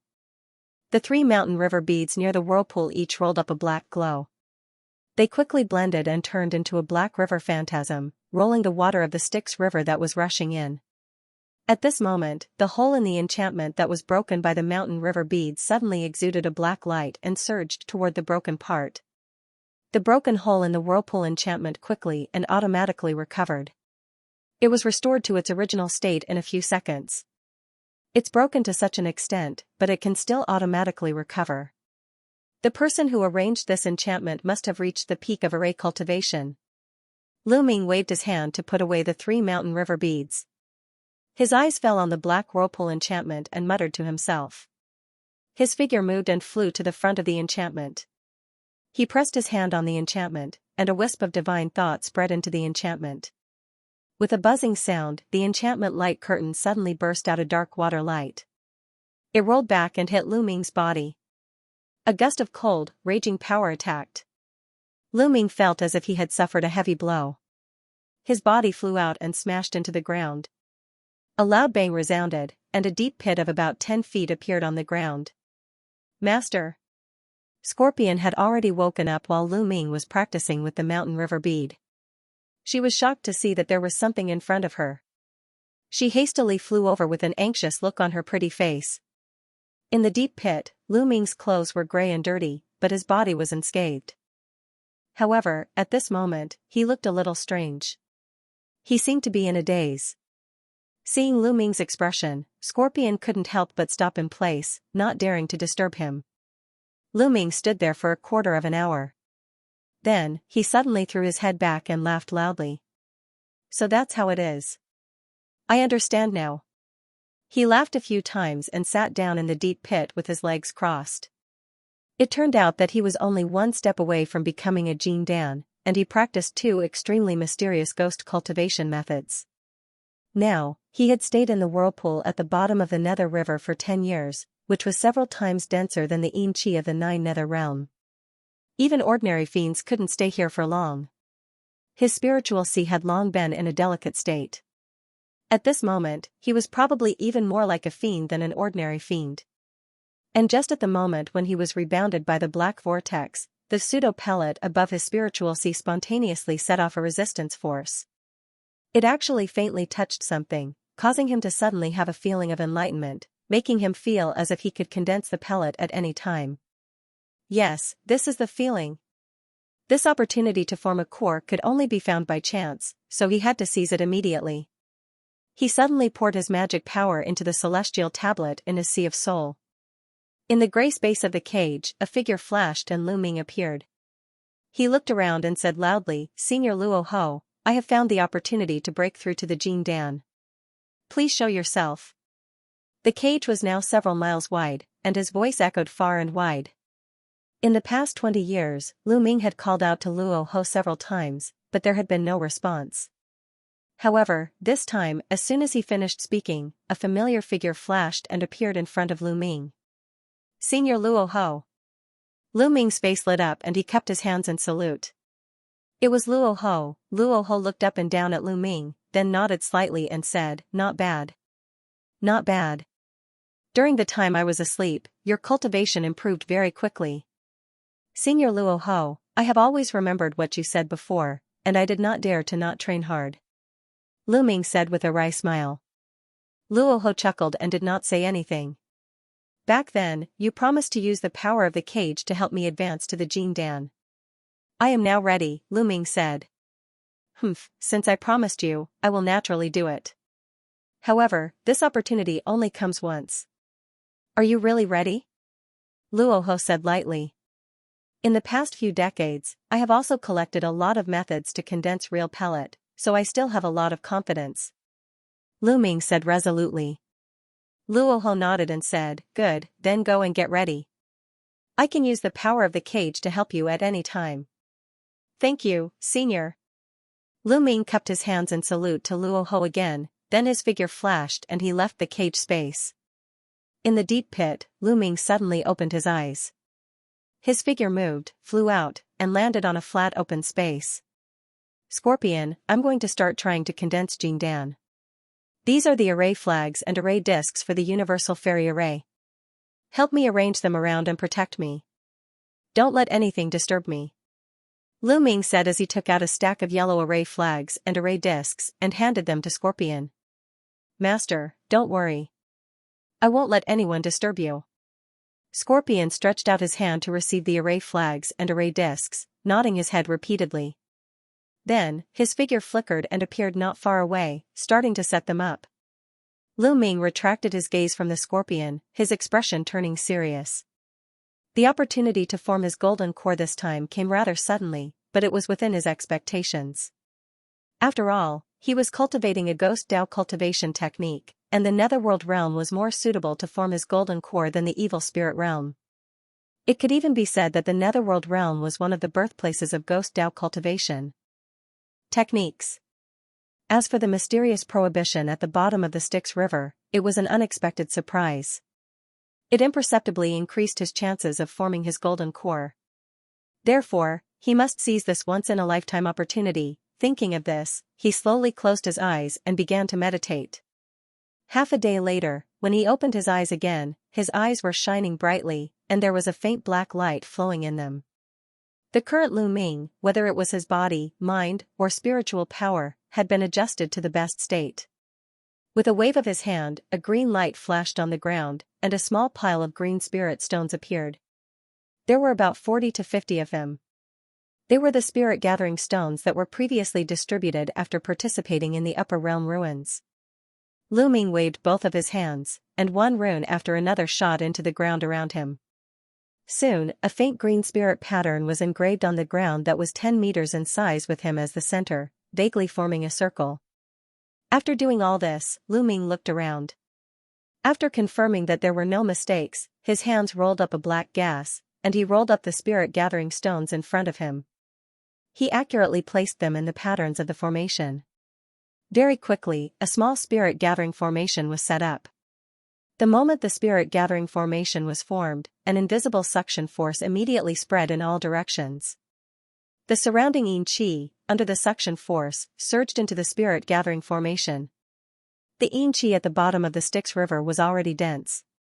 With the addition of the spirit-gathering formation, it immediately became several times denser. A layer of black mist like yin qi appeared around Lu Ming, and above him, a pitch-black vortex of yin qi vaguely appeared. The originally bone-piercing yin qi immediately increased by several times, and it almost pierced into the bone marrow. Fortunately, Lu Ming had already cultivated the dark bone method to the 9th level, and his resistance to yin qi had greatly increased. Although he still felt cold, he didn't feel too uncomfortable. Oh no, I forgot that the spiritual qi of heaven and earth in the netherworld realm is extremely thin. Even if I set up a spirit-gathering formation, it can only gather the yin qi of the netherworld. Suddenly, Lu Ming slapped his thigh, as he realized a big problem. Although the dark bone method that he cultivated could transform yin qi into spiritual power and store it in his spiritual sea, he was still a human cultivator after all. Now that he wanted to condense the true pellet, it would be very difficult to succeed without a large amount of spiritual energy from heaven and earth. The original intention of using this small spirit-gathering formation to gather the spiritual qi of heaven and earth was to increase the density of the spiritual qi in the surrounding space. However, the surrounding spiritual qi of heaven and earth was abnormally thin, and the spirit-gathering formation could only gather bone-piercing yin qi. Speaking of which, over the past 10 years since he entered the netherworld realm, he had relied on spirit stones and elixirs to recover his Fa Li. He didn't rely much on the spiritual qi of heaven and earth, so he only realized this problem now. Wait, I have spirit stones. Lu Ming's heart moved, as if he had vaguely thought of something. With a wave of his hand, piles of spirit stones suddenly appeared in the spirit-gathering array. Most of them were upper-grade spirit stones, and there were more than 10,000 of them. Middle-grade spirit stones and lower-grade spirit stones, on the other hand, were relatively few. These were all of Lu Ming's savings over the past few years, and there were more than 100 million spirit stones. Now, he couldn't care less, and took them all out. Although there was a hint of pain on his face, he let out a light breath, and black qi surged out of his body, and rolled up the spirit stones on the ground. Bang bang bang, tens of thousands of spirit stones were rolled up, and then shattered. Suddenly, a wave of extremely pure spiritual qi of heaven and earth overflowed in all directions, and then, under the effect of the spirit-gathering formation, it gathered in the center, and was absorbed into the black vortex of Xianxia in the center. In the black fog, there was immediately a milky white mist-like spiritual qi of heaven and earth, and it shrouded Lu Ming's body, and the vortex above his head gradually turned black and white. Scorpion stood in the distance, and seeing this scene, he hurriedly chanted and waved the formation flag in his hand. The universal fairy formation needed 2 people to operate normally, but at this moment, it was not to be used against an enemy, but to cover up the Fa fluctuations during Lu Ming's advancement, so as to avoid attracting trouble. Scorpion alone was enough. Under Scorpion's control, a layer of pale golden light swept up from all directions, enveloping Lu Ming and the spirit-gathering formation inside, and not the slightest movement was transmitted to the outside of the spirit-gathering formation. In the middle of the spirit-gathering formation, Lu Ming's body felt as if it was soaking in a hot spring with alternating cold and heat, and an indescribable feeling of comfort spread from his limbs to his sea of consciousness. He closed his eyes, and his mind gradually entered a state of forgetting himself and everything else. After a long time, he slowly opened his eyes, and in his spiritual sea, extremely pure Fa Li began to slowly circulate. "Senior Luo Ho, we can begin," he silently said in his heart. In his spiritual sea, there was suddenly a soft pop sound, and a small bubble the size of a soybean suddenly flashed and appeared. With a shake, a warm torrent of Fa Li wildly surged out. "Senior Luo Ho, we can begin." After silently saying this in his heart, he flipped his hand and took out 7 or 8 small bottles in a row. He poured out all kinds of supplementary pills that he had previously prepared, all of which were more or less helpful in forming his core, and swallowed them in one go. In his spiritual sea, there was suddenly a soft pop sound, and a small bubble the size of a soybean suddenly flashed and appeared. With a shake, a warm torrent of Fa Li wildly surged out. As if he had been enlightened, Lu Ming's body suddenly shook. Above his spiritual sea, the fake core that was originally formed from 153 Fa Li crystals received the impact of this warm spiritual power, and the surface of the fake core actually flashed wildly and began to vibrate rhythmically. The black and white vortex above Lu Wu's head rotated faster and faster, gradually forming a funnel shape. Waves of extremely pure black and white spiritual energy continuously poured into the top of Lu Wu's head like a giant whale sucking in water. Then, it passed through the meridians in his body and converged into his spirit sea. After that, it coiled around and entered the fake Dan. Gradually, the surroundings of the sparkling fake pill began to be surrounded by clouds of black and white mist. Time passed day by day, and in the blink of an eye, a year had passed. On this day, in the originally gray sky above the Styx River, countless air vortexes suddenly appeared out of nowhere. Then, a strong wind suddenly rose, stirring up the surrounding air for hundreds of miles. The originally calm Styx River below also set off huge waves. Gradually, an incomparably huge black cloud gradually condensed in the sky. In the next moment, earth-shattering crackling sounds came from the black cloud, and countless purple lightning snakes flashed like a tide. Under the crazy dance of the lightning, the dull rumbling sound spread in all directions. Under the black cloud, all of the Styx River's shadow beasts felt the astonishing momentum of the cloud, and under the control of their instincts, they all retreated far away. At this moment, in the dark Styx River below, a huge vortex suddenly appeared. Then, it quickly expanded, and in the blink of an eye, it became 200 to 300 feet wide. Hua! A black figure flew out from the center of the vortex and floated under the black cloud. When the black gas dispersed, it was a man with an ordinary face and a naked upper body. It was Lu Ming. At this moment, the muscles all over his body were wriggling, and his veins were bulging. On the surface of his body, thick black gas coiled like a large snake. As soon as Lu Ming appeared, the thunderclouds in the sky seemed to have found a vent. The sound of thunder suddenly became louder, and purple lightning flashed and fell from the thunderclouds. The target was the figure below. Seeing this, Lu Ming's eyes flashed fiercely. He roared at the sky, and the black gas on his body surged out wildly. Under the crisscrossing above, it quickly formed a thick black gas barrier. There was a rumbling sound, the purple lightning arc that shot down coiled up in the process of falling, and it turned into a purple python as thick as a bucket. As it rushed down, it hit the black gas barrier, making a deafening thunderous sound. With a boom, the purple python turned into countless electric arcs and exploded, wrapping the black gas barrier in it. In the jumping up and down of the electric arcs, the black gas barrier only lasted for a few seconds before it was gradually torn apart, and it was rapidly thinning at a speed visible to the naked eye. However, in this way, the purple electric arc also seemed to have consumed its energy, and it became a lot smaller. When all the electric arcs dissipated, the black gas barrier above Lu Ming's head was only left with a thin layer. Before Lu Ming could breathe a sigh of relief, the dark thunderclouds tumbled. Under the flow of purple lightning arcs, another round of purple lightning struck down densely. This time, the purple electric arcs in the sky condensed into two purple thunder pythons in midair, and they were obviously thicker than the previous one. Lu Ming's eyes focused, and he raised his arms.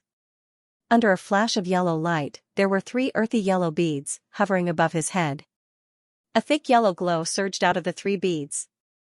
Immediately afterward, 3 lifelike yellow hill phantasms emerged in the yellow glow. With an earth-shattering crackling sound, the 2 purple thunder pythons' bodies glowed brightly with electric light. They coiled around each other and pounced down.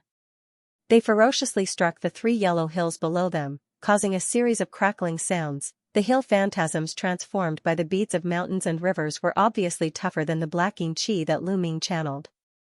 They steadily withstood this wave of lightning. After 2 waves of lightning arcs fell, the area of the black thunderclouds in the sky had obviously shrunk a lot.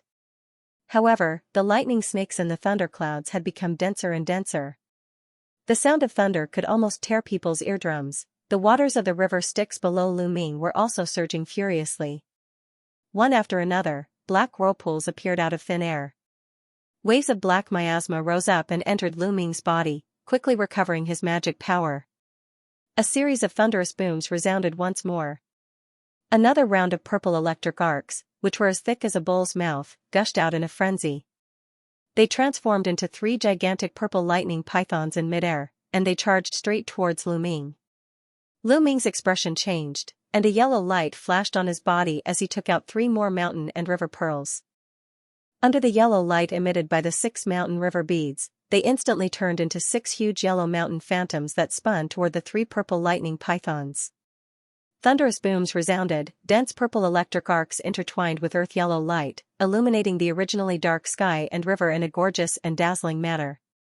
2 figures, one large and one small, appeared above the river Styx in the distance. They were none other than the Scorpion and Fei. When the 2 felt the power of the black thunderclouds in the sky, a trace of fear appeared on their faces. Such a powerful lightning tribulation caused their hearts to tremble. Fei, do you think Master will be able to safely pass through this lightning tribulation? Scorpion's complexion was even worse than Fei's, and she asked with some anxiety. Although Fei's small face was tense, she nodded her head and bowed. Master's body is strong and his magic power is profound. Now that he has refined 12 mountain river beads, of course he will be able to safely pass through this tribulation. When Scorpion heard this, a trace of a smile appeared on her pale face. She clasped her hands in front of her and nodded repeatedly. But then, as if she thought of something, she cautiously said, although there is no one around the river Styx, there may be other fiends passing by. We must be careful. Fei quickly nodded. Soon after, the 2 spirit pets turned into streaks of light and dove into the infernal river below, disappearing without a trace. The thunderous booms continued. After the time it took for an incense stick to burn, the black thunderclouds in the sky seemed to be endless. Wave after wave of lightning descended, and not only did it show no signs of stopping, it became more and more powerful. At this moment, Lu Ming's chest was heaving up and down. His face was pale, and his eyes were bloodshot. But as he looked at the sky, his eyes were filled with unyielding battle intent. The 10 beads of mountains and rivers above his head had already transformed into a towering mountain that was over 1,000 feet tall. Yellow mist lingered on the surface of the mountain, and countless runes were jumping up and down within the mist. They were constantly circulating, appearing to be incomparably mysterious. In the next moment, the sound of thunder rumbled through the clear sky. Shockingly, there were another 10 incomparably thick purple lightning wyrms, and amidst a burst of hissing sounds, they rushed toward the earthy yellow mountain below in a frenzy. The 10 lightning-flood dragons landed on the surface of the yellow mountain and exploded, turning into countless purple sparks that scattered in all directions. Under the dense flashes of lightning, the yellow mist on the surface of the yellow mountain violently rippled like boiling water. Fortunately, as the 10 mountain river beads rotated, a steady stream of yellow air gushed out of them and fused with the projection of the huge mountain above. The power of heavenly lightning and the aura emitted by the projection of the yellow mountain continued to cancel each other out. Following a loud rumble, the yellow mountain collapsed, but the purple lightning that filled the sky also dissipated. Lu Ming's expression changed slightly and he let out a long breath. This was already the 10th wave of lightning, and its power was far beyond his expectations. Moreover, he was cultivating a ghost Dao cultivation technique, so the power of heavenly thunder had a great restraining effect on him. Fortunately, he had already formed a blood bond with the pearl of mountain and river, and the power of this set of treasures far exceeded his expectations. Although it was not a defensive magic treasure, it continuously withstood a full 10 waves of heavenly lightning, and the light it emitted did not weaken in the slightest. But even so, the consumption of the mountain river beads was too great. Even if the dark bone method in his body was operating at full speed to continuously absorb the yin qi below, in addition to constantly swallowing medicinal pills, his body's fa li was still consumed by more than half.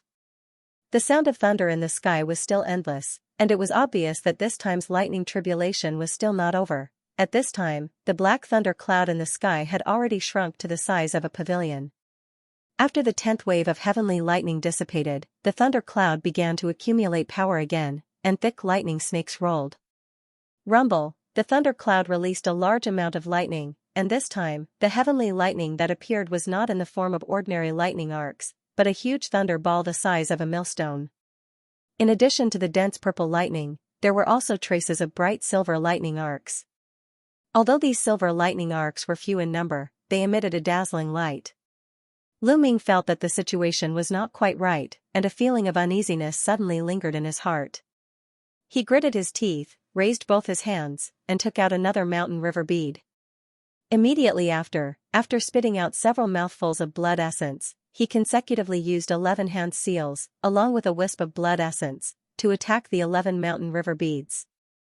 Suddenly, the surface of the mountain river bead shone brightly, and quickly arranged itself into a strange formation. Then, it immediately shot up into the sky. As the mountain river bead rose, it once again emitted a large amount of earthy yellow fog. Countless inscriptions appeared, and fused with the earthy yellow fog, once again condensing into a huge mountain that was more than 100 feet tall. At the same time, a large amount of yellow light shot up from the mountain peak, and a black river that was dozens of feet wide appeared. Like a giant python, it coiled around the huge mountain peak. Bang, bang, bang, with a series of muffled sounds, the densely packed purple lightning balls fell at lightning speed. As soon as they touched the yellow light emitted by the huge mountain peak, they immediately exploded, tearing the yellow light apart. The purple lightning balls behind them fell on the illusion of the long black river around the huge mountain peak. Suddenly, the purple, silver, and black light intertwined, and rumbling sounds could be heard from time to time. However, the illusion of the long black river and the purple and silver lightning only lasted for less than 2 or 3 breaths of time, and with a loud bang, it collapsed, once again turning into rolling black gas. Immediately after, the remaining half of the purple lightning balls fell on the huge mountain peak like raindrops. With a series of violent tremors, Lu Ming's body also began to tremble. He gritted his teeth, and the remaining fa li in his body also swarmed out. Among these purple lightning balls, the ordinary purple lightning explosions did not have much effect on the earthy yellow mountain peak, but the silver lightning mixed in it was extremely destructive to the mountain peak that was transformed by the mountain river bead. Seeing this, Lu Ming took a deep breath. Both of his fingers flickered nonstop, and once again, he injected the remaining fa li in his body into the mountain river bead to repair the illusion of the huge mountain peak. After a few breaths, all the purple lightning balls that fell had exploded and dissipated. Although the huge mountain peak had been smashed into pieces, and there were several huge cracks on its surface, it looked like it was on the verge of collapse, but at least it managed to resist. But that was not the end. On the top of the earthy yellow mountain peak, silver lightning snakes entrenched themselves, and they constantly swam. Although the purple lightning from the sky had dispersed, the unknown silver lightning did not dissipate. Wherever the silver lightning snakes swam, the mountain peak easily collapsed. Silver. What kind of lightning is this? It is so difficult to deal with. Lu Ming used his Fa Li and continuously activated the power of the mountain river bead, but he still could not shake off the silver lightning. Just then, the dark clouds in the sky began to boil again. The silver light shone brightly, and countless thin silver lightning arcs appeared again. The number of silver lightning arcs on the surface of the purple lightning balls was more than double the number of silver lightning arcs on the surface of the purple lightning balls. Oh no! It's all silver lightning. Lu Ming's expression changed greatly, and he did not care about the consumption of his Fa Li. He suddenly opened his mouth and spat out an earthy yellow bead. The 12 mountain river beads were all taken out by him, and the Fa Li in his spirit sea was already mostly consumed.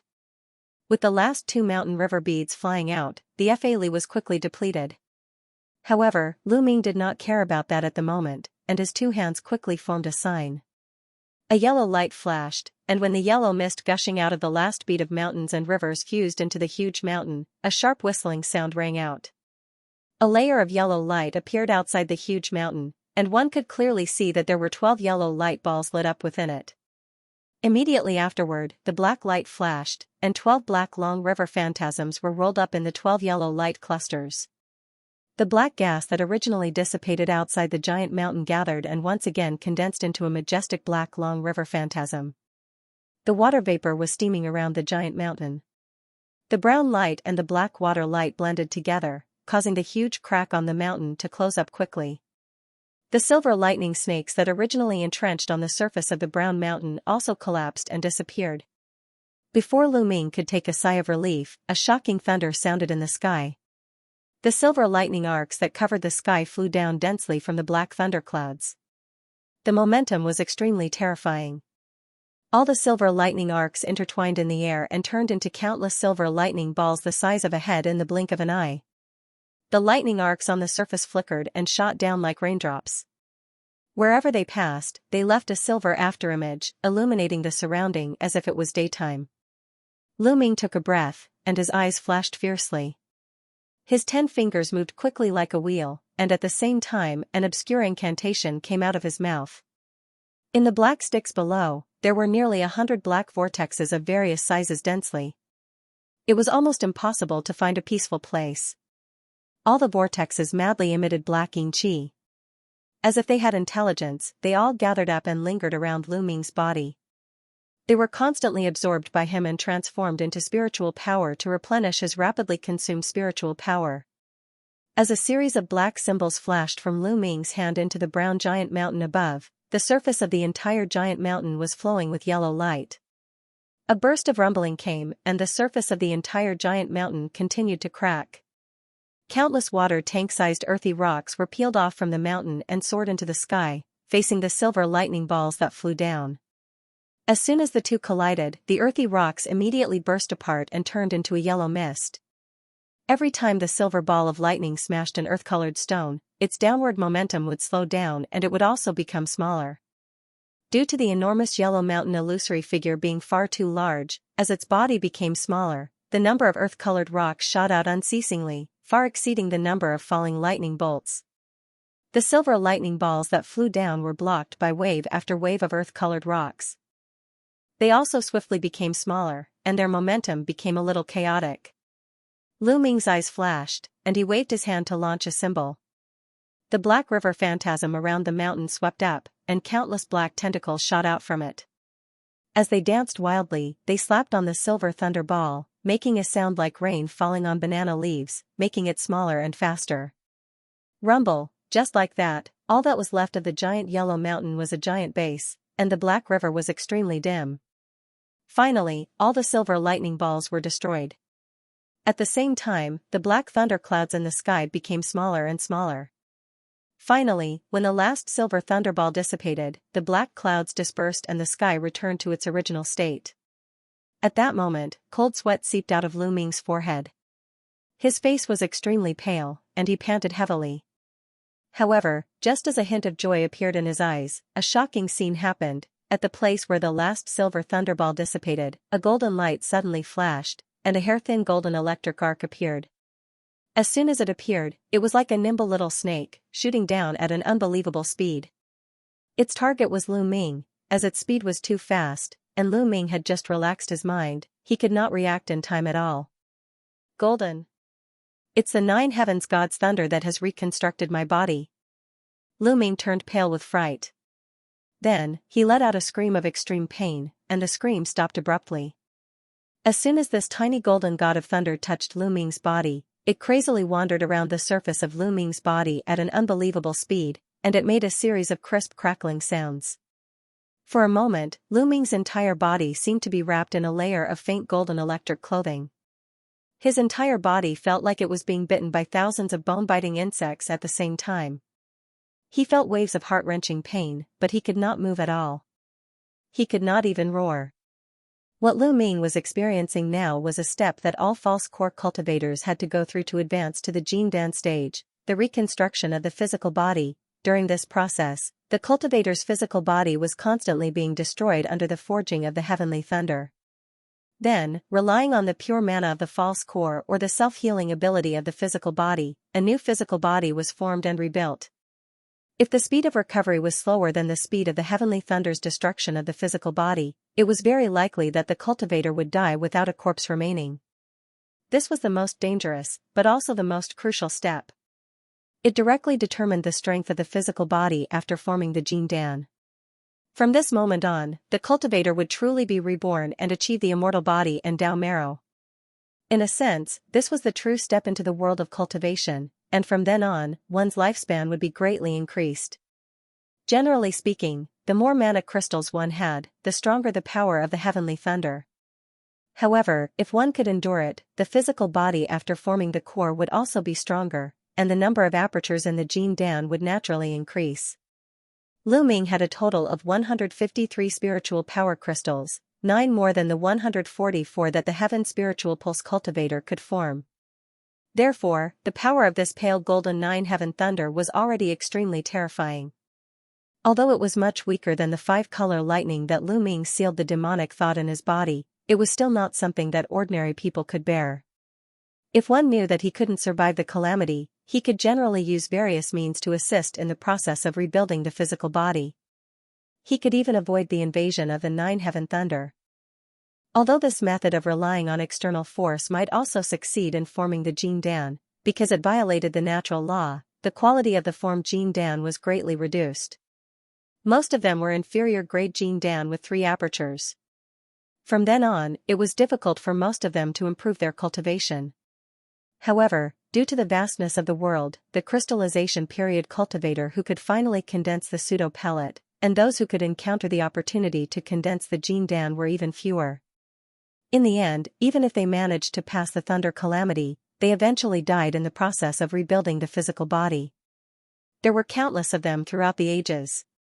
In order to achieve the Jindan, improve their strength and obtain a long lifespan, the cultivator who advanced to the Jindan through external force was still the choice of most pseudo-pellet cultivators. After all, having 3 apertures inferior grade Jindan was better than not being able to form the core. In the following time, Lu Ming's physical body was constantly collapsing, regenerating, and collapsing under the erosion of the pale golden 9 heaven thunder. At this moment, his whole body was a bloody mess. Many places had been fragmented, and the pale golden bones could be vaguely seen. He looked extremely miserable.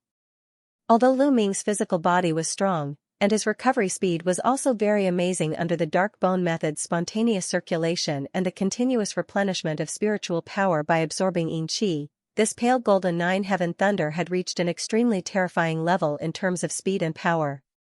Wherever it passed, his physical body collapsed. Before the flesh was regenerated, the 9 heaven thunder had already moved to the next place. This made Lu Ming feel that it was too much for him to bear, and he knew that things were not going well. At this moment, the blood hidden deep within his body suddenly boiled. After rolling and condensing, it turned into a drop of blood essence that was different from the other drops of blood. As the faint golden lightning continuously flowed through it, it quietly underwent an astonishing change. It turned out that although most of the Sky Beastkin's blood essence that he merged with had merged with it, there was still a small part that he couldn't devour. It was still sleeping. As wisps of gray gas continuously separated from the surface of the blood essence, the drop of Sky Beastkin's blood essence became redder, and it began to dissolve. After about the time it took for an incense stick to burn, when Lu Ming's body was almost completely covered with wounds, and most of his physical body had collapsed. He was on the verge of death. Suddenly, a soft, almost inaudible sound came from somewhere in his body. Then, a faint white blood chi surged out of his body and spread wildly, covering his entire body in an instant. The pale golden divine thunder, which was originally getting more and more violent, moved slower and slower in this blood chi. In the next moment, the flesh and blood on Lu Ming's body were rapidly regenerating at a speed visible to the naked eye. In less than 2 or 3 breaths, it had already been reconstructed and coiled around the pale golden bones. However, the blood that flowed within was faintly crystalline white, emitting a somewhat demonic aura. Then, the skin on the surface of his body also quickly recovered in the interweaving of the dense blood vessels. In less than a dozen breaths, his entire body was once again whole. The pale golden divine thunder, which was as thin as a hair, suddenly flashed and left the surface of Lu Ming's body. It flashed into the gradually shrinking black thundercloud above and disappeared without a trace. Lu Ming only felt that his body suddenly relaxed, and he regained the ability to move. After going through the purification of the 9 heavens divine thunder, he finally successfully reformed his physical body. His entire body was extremely comfortable. Lu Ming was overjoyed. He formed a sign with both hands and pointed at the sky. The earthy yellow mountain shadow suddenly shrank and disappeared, turning into 12 misty yellow mountain river pearls again. As the last small black tribulation cloud in the sky dissipated, waves of pure heaven and earth spiritual chi in the surrounding void poured into Lu Ming's body. At the same time, the surrounding 9 Hellsing chi also surged and pounced over. These 2 different types of yuan chi intertwined with each other and swam one round in his meridians. They suddenly surged into his spirit sea and intertwined with each other. As they rubbed against each other, it caused a black and white flame to ignite in the spirit sea. It wrapped the 153 Fali crystals in it and began to burn. The Fali crystals that Lu Ming had tightly stuck together after a year of meditation finally melted and began to truly fuse together. Suddenly, a trace of pain appeared on Lu Ming's face. Black and white light appeared on the surface of his body and covered his entire body. Time passed bit by bit. Suddenly, a long howl came from the black and white light. Hundreds of feet up in the sky, all kinds of airflows suddenly gathered together, forming a huge funnel-shaped vortex of primal chi. Countless dazzling specks of light appeared. These specks of light were of various colors, and they flickered between bright and dark, as if all the stars in the sky had fallen down. Among these nebulae, there were 12 specks of light that were abnormally bright, emitting bursts of dazzling light. If someone was here, they would definitely recognize that this was the phenomenon that appeared when a cultivator advanced to the Jin Dan stage. Moreover, the condensed Jin Dan was a rare 12 apertures top-grade Jin Dan that could only be seen once in 1,000 years. Within a radius of 100 miles, the chi of heaven and earth was violently disrupted. Waves of Dharma power surged into the sky like the roar of a mountain and the roar of a tsunami. This caused the lunar beasts near the underworld river, who were already terrified, to crawl on the ground and tremble. This phenomenon of stars falling to the ground lasted for the time it took for a stick of incense to burn before it slowly dissipated. In mid-air, the black and white light that enveloped Lu Ming's body quickly dissipated, revealing his body. A faint layer of pure light was emitted from the surface of his body. Although Lu Ming's appearance had not changed at all, every movement he made seemed to carry great power, completely different from before. Lu Ming opened his eyes, his expression extremely calm. He let out a deep breath, then stretched out his hands and looked at his palms. In the next moment, an expression of ecstasy bloomed on his face. At this moment, in his spiritual sea, the pseudo-pellet that was originally composed of 144 purple crystal grains and 9 white crystal grains had long disappeared. Instead, it was replaced by a strange black and white true pellet that was slowly circulating. On the surface of the Jin Dan, there were faintly visible pits the size of beans. There were as many as 12 of them. He had finally advanced to the Jin Dan stage, and what he had condensed was the 12 apertures Jin Dan. Scenes of the past immediately appeared in Lu Ming's mind. When he was young, he was in a precarious situation on Savage Island. He had accidentally stepped onto the path of cultivation, the helplessness he felt when he trained bitterly, and the thrilling life and death battles. After experiencing many hardships, today, he finally condensed the Jin Dan, in the sea region, among the countless cultivators of the human and demon clans, there was only one Jindan cultivator, and he was still the lowest grade 3 apertures Jindan. However, he was powerful enough to not only force the sea creature clan army to evacuate of Yunchuan, but he also indirectly contributed to the establishment of the human clan alliance. They spent a lot of money to select the 3 truths and 6 sons in order to cultivate the Jindan of the human clan. Even though the Middle Continent was known as the origin of the human clan, the best Jindan realm cultivators still had a transcendent status. Even though the Middle Continent was known as the origin of the cultivators. Back then, Luo who once warned him that he must condense the real pellet within 60 years, otherwise, he might completely become a demon in the next demonization due to the influence of the Sky Beastkin's blood essence. After so many years of hard work, he finally achieved this goal. The purified blood of the Sky Beastkin was now completely integrated into the bloodline in the process of reshaping the body. It could be said that he truly inherited the power of the Sky Beastkin. In the spiritual sea, the black and white true pellet breathed in and out, driving the spiritual power of the true body to quickly restore the exhausted spiritual power. Suddenly, he frowned with a strange expression on his face. In the middle of the black and white Jindan, there was a 5-color rune in the shape of thunder. Seeing this, Lu Ming's heart moved. Back then, in order to suppress the devilish nature in his soul sense, a wisp of 5-colored 9 heavens divine thunder that was sealed in the crystal of his spiritual sea, when he was condensing the true Dan, had somehow changed and turned into the current lightning symbol. Lu Ming's thought moved. He forced a wisp of pure spiritual power from the Jindan and touched the 5-color rune in it. Crackle, a 5-colored electric arc appeared around his real core, and then it was conducted along his meridians. The 5-color lightning flashed in Lu Ming's hand and his entire right palm was wrapped in thin 5-color electric arcs. The sharp sound of thunder rang out. This? His face showed a trace of shock. Kaboom! At that moment, the sky that had originally calmed down was once again filled with rolling black clouds. Then, a huge black whirlpool appeared and spun rapidly. In the center of the whirlpool, there were strands of 5-color electric arcs. What's going on? Could it be another thunder trial? And it's the 5-color 9 heaven divine thunder. Lu Ming's face changed. Even though he had already advanced to the Jindan realm, he did not have the confidence to face so many 5-color 9 heaven divine thunder. Could it be? He suddenly turned his head and looked at the 5-color electric arcs in his hand. His face changed as if he had understood something. He shook his hand and was about to disperse the golden lightning in his hand. But it was too late. Boom! There was a loud sound of thunder. The black whirlpool flashed and several thin 5-color electric arcs shot out from it. They intertwined in midair and formed a snake-shaped 5-color electric arc that was as thick as an arm. It struck down at Lu Ming. Lu Ming's face changed again. This time, the lightning strike came very quickly.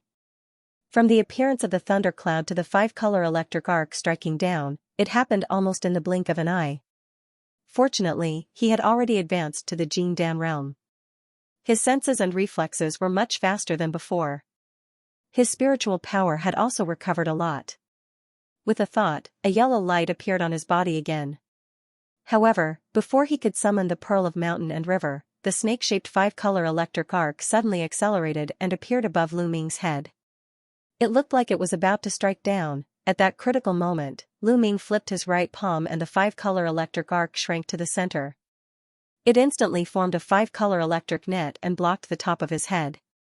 There was a loud bang, the 2 5-color electric arcs collided in midair and exploded at the same time, with Lu Ming as the center. A 5-colored ring-shaped cyclone surged out in all directions. Lu Ming's body was immediately submerged by the 5-colored lightning and quickly disappeared. His body suddenly emitted billowing black smoke. His whole body was like a meteorite, heavily smashing into the river Styx below. The black thundercloud that had suddenly appeared in midair seemed to have used up all of its energy in casting the 5-colored divine lightning, and quickly dissipated. From the moment it appeared to the moment it struck down the 9 heavens divine lightning, and then disappeared, only 2 or 3 breaths had passed. It had indeed come and gone quickly. The sky above the Nether River quickly returned to normal, as if nothing had happened.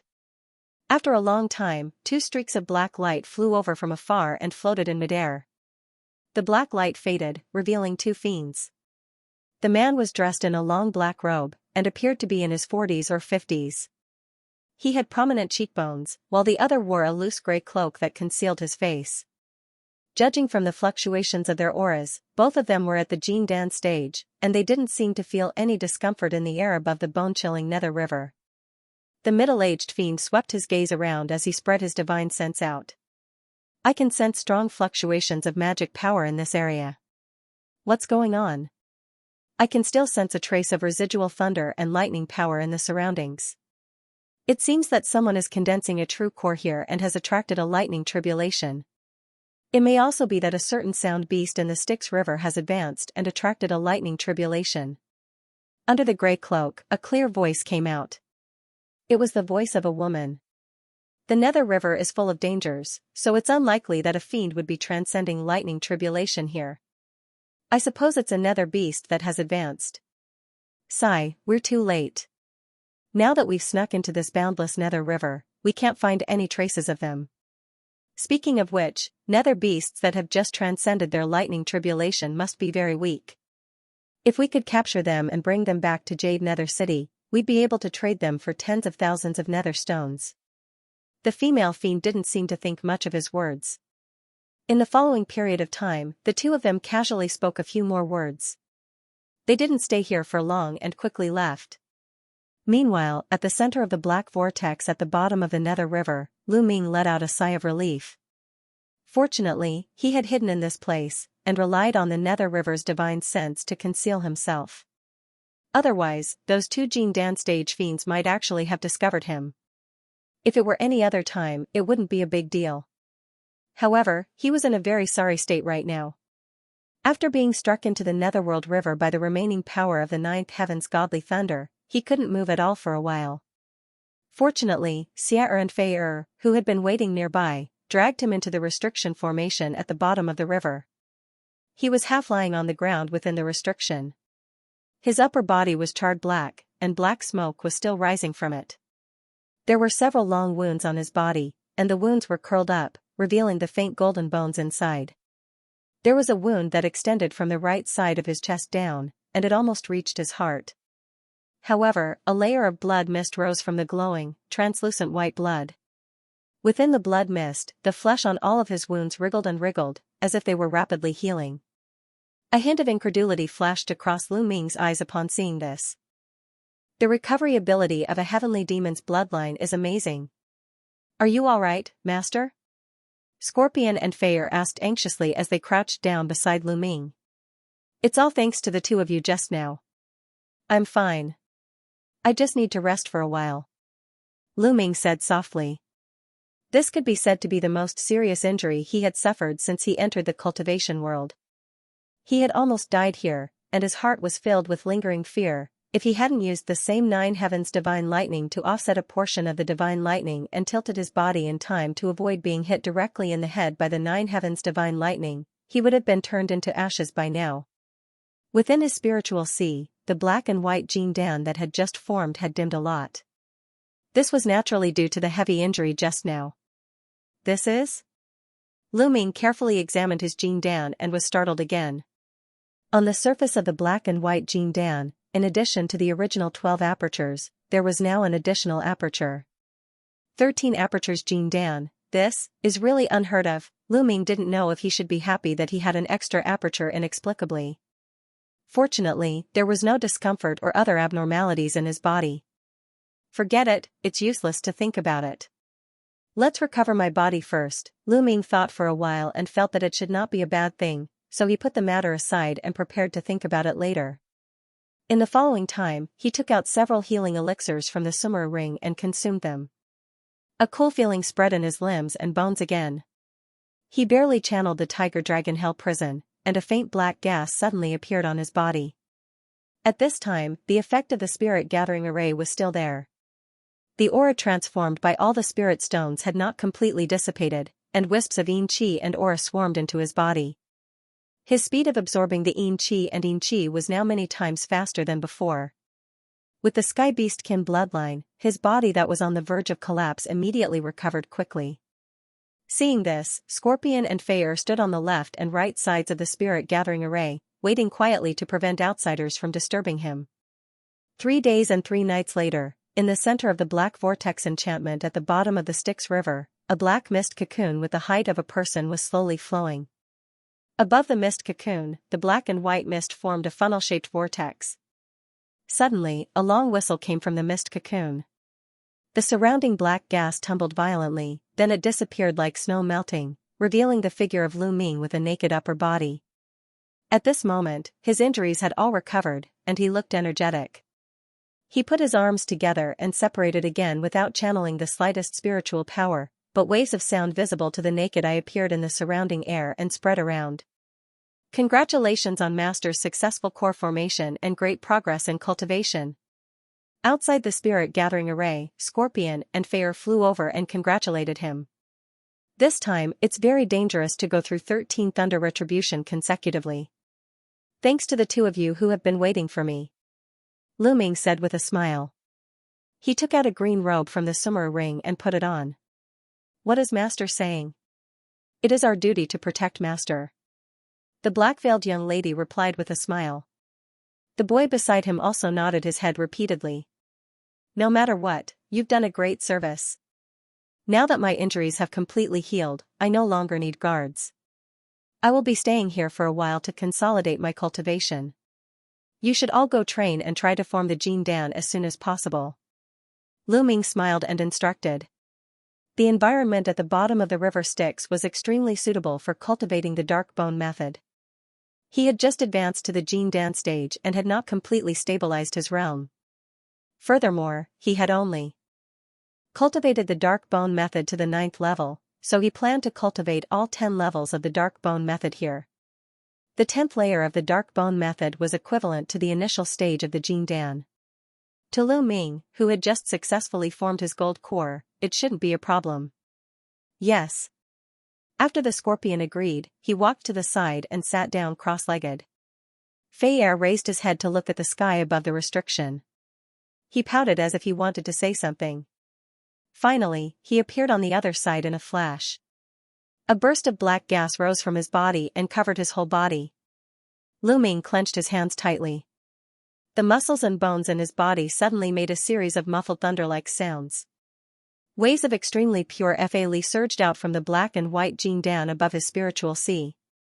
He believed that if he used the Tiger Dragon Hell method now, its power would definitely be several times stronger than before. The 12 mountain river beads that were originally a bit weak should now be able to be used for more than the time it takes for an incense stick to burn. Not only that, the 13 acupuncture points on the surface of the black and white Jin Dan seemed to be the same as his mouth and nose. With a breath, he could easily mobilize the Fa Li of his whole body. Now, no matter what cultivation method or totem he used, it would be much faster than before. In addition, after advancing to the Jin Dan, he had also gained a longer lifespan. The cultivator of the crystallization period had a lifespan of about 1,000 years, and the cultivator of the Jin Dan state could live for as long as 5,000 years. It's just forming the Jin Dan, and it makes you so excited. Okay, I have something to talk to you. Come in. Just when Lu Ming was a little excited, Luo Hu's cold voice sounded in his ears. Hearing this, Lu Ming quickly injected his spiritual power into the celestial tablet in the spiritual sea. The scene in front of him was blurred, and he had appeared in the cage space. After he advanced to the Jin Dan, the cage space was much larger than before. It directly expanded to the size of 10 miles. It was like a small world. There were traces of agile black gas floating around in the misty sky. Not far ahead, Luo Hu was standing quietly next to the celestial tablet with his hands behind his back. The elusive demonic pupil on the tablet was closed tightly, and a strange light flashed around it. Senior Luo Hu. Seeing this, Lu Ming quickly appeared in front of the celestial tablet and bowed to Luo Hu. Luo Hu looked at Lu Ming up and down a few times, then he nodded slightly and said seemingly casually, "Not bad. Not bad. My body has been reconstructed by the divine thunder of the 9 heavens. The messy things in my body have all been cleared out. Coincidentally, I also obtained the bloodline of a heavenly Yao. My foundation is finally more stable. I wonder why Senior Luo Hu summoned me in? Lu Ming had long been accustomed to Luo Hu's cold and mean voice, so he asked indifferently. You have now advanced to the Jin Dan state, and you barely meet the basic conditions to become the cage master. Luo Hu said faintly. Lu Ming was overjoyed when he heard the words, but before he could say anything, Luo Hu's cold voice sounded again, you don't have to be happy too early. Over the years, although I have restrained it, the cage spirit is still gradually awakening. You and I have to hurry up. Lu Ming's face tightened, and he hurriedly cupped his hands and said, Junior's knowledge is shallow, I will follow Senior's arrangement. Luo Hu didn't speak. He raised his hand and flicked his finger, then a ray of light shot out and disappeared into Lu Ming's forehead in a flash. This is... Lu Ming didn't dodge. The ray of light quickly entered his sea of consciousness, turned into small gray characters, and was imprinted in Lu Ming's mind. Although you have now advanced to the Jin Dan state, you can only start to control the cage. Compared with the spirit, you are still far behind. If you want to become the real master of the cage, you must wait until you reach the celestial state. By then, even if the spirit wakes up, it will not be able to take back the dominance from you. So the most important thing now is time. In the future, you will drip a drop of blood into the demonic eye of illusions every month, then use the secret technique I just taught you to turn the blood into the demonic heart flame. This method can delay the awakening of the cage's artifact spirit. Moreover, the illusionary demon heart flame will also increase your control over the cage. That way, you will be able to completely control the cage and slowly accumulate strength when you fight with the artifact spirit in the future. Luo Hu lowered his arm and spoke with a somewhat serious expression. I see. The mystic art just now was not obscure. Lu Ming quickly understood the essence of it, and he was suddenly enlightened. I haven't shown myself for the past few decades, but in reality, I have been hiding in the depths of the cage. On one hand, I have restrained the cage spirit, and at the same time, I have spent a large amount of yuan qi and effort. Now, I can finally use some of the spiritual power that the cage has absorbed from the previous masters to infuse your body with spiritual power to speed up your cultivation, Luo Hu said lightly. Is this true? Lu Ming was overjoyed. Didn't you already feel it before you formed your core? Why would I lie to you? However, previously it was a one-time infusion, and now it's a long-term process. Although doing this will cause a certain amount of damage to the cage, I can't care about that now. Luo Hu coldly snorted. Thank you for your help, Senior. I will definitely repay you in the future. This time, Lu Ming really bowed respectfully. If he could receive this kind of spiritual power infusing his body, his cultivation would increase at a terrifying speed. There's no need to mention it, just don't forget what you promised me. Also, this method involves the origin of the cage. If it is used too much, it may be noticed by the cage spirit, and it will speed up its awakening. Every time I use it, it will consume a lot of yuan qi. In the next 20 years, I will infuse it into you every once in a while. As for how much it can help you, it will depend on your luck. Luo Hu said. Okay, Junior understands. Although Lu Ming was a little disappointed, he knew that this was already a great opportunity. There's nothing else, you can leave. I still need to make some preparations before I can use the spirit-infusing secret technique again. I will inform you when the time comes. Luo Hu unceremoniously asked him to leave.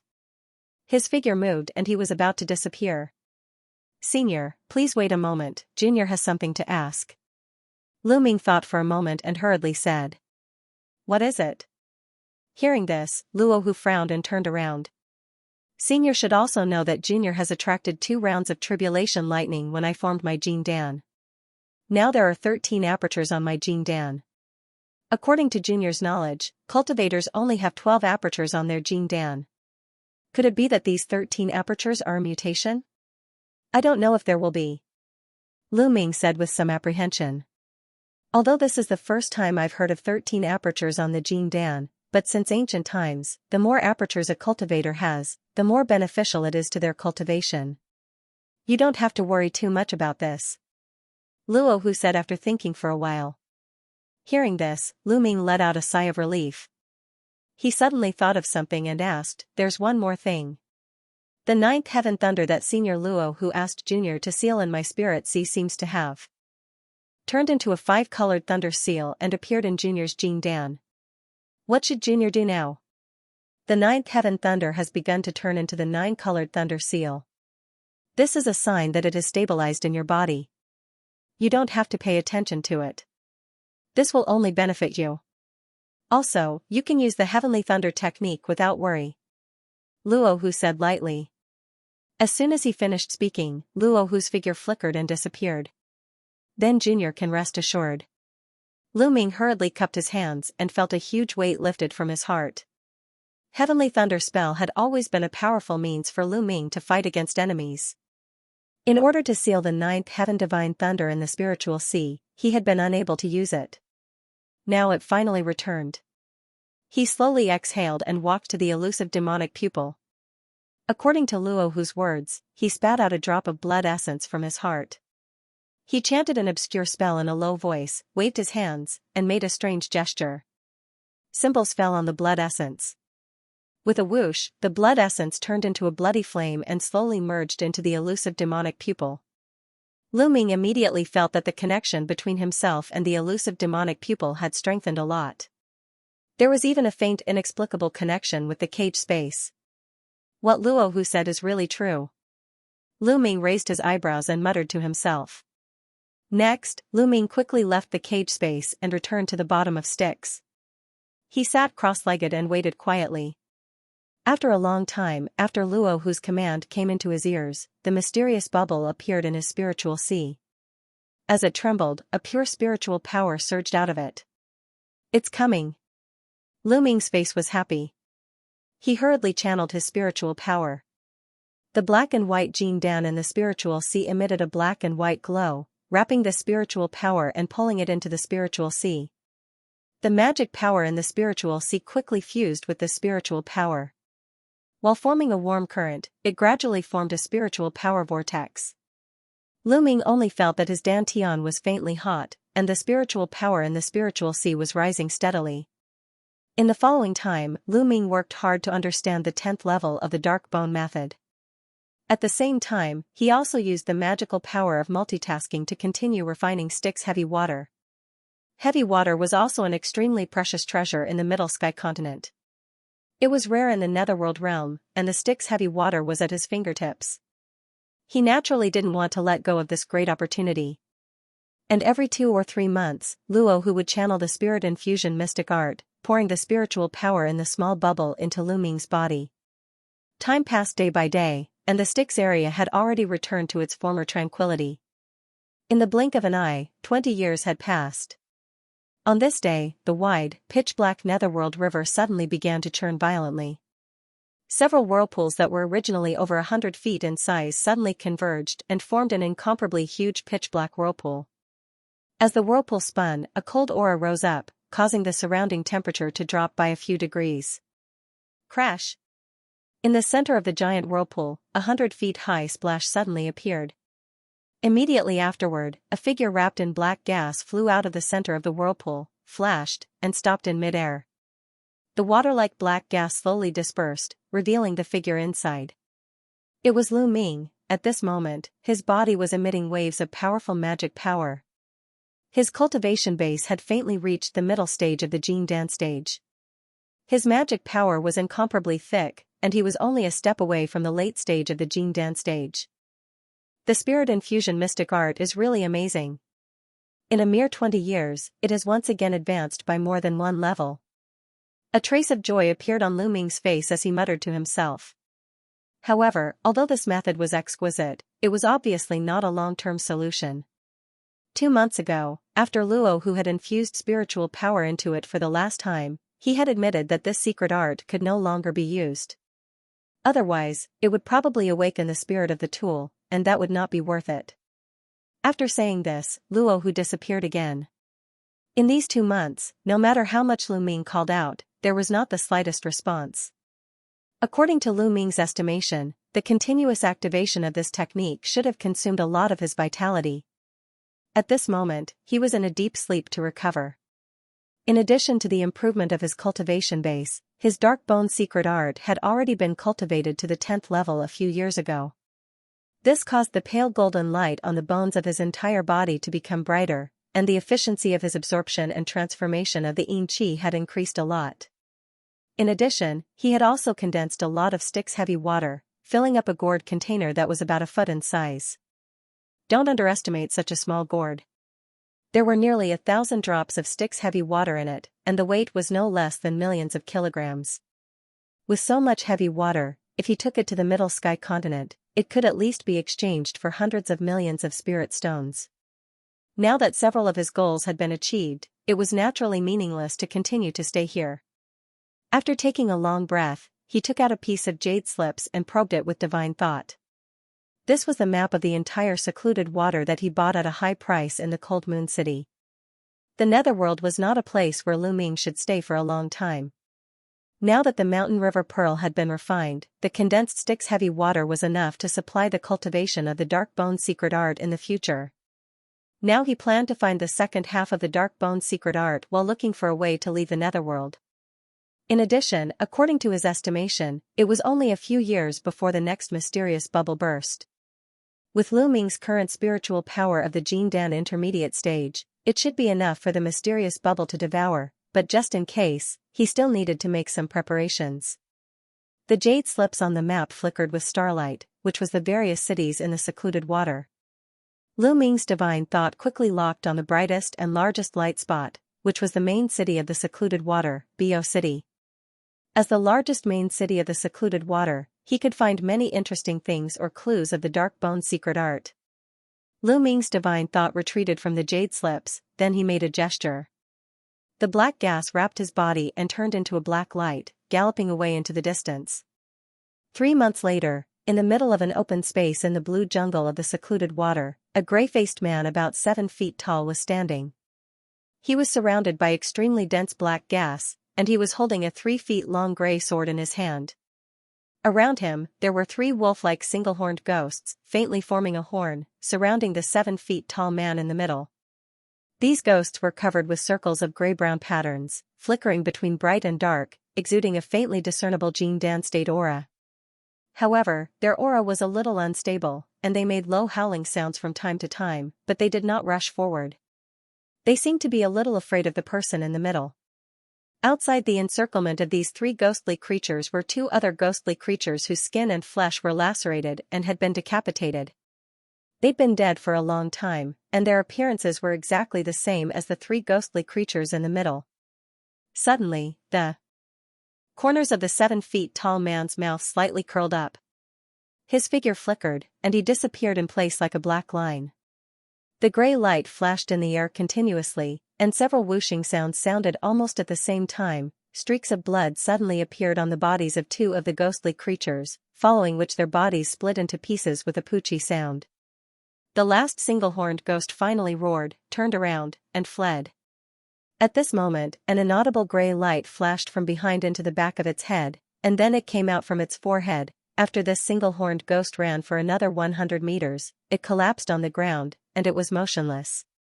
Behind him, a black shadow flashed, and the figure of the 7 feet tall man appeared again. He waved his hand, and 2 gray lights, one big and one small, merged into his sleeve and disappeared. Needless to say, this person was Lu Ming. He walked unhurriedly to the 2 ghosts, grabbed at the air on their chests, and took out the nether nuclei wrapped in blood. He then put the crystal nucleus in his hand in front of his eyes and looked at it a few times, then he put it into the Sumera ring in his hand together with the corpses of the ghosts. Then his figure flickered, and black mist rolled up from his body. He once again turned into a black escape light and blasted away. 6 months later, on top of a desolate mountain, Lu Ming, who had transformed into a 7 feet tall man, was standing with his hands behind his back, looking at 7 or 8 white-armored fiend men in front of him with a faint smile. The leader of the fiend men had a clear blue scar on his face, and his aura was dense and reserved. He seemed to have reached the peak of the middle stage of the Jin Dan realm. My lord, this person's cultivation base can't be detected at all. Why don't we ask him clearly first before making a move? Next to Xianxia, a small fiend man with shifty eyes, looked at Lu Ming for a few times, then rolled his eyes and said to Xianxia in a low voice. Humph, I don't care who you are. Everyone in the vicinity knows that this flaming dark mountain range is the hunting ground behind the mountain of our sun flaming city. You actually trespassed here today. If we don't leave something behind, wouldn't it be a loss of face for our sun flaming city? Xianxia's face darkened, and he scolded Lu Ming with a cold snort, as if he hadn't heard the words of the small fiend beside him. It seems that you don't want to let me pass through here, do you? Lu Ming asked with a smile, rubbing his nose. Speaking of which, he had taken a detour because he happened to pass through a dangerous forbidden area marked on the map. He had thought that passing through this barren mountain range would save him a few days of travel, but he hadn't expected that he would accidentally enter Sun Flaming City's territory. However, it was wishful thinking for him to think that this middle-stage Gene Dan fiend, 2 early Gene Dan fiend, and 4 or 5 fake Dan stage fiends could stop him. Cut the crap. Since you don't know how to appreciate favors, then don't leave. Following Xianxia's order, the few white-armored fiends who had already surrounded Lu Ming all patted the pitch-black leather pouches on their waists. A burst of ghostly wails and wolf-like howls rang out. 7 or 8 ghostly shadows wrapped in crimson flames rolled out and shot towards Lu Ming with rolling heat waves. Lu Ming chuckled. Instead of retreating, he suddenly dashed forward. He formed a sword seal with one hand, and a gray sword light flashed out of his sleeve.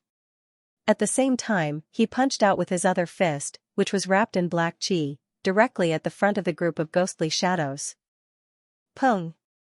A loud sound rang out. The ghostly shadow wrapped in crimson flames was directly shattered by the punch, and it was sent flying hundreds of feet away, directly exploding in midair. In the next moment, a loud chi-chi sound rang out. The remaining 6 or 7 ghostly shadows were pierced through the middle by a gray light that was as fast as lightning, and rolled up in the void.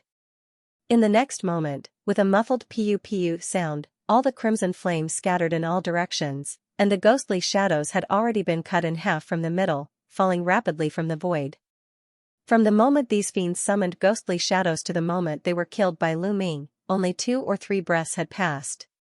When Lu Ming's figure flashed and reappeared in midair, most of the surrounding fiends still had their hands on the leather pouches on their waists, their faces full of disbelief. This scarlet flame ghost was one of the high-rank ghosts. Although its cultivation was only at the crystallization period, it was extremely difficult to deal with when they joined forces.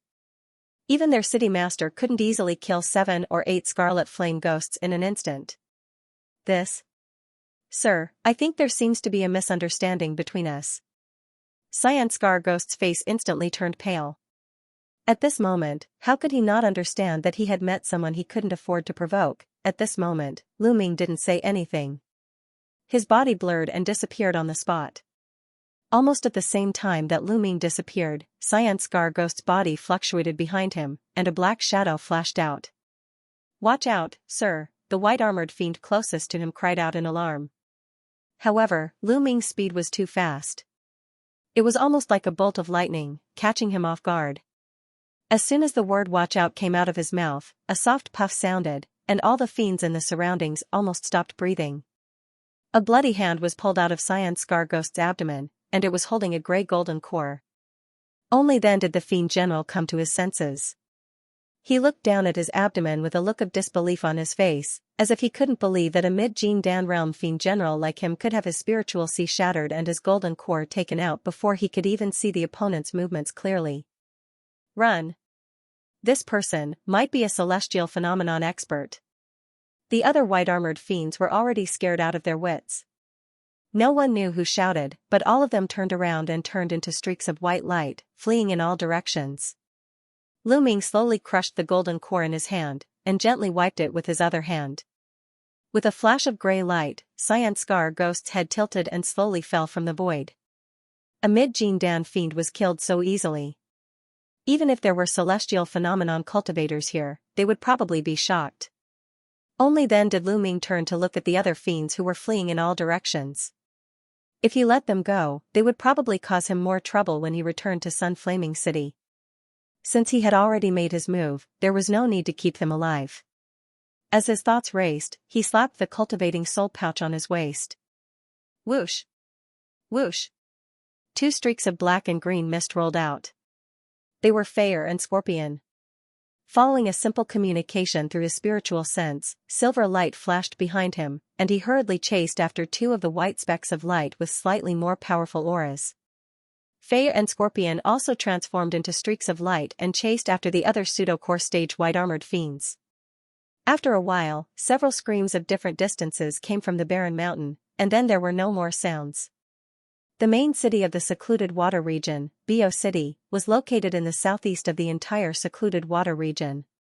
1,000 miles to the east was a wide Styx River, while the north and south were open spaces. The entire west side of the city was backed by a huge cylindrical mountain that rose straight into the sky. No one knew how tall the towering mountain behind Bio City was. If one looked up from within the city, they would only see layers of netherworld chi surrounding it. It was said that there were countless treasures and spiritual herbs at the top of this towering mountain, and some people even said that this mountain could lead to other realms. However, not many people had the opportunity to go up and explore it. This was because this mountain was where the cave residence of Baiyu, the Dark King of the secluded water region, was located. It was also the foundation of Bio City's prosperity for tens of thousands of years. Baiyu had cultivated hard on this mountain for no less than 10,000 years. In the end, his cultivation had reached the profound enlightenment realm, and he had defeated the Dark King of the secluded water region by himself. Then, he opened up a city here and established the current foundation. Today, Baiyu had long since stopped appearing in public, so most of the people of Bio City had naturally not seen his true appearance, which added a bit of mystery to him. After nearly a years-long journey, Lu Ming finally arrived at a high ground hundreds of miles north of Bio City. Along the way, he had also passed by several cities of the Fiend clan, so he had naturally more or less heard these rumors about Bio City. Whether these rumors were true or false, Lu Ming naturally had no way to verify, because the towering spirit mountain had long been sealed by Baiyu. Unless it was the Dark King's personal guards or Baiyu personally summoning them, no one was allowed to approach the towering spirit mountain, let alone go to the top of the towering spirit mountain. However, now that he was hundreds of miles away from Bio City, the towering spirit mountain gave off a huge momentum that could shake mountains and rivers, which made Lu Ming slightly stunned. In addition to the towering spirit mountain behind Bio City, the size of the main city also made Lu Ming sigh endlessly in his heart. The entire Bio City covered an area of tens of thousands of acres, which was more than 10 times the size of Cold Moon City. Outside the city gate, there was a gray giant monument that was more than 100 feet high. Even from hundreds of miles away, Lu Ming could still clearly see the two green words Bio from top to bottom on the giant monument. The city walls were made of milky white boulders piled up together, and the sparkling and translucent stones emitted a faint white light. On the city walls, there were giant crossbows made of gray stone at regular intervals, and the surrounding towers were also towering and majestic, giving off a rather magnificent aura. Near the city gate, dense crowds of people could be vaguely seen, constantly going in and out, making the entire city show an unusually prosperous scenery. After checking Yin Han's identity medallion and other items on his waist, Lu Ming morphed into a streak of black light and flew towards Bio City. To Lu Ming's surprise, perhaps because there were too many fiends coming and going, Bio City wasn't very heavily guarded. The few guards at the city gate in bright green armor only asked Lu Ming a few questions, checked his identity medallion, and collected some nether stones before letting him into the city. After entering the city, Lu Ming found that the bustling scene of people coming and going in front of him made him feel a little uncomfortable. If it weren't for the fact that all the fiends passing by had a layer of gray on their faces, he would have thought that he had already returned to the Middle Heaven continent and entered a large, prosperous city. However, other than the fiends who looked similar to humans, Nie Tian also saw some fiends with strange appearances from time to time. Some had the heads of beasts, but the bodies of humans, and some even had arms that looked like beasts' claws. Lu Ming wasn't surprised by this, because the city he had passed by before, Hunting Heaven City, was dominated by such half-beast fiends, and human-shaped fiends were rare in the city. On both sides of the crowded street, there were all kinds of buildings of different heights arranged in a picturesque manner. After casually strolling down a few streets, Lu Ming found a 3-story pavilion that seemed to be of some scale and strolled in. After a while, when Lu Ming walked out of the pavilion, a dark green map had appeared on the pitch-black ring on his right thumb. He had also sold all of the remains of the Jean Dan stage specters and the nether crystal cores he had obtained along the way for 20 to 30,000 nether stones. Adding the nether stones he had looted from the fiends he had killed along the way, Lu Ming now had about 60 to 70,000 nether stones. For an ordinary Jean Dan fiend, this amount of wealth wasn't a small amount.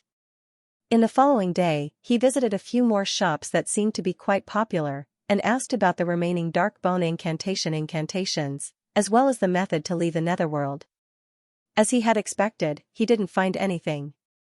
Only when the nether sun in the sky had shrunk to the size of a crescent moon did he turn to a small, sparsely populated street, and find a relatively remote inn in the city to settle down.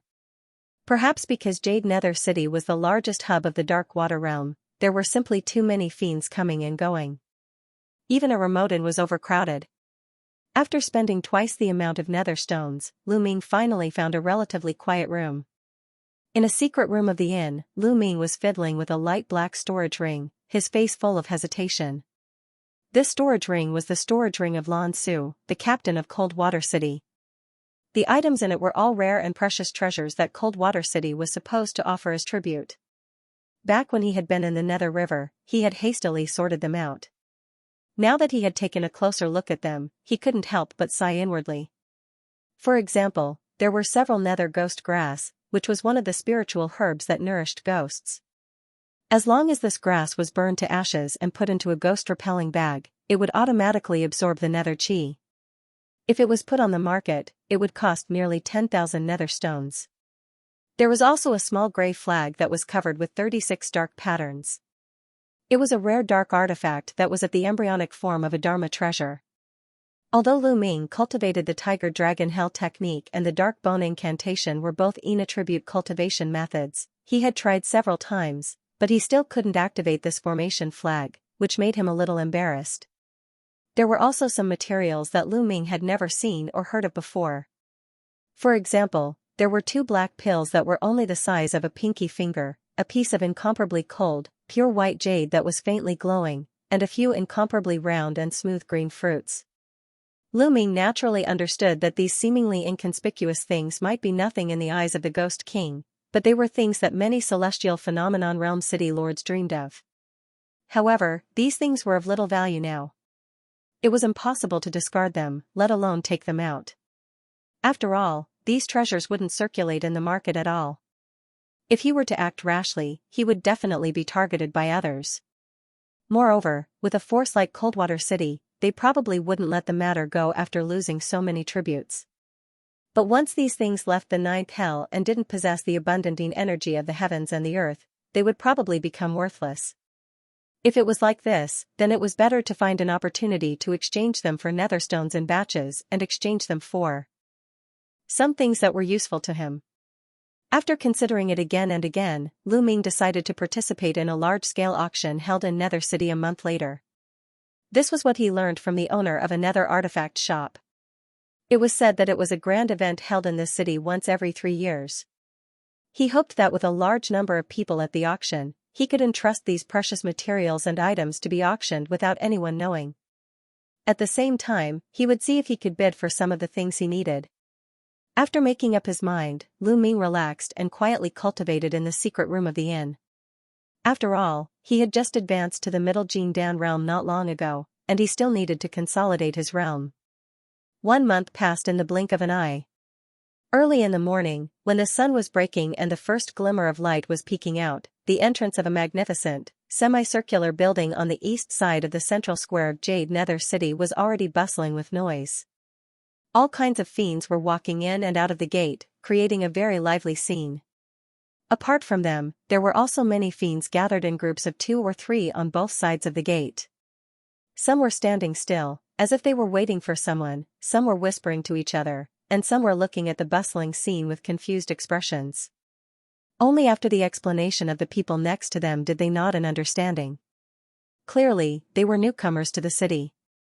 In a corner of the bustling crowd, a 7-foot-tall man in a gray robe was looking expressionlessly at the flowing crowd. No one knew what he was thinking.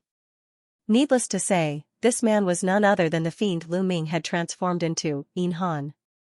However, at this moment, the magic power fluctuations emanating from his body were only at the early stage Jingdan stage. The magnificent semicircular building in front of him was none other than the Ruiyu Pavilion, where Jade Nether City's triennial auction was held. It was the largest chamber of commerce in the Nether Water Realm, with branches all over the Nether Water Realm. It was said that the person behind it had a powerful background, and seemed to be related to the Dark King, Baiyu. Today was the first day of the auction, and many people had rushed to Jade Nether City, some even wearing straw hats. It was obvious that they had just come to Jade Nether City to participate in the auction. After observing for a while, Lu Ming rubbed the black ring on his right thumb. Without making a sound, he blended into the crowd and slowly walked toward the door. After paying the entrance fee of 10 nether stones and registering his identity, he entered the building. After walking through 2 spacious corridors that weren't too long, he heard a burst of noisy noises, and a hall that was hundreds of meters wide appeared in front of him. This was the main venue of the auction. The hall was filled with rows of wooden chairs, and there were thousands of them. However, there were still 2 to 4 hours before the auction began, so not many fiends had taken their seats. There was a white jade platform in front of the venue, on which there were a few chairs and a long table. It seemed to be the auction platform, but there was no one there at the moment. Lu Ming's gaze casually swept across the auction hall. Suddenly, his gaze shifted and landed on one side of the hall.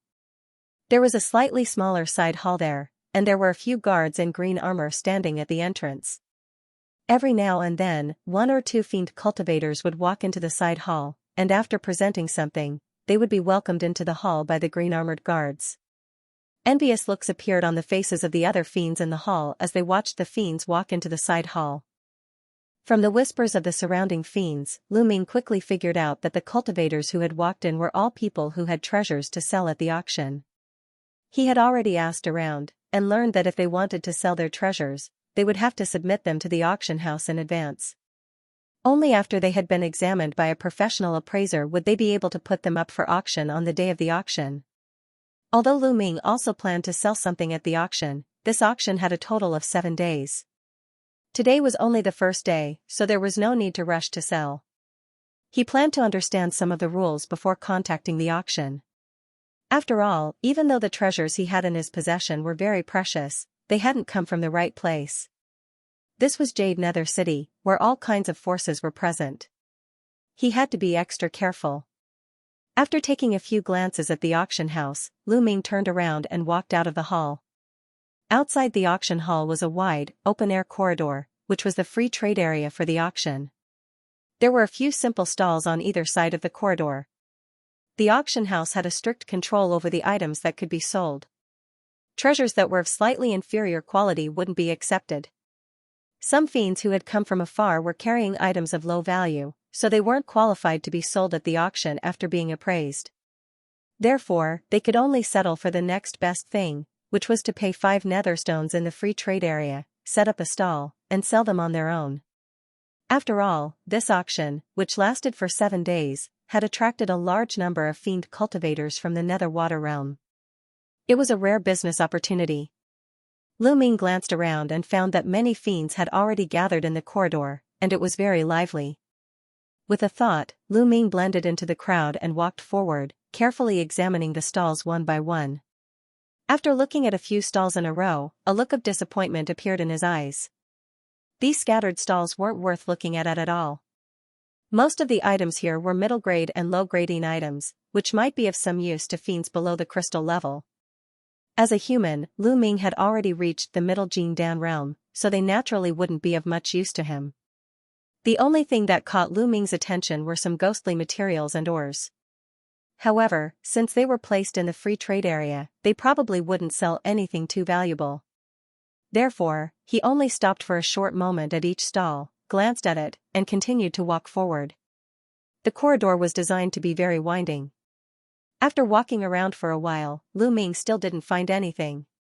Fortunately, he had already sold off some of the ghostly beast materials and nether tools he had obtained along the way, and obtained quite a lot of netherstones. By now, he had a total of 200,000 netherstones. After all, this wasn't an amount that an ordinary Jingdan fiend could casually take out. After walking around for a while, it was almost time for the auction to begin. Just as Lu Ming was about to enter the main hall again, his expression suddenly flickered, and he vigilantly turned around to look in the direction behind him. He saw a young fiend, who appeared to be about 15 or 16 years old, standing over 30 meters away. As soon as his eyes met Lu Ming's, he seemed to be at a loss as to what to do. His cultivation base seemed to be only at the liquid level. A cold light flashed across Lu Ming's eyes as he said in a cold voice, "Young friend, you seem to have been following me for some time. What can I do for you?" Suppressed by the spiritual pressure released by Lu Ming, the young fiend stammered, Please don't misunderstand, Senior. I didn't mean to follow you. It's just that my master has asked me to meet you." "Oh? Who's your master?" "I don't remember having any acquaintances in Jade Nether City." Lu Ming's brows furrowed slightly upon hearing this, and he took a few more glances at the young fiend before withdrawing the spiritual pressure he was releasing. Given this green-robed young man's low cultivation base, he couldn't have been sent by someone else to follow him. "My master asked me to tell you that he's an old friend of yours. Due to some reasons, it's inconvenient for him to meet you here. That's why he asked me to come here and invite you to meet him in the VIP pavilion." The green-robed young man's expression seemed to have calmed down a bit as he cupped his hands respectfully toward Lu Ming. Lu Ming's eyebrows furrowed slightly upon hearing this as thoughts raced through his mind. His current appearance was that of Yin Han. Speaking of old friends, he had only met a few fiends in Cold Moon City. Could it be that he had run into them in Jade Nether City by chance? Or could it be that the master this green-robed young man was referring to was Yin Han's old friend? At the same time, he tried his best to recall the fragmented memories of Yin Han to see if he had any acquaintances in Jade Nether City. Upon seeing this, the green-robed young man stood off to the side and waited patiently with his head bowed, not showing the slightest intention to rush him. After a long while, Lu Ming still couldn't figure out what was going on. He took a deep look at the green-robed young man and said coldly, "Lead the way." Lead the way. Since he couldn't figure out who this person was, rather than avoiding them, it would be better to see who he was. Given his current strength, he should be able to handle any unexpected situations. Furthermore, they were in the auction hall, so there shouldn't be anyone who would try to harm him. Overjoyed, the green-robed young man bowed toward Lu Ming again before leading the way. "Many thanks, Senior." The two of them turned left and right, and entered an elegantly decorated three-story pavilion behind the main auction hall. They arrived in front of a secret room on the third floor. This was a secret room provided by the auspicious Serenity Pavilion for some of the distinguished guests to rest in. The green-robed young man knocked on the door, and it was soon opened slightly. "Please come in, Senior." Upon seeing this, the green-robed young man bowed his head and made an inviting gesture. Lu Ming took a glance at the young man before pushing open the stone door of the secret room and walking in. After he entered the secret room, the stone door behind him closed again. The green-robed young man didn't follow him in. However, when he saw the situation inside the secret room, his expression couldn't help but change slightly. At the center of the luxuriously decorated secret room was a stone chair covered with unknown fur, on which sat a fiend cultivator with piercing green eyes. It was none other than Bai Yan, who had met Lu Ming several times in Cold Moon City and had escorted the tribute together with him. Upon seeing Lu Ming, Bai Yan rose to his feet, cupped his hands, and said with a smile, "It's been more than 30 years since we last met. I didn't expect Brother Yin Han's cultivation to have made such great progress, and you've reached the early Jin Dan stage. Congratulations." Lu Ming returned the greeting with cupped fists, and cautiously said, "I thought it was an old friend." "So it's Brother Bai Yan." In order to not attract attention, he had already activated the Che Huan totem and adjusted the fluctuations of his magic power to the early Jin Dan stage. Otherwise, advancing 2 stages in a trifling period of 20 to 30 years would be too eye-catching. "Haha, during the battle in Jueming Valley, I was hurriedly separated from Brother Yin Han, and I haven't heard from him since. I didn't expect to meet Brother Yin here. You and I are truly fated." Bai Yan laughed heartily. "Brother Bai Yan, you didn't invite me here to chat, did you?" Upon hearing Bai Yan's words, Lu Ming's heart skipped a beat, and the smile on his face slowly disappeared. "Brother Yin Han, you don't need to be so cautious. I don't have any ill intentions. Please, take a seat. Bai Yan smiled slightly, and made an inviting gesture toward a nearby table. Lu Ming narrowed his eyes, and after sizing up Bai Yan, he slowly walked to the table and sat down. Bai Yan walked to the table and personally brewed a pot of spirit tea before pouring a cup for Lu Ming. The faint fragrance of tea immediately wafted through the air. Lu Ming glanced at the teacup in front of him, but he did not take it. Bai Yan did not show any displeasure when he saw how cautious Lu Ming was. Instead, he sat opposite Lu Ming and drank a cup of spirit tea before continuing. I won't hide it from you, Brother Yin Han. My true identity is a dark general of the Dark Water Army under the Dark King. Lu Ming's expression changed slightly when he heard this. Although he had already vaguely guessed that Bai Yan's identity was not simple, he did not expect him to be a dark general of the Dark Water Army. He had been in Bo City for a period of time, so he had some understanding of the situation in the city. Bo City was the main city of the Serene Water Realm, and it was also where the Dark King resided. With the Dark King's status, he naturally had many subordinates. In Bo City, the Dark King mainly had two major forces under him. One of them was the Bo Army, which was equivalent to the Guard Corps of the various cities in Tartarus. They were only responsible for maintaining order and daily guards in Bo City. There were many people in the Bo Army, and they were all randomly chosen by the ordinary Dark Generals under the Dark King.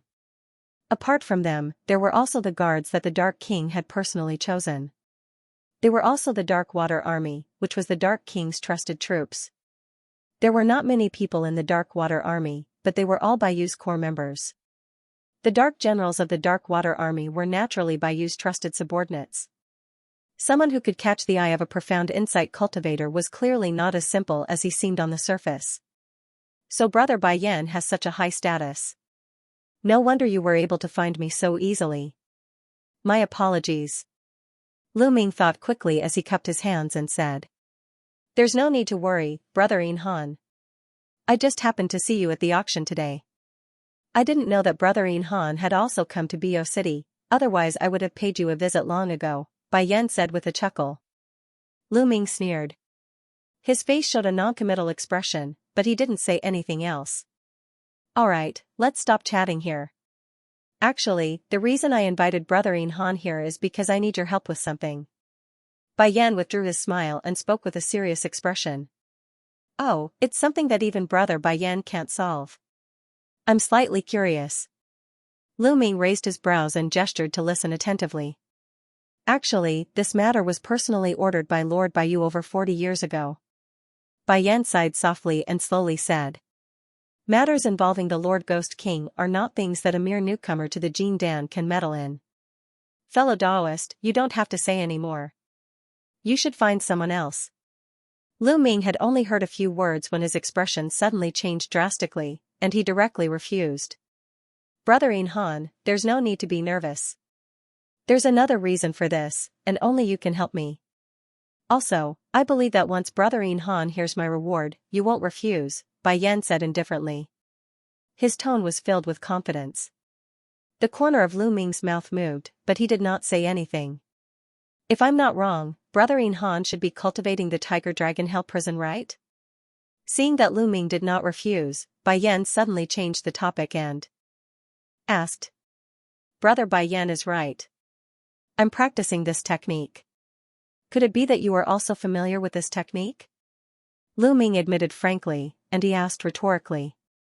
Hee, that's not it. However, I do know a little about the origin of this technique. Bai Yan replied with a yawn. Although I cultivated this technique by chance, I really don't know much about its origin. Please enlighten me, Brother Bai Yan. Lu Ming's eyes flashed, and he said calmly. I don't dare to enlighten you. As far as I know, this technique was actually created tens of thousands of years ago by a nether king called Hell Prison. It was once very popular. However, except for the nether king who created this technique, there were very few fiends who could cultivate this technique to the great success level. Many fiends who obtained this technique, for some reason, after cultivating it to a certain level, could not advance any further. Although this technique has some effect on tempering the body, if one can't cultivate the Hell Prison, its power is far inferior to other hell techniques. Therefore, the Tiger Dragon Hell Prison is already of little value to ordinary fiends. Nowadays, very few people would cultivate this technique. Bai Yan waved his hand and said slowly. So that's the case, Brother Bai Yan is really knowledgeable.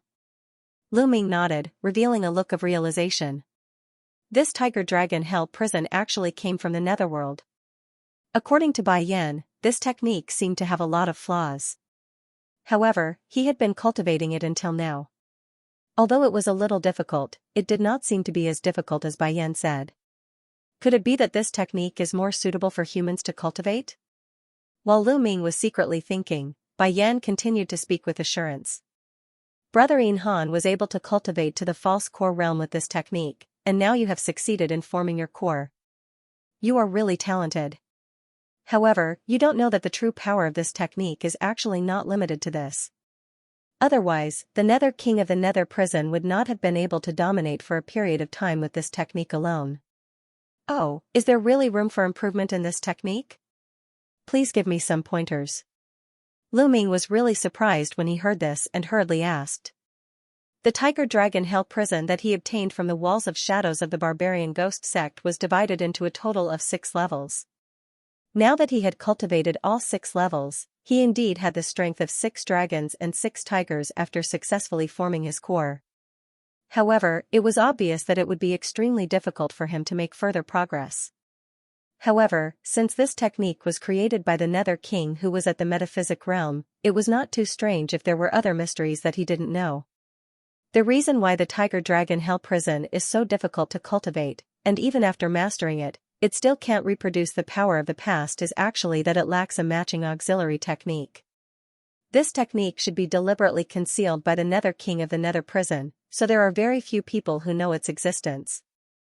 Unfortunately, I once obtained a Nether Prison handbook by chance a few hundred years ago. It should be the relic of the Nether King of the Nether Prison. It not only recorded all the tricks of the Tiger Dragon Hell Prison and this special auxiliary technique, but also some of the cultivation experience and insights of the Nether King about this technique. Brother Yin Han, don't tell me that you are not interested in this handbook? Bai Yan said unhurriedly. He waved his hand and took out a light blue ancient book from his sleeve. Lu Ming stared at this ancient book. His face was gloomy, and he was motionless. Needless to say, this handbook was of great value to him. Not only was it the auxiliary technique of the Tiger Dragon Hell Prison, but it also contained the cultivation experience of the metaphysic realm. It could be regarded as a priceless treasure. As I said just now, as long as Brother Yin Han is willing to help me, I will give this handbook to you. Bai Yan saw the change in Lu Ming's expression. After a smile appeared on his face, he continued slowly. This handbook is so precious, are you really willing to give it away? Lu Ming finally opened his mouth and asked a question. Although this thing is rare, I have read it countless times. The content is only related to the Tiger Dragon Hell Prison. There are only a few fiends who cultivate the Tiger Dragon Hell Prison now. Even if I take it to an auction, I'm afraid I can't get a satisfactory price. I'm afraid only in the eyes of Brother Yin Han, this is a rare and priceless treasure. Otherwise, I wouldn't take it out so easily. Bai Yan replied indifferently after a chuckle. Brother Bai, how do you want me to help? Since you are willing to give such a precious reward, this matter must be no small matter. My strength is limited. Although I really want this handbook, I cherish my life more. Lu Ming's eyes became calm. Just like what I mentioned earlier, this matter was personally ordered by Lord Ghost King back then. I can't reveal the details to you yet. This Nether Prison handbook is of immeasurable value to Brother Yin Han. If you want to get it, how can you not take some risks? Bai Yan's eyes flickered when he heard this. Lu Ming suddenly became silent. Bai Yan picked up the teacup unhurriedly and took another sip of spirit tea. He seemed to know that Lu Ming would not refuse. Okay, I agree to this matter. May I know when Brother Bai Yan will leave? After a long time, Lu Ming finally said with a long sigh. He considered for a long time, but in the end, he could not give up on the Nether Prison handbook. Moreover, with his current strength, the danger that Jin Dan Qi mentioned was nothing to him. Brother Yin Han is indeed straightforward. For this mission, I have to invite a few other fellow Taoists. After 2 months, we will officially set off. Seeing that Lu Ming had agreed, Bai Yan laughed and stood up. That's good. I will return to my residence first. Brother Bai Yan, when you are ready, come find me. Lu Ming also stood up. After saying goodbye to Bai Yan, he turned and walked out. Brother In Han, please wait. Bai Yan called out to Lu Ming. When Lu Ming heard the words, he turned around with a hint of inquiry in his eyes. Bai Yan did not say anything else. He raised his hand and threw the blue ancient book to Lu Ming. Lu Ming subconsciously reached out and caught it. He used his divine sense to casually sweep through it and looked at Bai Yan in confusion. Brother Bai, what do you mean? For this mission, the Tiger Dragon Hell Prison will play a vital role. Although you have cultivated it to a very high level, there is still a gap from completing the mission. I will give this handbook to you in advance. I hope that Brother In Han can try to understand it in these 2 months and improve the power of this technique as much as possible. After 2 months, I will go to inspect the power of Brother In Han's technique. Only when it reaches my expected standard can we leave. Bai Yan explained with a smile. If I haven't met Brother Bai Yan's requirements by then, or I run away with this thing, what should I do? Lu Ming rubbed the ancient book in his hand. After a while, he asked with a faint smile. Hee, I believe that with Brother In Han's talent, you will definitely be able to meet my requirements. As for leaving with the item, Bai Yan chuckled. Red light flashed in his hand, and a fist-sized blood-red crystal had appeared out of nowhere. The crystal was crystal clear, slightly glowing with a strange red light. There seemed to be countless worm-like blood filaments slowly moving in it. It looked a little mysterious. This is the blood curse nether crystal.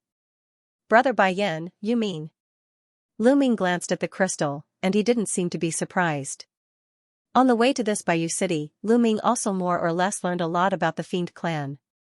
He knew that the blood curse nether crystal was a rather ancient thing of the Fiend clan, like a blood oath contract.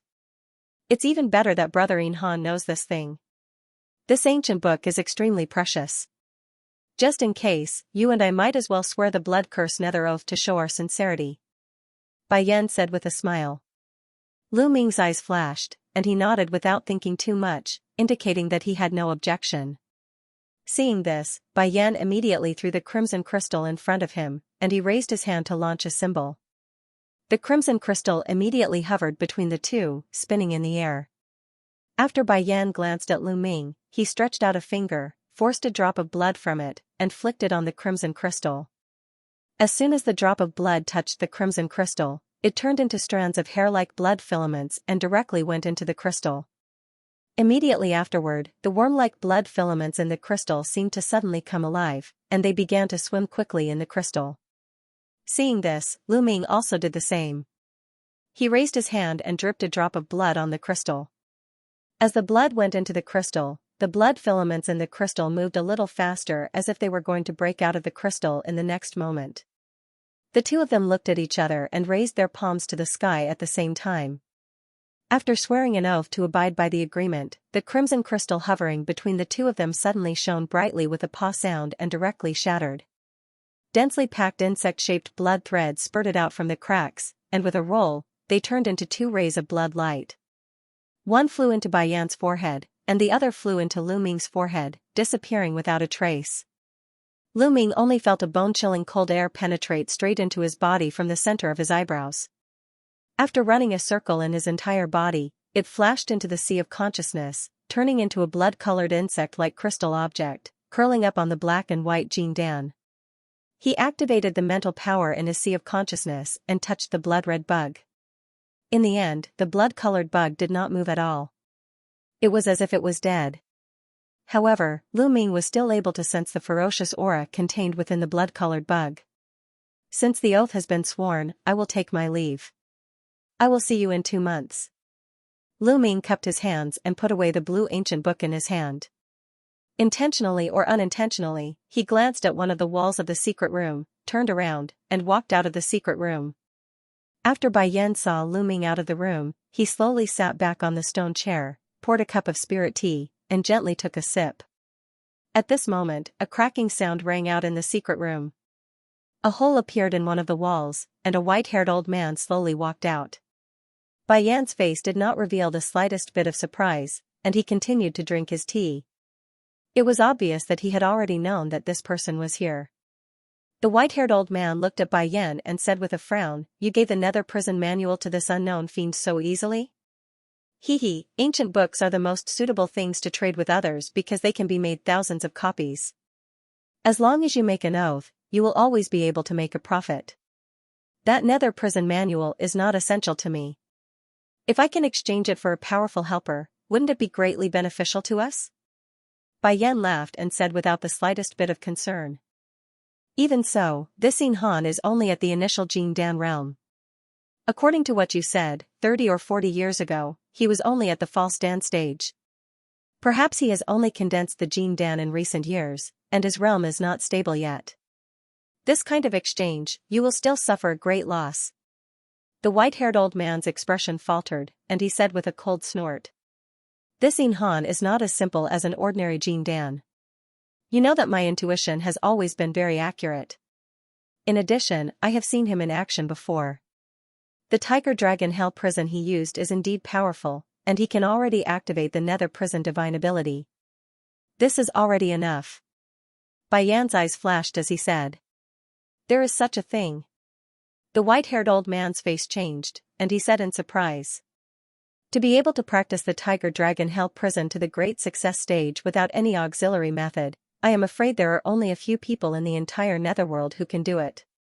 Moreover, his divine sense is also extremely powerful. Although he didn't expose you just now, I guess he has already found out that you are hiding inside. Bai Yan said with a slight smile. Impossible. Even though celestial state city lords may not be able to discover my concealment secret technique. This boy has just entered the initial Jin Dan realm, it is impossible for him to have such a powerful mental strength. The white-haired old man was a little surprised when he heard this. It's fine if you don't believe me, but the stronger this Xianxia is, the better. It seems that you and I really have a hope to catch Su Ling this time. As Bai Yan said this, a cold light flashed in his eyes, and his hand holding the spiritual tea tightened.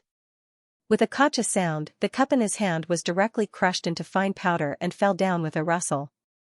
The white-haired old man's expression was uncertain. He seemed to be thinking about the meaning of Bai Yan's words just now.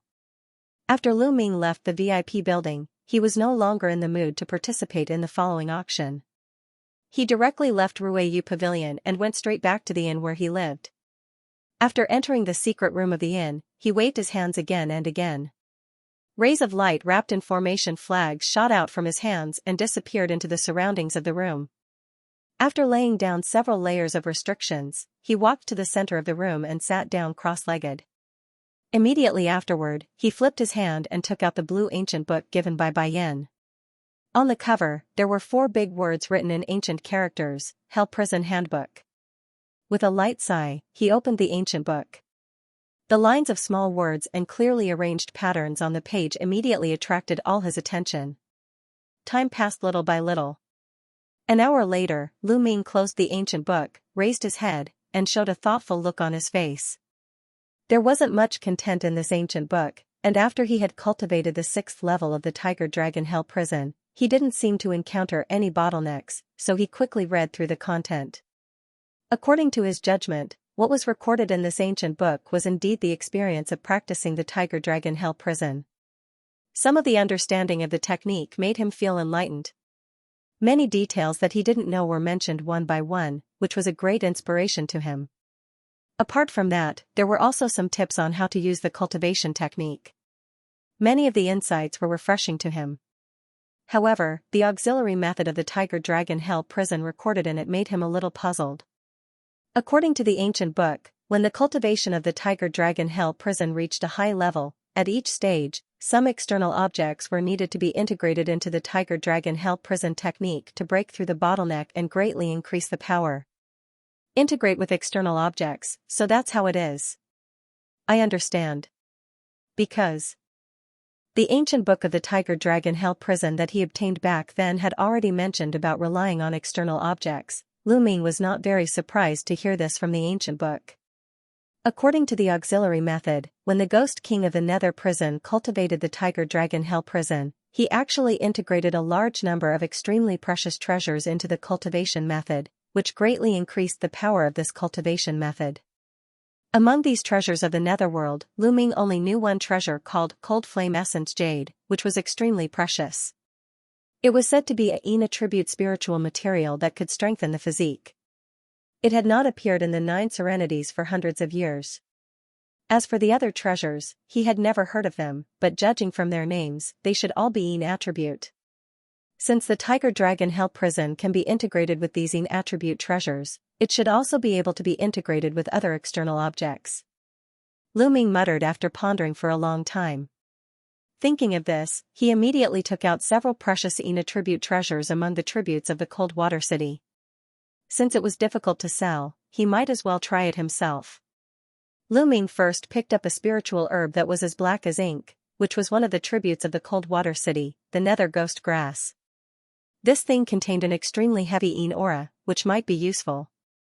After looking at it in front of him, he rubbed his hands, and black gas gushed out from his body, wrapping the Nether Ghost Grass in it. Chi La, the Nether Ghost Grass was crushed in an instant.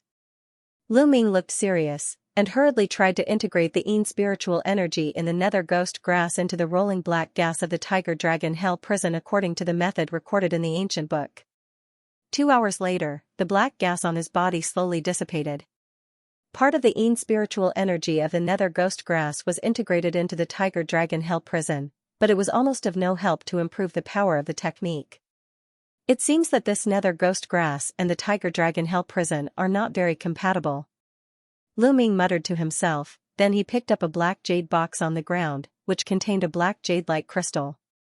A black gas emerged from his hand, wrapping the black jade-like crystal in it. In the next 3 days, Lu Ming tried 7 or 8 kinds of precious materials among the tributes, but the effect was not very ideal.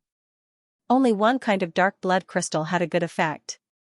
However, if he wanted to greatly improve the power of the Tiger Dragon Hell prison, he needed a lot of dark blood crystal. Lu Ming only had such a small piece in his hand, and it was one of the tributes of the Cold Water City to the Dark King. Obviously, it was valuable. It was impossible to rely on this dark blood crystal to improve the power of the Tiger Dragon Hell prison. Did I spend so much to get this Nether prison handbook, and it still can't be of much use? Lu Ming could only shake his head and smile bitterly. Maybe he could find some other treasures to try slowly in the future, but the time limit given by Bai Yan was only 2 months. Right. Lu Ming's eyes flashed, and he suddenly thought of something. With a wave of his hand, a black gourd with the size of a foot appeared in his hand, which contained nearly 1,000 drops of Styx River heavy water that he had spent 20 years to condense. Since the Styx water can promote the practice of Dark Bone Secret, maybe I can try to integrate the Styx water into the Tiger Dragon Hell prison. Lu Ming's thoughts turned sharply. Thinking of this, he couldn't wait to open the stopper of the black gourd. He waved his hand, and a bean-sized black water droplet flew out of the gourd. It was the Styx water. The black gas on Lu Ming's body rolled and turned into a black mist tiger. It swallowed the black water droplet, then he made gestures and chanted. Not long after, a layer of dark water vapor gradually permeated the mist tiger's body. It actually works. Lu Ming's eyes lit up. The Styx River heavy water easily merged with the spiritual power of the Tiger Dragon Hell prison, making the mist tiger phantasm that was originally condensed become a bit more solid. Lu Ming was naturally overjoyed. Although the Styx water was prepared for the future practice of Dark Bone Secret, he couldn't care so much in the current situation. He immediately placed the black jade gourd in the open space in front of him. He waved his hand, and a dozen drops of heavy water flew out of the gourd. At the same time, he chanted, and black gas surged out of his body without reservation.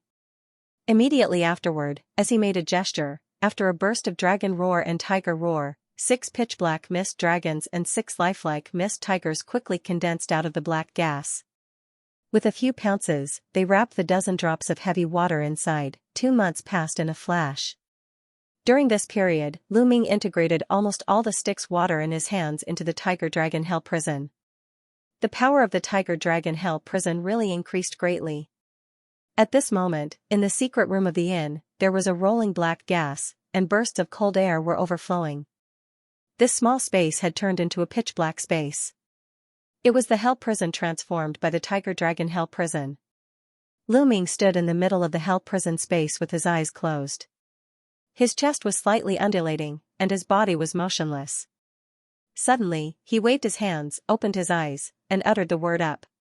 Suddenly, the sound of flowing water came from all directions, and gusts of cold and dense water vapor assaulted his face. In the dark space with Lu Ming as the center, a black watery light suddenly appeared, followed by a series of sharp ghostly howls, one after another.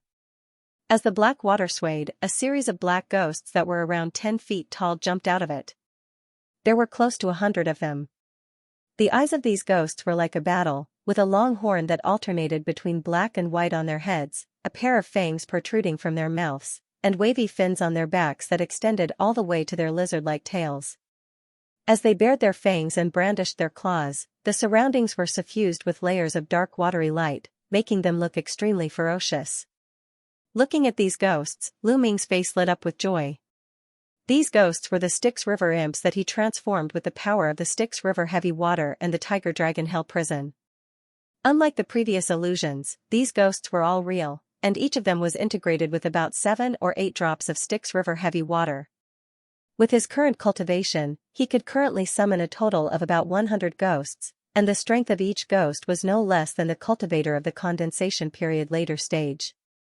Moreover, as long as he continuously injected spiritual power, these ghosts could be reborn immediately after being defeated.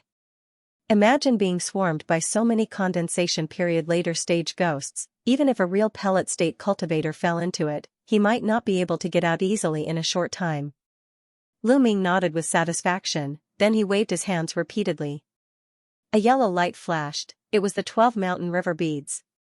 He chanted for a while, and the surface of the 12 mountain river beads flashed. The black watery light was released, and the sound of rolling water came from inside. The black light emitted by the mountain river beads was intertwined with the black gas of the Hell Prison space. As Lu Ming's chanting became more and more rapid, the 12 mountain river beads changed into 12 black giant ghosts that were more than 100 meters in size. The appearance of these 12 giant ghosts was roughly similar to the previous Styx River imps, but their appearance was more fierce and hideous. The strange horns on their heads changed from 1 to 2, and their bodies were covered with palm-sized black scales. In the fins on their backs, there were also 7 or 8 spear-like white bone spurs protruding from top to bottom. Their arms were extremely long, almost hanging down to their knees.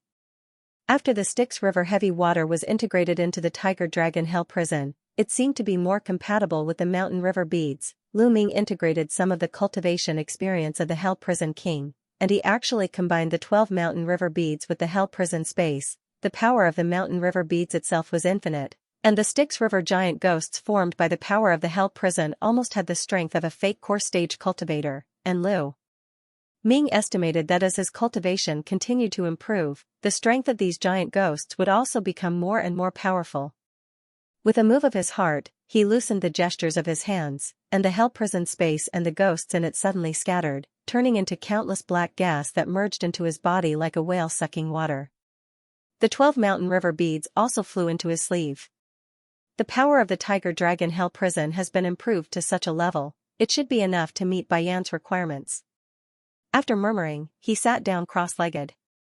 On this day, when Lu Ming was in the secret room comprehending the cultivation experience of the Hell Prison King, a white light shot in from outside, making a crisp sound.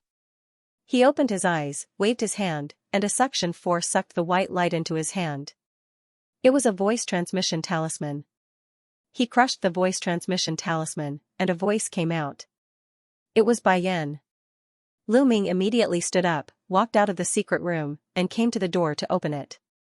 Outside the door stood Bai Yan and 5 fiend cultivators with different appearances. So it's Brother Bai Yan and the other fellow Taoists. Please come in.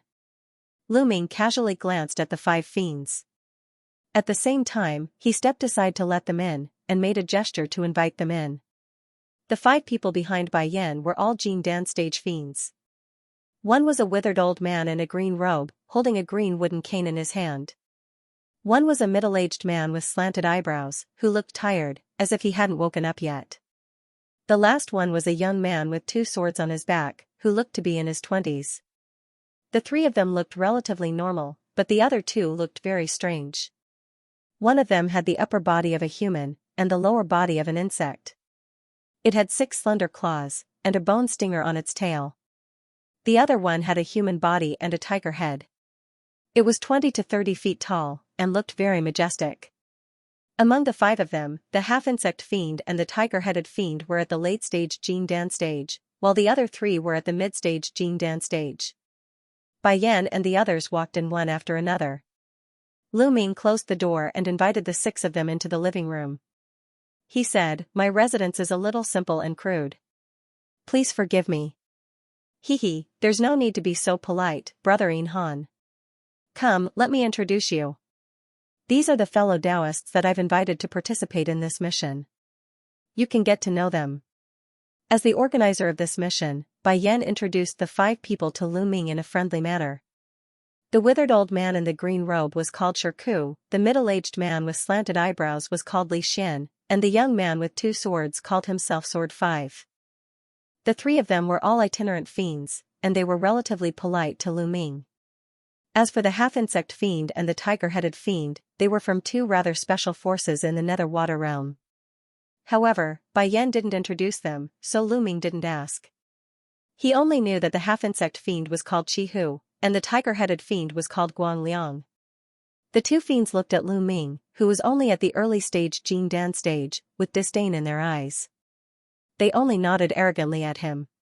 Lu Ming's expression didn't change in the slightest as he greeted each of the fiends one by one and committed their names to memory.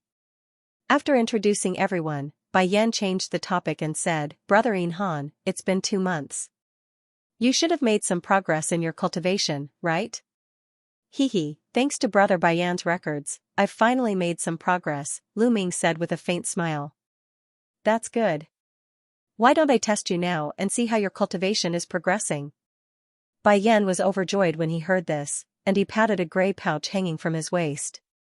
With a flash of green light, an ape-shaped ghost spirit with long green fur all over its body appeared in the hall. All the fiends' expressions changed slightly when they saw this. This green-furred ape was a Jing Dan stage ghost spirit. "This is one of my ghost servants, and it's pretty strong. Brother In Han, use your nether prison divine ability. As long as you can trap this ghost servant, you'll pass," Bai Yan said indifferently. As soon as he finished speaking, he raised his hand and cast a cyan incantation, which disappeared into the green-furred ape's head in a flash. The green-haired ape's eyes suddenly lit up with 2 green lights. He suddenly turned his head to look at Lu Ming. His figure flickered, turning into a green phantasm, blasting toward Lu Ming. Although the green-furred ape's speed was pretty good, it was nothing to Lu Ming. He formed a hand incantation, and black chi surged out, turning into 6 mist flood dragons and 6 mist tigers. Immediately, a bone-chilling aura filled the hall, and the temperature plummeted. The 6 mist dragons flashed through the air and appeared in front of the green-furred ape. Enraged, the green-furred ape opened its mouth and spat out one pillar of green light after another, shattering the 3 mist dragons. However, it was also stopped in its tracks. A light flashed across Lu Ming's eyes, and he raised his eyebrows as he performed a hand incantation and uttered the word nether prison. The remaining 3 mist flood dragons and the 6 mist tigers exploded, transforming into a vast expanse of black light that enveloped the green-furred ape. A hint of excitement flashed across Bai Yan's eyes as he nodded. At this moment, the azure-robed old man and the other 2 rogue fiends had already retreated to a corner of the hall. They exchanged a glance and nodded slightly. Clearly, they approved of Lu Ming. On the other side, the half-insect fiend and the tiger-faced fiend looked indifferent, as if they didn't care about Lu Ming's nether prison at all. Within the black space, the green-furred ape jumped up and down, but after realizing that it couldn't break free, it flew into a rage. It let out a strange cry, then a layer of green flame emerged over its body. Suddenly, foot-long sharp claws extended out of its 10 fingers. With a swipe in front of it, a crisscrossing wave of green claw lights, wrapped in green flames, darted out, slicing the surrounding dark space. As soon as the black mist in the infernal prison touched the green flame, it dissipated with a chi-chi sound. The green flame actually tore a 10 meters large hole. The green-haired ape was overjoyed. Its figure flickered, wanting to take the opportunity to fly outside. However, it had just flown a few meters away when the black cloud in front of it tumbled, and the hole suddenly closed. Immediately afterward, a whistling sound came from the left and right sides. Two black ghosts with black and white horns jumped out, bared their teeth and rushed over. The green-haired ape was startled. Immediately, its two ape arms swelled up, and the green flame on them was released. It grabbed the two black ghosts with each hand, wanting to crush them. However, the bodies of the two black ghosts suddenly swelled up and exploded with a bang, turning into a black mist. The green-haired ape felt pain in its palm. There was a faint cold water vapor in the black mist, which extinguished a lot of the green flame on its body. The green-haired ape's spiritual wisdom was awakened. Seeing this situation, an anxious look finally appeared in its eyes at this moment. At this moment, the surrounding black mist tumbled and tumbled. Black ghosts that looked the same jumped out one after another. There were nearly 100 of them. In a burst of ghostly howls, they rushed toward the green-haired ape. The green-haired ape let out a strange roar, and suddenly waved its two sharp claws in front of its body. Then, 10 crescent-shaped dark green light blades emerged out of thin air, and whizzed towards the numerous ghosts that were pouncing towards it. The crescent-shaped blade of light was clearly quite powerful, and it easily sliced through the waists of several horned ghosts before transforming them back into black clouds. However, the black cloud was tumbling endlessly. Every time a ghost was beheaded, another one would immediately jump out. It was simply endless. The green-haired ape showed great power, beheading hundreds of one-horned ghosts in the blink of an eye. However, the black cloud in all directions did not retreat, but gradually approached. The frequency of ghosts jumping out of the black cloud was also getting faster and faster. Their mouths were spitting out black light beams. The green flame on the green-haired ape's body was released to protect its whole body. Countless black light beams hit on the green flame like raindrops. Although they immediately collapsed, the green flame on the ape's body was getting dimmer and dimmer. The green-haired ape's eyes were shining with green light. It suddenly stopped the light blade attack and slammed its two fists on its chest. The green flames on its body suddenly dissipated, and with a series of crackling sounds, its body suddenly swelled up. In the blink of an eye, it had grown several times its original size. It swung its huge palms repeatedly, either slapping away or smashing the surrounding ghosts and monsters, and tearing a lot of the surrounding dark clouds. The green-haired ape let out an angry roar. It was about to add strength and break out of this black space. At this moment, outside the infernal prison, Lu Ming silently chanted a few incantations. In the depths of the nether prison, the rolling black cloud suddenly shook. Then, with the green-furred giant ape as the center, it quickly rotated and squeezed towards the center. Those ghosts merged into the black clouds and disappeared without a trace. As soon as it came into contact with the black cloud, the green-haired ape felt that it was different. The black cloud became abnormally heavy and very tough. Even with its huge strength, it couldn't easily tear it apart. As soon as it came into contact with the black clouds, the giant green-furred ape felt that something was different. The black clouds had become abnormally heavy and extremely tough. Even with its immense strength, it couldn't easily tear them apart. The green-haired ape roared again and again. It struggled to tear the black cloud around it, but it was useless. The rotating black cloud quickly pressed down. In the blink of an eye, the black cloud formed a huge black vortex. The green-haired ape's huge body was also spinning. The green-haired ape roared angrily and struggled. But at this moment, its body shook. Its huge body made a caw-caw sound and quickly shrank to its original size. The green light in the green-haired ape's eyes was restrained. There was a trace of human-like light in them. It cupped its fists and bowed to the front. In the living room, the dark infernal prison shook and suddenly scattered. It turned into rolling black gas, revealing the green-haired ape's figure. As Lu Ming made a gesture with one hand, the billowing black gas entered Lu Ming's head like a whale sucking in water and disappeared without a trace. The green-haired ape's eyes had returned to normal. It squeaked twice and looked at Lu Ming with fear. Then, it turned into a green light and flew back to the bag on Bai Yan's waist. Very good. Brother Han's infernal prison is very powerful. It's even more powerful than I expected. Bai Yan laughed and said with admiration. Brother Bai Yan is overpraising me. Lu Ming smiled. Since Brother Yin Han has passed the test, the 7 of us will complete this important matter together. Does anyone have any objections? Bai Yan turned to look at the other 5 and said lightly. Hee, this is naturally not a problem. The old man in green robe and the other 2 were obviously hugging each other. Seeing Bai Yan said so, they cupped their fist at Lu Ming as a greeting. Lu Ming also smiled and returned a salute to the 3. The half-insect fiend and the tiger-faced fiend exchanged a glance. Even though they still wore proud expressions on their faces, it was clear that they had tacitly agreed. Bai Yan was overjoyed to see this. After exchanging a few more pleasantries, the half-insect fiend suddenly said in a shrill voice, Brother Bai Yan, now that everyone is here, can you tell us what we're going to do next? The other fiends present also turned to look at Bai Yan upon hearing this. Clearly, none of them knew what they were going to do this time. After a brief moment of pondering, Bai Yan replied with a smile, of course. I understand that I didn't explain it to you earlier. Of course. I have my reasons for not making things clear to everyone earlier. Bai Yan only thought for a moment before replying with a smile. The azure-robed old man chuckled and said, That's easy to say. It involves Void Spirit, the chief of the Void Ghoul race. This matter is quite simple, but it involves the leader of the Void Ghost tribe, Void Spirit. This person used to be one of the captains of the Ghost King Manor's guards. He was a dutiful man, but 40 years ago, he took advantage of Lord Baiyu's absence to steal one of Lord Ghost King's treasures. This matter caused a huge uproar in the Darkwada army. Lord Baiyu was furious and sent me and several other members of the Darkwada army to hunt them down. Because this matter concerns the reputation of the Ghost King Mansion, it has always been carried out in secret. Bai Yan seemed to be slightly indignant as he spoke slowly. Void Ghost Tribe? Hearing this, everyone present looked at each other and did not speak for a while.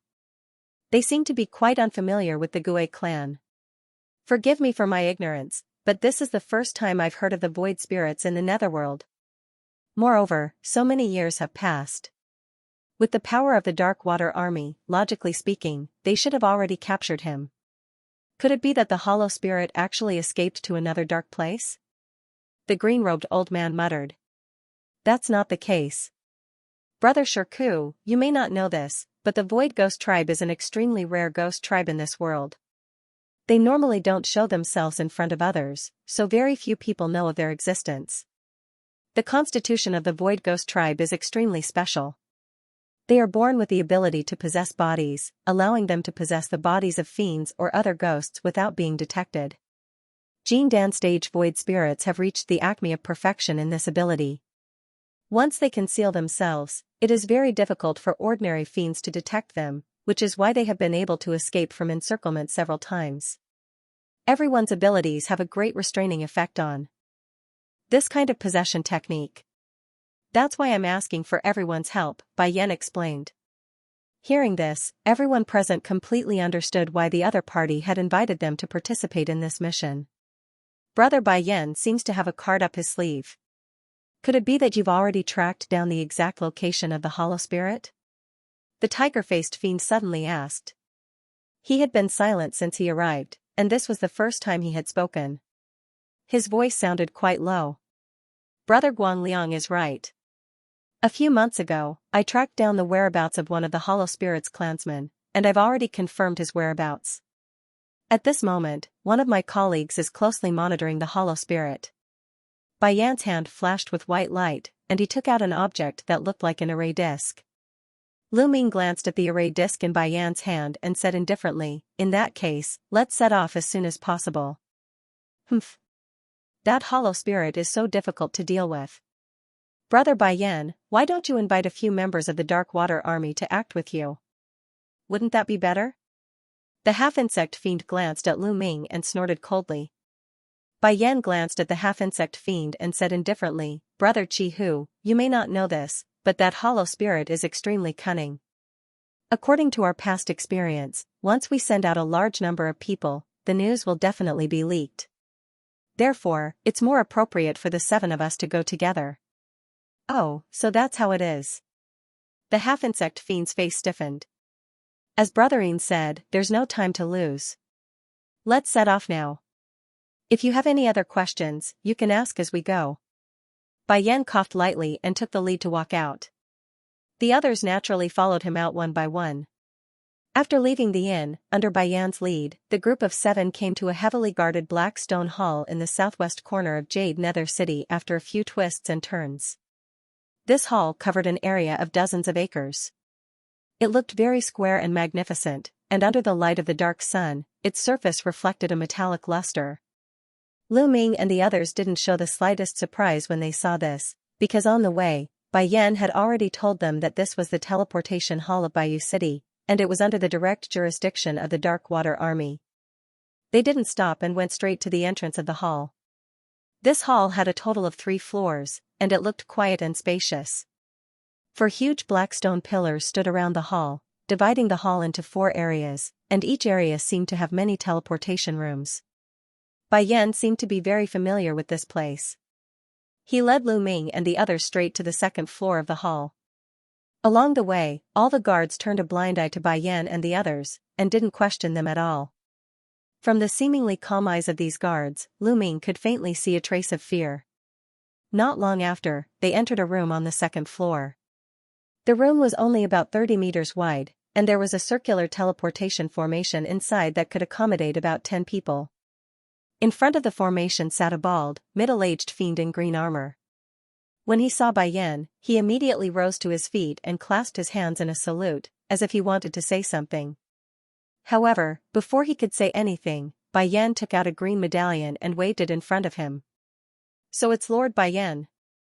Upon seeing this, the bald, middle-aged fiend immediately bowed respectfully to Bai Yan.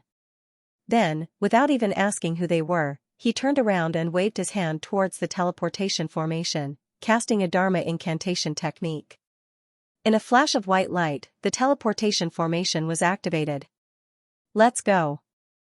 Bai Yan didn't say anything else and led Lu Ming and the others to the teleportation formation. In a flash of white light, the scenery before them blurred, and they appeared on an open-air stone platform. In the following time, under Bai Yan's guidance, Lu Ming and the others took a few more teleportation formations. After a full day, the group arrived at a low mountain range that was tens of thousands of kilometers away from Bayou City. After Su Ling fled, the Void Ghost tribe also betrayed us. According to the information we've obtained so far, the Void Ghost tribe is hiding in a Crimson Ghost tribe in this mountain range, which is over 5,000 kilometers away from here. The possession of the Void Ghost clan is strange and unpredictable. Not only can it possess living things without being noticed, but the real pellet state Void Ghost can also lurk in stones, trees, etc. It is hard to guard against, so we have to be very careful in the next journey. Bai Yan said solemnly to Lu Ming and the others. Upon hearing this, Lu Ming and the others exchanged a glance before nodding in unison. The half-insect fiend and the tiger-faced fiend also put away their arrogant expressions. "I have a ghost mist boat that specializes in concealment. Let's take it." Bai Yan's tone softened as he waved his hand, and a streak of gray light flew out of his body, transforming into a flat boat that was several tens of meters long. The entire body of the flying boat was grayish-white, and the edges of the boat were engraved with strange cloud-shaped spirit patterns that were faintly flashing with gray light. Bai Yan muttered an incantation and waved his hand to form a hand seal. The cloud spirit patterns suddenly lit up, and a large expanse of gray mist surged out, wrapping the flying boat inside. From the outside, it looked like an ordinary gray cloud in the sky, and only a very faint fluctuation of Fa Li was emitted from it. Lu Ming's eyes lit up.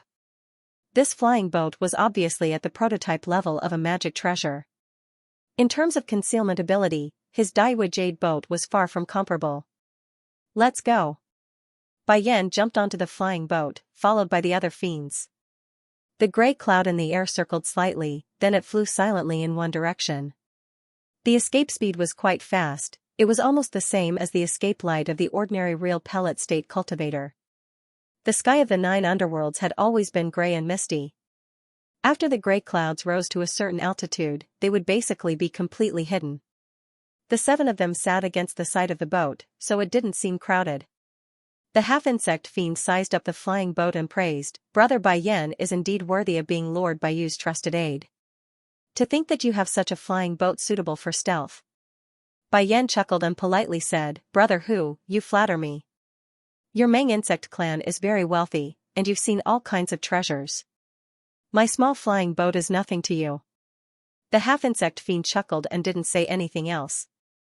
Bai Yan controlled the flying boat and said to Lu Ming and the others, "Since we have some time now, I'll explain the specific steps to capture that hollow spirit." Lu Ming and the others listened attentively when they heard this. With the flying boat's speed, the distance of over 5,000 kilometers was quickly covered. Half an hour later, the gray cloud stopped behind a huge mountain range. Bai Yan looked ahead and said in a soft voice, "The Scarlet Ghost tribe is hiding on the other side of this mountain range. Don't use your divine sense to investigate. The Hollow Ghost tribe is also very sensitive to divine sense." Lu Ming and the others nodded. Among them, the green-robed old man and the other two fiends revealed a trace of embarrassment. The three of them were just about to release their divine sense to investigate the surroundings. With a wave of Bai Yan's hand, the gray cloud silently descended and flew into a hidden kernel. When it was about to reach the bottom of the valley, the surrounding space rippled and the gray cloud entered it, disappearing without a trace. Shockingly, there was a concealment restriction in this call. The gray cloud in the call dissipated, revealing the figures of Bai Yan and the others. Bai Yan waved his hand, and the flying boat immediately turned into a gray shadow and flew into his sleeve, disappearing without a trace. Lu Ming raised his head and looked around. He found that it was quite desolate, and all he could see were huge rocks that were piled up in a mess. Not far away, there was a cave that was as tall as a person on the mountain wall, and a faint cyan light curtain had opened up above it. At this moment, a white streak of light flew out of the cave and appeared in front of Lu Ming and the others in a flash. When the light faded, it was a white-haired old man. "Brother Bai, you're finally here." The white-haired old man let out a sigh of relief when he saw Bai Yan and the others. Then, his gaze fell on Lu Ming and the others. "This is my colleague, Qi Shan," Bai Yan briefly introduced to Lu Ming and the others. "He's been in charge of monitoring the Hollow Ghost tribe's movements." The half-insect, fiend, and the others all cupped their hands and bowed to the white-haired old man. When Lu Ming saw the white-haired old man, a strange light flashed through his eyes. If his guess was correct, this person had also been in the auspicious pavilion's distinguished guest house. After the introduction, Bai Yan suddenly asked, "Brother Qi, from your tone just now, it seems that something has happened here?" "Yes, I've been paying close attention to the ghost tribe these days. I don't know if the hollow spirit has noticed something, but the Scarlet Ghost tribe has recalled all its clansmen. I didn't dare to investigate too much for fear of alerting them. Fortunately, you came in time. The hollow spirit should still be here." The white-haired old man frowned and said in a deep voice. "That's good." Bai Yan breathed a sigh of relief and then turned to Lu Ming and the others. "The hollow spirit is too cunning. There's no time to lose. Let's act according to the plan." After saying that, he turned into a green light and flew out of the mountain. The white-haired old man followed closely behind, and Lu Ming and the others hurriedly followed. At this point, there was no need to hide their tracks. The group flew at full speed and soon flew over the mountain range, stopping in the sky above a mountain basin. The basin was extremely wide, and it was surrounded by continuous mountains. At the center of the depression was a large expanse of rough and crude oval-shaped buildings. Many of the buildings were ceaselessly emitting strands of black gas, causing the entire sky above the basin to be enveloped by a layer of dense black gas, and it seemed gloomy and gloomy. The powerful spiritual power generated by Lu Ming and the others flying over immediately spread out, and a burst of alert hissing sounded in the Scarlet Ghost tribe. Then, from several buildings, a dozen ghosts surrounded by thin black gas flew out. These scarlet ghosts were similar in size to ordinary fiends, but no matter from which angle they looked, they could only see black figures, and their faces couldn't be seen clearly. Judging from the aura emitted by these dozen ghosts, the strongest was only at the condensation period later stage. They seemed to feel the powerful spiritual pressure emitted by Lu Ming and the others. As soon as they appeared, they stopped in place and didn't move forward. Bai Yan waved his hand, and Lu Ming and the green-robed old man rushed out. Their figures flashed, and they landed in the four directions of the basin. White light flashed in the hands of the four at the same time, and a stack of white flags appeared. As they waved their hands, the flags turned into white light and sank into the ground. Soon, a hemispherical white light shield condensed and covered the entire basin. At this moment, from the buildings above the basin, several scarlet ghosts flew out, and when they saw the white light shield around them, their faces showed anger. "What do you fiends want? We are the ghost tribe that belongs to Xinhuang City. Aren't you afraid of angering the Xinhuang City Lord by doing this?" A scarlet ghost in the crystallization period later stage shouted. Bai Yan didn't even look at the roaring ghost. His eyes swept across the scarlet ghost tribe below, and he frowned slightly. Then he turned his head and glanced at the half-insect fiend. The half-insect fiend understood, and a pair of cicada wings appeared behind him with a flash of green light. His figure blurred, and he appeared above the ghost tribe building. He opened his mouth and let out a strange long howl, which sounded like the hiss of an insect. Ripples that were visible to the naked eye appeared in the air with him as the center, and they spread out in the ghostly buildings below. Sound wave attack? No, it doesn't seem to be an ordinary sound wave. At this moment, Lu Ming had already placed all the formation flags in his hands. When he saw the wave attack from the half-insect fiend's mouth, his eyes flashed. The ripples in the air also spread to where he was. When the howl entered his ears, it was only slightly unpleasant, but it didn't seem to have any offensive power. However, the buildings in the basin below suddenly became noisy after the ripples formed by the strange sound waves passed through. As strange howls sounded one after another, scarlet ghosts with similar appearances scuttled out of the oval buildings. As soon as these ghost tribe members came into contact with the strange sound wave, they immediately let out painful screams, and many of them hugged their heads and rolled on the ground. More than 20 crystallization period and liquid level ghost tribe members flying in the air also let out miserable screams. More than a dozen of them immediately emitted gray smoke, and within the smoke, twisted faces vaguely appeared. It seems that this is the Void Ghost Tribe. This insect sound wave can actually force them out of their possession. It is indeed very useful. Lu Ming saw this and nodded inwardly. As the strange sound waves from the half-insect fiend continued to spread, more and more gray smoke emerged from the bodies of the crimson ghosts in the tribe below. These were the hollow ghosts that had been possessed. However, the hollow ghosts that had been forced out of the tribe weren't very strong. Most of them were at the liquid condensation stage or the crystal formation stage. These ghosts didn't seem to have a physical form. They turned into gray shadows and flew away in all directions with a series of ear-piercing screeches. At this moment, the tiger-faced fiend who was standing beside Bai Yan took a step forward and let out a fierce roar. Yellow light erupted from his body, following which countless fist-sized transparent bubbles came out of his nostrils, which enveloped the fleeing void ghosts. These transparent bubbles seemed to be weightless, but they were incredibly fast. In just a few breaths, they had already wrapped around the gray shadows that had already fled hundreds of meters away. The hollow ghosts that had been trapped by the bubbles roared again and again. Gray light flashed from their bodies as they jumped up and down in an attempt to break free. However, their efforts were in vain. The transparent bubbles seemed to be the bane of the hollow ghosts. They stuck to the gray shadows, and no matter how they struggled, they couldn't break free. Wrapped in the transparent bubble, the gray light emitted from the hollow ghost's body was quickly swallowed by the bubble. Apart from trapping these hollow ghosts, these transparent bubbles could also devour their magic power. Seeing this, the other hollow ghosts that had been lucky enough to escape immediately revealed looks of horror. They scrambled to flee into the distance, and in the blink of an eye, they had arrived before the white light barrier.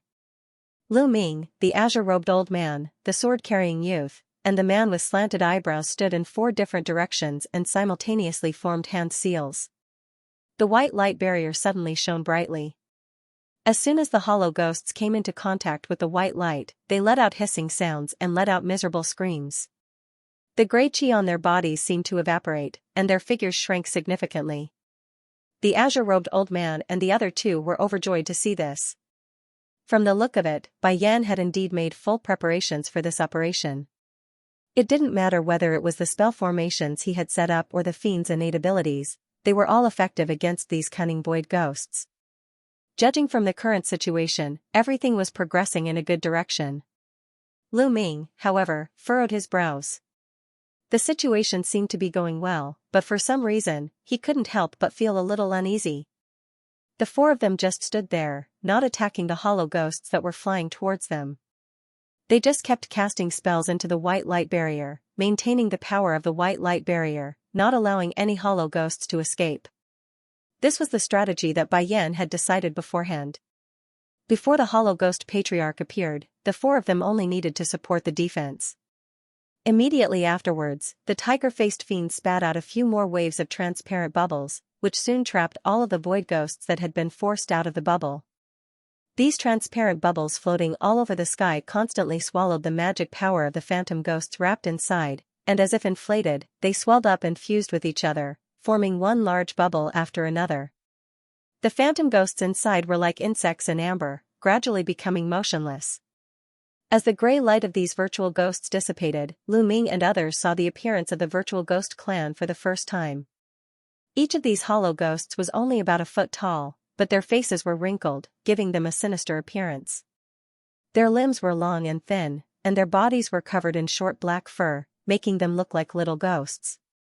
Not long after, several dozen bubbles that were each about 3 meters tall appeared in the air.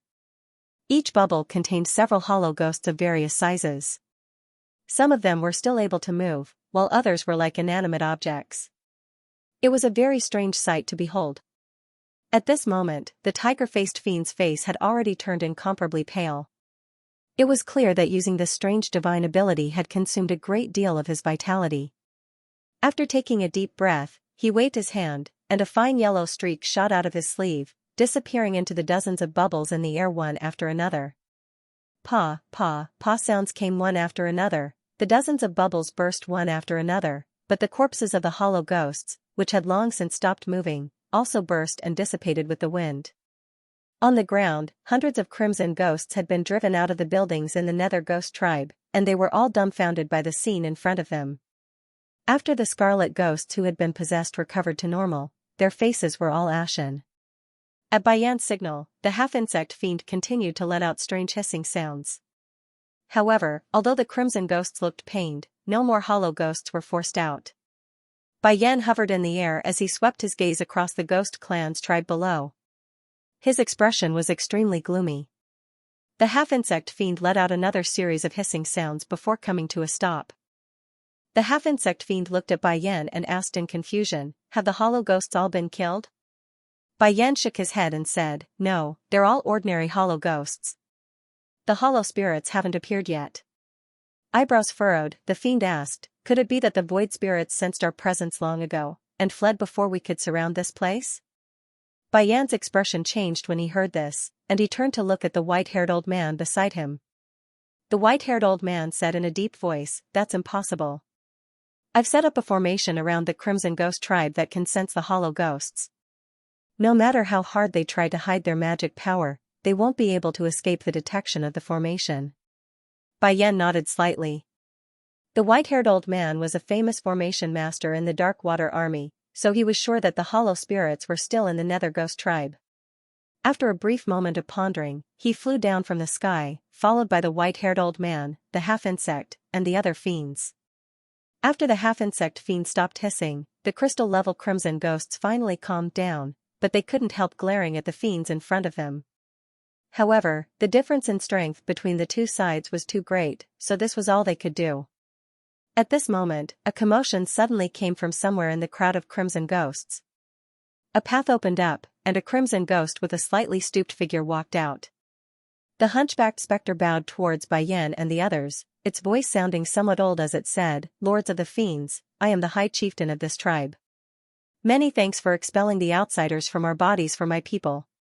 The stooped figure bowed to Bai Yan and the others, and said in an aged voice, "We had no intention of disturbing your lives, but we were chasing a group of hollow spirits that had infiltrated your tribe. We had no choice but to do this." The leader of the Crimson Ghost tribe came to a sudden realization and said with a forced smile, "I see. Do you need us to cooperate with you, Lord?" The sound wave released by the half-insect fiend had clearly caused harm to the entire Crimson Ghost tribe, but in front of the Jin Dan fiends, the leader of the Crimson Ghost tribe didn't dare to show any dissatisfaction. "Cooperate? Hee, it's very simple. There's still a hollow spirit that hasn't been discovered, so we can only offend you again. Bai Yan chuckled and immediately glanced at the half-insect fiend. The half-insect fiend laughed and opened his mouth, releasing a sound wave that was several times more powerful than before. It rapidly spread in all directions, and immediately enveloped all of the crimson ghosts in the surroundings. Layers of ripples appeared in the air, and a drum-like sound rang out. No. Lord. The leader of the Crimson Ghost tribe turned pale with fright, but in the next moment, the powerful sound wave also enveloped him, and an extremely pained expression appeared on his face. Even though he was the leader of this tribe, his cultivation base was only at the false core stage, so there was no way he could withstand the demonic sound of a half-insect being. He immediately covered his head with his hands and howled in anguish. The other Crimson Ghosts were in an even worse state. Some of their bodies with low cultivation even cracked, and then, with a series of bangs, they exploded into a rain of blood and black mist. In the blink of an eye, 20 Crimson Ghosts had been reduced to ashes. The oval-shaped Nether Ghost tribe buildings above the basin also collapsed in the spatial fluctuations, and smoke and dust rose everywhere. Facing such a tragic situation, neither Bai Yan nor the other fiends showed the slightest expression of pity. As the body of the patriarch of the Crimson Ghost tribe trembled violently, a gray light suddenly flashed in the depths of his pupils, and disappeared without a trace in an instant. Whoosh! A dazzling yellow light suddenly pierced the chest of the patriarch of the Crimson Ghost tribe. It was a yellow long sword, and the one holding the hilt was the tiger-faced fiend.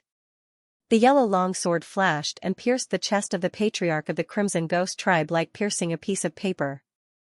The yellow sword light flashed, and his body was instantly torn apart. At this moment, a gray shadow flashed out from the broken body of the patriarch of the Crimson Ghost tribe. After a few flashes, it appeared dozens of meters away. Su Ling, you're really still here. Bai Yan's eyes were ice-cold as he looked at the gray shadow that had suddenly appeared. The half-insect fiend stopped hissing, and a solemn expression appeared on his face. He flapped his wings, and landed on the right side of the gray shadow. The tiger-faced fiend shook the yellow long sword in his hand, and his figure flashed, and appeared on the left side of the gray shadow. The three of them surrounded the gray shadow. As for the white-haired old man, he stood behind Bai Yan, and looked at the gray shadow not far away. The gray shadow didn't show the slightest fear in the face of Bai Yan and the other two fiends. It let out a strange laugh, and the gray chi on its body slowly dispersed, revealing its figure. In the distance, a trace of surprise flashed across Lu Ming's eyes. The figure inside the gray chi turned out to be a rather handsome man in his prime. He was tall and slender, and had an elegant demeanor. He was completely different from the ugly phantom ghosts that he had seen before. This wasn't an illusion, but a real body. Is this man really Su Ling? Lu Ming looked at Bai Yan, and saw that he was looking at the man with a gloomy face. A cold light flickered in Bai Yan's eyes, but there wasn't the slightest doubt or shock on his face. Su Ling, you have nowhere to run now. If you know what's good for you, hand over the true spirit chalcedony. Although it's precious, what use is it to you? Lord Baiyu treated you well in the past. Considering that we were colleagues for many years, I'll put in a good word for you in front of Lord Baiyu. Maybe he can spare your life. Bai Yan said with a cold snort. With a flash of green light, a small green flag appeared in his hand. Bai Yan didn't know how to cast a spell, but the small flag glowed with green light, and countless green threads emerged from it, swaying in the wind. Bai Yan, I always thought you were a smart person. I didn't expect you to ask such a stupid question. Now that things have come to this, even if I hand over the true spirit chalcedony, will Lord Yu King really let me go? Su Ling said with a smile. Bai Yan frowned, but he didn't deny it. He said slowly, so you're unrepentant. That's fine. After I catch you, I'll search your soul. Haha, I'm afraid that even if you search the entire secluded water realm, you won't be able to find that true spirit chalcedony again. Su Ling laughed, his face full of ridicule, as if Bai Yan was telling a big joke. Could it be that you've already refined it? Bai Yan was shocked when he heard this, and then he became furious. Su Ling smiled coldly and turned his eyes to the white shield above his head. Although he didn't say anything, his meaning was clear. Good, very good. In that case, I can only use your life to slightly appease Lord Baiyu's anger. Bai Yan's face was so gloomy that it seemed as if it could drip water. It was unknown whether it was because of fear or anger, but there was a faint tremor in his voice. He shook the small flag in his hand, and the surface of the flag glowed with green light. Countless green threads rolled out and shrouded Su Ling. Seeing Bai Yan attack, the half-insect fiend and the tiger-faced fiend also pounced without hesitation. A light flashed in the half-insect fiend's hand, and a light silver whip appeared. With a shake, it turned into 7 or 8 whip shadows that were hundreds of feet long, lashing at Su Ling like a storm. In contrast, the tiger-faced fiend's eyes lit up, and he snorted through his nose to expel a massive transparent bubble. The bubble then transformed into a vast expanse of transparent bubbles that surged toward Su Ling in an overwhelming manner. The three of them joined forces and almost instantly blocked off all the escape routes. There wasn't the slightest hint of fear on Su Ling's face, and he simply ignored the attacks from the insectoid fiends and the tiger-faced fiends as he pounced directly toward Bai Yan. Bai Yan was startled, but then he sneered. The cyan threads emitted by the small streamer shone brightly and intertwined with each other, turning into a large cyan net that covered Su Ling unexpectedly. Su Ling's shoulders shook, and his body twisted at an extremely strange angle, like seaweed floating in the water. It looked very awkward. An incredible scene ensued. With a flash of gray light, Su Ling's figure disappeared without a trace, like a wisp of smoke rising from the net of green silk. Bai Yan and the other two's attacks instantly missed. The next moment, Bai Yan's body fluctuated behind him. Su Ling's figure flashed like smoke and pounced at the white-haired old man without saying a word. The white-haired old man's face changed greatly.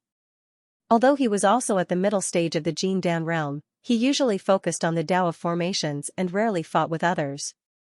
Therefore, he had stood behind Bai Yan at the beginning of the battle.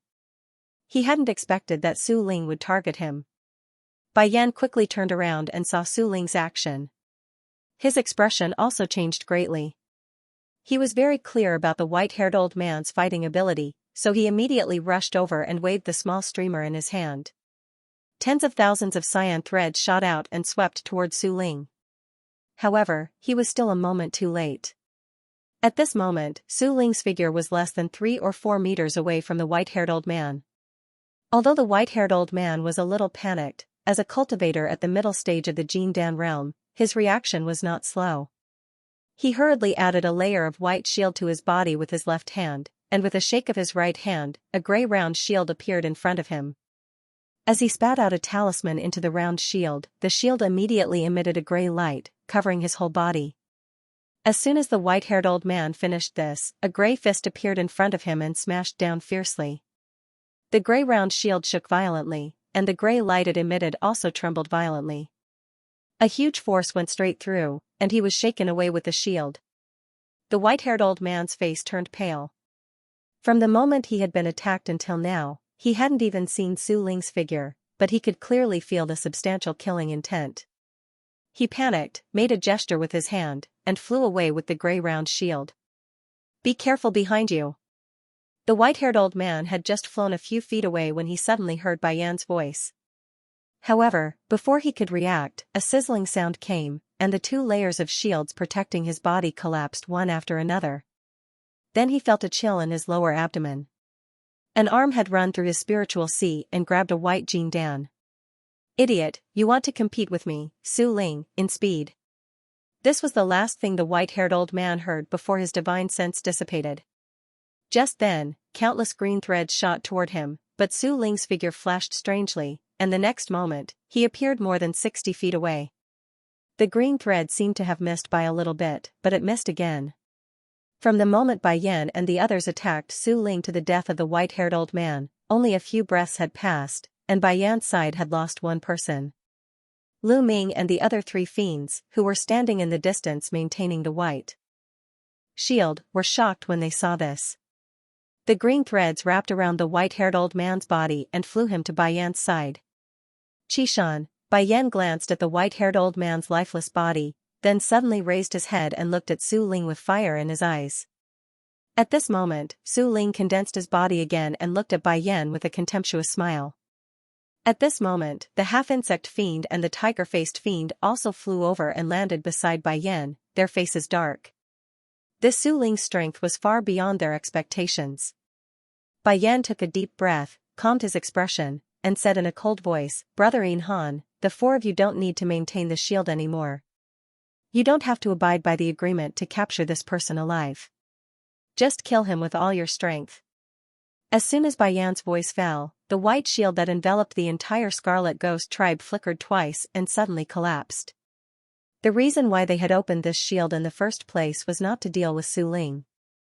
It was not difficult for a late-stage Jin Dan expert to break through a shield of this level. Immediately afterward, Lu Ming and the other three, as well as the half-insect fiend and the tiger-faced fiend beside Bai Yan, rushed out and pounced on Su Ling from all directions. The half-insect fiend was still wielding his silver whip, which he used to weave a dense web of whips. At some point, the tiger-faced fiend had already put away his earthy yellow longsword and released a pitch-black trident, which transformed into a dozen streaks of black light that shot directly towards Su Ling. The cyan-robed old man and the other two also did not want to be left behind. The old man used a set of white flying daggers, the young man with a sword on his back released two purple flying swords, and the young man with the wing eyebrows released a red bead. Seeing that the others had already begun to attack, Lu Ming did not want to stay idle. He made a sword incantation gesture and released the Zimu In Soul sword, which turned into several sword shadows and shot toward Su Ling. The six of them worked together, and countless rays of auspicious light rolled toward Su Ling in the middle with great momentum and a wide attack range, almost blocking Su Ling from all directions. In the face of such a fierce attack, Su Ling's face was unexpectedly calm. He twisted his body and flashed a few times like a boneless snake, passing through the attacks like a ghost. A trace of surprise flashed in Lu Ming's eyes.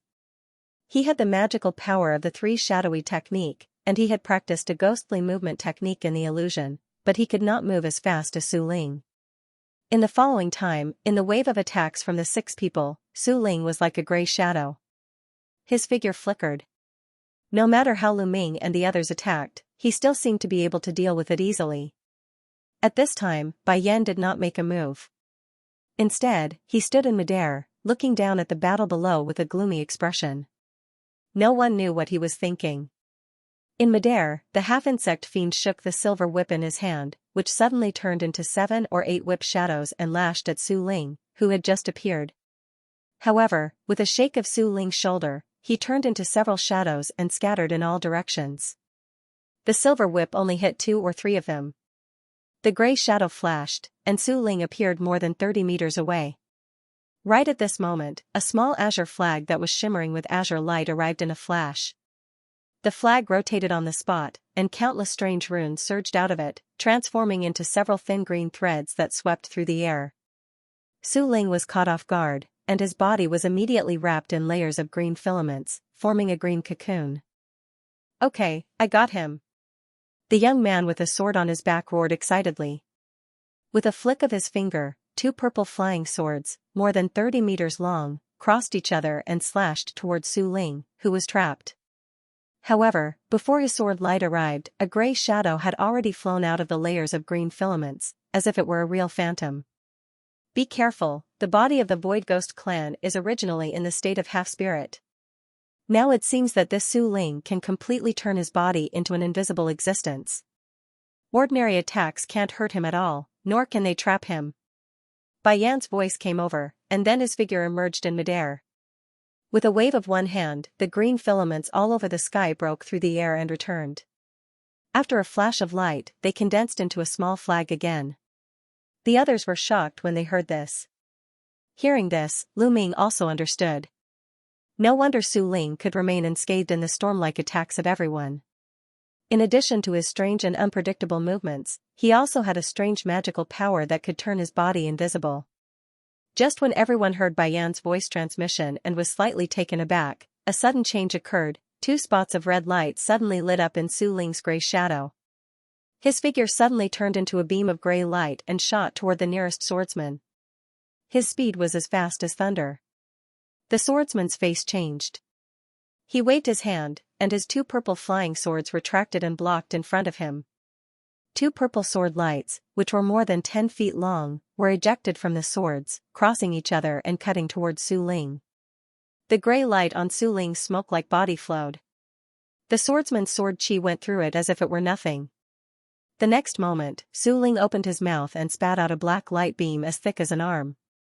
In a flash, it arrived in front of the swordsman. The swordsman was shocked.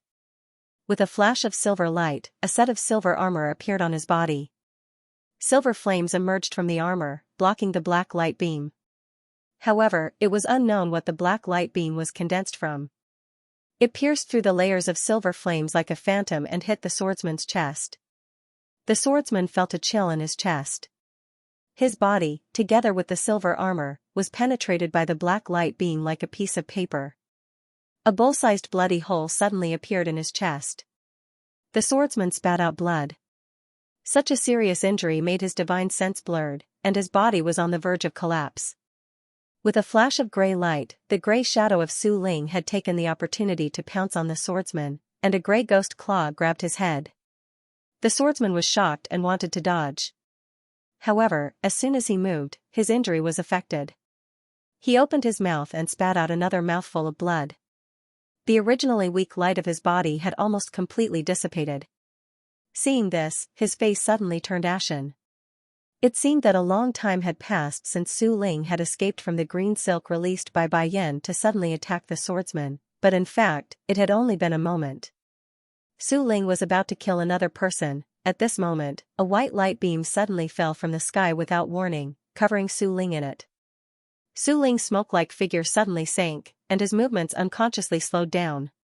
At this moment, an extremely hot wave of fire surged from behind, and layers of ripples appeared in the void. A fire dragon more than 100 feet long roared and pounced on Su Ling, who was in the white light beam. Just when the fire dragon was about to touch Su Ling's body, Su Ling's figure blurred and became transparent as if it was dissolved in the white light beam. There was a loud bang. The fire dragon brought with it a large scarlet flame, enveloping the white pillar of light. Waves of heat shot out in all directions, making it impossible to see what was going on. At the same time, the sword-carrying young man's body tensed up.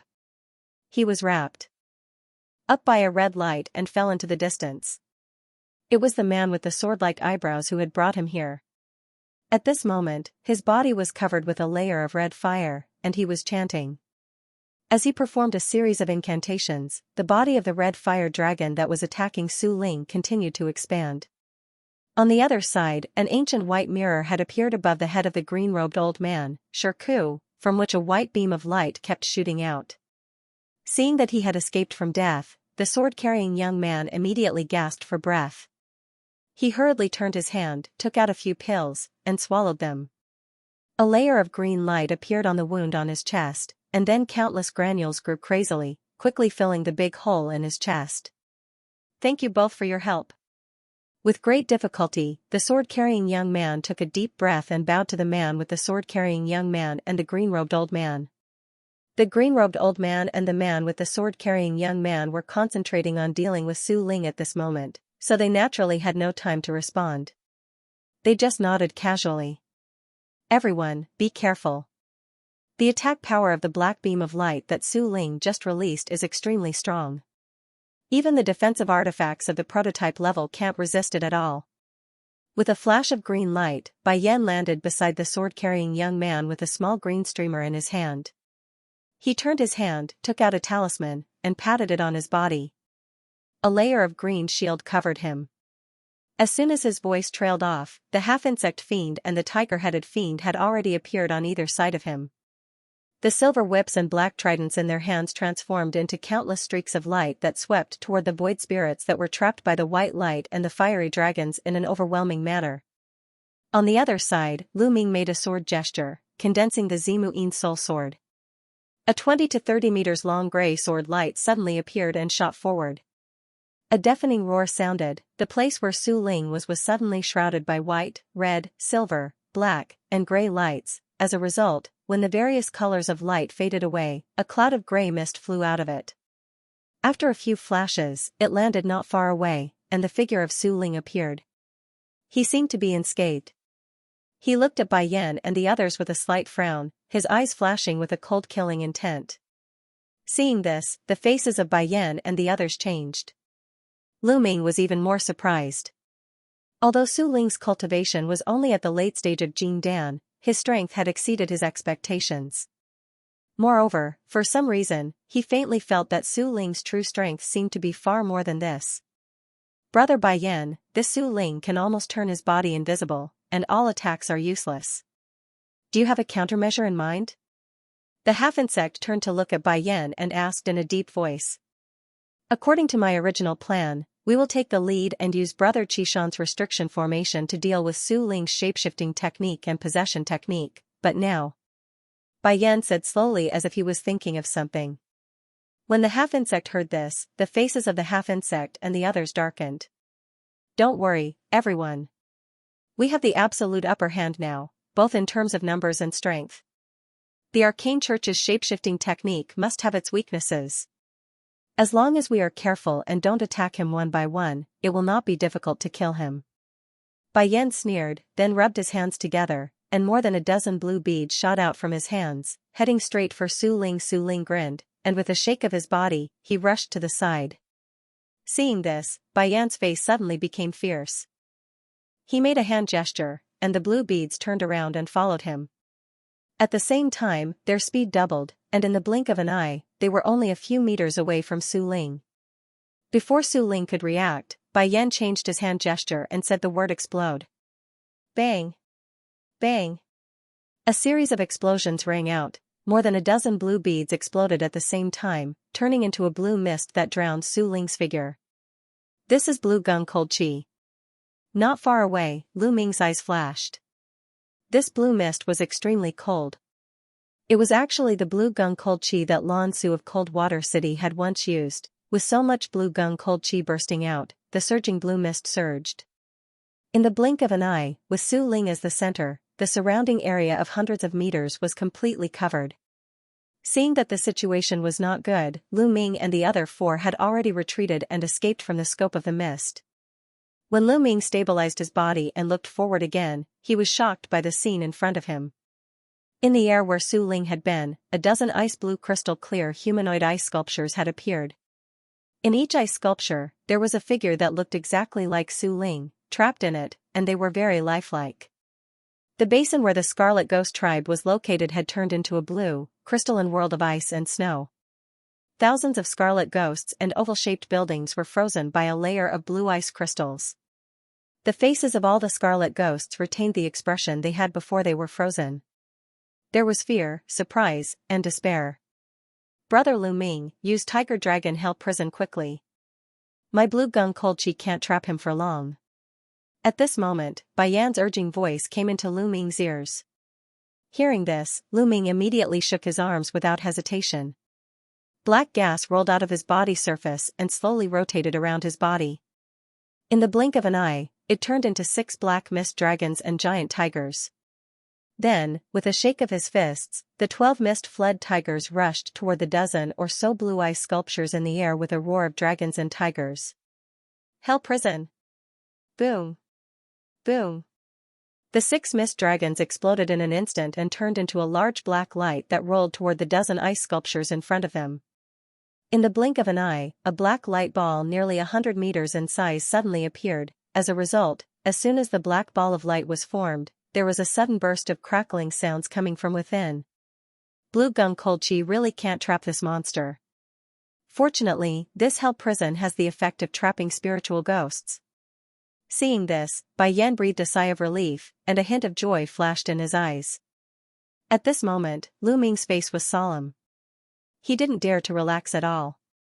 He made gestures with both hands and launched a black mist into the black light ball in the air. Hell Prison Divine Sense of the Great Accomplishment Realm. Hee, Bai Yan, in order to deal with me, you really put in a lot of effort. If it was a few decades ago, I'm afraid I would really be defeated by this. But now my spirit escape body has reached the Great Accomplishment Realm. What can this hell prison do to me? In Hell Prison, Su Ling looked at the black ghosts that were constantly pouring out of the dark world in all directions, but he murmured to himself unhurriedly. Then, the howls of ghosts came one after another. The densely packed one-horned ghosts rushed towards Su Ling with their fangs and claws. At this moment, Su Ling chuckled and turned into wisps of smoke. With a wave of his body, he disappeared into the horned ghosts that were pouncing on him. What's going on? Outside Hell Prison, Lu Ming frowned and was speechless for a while. At this moment, the hundreds of Nether River imps he had summoned in Hell Prison seemed to be attached to some of the smoke transformed from Su Ling. In other words, each Nether River imp might be attached to the real body of Su Ling, but he couldn't feel the slightest difference in each Nether River imp. He couldn't control these Nether River imps to kill each other. Even so, it would only consume his spiritual power in vain, and he couldn't cause any real damage to Su Ling at all. Thinking of this, he frowned and loosened his gesture without hesitation. Puff. In the distance, the Hell Prison, which was nearly 100 feet in size, suddenly collapsed and turned into a black mist all over the sky. Hundreds of streaks of gray light shot out from the black mist and disappeared into the blue ice sculptures of the crimson ghoul beings below in a flash. What's going on? Why did you release Su Ling? Shirku, the cyan-robed old man, asked in surprise. It doesn't matter, fellow Daoistine Han. We've underestimated Su Ling. It seems that he has cultivated the spirit body to the great success level in the past few decades. Now, even the Tiger and Dragon Hell Prison can't trap him. It seems that it's impossible to end the battle in a short time. This time, it was Bai Yan who glanced at the hundreds of frozen crimson ghosts below him and sighed before he could speak. Yes, this Su Ling can even possess the ghosts summoned in our infernal prison, and we can't find his true body. However, the moment he was trapped in the infernal prison, I faintly sensed that his vitality was greatly damaged. Lu Ming nodded and said calmly. Good, it seems that even though this Su Ling can use the spirit body to the acme of perfection, it still consumes a lot of his vitality. Brother Guangliang, let's see what you can do next. The rest of you, take your positions. Once the Su Ling appears, kill him immediately. Bai Yan was delighted to hear this, and then his eyes flashed fiercely. He didn't hide his hatred for Su Ling at all. Lu Ming and the other fiends nodded repeatedly. The next moment, a whistling sound rang out. Except for the tiger-headed fiend, Lu Ming and the other four appeared around the basin in a flash, faintly surrounding it. Immediately afterward, the tiger-headed fiend's figure flashed and suddenly appeared above the basin. With a cold snort, a crack suddenly appeared between his eyebrows, and a vertical, ferocious tiger eye immediately appeared. Chi La. A yellow ray of light shot out of the tiger-headed fiend's third eye, which flashed and turned into a large yellow ray of light that swept over the scarlet ghost tribe down below. An incredible scene appeared. Once the yellow ray of light swept over all the frozen scarlet ghosts, one could immediately see the red soul essences of different sizes in their bodies. Some of them were very dim and seemed to be on the verge of dissipating. Over there. At this moment, a sharp cry rang out from the half-insect fiend. Everyone turned to look in the direction of the cry, and discovered that aside from a crimson soul essence, there was also a cluster of misty gray mist in one of the crimson ghost ice sculptures. In the next moment, a burst of colorful spiritual light poured down from the sky around the basin like a storm. After a deafening explosion, countless balls of light blossomed in a radius of nearly 1,000 feet around the crimson ghost ice statue, and the five-colored light almost lit up the entire basin. After the light faded, the frozen crimson ghost and the oval-shaped building disappeared without a trace within a radius of 300 meters. All that was left was an enormous crater. Even so, everyone's faces were still solemn. With everyone's Jin Dan realm divine sense, they were naturally able to faintly sense that at the moment of the explosion, a faintly discernible wisp of gray mist had already disappeared without a trace. Humph. The tiger-headed fiend let out an angry snort, and his third eye on his forehead shone with bright yellow light. In the next moment, waves of yellow light swept out of it and swept towards the basin below. In the following moments, roars and explosions rang out incessantly, and streaks of five-colored spiritual light continued to appear in the basin below. Even though the void spirits were still activating secret magics to merge with the crimson ghost and other objects, they were soon discovered by the tiger-headed fiend's third eye and forced out. However, even Lu Ming and the others couldn't inflict any fatal damage to the void spirits, who were almost invisible. It wasn't long before the basin where the crimson ghost ice statue had been located was replaced by a huge crater, and it was a scene of desolation. As a result, the space that the void spirits could hide in became smaller and smaller, and their auras also grew weaker and weaker. Gradually, they were forced into a passive position. Meanwhile, the people in the sky had consumed a significant amount of magic power due to the frequent activation of their spiritual tools and cultivation techniques, and their faces began to turn pale. Boom! A loud sound rang out, sand and pebbles flew everywhere, and the last crimson ghost ice statue that was relatively intact was enveloped by dazzling light. A ball of gray mist shot out of it, then split into 8 and shot off in 8 different directions. Humph. You're still trying to put up a desperate struggle at this point? The tiger-headed fiend's chest heaved up and down, and he let out a cold harumph upon seeing this. His body spun in midair, and a yellow light swept in all directions. Puff. Puff. Puff. Sounds rang out from all directions. 7 of the balls of gray mist dissipated as soon as they came into contact with the yellow light. Only one ball of gray mist in the southeast trembled when it came into contact with the yellow light. Then, it suddenly shone brightly and shot off into the distance. The void spirits can't hold on for much longer. Let's chase them. Bai Yan roared as he saw that the void spirits had really started to flee. Without any hesitation, he turned into a streak of green light and chased after them. Hearing Bai Yan's words, Lu Ming and the others also turned into escape lights and chased after them aggressively. With the speed of the two sides, Su Ling, Bai Yan, and the others had already chased tens of thousands of miles away in the blink of an eye. The edge of the low mountain range could already be seen in the distance. Although Su Ling's speed was extremely fast, and it constantly sent out doppelgangers along the way, and drove them to attach to mountains, rivers, trees, and clouds to disturb the sight of Bai Yan and the others, Bai Yan and the others were always like gangrene attached to the bone, trailing far behind. Just now, Su Ling had already suffered a great loss of vitality. Now that he was fleeing at full speed, he was gradually unable to do so. The distance between the two sides was getting closer and closer, and Bai Yan and the others were about to catch up with him. In the gray mist ahead, Su Ling was galloping forward in the escape light. He glanced at Bai Yan and the others behind him, and a trace of gloominess flashed across his eyes. Damn it, I'm only 2 or 3 years away from refining the heart of true spirit. At that time, even if Bai Yu comes in person, I won't be afraid. Since you've gone too far, don't blame me for tearing you into pieces to vent my hatred even if my plan fails. Su Ling thought fiercely in his heart, and at the same time, he spat out a few obscure and incomprehensible spells. Dense runes surged out of his body and disappeared into the gray chi wrapped around him. The gray chi suddenly shrank in the middle, increasing his speed by 30%. Suddenly, he turned around and galloped in another direction outside the low mountain range without even looking back. This Su Ling is obviously desperate. I'm afraid that he has used some secret method to stimulate his potential. Everyone, let's work harder. As long as we kill this guy, Lord Bai Yu will definitely reward us handsomely. Bai Yan looked at the gray light spot in the distance and said in a cold voice. Hey, this Su Ling really thinks he's smart. He doesn't know that he has been entangled by Lord Bai Yan's dark jade flag in the battle. He won't be able to escape from us for the next 3 days. The half-insect fiend on the side heard this and laughed. Lord Bai Yan, this Su Ling suddenly changed his direction.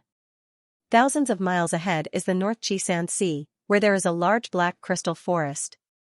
If he hides in the black crystal forest, it will not be easy to find him. Shirku, the withered old man in a green robe, said with a slight frown. Black crystal forest. If we let him escape, it will be terrible. We have to speed up. We must stop him before he hides in the black crystal forest. Bai Yan's face changed when he heard this, and he shouted loudly. Then he opened his mouth and spat out a ball of green light into his body. Suddenly, a layer of green flame appeared on his body, and his speed immediately increased by 30%. When the others saw this, they also increased their speed. Lu Ming made a sword gesture, and the Mother In Soul sword beside him issued a crisp sword cry. He caught up with the people in front of him, not falling behind at all. After entering the Jin Dan realm, he had also made great progress in the way of sword cultivation, and his sword control technique had become even faster.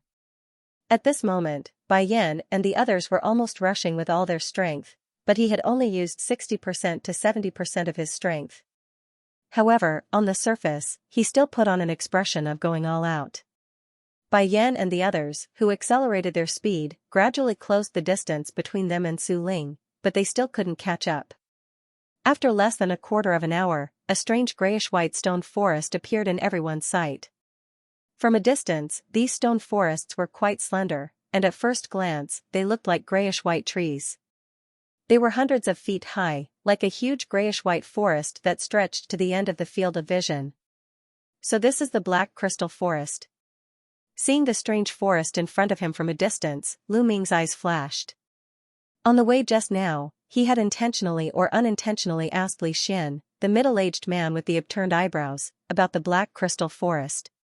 He knew that these grayish-white crystals were a special kind of crystal formed by the netherworld chi of the ninth nether realm mixed with an ore called black crystal jade. This kind of black crystal forest was actually not rare in the various realms of the ninth nether, and it could be seen in many places. However, because the netherworld chi contained in these grayish-white crystals was impure, it could not be used for cultivation, and it had the function of disturbing the fluctuations of netherworld chi and divine sense exploration. A large black crystal forest would even interfere with the exertion of various netherworld treasures. Therefore, the fiends would generally stay away from the black crystal forest. In the blink of an eye, Su Ling, Bai Yan, and the others arrived at the edge of the black crystal forest. Although Bai Yan and the others had increased their speed to the maximum, the grey mist that Su Ling had turned into was still a step ahead of them, and they flew to the front of the grayish-white forest. Hee, it's easy to get in, but it's not so easy to get out. Su Ling laughed dryly with a gloomy face. Immediately, a grey light flashed around his body, and 7 identical grey figures suddenly rushed out of the grey mist. They headed in different directions, plunged into the stone forest, and disappeared from sight in the blink of an eye. Doppelganger secret skill. When Lu Ming saw this scene, he thought of something and spread his divine sense toward the stone forest. However, as soon as his divine sense touched the grayish-white stone forest, he immediately felt a strange external disturbance. Even with his current mental strength, he could only detect less than 10 miles. In his divine sense, he sensed that Su Ling's 7 doppelgangers were flying in different directions, and they were about to escape the range of his divine sense. End of chapter 1093. Don't forget to subscribe, like, and share the video to support the channel.